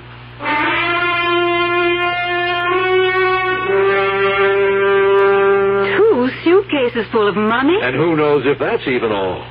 You see why I want to keep things just as they are? But Julie, that man that's getting in with all that money there is no man, or Julia either. She's imagining that Julia is back, and she imagines she sees those people too. They aren't there. Oh, it's just one of those things that comes with age, hardening of the arteries or something like that. It does things to the brain. But if they're so real to her... Yes, they are real to her.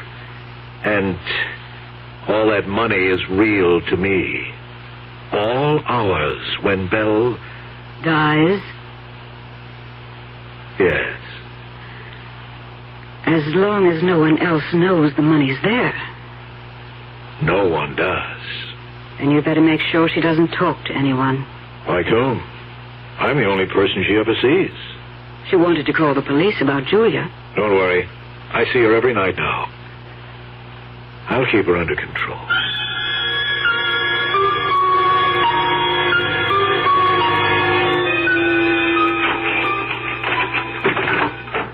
Hi, Aunt Belle. Oh, Charles, I'm so glad you came by tonight. I know how those people are getting in. You do? Yes, through here. They're coming right through this door. Aunt Belle, that's a closet. It's the clothes closet. Oh, that explains where they live, then. They always come through this door. In fact, that woman came in today, and nice as you please, she picked up my coat and put it on. I could have smacked her face. Maybe you should have, Aunt Belle. Well, I couldn't bring myself to do that. But you would have found out that woman doesn't exist. She's just in your imagination. Oh, yes? Well, I'm not imagining. Missing $100. What? I had the rent money all counted out. It was in an envelope on the kitchen table, and now it's gone. I reported it to the police. Aunt Belle, you didn't. Of course. Why shouldn't I? Because you probably misplaced the money and think it's gone. What do the police say? Well, that nice young officer who came the other time said they'd send out a search for that woman. She's the one. I know. Belle, I don't think you ought to keep so much money around. Well, I had thought of putting it in the bank. I was thinking maybe you ought to let me take care of it for you. I mean, with one case behind the refrigerator. Shh. They'll hear you. Don't let them know where it is. Oh. Yes, you're right, Aunt Belle. Is anybody watching? No. No. Oh, good. Oh, come on. We're going to move the suitcases. Now, you get the one behind the refrigerator, and I'll get the one under the sink. How did you ever get it back here? I can hardly... There it is. I'm simply going to put them in the bathroom and keep an eye on them. They say if you really want to hide something, keep it out in the open where no one would think of looking for it. Yes, I've heard of that. Well, come on. Bring that case in here to the bathroom. Right away, Aunt Belle. Oh, yeah. Yeah, she won't miss it. Charles, bring the case in here. Okay, Aunt Belle, I'm coming. There you are. Oh, put it there in the tub next to the other one. No one's going to look for my money there. Now, how about a nice glass of wine?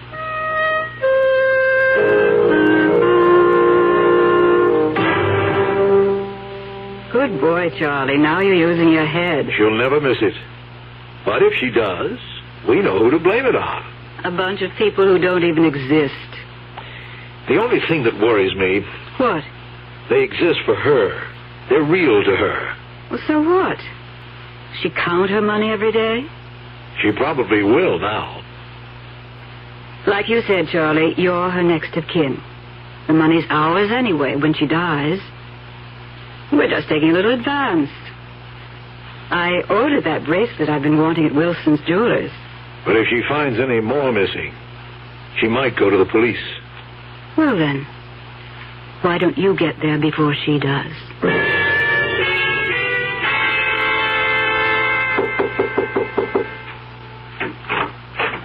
Oh, hello, Miss Richwood. Oh, Mr. Geller, I'm sorry to bother you. That's what superintendents are for, Miss Richwood. And you don't bother me a tenth as much as some of the other people in this building. Mr. Geller, I wonder if you'd mind coming upstairs and getting rid of those people. I can't seem to make them leave this time. People? What people? Why, all those people in my apartment. Oh, sure. I'll throw them out. Come on. I really hate to bother you, but my nephew's at work, and I'm afraid to call the police again. I don't want strange people in my building, much less in one of the apartments. Don't worry. I'll get them out.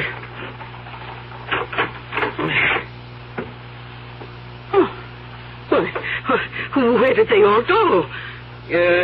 Sure there were people here, Miss Richwood? Oh, yes. Yes, I'm not crazy yet. There was that man and woman who always come in, and two little girls. Well, we didn't pass them on the stairs, and there's no floor above this. How can they get out? Oh, but now my sister's gone, too. Oh, do you think they took her with them? Oh, this is terrible. How am I going to find Julia?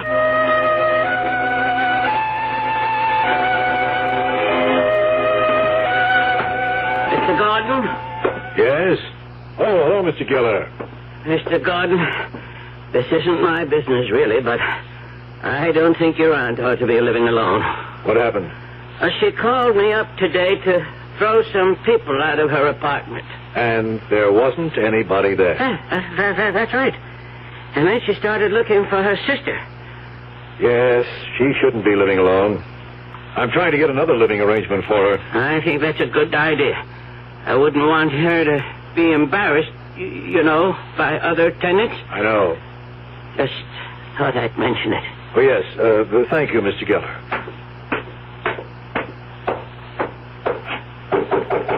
Aunt Belle, it's me.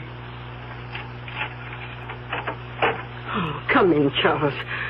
Did I have a day? Belle, you shouldn't have gone to the superintendent's. Well, I had to get those people out. I suppose you did. Aunt Belle, how about a glass of wine? Oh, of course. I have some chilling in the refrigerator. I'll just wash up in the bathroom, if you don't mind. Go ahead. Do you want an ice cube in yours, Charles? Sure, fine. Now, let's see. Yeah. There they are. Yeah. Yeah. Oh, man. Charles, what are you doing? I'll be right there, just drying my hands. I didn't get a chance to wash up at the shop. Oh, well, sit down and have your wine. I've got something important to tell you. Yes? I've been robbed. What? $1,000 gone from one of my suitcases. No. I had a feeling something was missing, and I counted all the money in that particular case. $1,000 gone. Are you sure? Maybe you didn't count it right. Oh, no, I counted it twice. In fact, I'm going to count it again with you here to make sure. We'll count it together, and you'll see.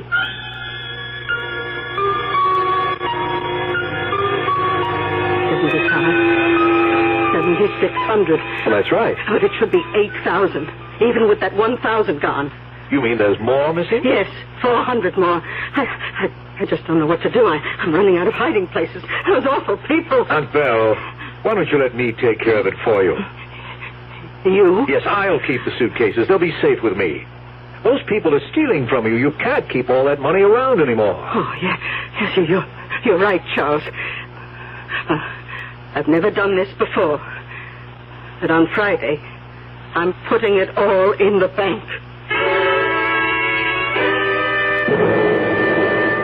Oh, don't let her, Charlie. Keep things just as they are. I need another $2,000 for Wilson's Jewelers by Saturday. I'll stall her, don't worry. Even if I have to kill the goose that lays the golden eggs.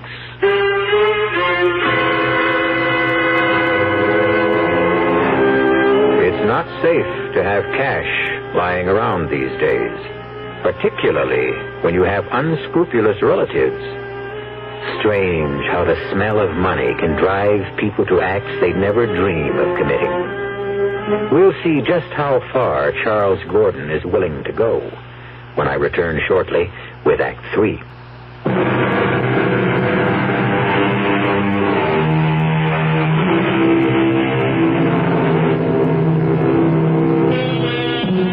Charles Gordon seems to have a good thing going for him.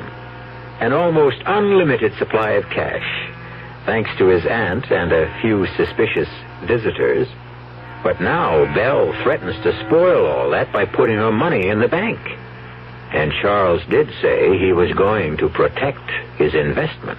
Charlie, you wouldn't kill her. I'll find some way to stop her from putting that money in the bank. That's not what you said. You said kill. So I said kill. I didn't mean it. Now get off my back. Look, Charlie, I want that money as much as you do. Just let me handle it, will you? And shut up. What are you doing? Protecting our investment.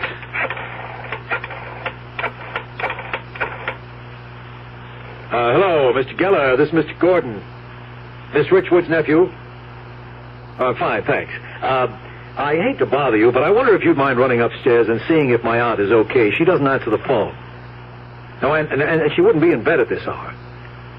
Thanks, I'll wait. Charlie, you've got something going I don't like. That was an outright lie. A white lie. I want him on my side. What do you mean, your side? I've been thinking about this a long time. Now, just leave it to me. Yes. Oh, yes, thanks, Mr. Geller. Was her door bolted with a chain? Good. Well, thanks again. I wanted to be sure she was okay. She wasn't feeling too well when I left her tonight. Thanks again. Goodbye. Okay, Charlie. I won't ask any more. Stop worrying, Linda. Tomorrow I'm going to see Aunt Belle and persuade her not to put her money in the bank. It's as simple as that.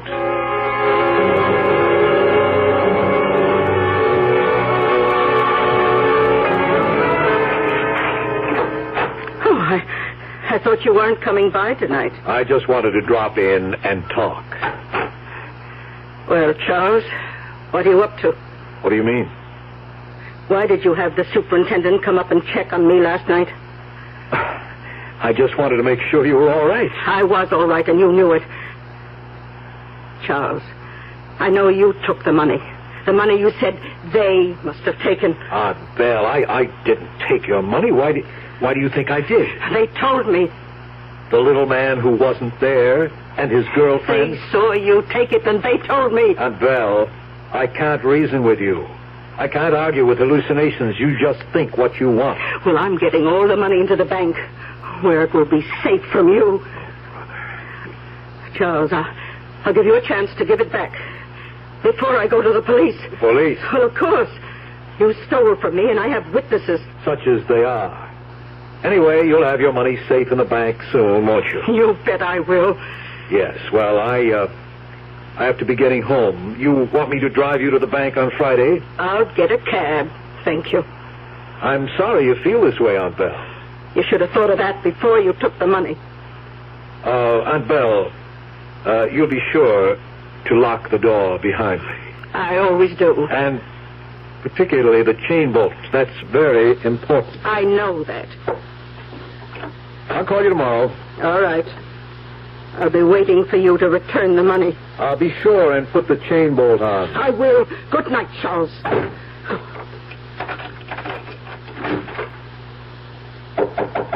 Aunt Belle, it's me. I forgot something. What? Open the door, but keep the chain on. I just want to tell you something. Don't take the chain off. What do you want? Pleasant dreams, you old witch.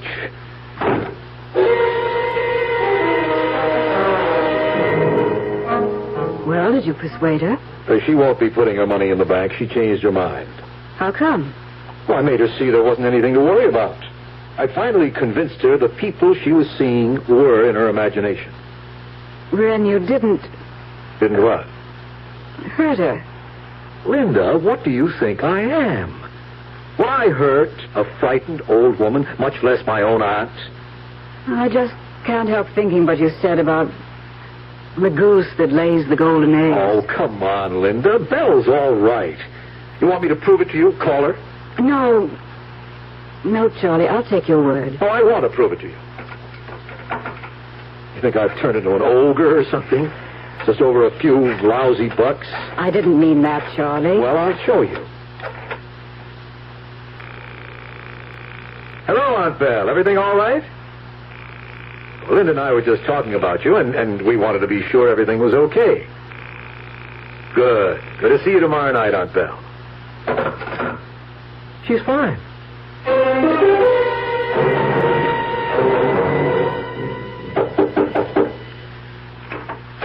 Oh, hello, Mr. Gordon.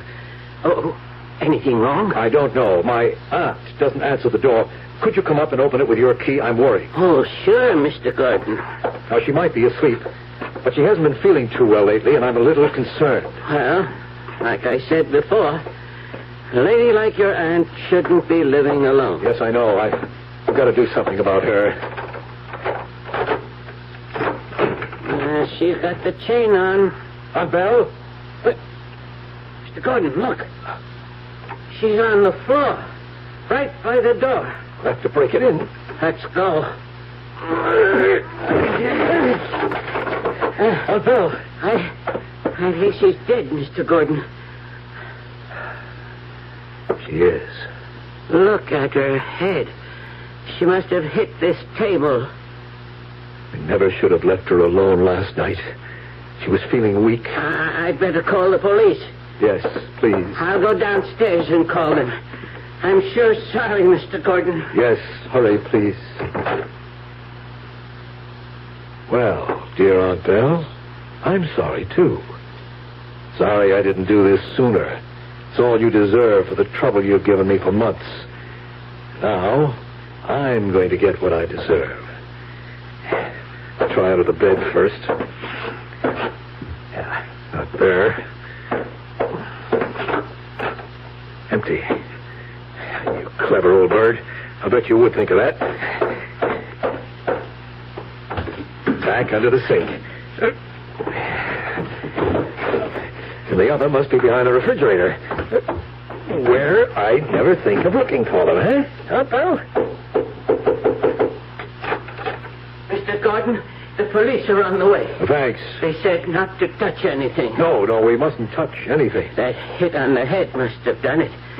Poor Olga. Yes, I wish I'd moved her out sooner to a retirement home. Oh, looks like she was planning to go somewhere with those suitcases ready. Oh, those. Oh, she always had her memoirs out to look at. They're full of old photos, school programs. She's shown them to me 100 times. That's all they've got at this age, memories. Yes, well, I'm going to take these along with me. They're really all that's left of Aunt Belle. And I'll give the furniture to some charity. Well, say, my brother just got married, and he sure could use it. Police! Oh, come in, officer. You're Mr. Charles Gordon? Yes. Any idea how it happened? She must have fallen. She was alone. She was just like this when we found her. Well, it happens a lot with older people. Oh, bad bruise on the head. We think she hit that table when she fell. Huh? That looks like the answer. I'll call in. They'll send an ambulance. There'll have to be an autopsy. Oh, and I'll need a statement from both of you. The door was chained from the inside. It had to be an accident. I didn't say it wasn't. I only said I'd have to get a statement.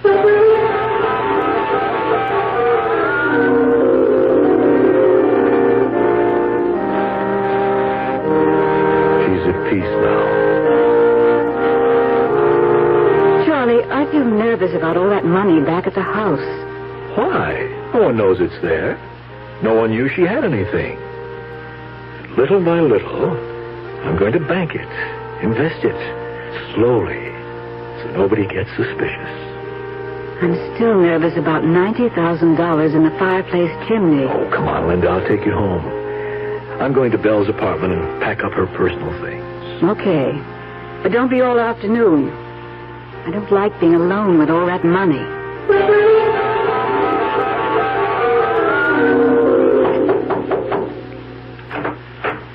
Oh, hello, Mr. Thornton. I've come to start clearing my aunt's things, Mr. Geller. Would you let me in, please? Oh, sure, Mr. Thornton. I'm sure sorry about your aunt. When's the funeral? We had it this morning. There wasn't anyone but my wife and me. Too bad old people have to live alone. If you need any help, I'll be glad to do Thank you. I'm just going to pack her personal things. Well, all right. Call if you need anything. Thank you. Now, let's see. I'll start with the bedroom. No use saving any of this stuff. Get it into the cartons and out to the dump.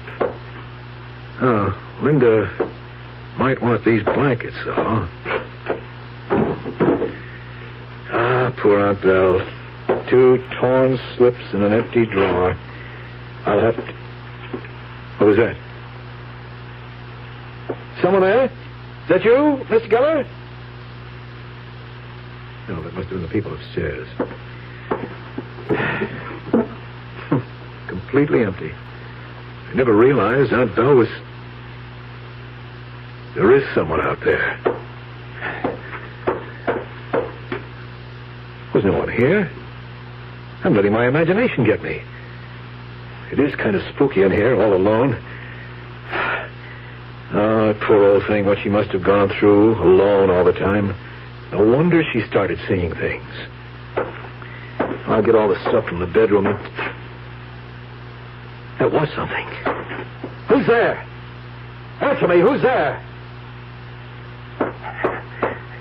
I heard you. I know there's someone here. I heard you. Now, where are you? Why don't you answer me, damn it?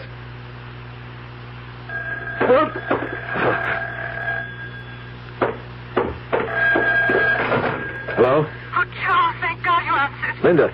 Charles, come home quickly right now. Linda, what's the matter? It's this man in the living room. What man? I don't know who he is. He just sits there on the couch, smiling at me. He won't leave and he won't answer me. He won't say a word. Good Lord. Oh, Charles, I'm scared. Come home now, please. Charles!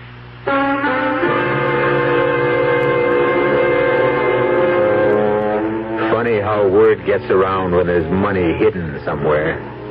It looks as though Charles is in for some strange company of his own. But then, that sort of thing doesn't happen. Linda must be imagining things. I'll be back shortly.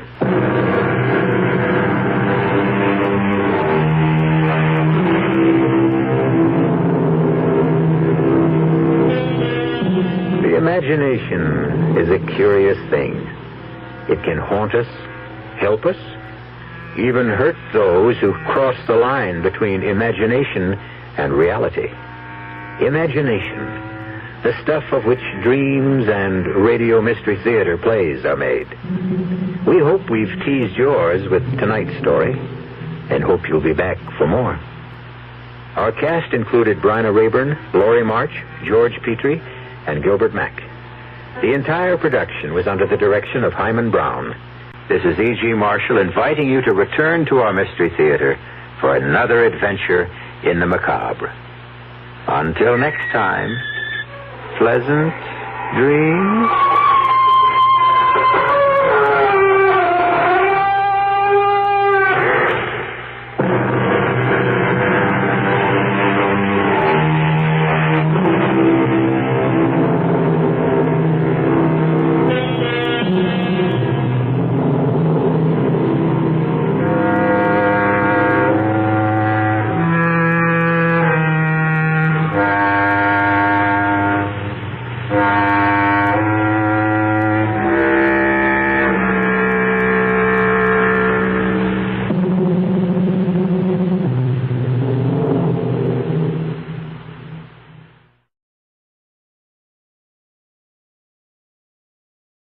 The CBS Radio Mystery Theater presents...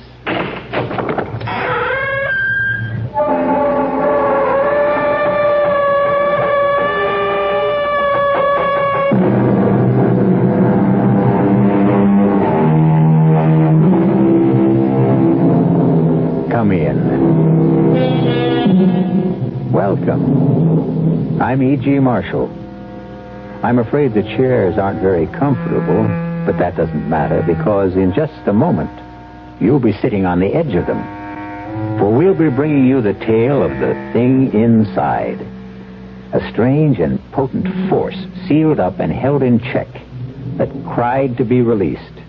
And once it was freed, brought terror and death to a whole countryside.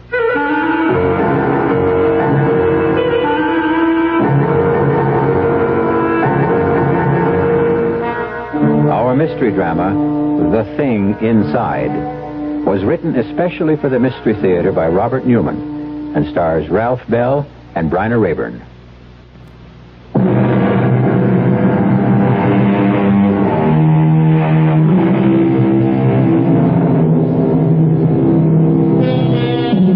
What is evil? Is it abstract or concrete? Does it seek us out or do we seek it? Either way, there is something in all of us that senses its presence. And when we do, most of us draw back from it in fear. But occasionally, for reasons we do not always understand, we are attracted to it and come under its spell, thus freeing it to work its destruction on an unsuspecting world. Our story begins as John and Sarah Farrar get out of their car and walk towards a rather shabby and run-down antique shop in a small New England village. It's not much of a place. No. Still, you never know. Paul's picked up some pretty nice things in places like this. That tavern sign, for instance. That's true. Good afternoon. Oh, good afternoon. Do you mind if we look around? Nope, not at all. You looking for anything in particular? Oh, no, not really. Possibly some dishes. Do you have any white ironstone? Nope, I'm afraid not. It doesn't matter. Oh, that's a rather nice painting there. Schooner? Yes, it is. Oh. Well, do you know anything about it? Nope, except that it's American.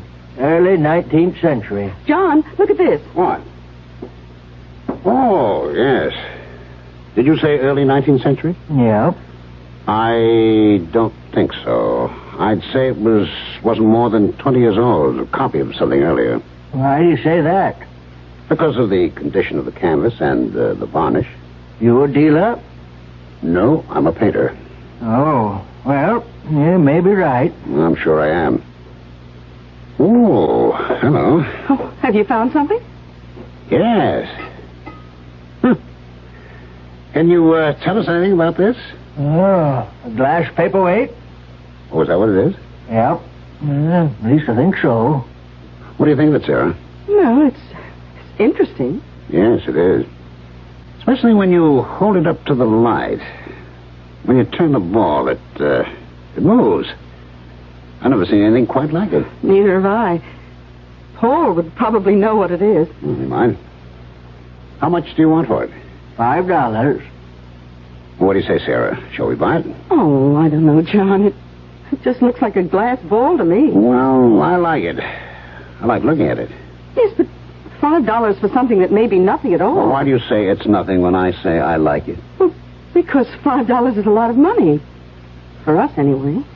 You don't have to rub it in. Oh, I'm sorry, darling. I just meant I know what you meant. If you really want it, you can have it for $3. I do want it. I'll take it. John. I said I'll take it.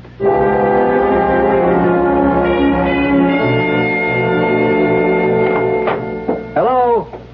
Anybody home? Is that you, Paul? Yes. I'll be right down. Hi. Hello, Sarah. Well, what's all this? Oh, my brother sent me a case of fruit from Florida, and I thought you and John might like some. That's awfully nice of you, Paul. No, not really. I'd never finish it all by myself. Well, I still think it's very nice of you. Thank you.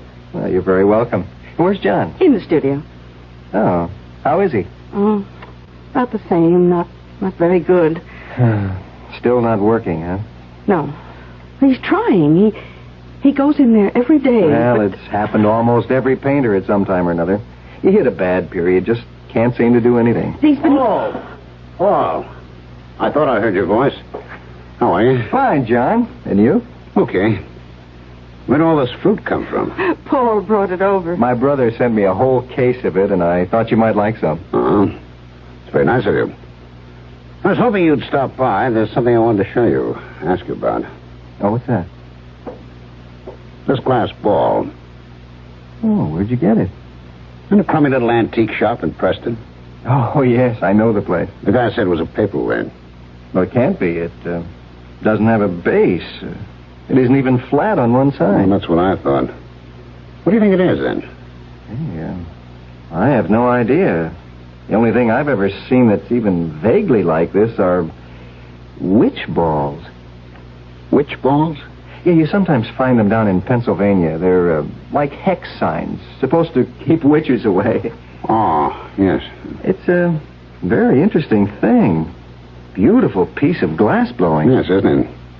Take it over the light and look at it more closely. There's something inside it. Kind of shadow. Oh? I don't see anything. Well, hold it up. Turn it.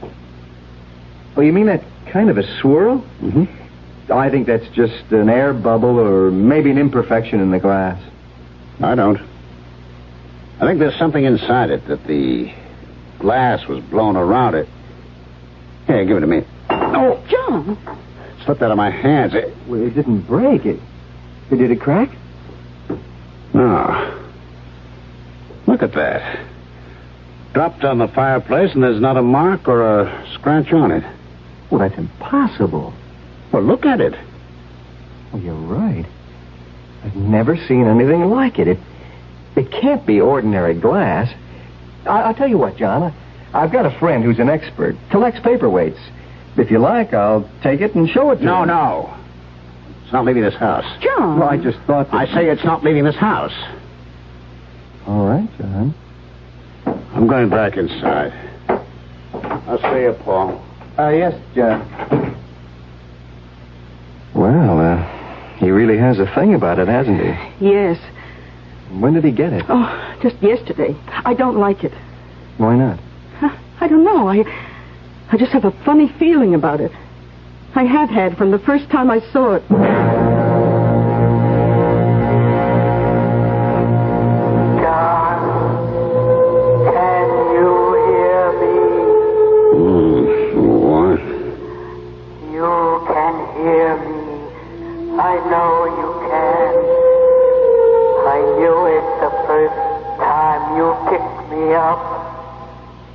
Because you were the only one who could see me. Yeah. You've got to help me. Save me. How? Break the ball and free me. Break? Yes, if you do, you won't be sorry. I'll do things for you. Wonderful things. But how can I break it? I dropped it, and it didn't even crack. Fire and water, John. Fire and water. I don't understand. You will. I know you will. I know you'll help me.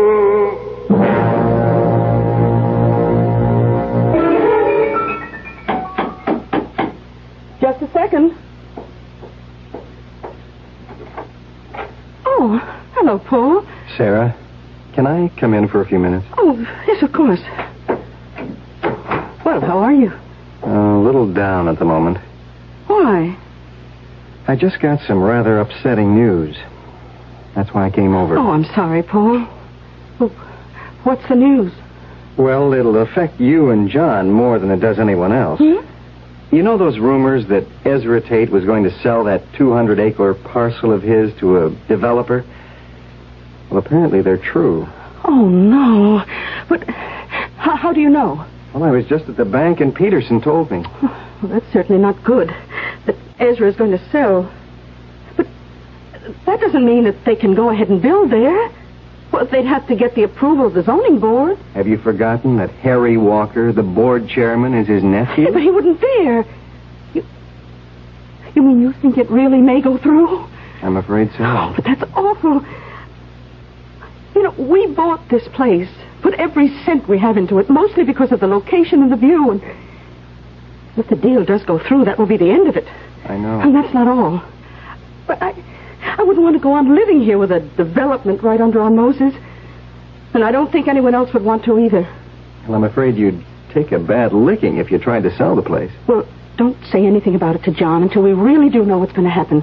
He hates Ezra Tate as it is, and when he hears about this... That's right. He has had a bit of trouble with him, hasn't he? Oh, from the day we moved in here. First about the boundary line, and then about... Sarah! Oh. Oh. Hello. I didn't know you were here.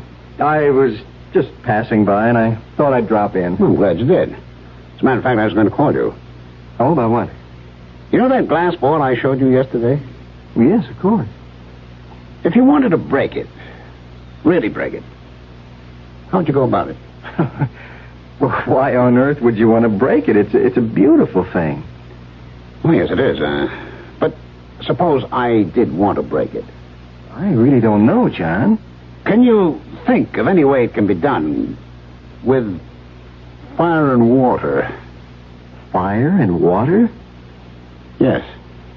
Well, I suppose if you put it in a fire and got it very hot, or close to its melting point, and then dropped it into cold water, that might do it.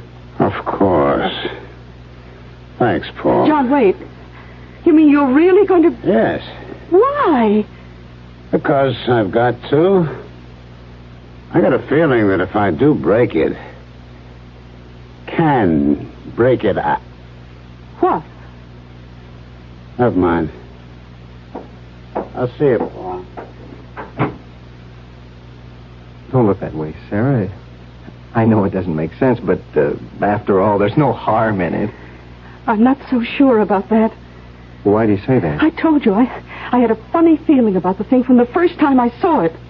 Well, if he does break it, destroy it, that will be the end of it. I wonder.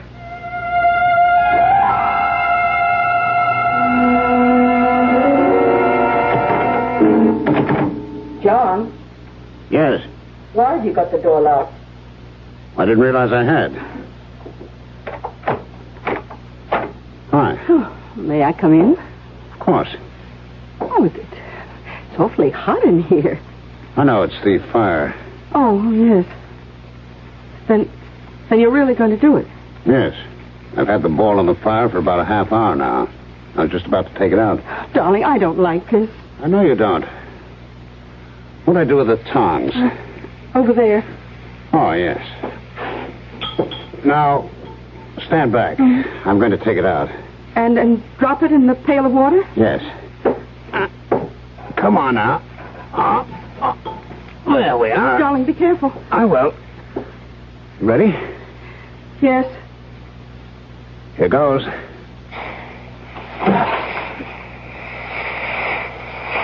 Wow.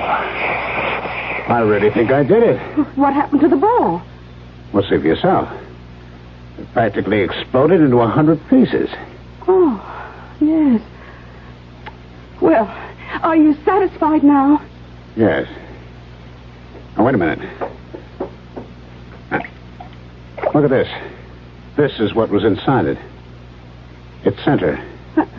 Another ball. A small black one. Yes, but it wasn't black before. Oh, the heat must have turned it black. Well, what are you going to do with it? Keep it. Why? Just so. Now stop looking so upset, Sarah. Things are going to be different now. What do you mean? Well, you'll see. Everything's going to be fine. Better than they've ever been before.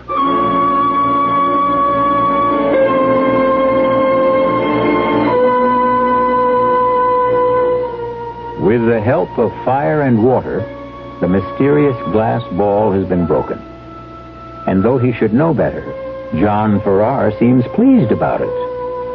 For there are some things that it is best to leave alone.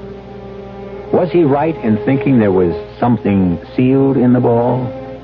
Will it give him the things he wants? And if so, at what cost? We'll find out shortly when I return with Act Two.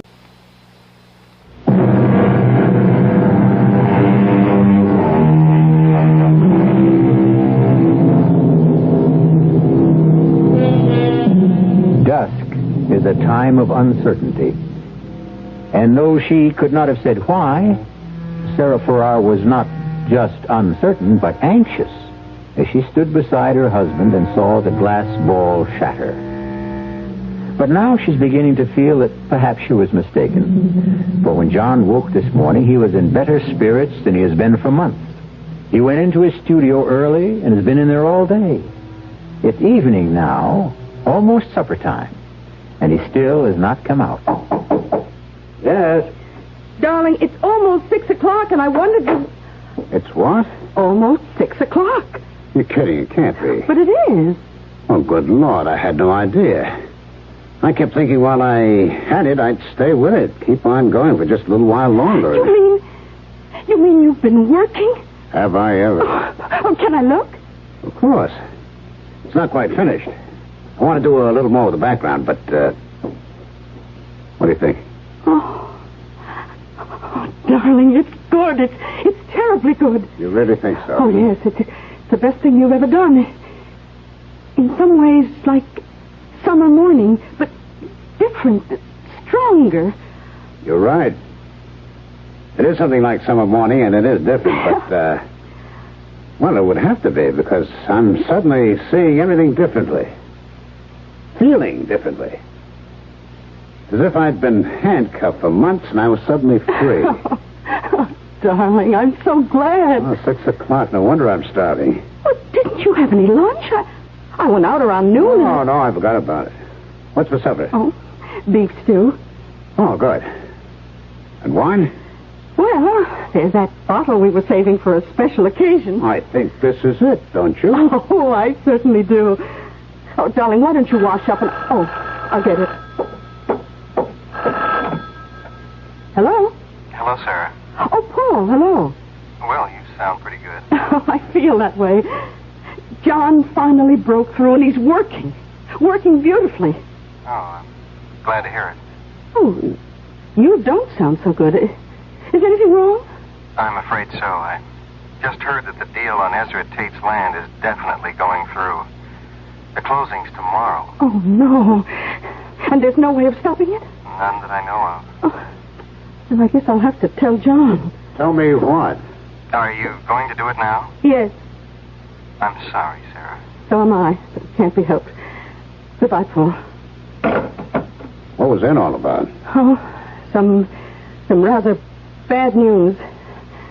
Darling, you know that talk that Ezra Tate was going to sell the 200 acres across the road to a developer? Yes. Well, apparently it's true. What? It can't be. I'm afraid it is, John. The closing's tomorrow. But he can't do anything like that. It'd ruin the town. And not just the town. We couldn't go on living here with a couple of hundred ticky-tacky houses right across the road. I know. But I'm afraid nothing can be done about it. No? Well, we'll see about that. John, where are you going? To talk to him. No, John, wait. Don't. Wait.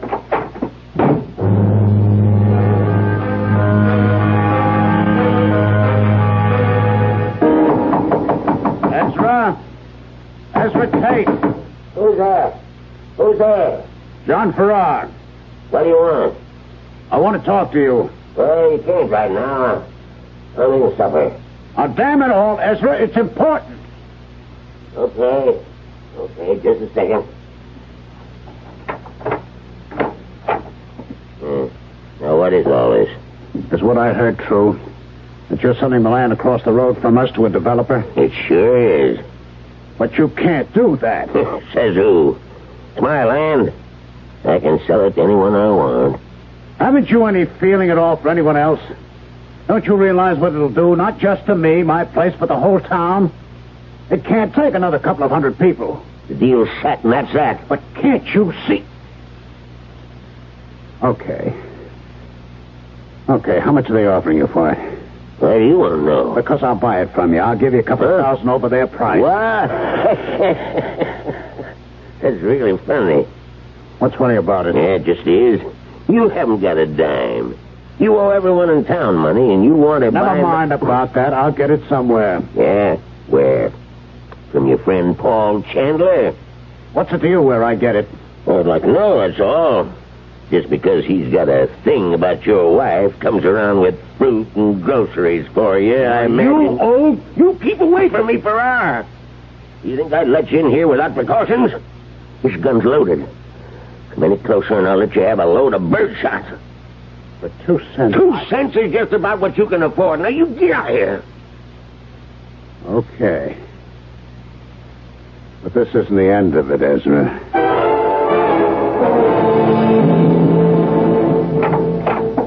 Oh, John, thank heaven you're back. I was afraid. Well, what happened? You laughed at me. Oh, you should have known he would. He's a dreadful old man. He's a monster. He doesn't give a damn about anyone or anything. I'd like to see him drop dead. John! Well, I would. But just dropping dead would be too good for him. I'd like to have something really terrible happen to him.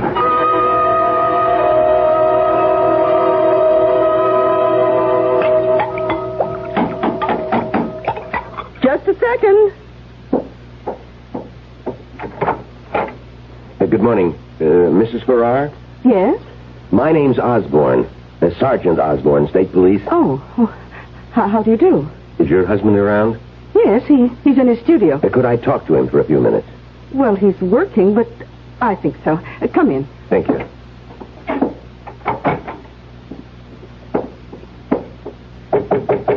Yes? John, could you come out here for a minute? Okay. What's up? Oh, darling, this is Sergeant Osborne of the State Police.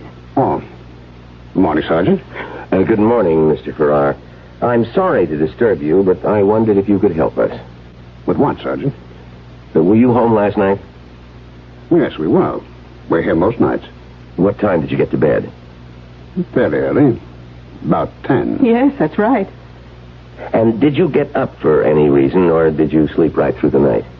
Oh, we slept straight through. At least I did. Why? I was hoping that maybe you'd gotten up. That you could tell me if you heard or saw anything unusual. A car going up the road to Ezra Tate's place, for instance. Well, I didn't. Did you, Sarah? No. We'd had a big day, and I slept like a log. You know Tate, don't you? Yeah, we sure do. I take it you don't like him very much. Well, that's the understatement of the year. We've had nothing but trouble with him since we moved up here. Sergeant, what's this all about? Has there been any trouble at his place? I guess you could call it trouble. He was killed last night. He was what? Killed. Murdered. His nephew went over there early this morning and found him. Oh, but that's awful. I thought he was a dreadful man, but... Have you any idea who did it? Not yet. That's why I stopped by here to find out if you'd seen or heard anything. Well, I'm sorry. I wish we could help you, but... Well, how was he killed? It was pretty bad. Whoever did it must have really hated him or else been out of his mind. Because it was done with an axe.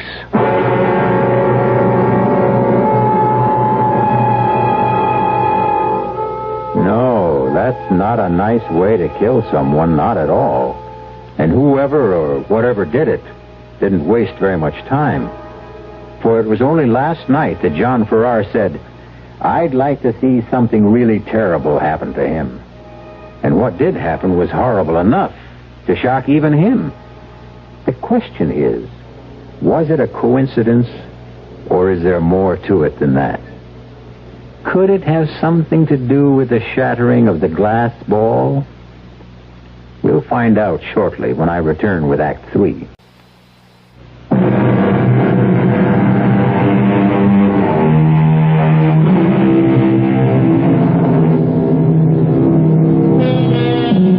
There's a finality to death. Even the death of the unloved and unmourned, that we all find sobering, for it reminds us of our own mortality. It's late afternoon now, and Sarah Farrar is in the kitchen of the old farmhouse when a car drives up, stops outside. She goes to the door, opens it. Hello, Paul. Hello, Sarah. How are you? Well, I've been better. I gather you heard the news then. About Ezra? Yes. Who'd you hear it from? The state police. One of them stopped by this morning. He wanted to know whether John or I had heard or seen anything last night. And had you? No. We were both pretty tired. John had been working like a maniac all day, and we slept right through. I see. How's John? Well, of course he's upset. It's a scary thing when something like that happens so close by, and you don't know who did it or why. But he'll get over it. I hope so. I've been worried about him. Why? Well, he certainly wasn't in very good shape the other day. That whole involvement of his with that glass ball. Oh, that. I was pretty worried about that myself, but, well, once he broke it and snapped his painting block, it started working. Well, he really feels there was some connection there. Apparently. Well, as long as he's working. I take it he still is. Oh, yes. Yes, he finished one painting. He's already started on another. Oh, good. The reason I stopped by was because I wanted to find out if the two of you were free Friday night. Oh, yes, we are. Then would you come over for dinner? Benson of the Benson Gallery is coming up from New York. And if John is working again, I thought he ought to meet him. Oh, Paul. You really are a very good friend. Oh, come on, Sarah. Now, you know how I feel about you. Both of you. You've had a pretty rough time since you moved up here, and if I've done anything to help... Oh, Paul, hello. Hi. I didn't hear your car. You been here long? No, just a few minutes. Oh, Paul stopped by to invite us over for dinner Friday night. Benson of the Benson Gallery is going to be there. Oh, that's nice. What do you think of our big local news? Ezra Tate's death? That's pretty shocking. Yes, it is. On the other hand, it did take care of a pretty serious problem for us. Oh, what do you mean? Well, now that he's gone, that's the end of that housing development. I'm afraid it isn't, John. Well, why not? His nephew is his only living relative. He'll inherit everything Ezra had, including his land, and he's already telling people he intends to go through with the deal. What? Well, he can't do that. He's head of the town zoning board. Yes, he is, but he was willing to push the thing through when it meant money in his uncle's pocket. Don't you think he'll be even more anxious to do it when it means money in his own? But that's even worse. Well, a little more direct and obvious, but no worse. And nothing can be done about it? I'm afraid not. The zoning board is his baby. Does just what he says. Wow. It would serve him right if the same thing happened to him that happened to Ezra. John, that's a terrible thing to say. Is it? I don't like violence any more than you do, Sarah, but when a man is willing to destroy a whole community out of sheer greed, I say the world's better off without him.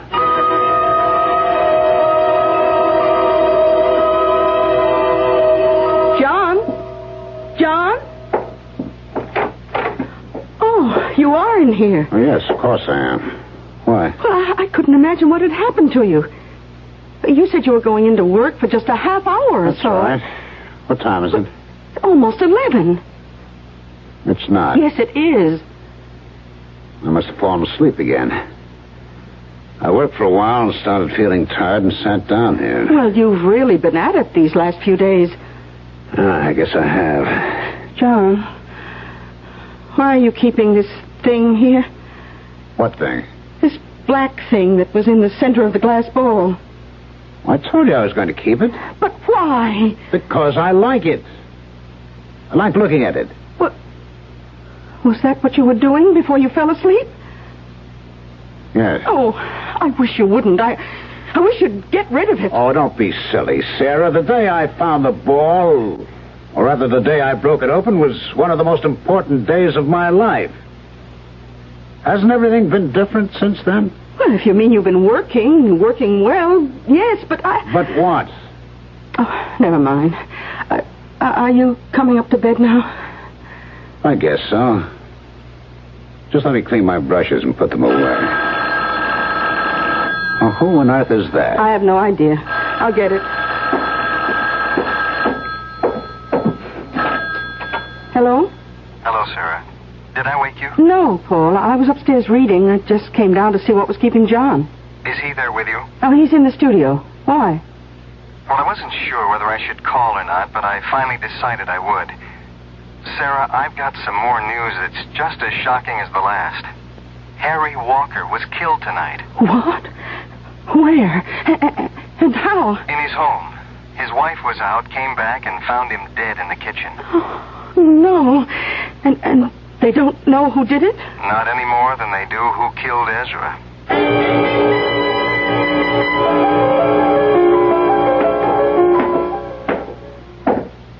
Hi. Oh, good morning, darling. I couldn't decide whether to wake you or let you sleep. Oh, I haven't been asleep for some time. I'm just lying there thinking. I know, but I thought you might doze off. You didn't sleep much last night. No. Well, how about some breakfast? I don't want any. John, you should eat something. I can't.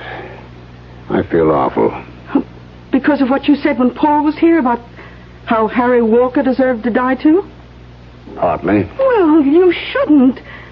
All right, it was a horrible thing to say, but you were angry, upset. Yes, I was, but don't you realize that the same thing happened before with Ezra?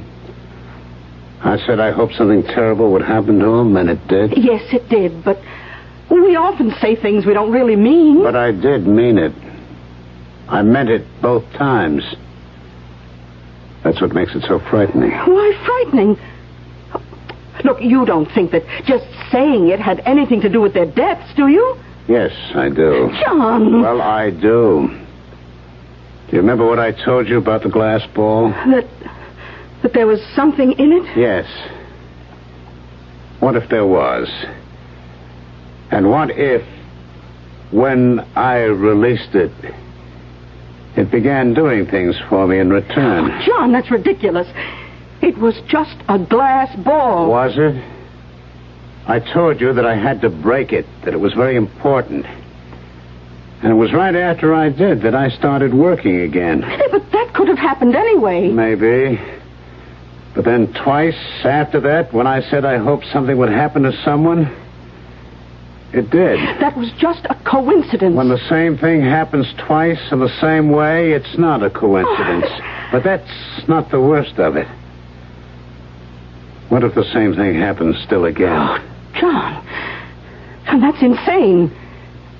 Things don't happen just because we want them to. There's no connection between what happened to either Ezra or Harry Walker. And even if there were, how could the same thing happen again? You don't feel the same way about anyone else. Don't I? Who? You've no idea? No. We don't know that many people up here. You don't mean Paul? Yes. Good old Paul, who's always doing things for us. Only it hasn't been for us. It's been for you. He's in love with you, isn't he? Oh, John, this is terrible. I've been concerned about you, worried about you for some time, but I never realized you really are sick. Are you saying it's not true? Of course it's not true. He's just a friend, a good friend. I wish I could believe you. Meaning you don't? I don't know. I'll have to think about it. But there's nothing to think about. I tell you, John, where are you going? Out. John, wait a minute. You can't. John!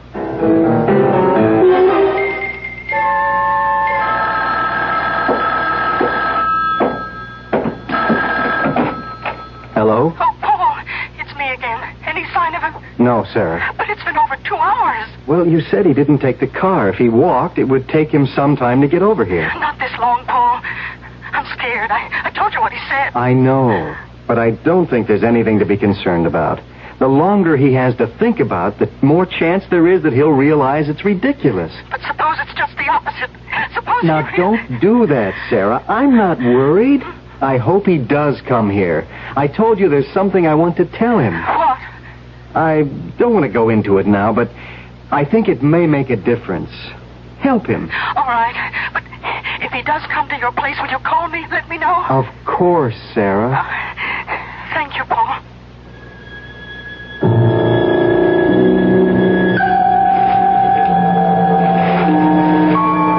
A friend, she said.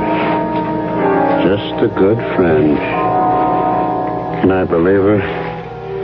He's been there all the time, whenever we needed him.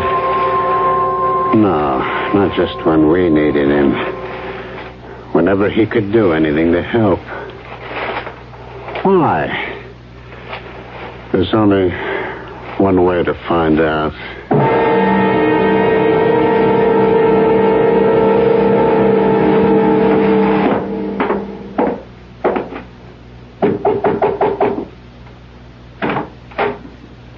Hello, John. I've been expecting you. Have you? Yes, Sarah called. Twice, as a matter of fact. And said you might be coming over here. Come on in. Thanks. Can I get you something? Some coffee or a drink? No. Well, sit down. There's something I want to tell you.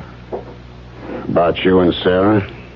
What? What could I tell you about that? How you feel about her? I feel the same way about her that I do about you. I like you both very much. What I wanted to talk to you about was that glass ball. What about it? Well, I'm afraid I was the one who got you started on it, saying it was something like a Pennsylvania Dutch witch ball. Well, I was wrong. There was nothing strange or mysterious about it. It wasn't even old. It was made 7 or 8 years ago by the New England Glass Company. That's impossible. How do you know that? Because I called a friend of mine, the man I wanted to show it to, and he told me. The company was trying to develop a new kind of glass, practically unbreakable and impervious to heat. They did it by bonding 2 kinds of glass together, and the ball was one of their samples. That's not true. It's a lie. You don't just want to take Sarah away from me. You want to take that away, too. The feeling that breaking it just gave me, the freedom, the sense of power. When you're not going to. John, put down that poker. No. John, put it down. I'm not finished yet. I'm not denying that something happened to you after you bought it, but I think I can explain that, too. Now, look, when you brought it home, you used to sit and stare into it, didn't you? Yes. Well, don't you see what could have happened? When you stare into something clear or shiny, you can hypnotize yourself. But in your case, the self-hypnosis took a special form. You started identifying with it. And when you finally broke it, you released something. Not in the ball, but in yourself. Released what? Lies? Everything you've been saying has been a lie? It hasn't, John. It's been the truth, John. Keep away from me. No, I came over here to find something out, and I have. You're no friend of mine. You never were. John! Who's that? I don't know. Well, don't open the door. John, now stop that. Whoever it is must know we're here. I've got to. Paul, I'm warning you. Don't... Mr. Chandler? Yes? I'm Osborne, State Police. Is Mr. Farrar... Oh, yes, I see he is. Good morning, Mr. Farrar. Your wife said she thought you might be here. My wife? Yes, we stopped by at your place first. Mr. Farrar, would you come with me? Where? To headquarters. We'd like to talk to you. About what? Several things, but mostly about where you were last night about 10 o'clock. 10 o'clock? But that was... That was what? About when Harry Walker was murdered. How do you know that? Because Paul called us shortly after that and told us. You're all against me. Not just my wife and Paul, but everyone. Plotting against me. No one's against you, Mr. Farrar, and we're certainly not plotting against you. We just want to talk to you and... No! Farrar, stop! Come back here, Farrar! Aren't you going after him? Oh, we'll catch up to him. I have another car and 2 more men out on the road there, just around the curve. Why did you want to talk to him? Well, someone saw him leaving Harry Walker's house last night, shortly before Mrs. Walker came home. Oh. We just got a general description. Weren't sure who it was at first, but... Farrar, look out! That truck! John! Oh, good Lord.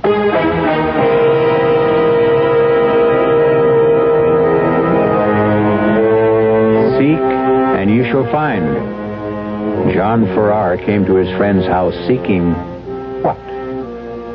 The truth, he tried to tell himself. But the truth was exactly what he did not want to hear.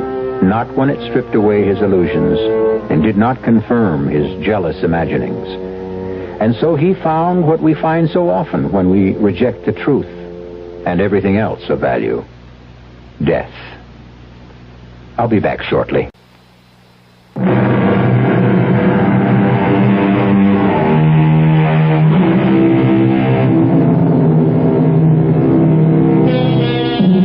Now we see through a glass darkly, says the Bible.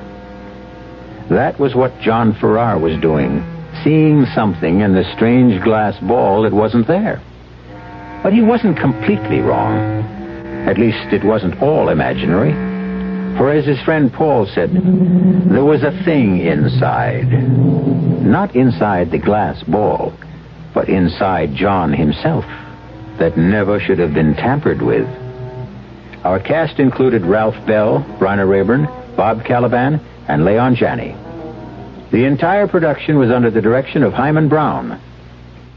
This is E.G. Marshall inviting you to return to our Mystery Theater for another adventure in the macabre. Until next time, pleasant dreams.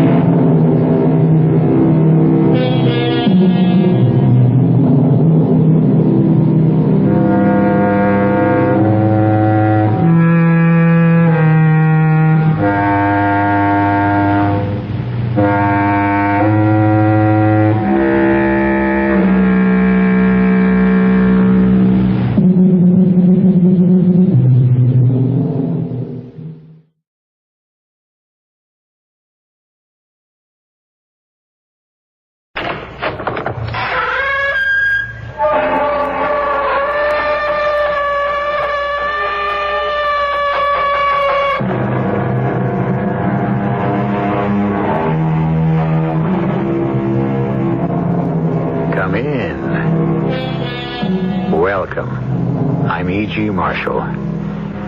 The optimist says we are what we love. The pessimist claims we are what we hate. The philosopher says perhaps we are a little of each. The idealist says there's a bit of good in the worst of us. The cynic insists there's a touch of evil in the best of us. All of which is just another way of saying that there are 2 sides to every story, especially the one you're about to hear.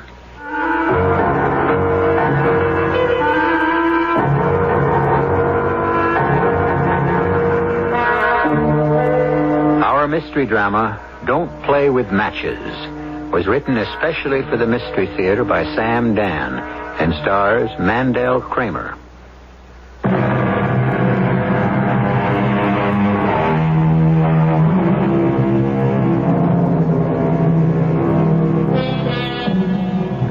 You can't tell the players without a scorecard, and you cannot distinguish the actors without the program. These problems, insofar as they arise at all, are easily solved in ballparks and theaters. However, what we might call the game of life is played on a bigger stage in a greater arena. And sometimes you can't tell who's who until it's too late. consider Mr. Delbert Casserole. The healthiest thing a man can have is a hobby. Yes. We have to be taken out of ourselves. We have to try something different. Have a means of self-expression. Now, I have a job, a responsible job, and I perform it well. I enjoy it. But I can't wait for my day off. Then I'm my own man. I get into my car. I drive off somewhere. A change of scene. Another atmosphere. Sometimes I'll stop at a bar. Strike up a conversation with a stranger. No. This one's on me, I insist. Well, thank you. Thank you kindly. Parsons is the name. Peter Parsons. Well, I'm Jim Stacy. Oh. What business are you in, Mr. Stacy? Well, I work for the city. Is that a fact? Mm-hmm. Well, I'm in the newspaper game myself. I'm a foreign correspondent. Of course, you know my name isn't Peter Parsons. It's Delbert Casserole. And I'm not in the journalism game or anything even near it. But you see, when you go off by yourself, you have an opportunity to live many lives, to play a variety of roles, and it's no end of fun. Thank you kindly for the drink, Mr. Parsons. Peter Parsons. Parsons, Peter Parsons. But I have to leave. I promised this friend of mine I'd... what did you say that your name was again? Stacy. Right. Oh, bartender? The same way. Now, just relax, Mr. Stacy. I've interviewed the crowned heads of Europe. Of course, there aren't as many as there used to be. Nor of generals and statesmen and wheeler-dealers of all makes and sizes. Well, I promised I'd... They all had one thing in common, these great men. They all knew how to relax. Thank you, bartender. Now, Miss Stacy, there you go. Relax and drink up. Well, this has got to be the last one. Savor it, my friend. Savor it. Relish. Enjoy. Do you know what you're doing, Mr. Stacy? You are doing something for you. You understand that? No. Something for you. Now, almost all of your time and effort is devoted to the well-being of other people. All right? Your wife, children, and then you labor for the banker, the butcher, the grocer, the oil companies. The list is endless. Now, you follow this? Well, when you drink, when you eat, these are actions that are performed for you and for you alone. This is what you do for yourself, Mr. Stacy. Yes, well, thank you, Mr. Parsons. Peter Parsons. Yes, but I really must be running. Good night.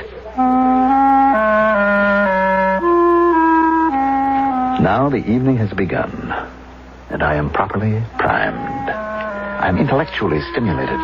My mind is firing on all cylinders. So, I'm ready for a good dinner. I look for a fine eating place. A man should widen his outlook, broaden his tastes, as it were. And tonight I choose a Russian restaurant. Now, let me see. The cutlets Kiev or the shashlik? Which do you recommend? They're both good, sir. Well, I must say that one should be better. Would you agree? They're both good. Oh, but all restaurants specialize. Now, the shashlik is Georgian, the cutlets Kiev are Ukrainian. Now, tell me, where does the chef come from? Kiev or Tiflis? I think he comes from Dayton, Ohio. Well, the menu is splendid. I haven't seen better even in Russia. Oh, you've been to Russia? Oh, many times. Many times. You see, I'm a construction engineer. Oh? I've never really known Russia. My folks brought me here when I was just a little kid. Oh, it's a beautiful country. Yes? I've built railroads in the snowy Ural Mountains, constructed dams in the Donets Basin, oil refineries near the Black Sea city of Sevastopol in the Crimea. And on her face appears a look of wonder, mixed with admiration. I am someone unusual, someone out of the ordinary. I can see her eyes examining my expensive handmade suit, my custom-tailored shirt. And the hard glance of appraisal dissolves into a soft look of invitation. My folks told me a great deal about the old country. I could tell you more. Oh, could you? Well, when they close this place tonight, we might go somewhere that's quiet and comfortable, have a glass of wine, and talk about Russia. The motel is small. It might be considered somewhat seedy, but it's run by a sleepy-eyed desk clerk who doesn't ask a single question, doesn't look twice at the phony information you inscribe in the register, and wastes no time taking your money and handing you your room key. I don't even know your name. I don't know yours either. Anya Petrov. That's what my parents gave me.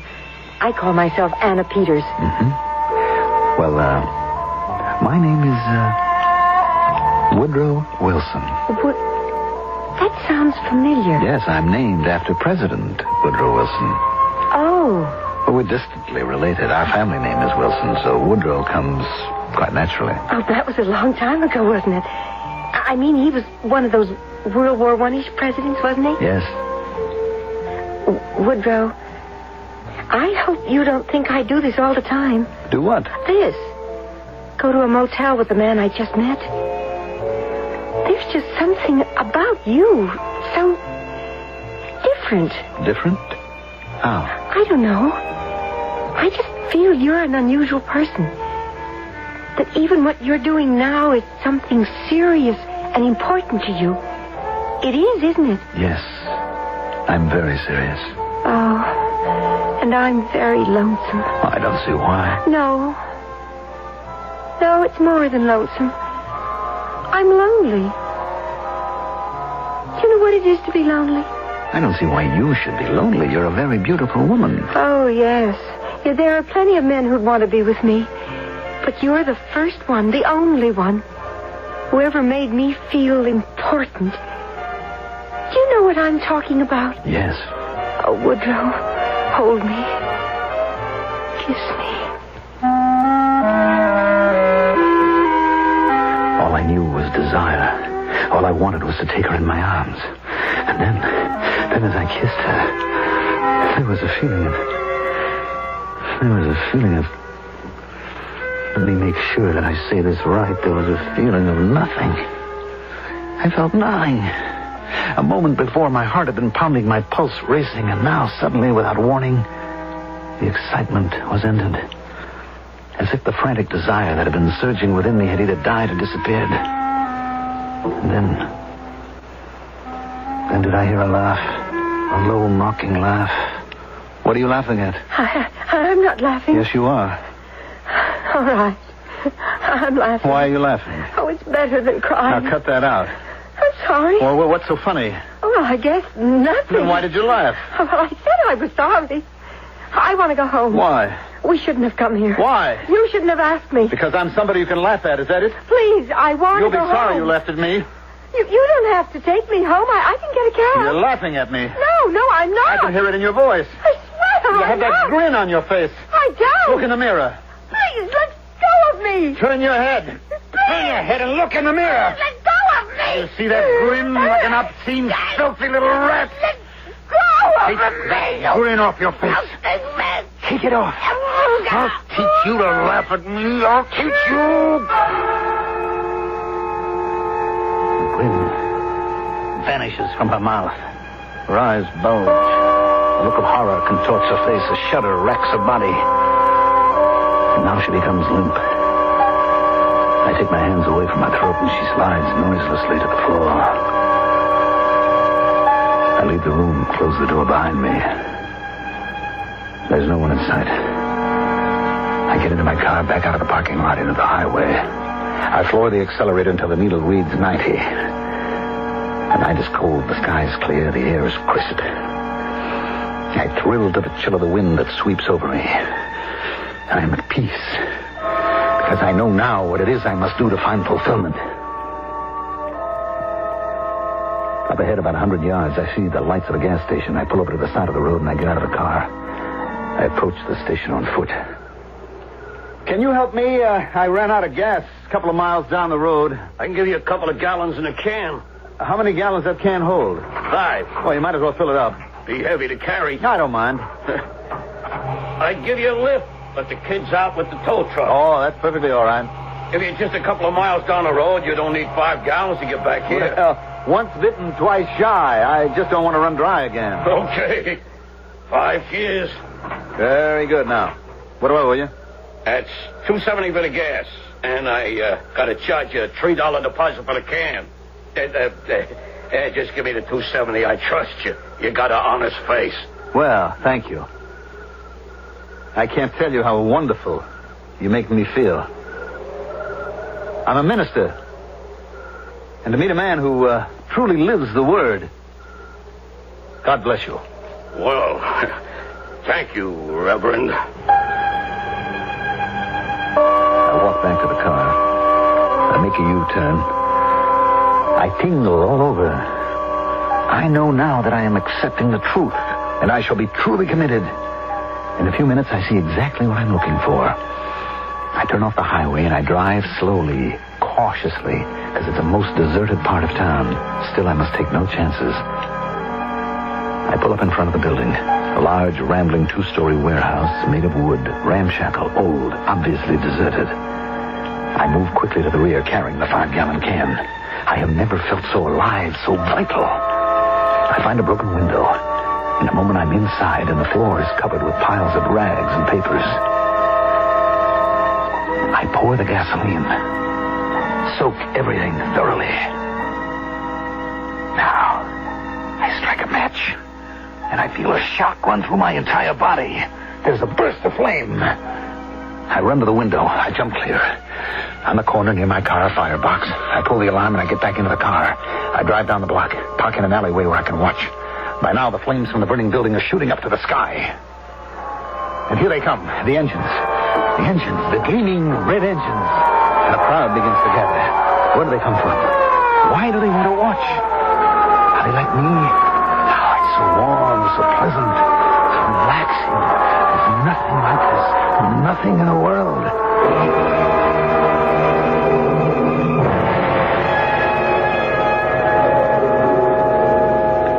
I thought I'd wait up for you last night, Del, and I fell asleep. What time did you finally get home? Oh, must have been close to 3, Rhoda. Where were you? I tried to reach you at Frank O'Malley's. I never got there. I was on the Pleasantville Road, and I stopped at a diner.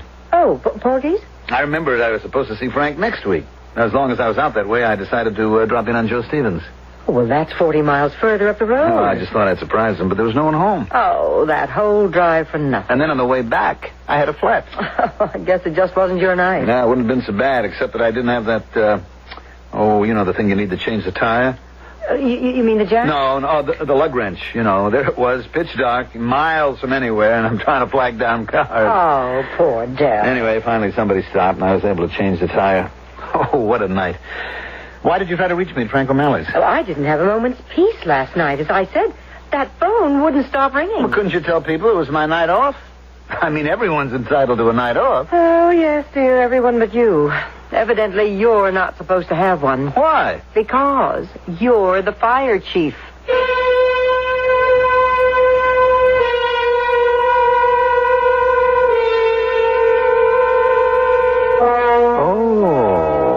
Is that what he does for a living? Well, you must admit he has the strangest hobby for a man in his position. Yes, and you must also admit you meet a most colorful crop of strange characters here. But this is only the first act. Give our characters a chance to ripen in Act 2, which I shall bring you in just a few moments.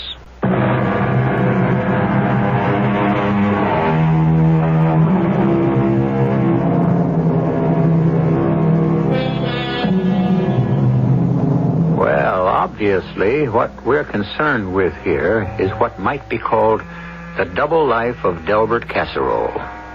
We have shown you Delbert on his day off, away from home, relaxing, enjoying himself.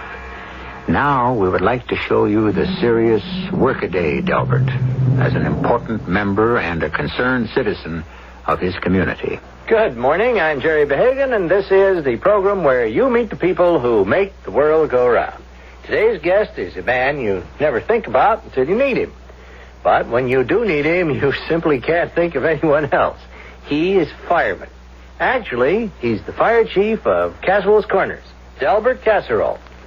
Well, how are you this morning, Chief Casserole? Just fine, Jerry. Just fine. The chief has a most unique distinction. Castle Corners has the lowest number of fires per capita of any community in the United States. How do you account for that, Chief? Well, I guess it's because... Well, we'll find out in just a few moments. First, I have some fascinating news for all our viewers. Andy, this is Rhoda Casserole. Oh, fine. Did Eddie tell you I left the car at the garage this morning after I dropped Dell off at the TV station? He's being interviewed. Oh, look, the commercials are on now, so just let me tell you quickly. He had a flat late last night, so I guess the tire had better be fixed. He never thinks of those things. He just puts on the spare and throws the flat tire in the trunk. Andy, can you have it by noon? Oh, great. Thanks a lot. I have to get back to the show. Now, Chief, according to the records, there wasn't a single residential or commercial fire in Castle Corners during the past year. That's correct. Well, how do you account for it? Prevention, Jerry. Very strict, comprehensive system of prevention. Oh, well, can you explain that? Well, unless you're dealing with an act of God, and that doesn't occur too often, you get a fire because A, someone was careless, B, someone's violating a rule, or C, a combination of both. As well, how about D? Those people who deliberately start fires, arsonists. Well, there you have unfortunate, sick people. And there's nothing a fire department can do about them. They belong to the psychiatrists. Yes, well, I raised the point, Chief, because not too far from here over in Dawson County, there was a fire late last night that was definitely of suspicious origin, according to the authorities. Yes, I read about that in the morning paper. A huge old deserted warehouse. 6 firemen were injured, and 3 rather seriously. Now, what should be done to people, to arsonists who deliver... Jerry, I feel too strongly about it to be quoted on the air, frankly.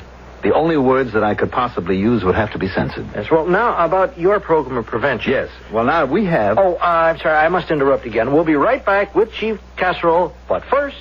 And now, before we return to Chief Casserole, a message of fantastic importance. Are you the manager here? Yeah? Lieutenant Stacy, homicide. What can I do for you, Lieutenant? First, you can turn off that sad. You want to ask about that girl that was murdered here last night, huh? I already talked to her, the cops. I don't know nothing. Believe me, nothing. You never saw the girl before? Nope. And when I tell you I don't know nothing, it ain't because I don't happen to know nothing. With me, it's deliberate. The man who was with her. I'm in the kind of business where if you don't know nothing, you're better off. The man? I never seen him before either. He signs the register, John Smith. Did he show any identification? He paid cash. He didn't have to. Well, can you describe him? Tall, thin, kind of whitish blonde hair. Dressed? Blue sport jacket, gray pants. Now, wait a minute. He looks familiar. Well, if you never saw him before, why should he look familiar? Why should he look familiar? Let me think. You were about to tell us there are practically no fires in Castle Corners, Chief. Well, we have a program of rigid inspection, Jerry, for all commercial and industrial buildings. Yes? And a very comprehensive safety program in the schools. I see. Prevention, Jerry, that's the key word. Well, this may be a silly question, but doesn't it get boring? I mean, here are all you firemen sitting around the firehouse, and you never get to go to a fire.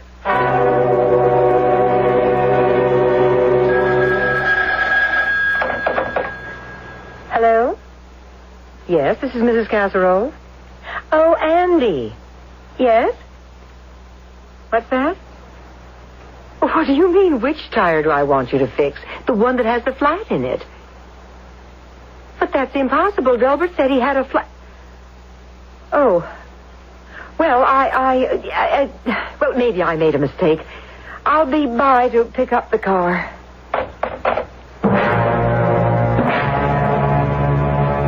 Why does this guy look familiar? I know I seen him someplace, Lieutenant. Where? Oh, it'll come to me.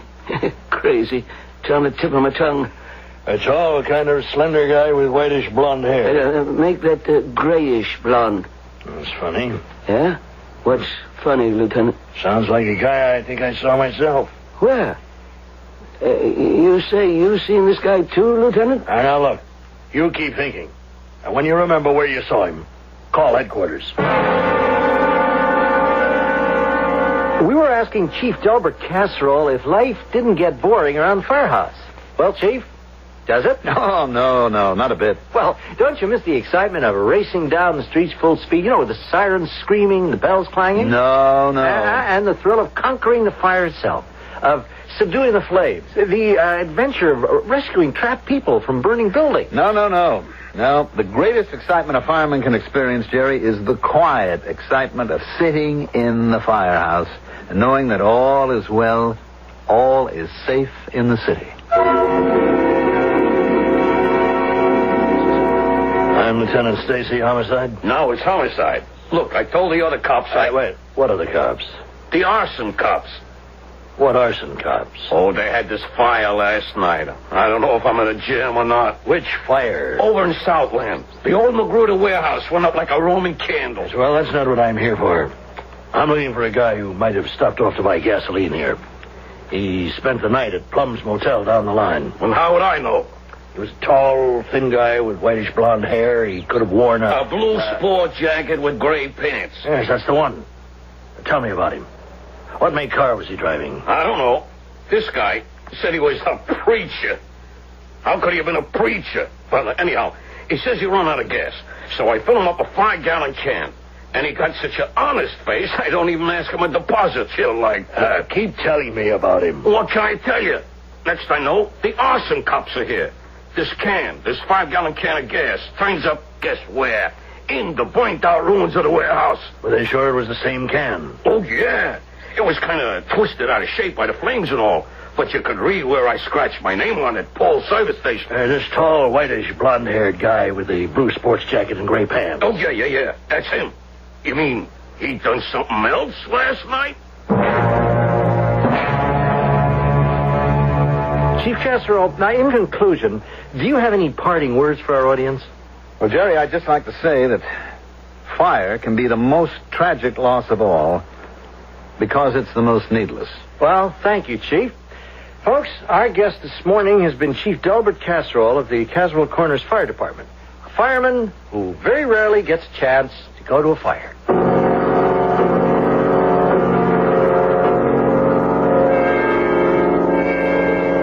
Rhoda, I'm home. Yes. Did you catch the show? Yes. Well, how'd I do? Well, people kept calling me office all day. You know what they said? They said I looked sensational. What'd you think? well, what did I think? About what? Oh, what about the show? How did I come over? Oh, very nice. Very nice? Is that all? I mean, people kept calling all day. They said I was a born TV personality. Hey, let me get that. Hello? Oh, Frank, yeah. You saw it, huh? Sure. Oh, thanks a lot. Thanks, Frank. That was Mayor Frank Altenborn himself. Said the show was absolutely the greatest. How come you thought it was just nice? Well, it was all right. Well, what was wrong? What do you mean wrong? I mean, why didn't you like it? Well, I didn't say I didn't like it. I wrote it, something's bothering you. Now, what is it? Oh, I don't know. Now, something's bothering you. Look, Rhoda, we've always been absolutely honest with each other, haven't we? Have we? What are you saying? Delbert, at first I didn't know if I should bring this up. Then I knew if I didn't, it would just fester and grow bigger and uglier. What are you driving at? Let me finish. It's hard enough. And now that I've decided to do it, I don't know how to put it. Will you get to the point, for crying out loud? I'm not sure what the point is. Del, we decided when we got married that each of us would have a night alone. Well? Friday. Well, I never really go anywhere Friday. I sit home and read, or I relax. I might watch TV. Rhoda, where is all this headed? Where do you go, Delbert? I know we're supposed to respect each other's privacy, but where do you go? Where, for instance, did you go last night? Last night? Why did you say you came home late because you had a flat tire? Why? You said you had to wait hours to flag down a motorist to borrow a lug wrench. But we have one in the trunk. I looked. Well, I might have kept this guy's by mistake. No. It's ours. Anyway, you didn't have a flat tire. Andy at the garage told me all the tires were okay. The same spare he sold us was in the well. Del, look at me. Where do you go on Friday nights? Where do I go? Where were you last night? I don't know. And what did you do last night? I don't know. Tell me, Del, tell me. I don't know, Rhoda. I swear to you, I don't know.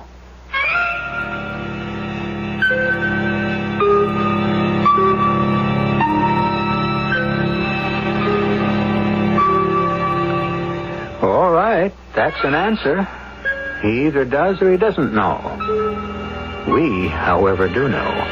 And the portrait of Chief Delbert Casserole slowly but surely begins to emerge. A little fire seems to have started in the chief's own house. And we'll see if it can be put out in the third act.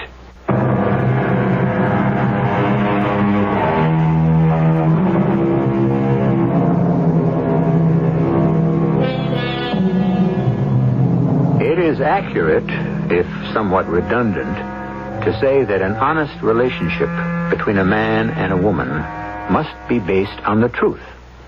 However, how many relationships are truly honest? And how many people could actually tolerate them? And so, people make little adjustments to keep peace and harmony. But sooner or later... Do you mean you have no idea where you go on Friday nights? Rhoda, please, don't keep... Don't keep what? Prying, probing. All right. Tell me it's none of my business. Tell me you have a right to a secret. Tell me anything at all, Del, but don't tell me you don't know. It's the truth.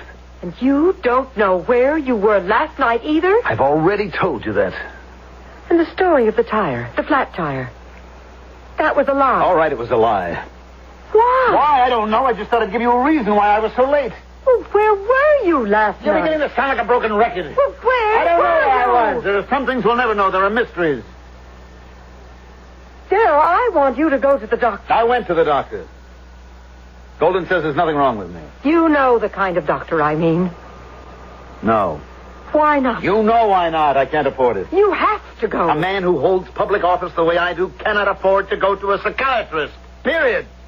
And we're not going to discuss it either. If we're not going to discuss this, we're not going to discuss anything at all. We'll have no relationship of any kind. We'll never even see each other because I will get a divorce. Rhoda. There's something wrong with you, Del. We don't have very much of a life together as it is. What are you talking about? You know what I'm talking about. Well, look, I get home late. I mean, there's so much to do. I'm so tired. That's why you have to see a psychiatrist. Rhoda, honey, please. Please. Give me a chance to work my own way out of this, will you? Del, you need a doctor. Now, look, Rhoda, I'll get home earlier. I'll even cut out the Friday nights altogether, all right? We'll try to work it out together. Come on, Rhoda, please. Let's at least try. Was she going with anybody? No. I never seen her with a man. How about friends? No, not so many friends. Last night here in the restaurant. Oh, she had lots of moods. You know moods? Women, they have moods. Did anyone pick her up after? I was always in the kitchen. I could never figure her out. Did she say anything about where she was going? I don't know. My brother and his wife, they're both dead now. They brought her here from Russia. She was a baby. I know her all my life. Did you see anyone who might have gone A quiet girl, kept to herself, stays home in her little apartment. They find her dead in a motel room. Why? How? Does she have some secret life I know nothing about? Last night in this restaurant, did you notice a tall, thin man with blondish white hair and a blue jacket with gray slacks? Did I notice? Why, of course. Of course. Why didn't you ask me in the first place? Of course. The place was crowded last night. The biggest crowd in a long time. So ask me, how would I remember a man? Okay. How? Because he was a single. He came in here alone. Most people, they come couples, a party of 4, a party of 6, you understand? But him, He was the only single all night. Where would you have seated him? Over there, in that small little table. And did Anya Petrov wait on him?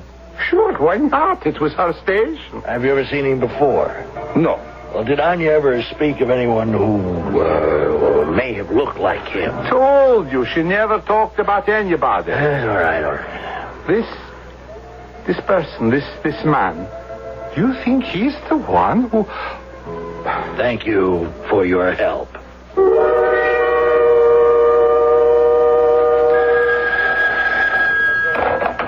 Homicide, Lieutenant Stacy speaking. Lieutenant, this is Marvin Plum, Plum's Motel? Yes, Mr. Plum. You said I was to call if I ever remembered where I'd seen that guy before.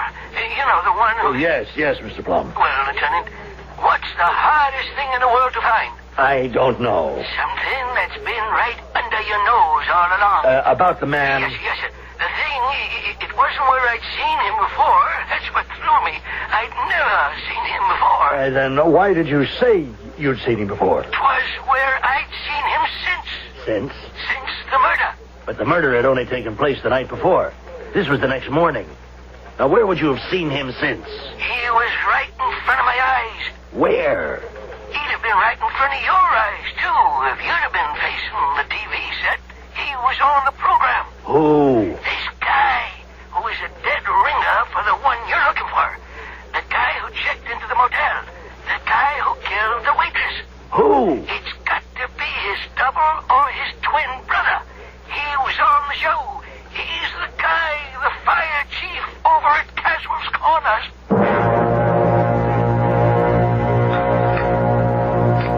You haven't touched your dinner, Del. I'm not hungry. But you should eat something. But I am not hungry. Delbert, this is exactly what we talked about. You have to lead a more calm, a more relaxed, a less pressure-filled life. Okay, I'll try. Darling, I'm trying to help you. I know.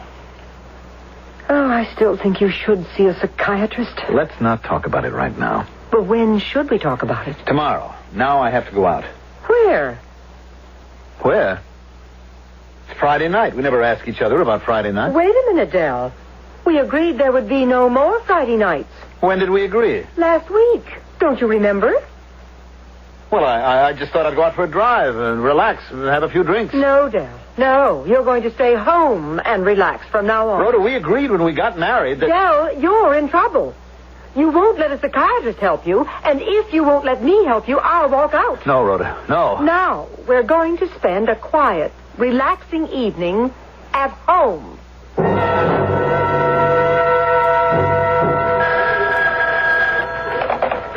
Homicide, Lieutenant Stacy. Oh, yes, I know, Inspector. Yes, it's a bad time for the department. The waitress killing, the arson. But I'm doing the best I can, sir. No, I don't have a thing. Well, no, okay, maybe I do, but it's so far out. I mean, I could have a suspect. No, but it's impossible. It just simply couldn't be this guy. No, I won't tell you who he is either, because you'll drop me off at the nut house. What do you want me to do? Go to the public library? Yes. And read what? A story about Sherlock Holmes called The Sign of the Four? And now, Inspector, is this a gag? Oh, well, yes, sir. Yes, sir, if it's an order.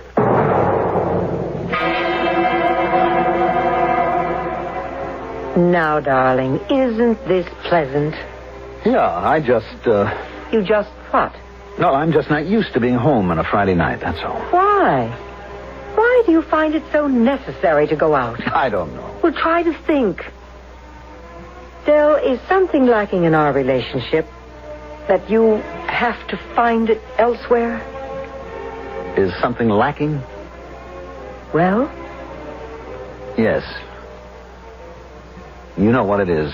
Delbert, I'm willing to be patient. And perhaps if both of us try... No, Rhoda, it isn't that. Why do you women always think that it has to do with... Then what else is lacking? It's something that... Yes? Well, I think he said it. Who said it? The one on the program, that Jerry, whatever his name is, he said it. Well, what did he say? I can hear him. I can hear exactly how he said it. Doesn't it ever get boring. I mean, here are all you firemen sitting around the firehouse, and you never get to go to a fire. Now, don't you miss the excitement of racing down the street, sirens screaming? Bells clanging and the thrill of conquering the fire itself, of subduing the flames, the adventure? But I also heard what you answered, Del. The greatest excitement a fireman can experience is the quiet excitement of sitting in the firehouse and knowing that all is well, all is safe in the city. If I said that, I lied. Del! Because I miss it. I miss it. I need it. What? What do you need? The fire. What fire? The fire! The fire shooting up into the sky. The searing flames, the billowing smoke. The shouts of the firemen, the police, the crowds. And the flames. Ooh, those flames. Have you ever seen the rest of the street, the other houses? How the shadows play over them, the shadows of the leaping flames? And you can almost feel those houses and buildings shudder and moan with fear and dread and apprehension.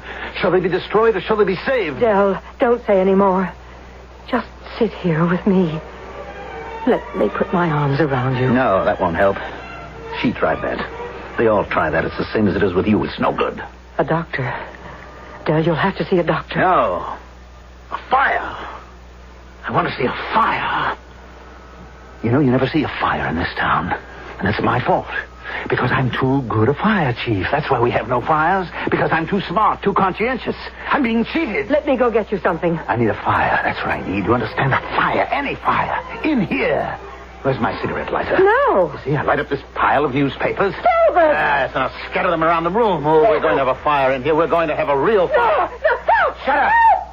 David, let go I of want me! you to stay here with me and watch it. Watch the beautiful flames. Let go! A new experience for you. I've watched so many fires from the outside. Now we shall see one from the inside. Just the two of us. No! Shut up. We'll be burned to death. I said be quiet. You're joking me! Good Lord, it is you. What are you doing in my house? Who let you in? It's you, the white-haired guy. You're a maniac. Let go of her. Let me go. Get out of here. Let go of her before we all get killed. This place is going up. Now let go.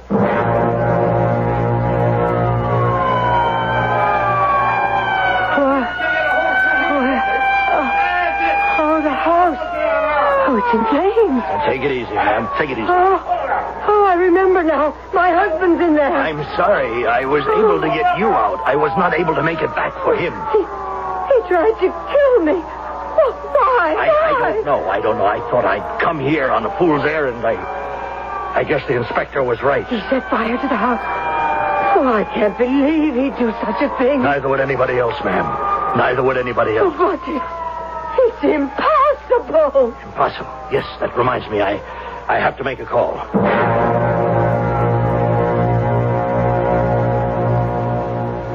I guess you were right, Inspector. What it said in that book. When you have eliminated the impossible, whatever remains, no matter how improbable, must be the truth.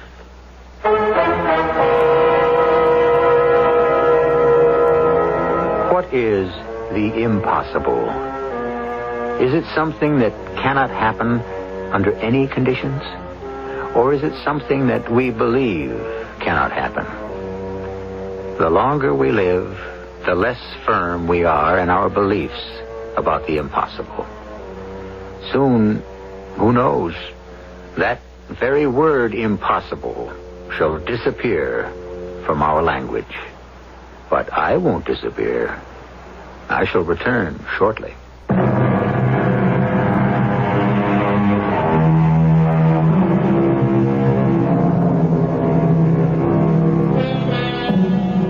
What was it we asked at the very beginning? Oh, yes. Are we what we love, or are we what we hate? Or are we a mixture of each? Is each of us a formula of highly volatile chemical properties which can explode suddenly, violently, unpredictably? Yes, it is an unpredictable world, and the only certainty you can cling to is the knowledge that we, at least, shall be here 7 nights each week. Our cast included Mandel Kramer, Joan Shea, Earl Hammond, and Gilbert Mack. The entire production was under the direction of Hyman Brown. This is E.G. Marshall inviting you to return to our Mystery Theater for another adventure in the macabre. Until next time, pleasant dreams.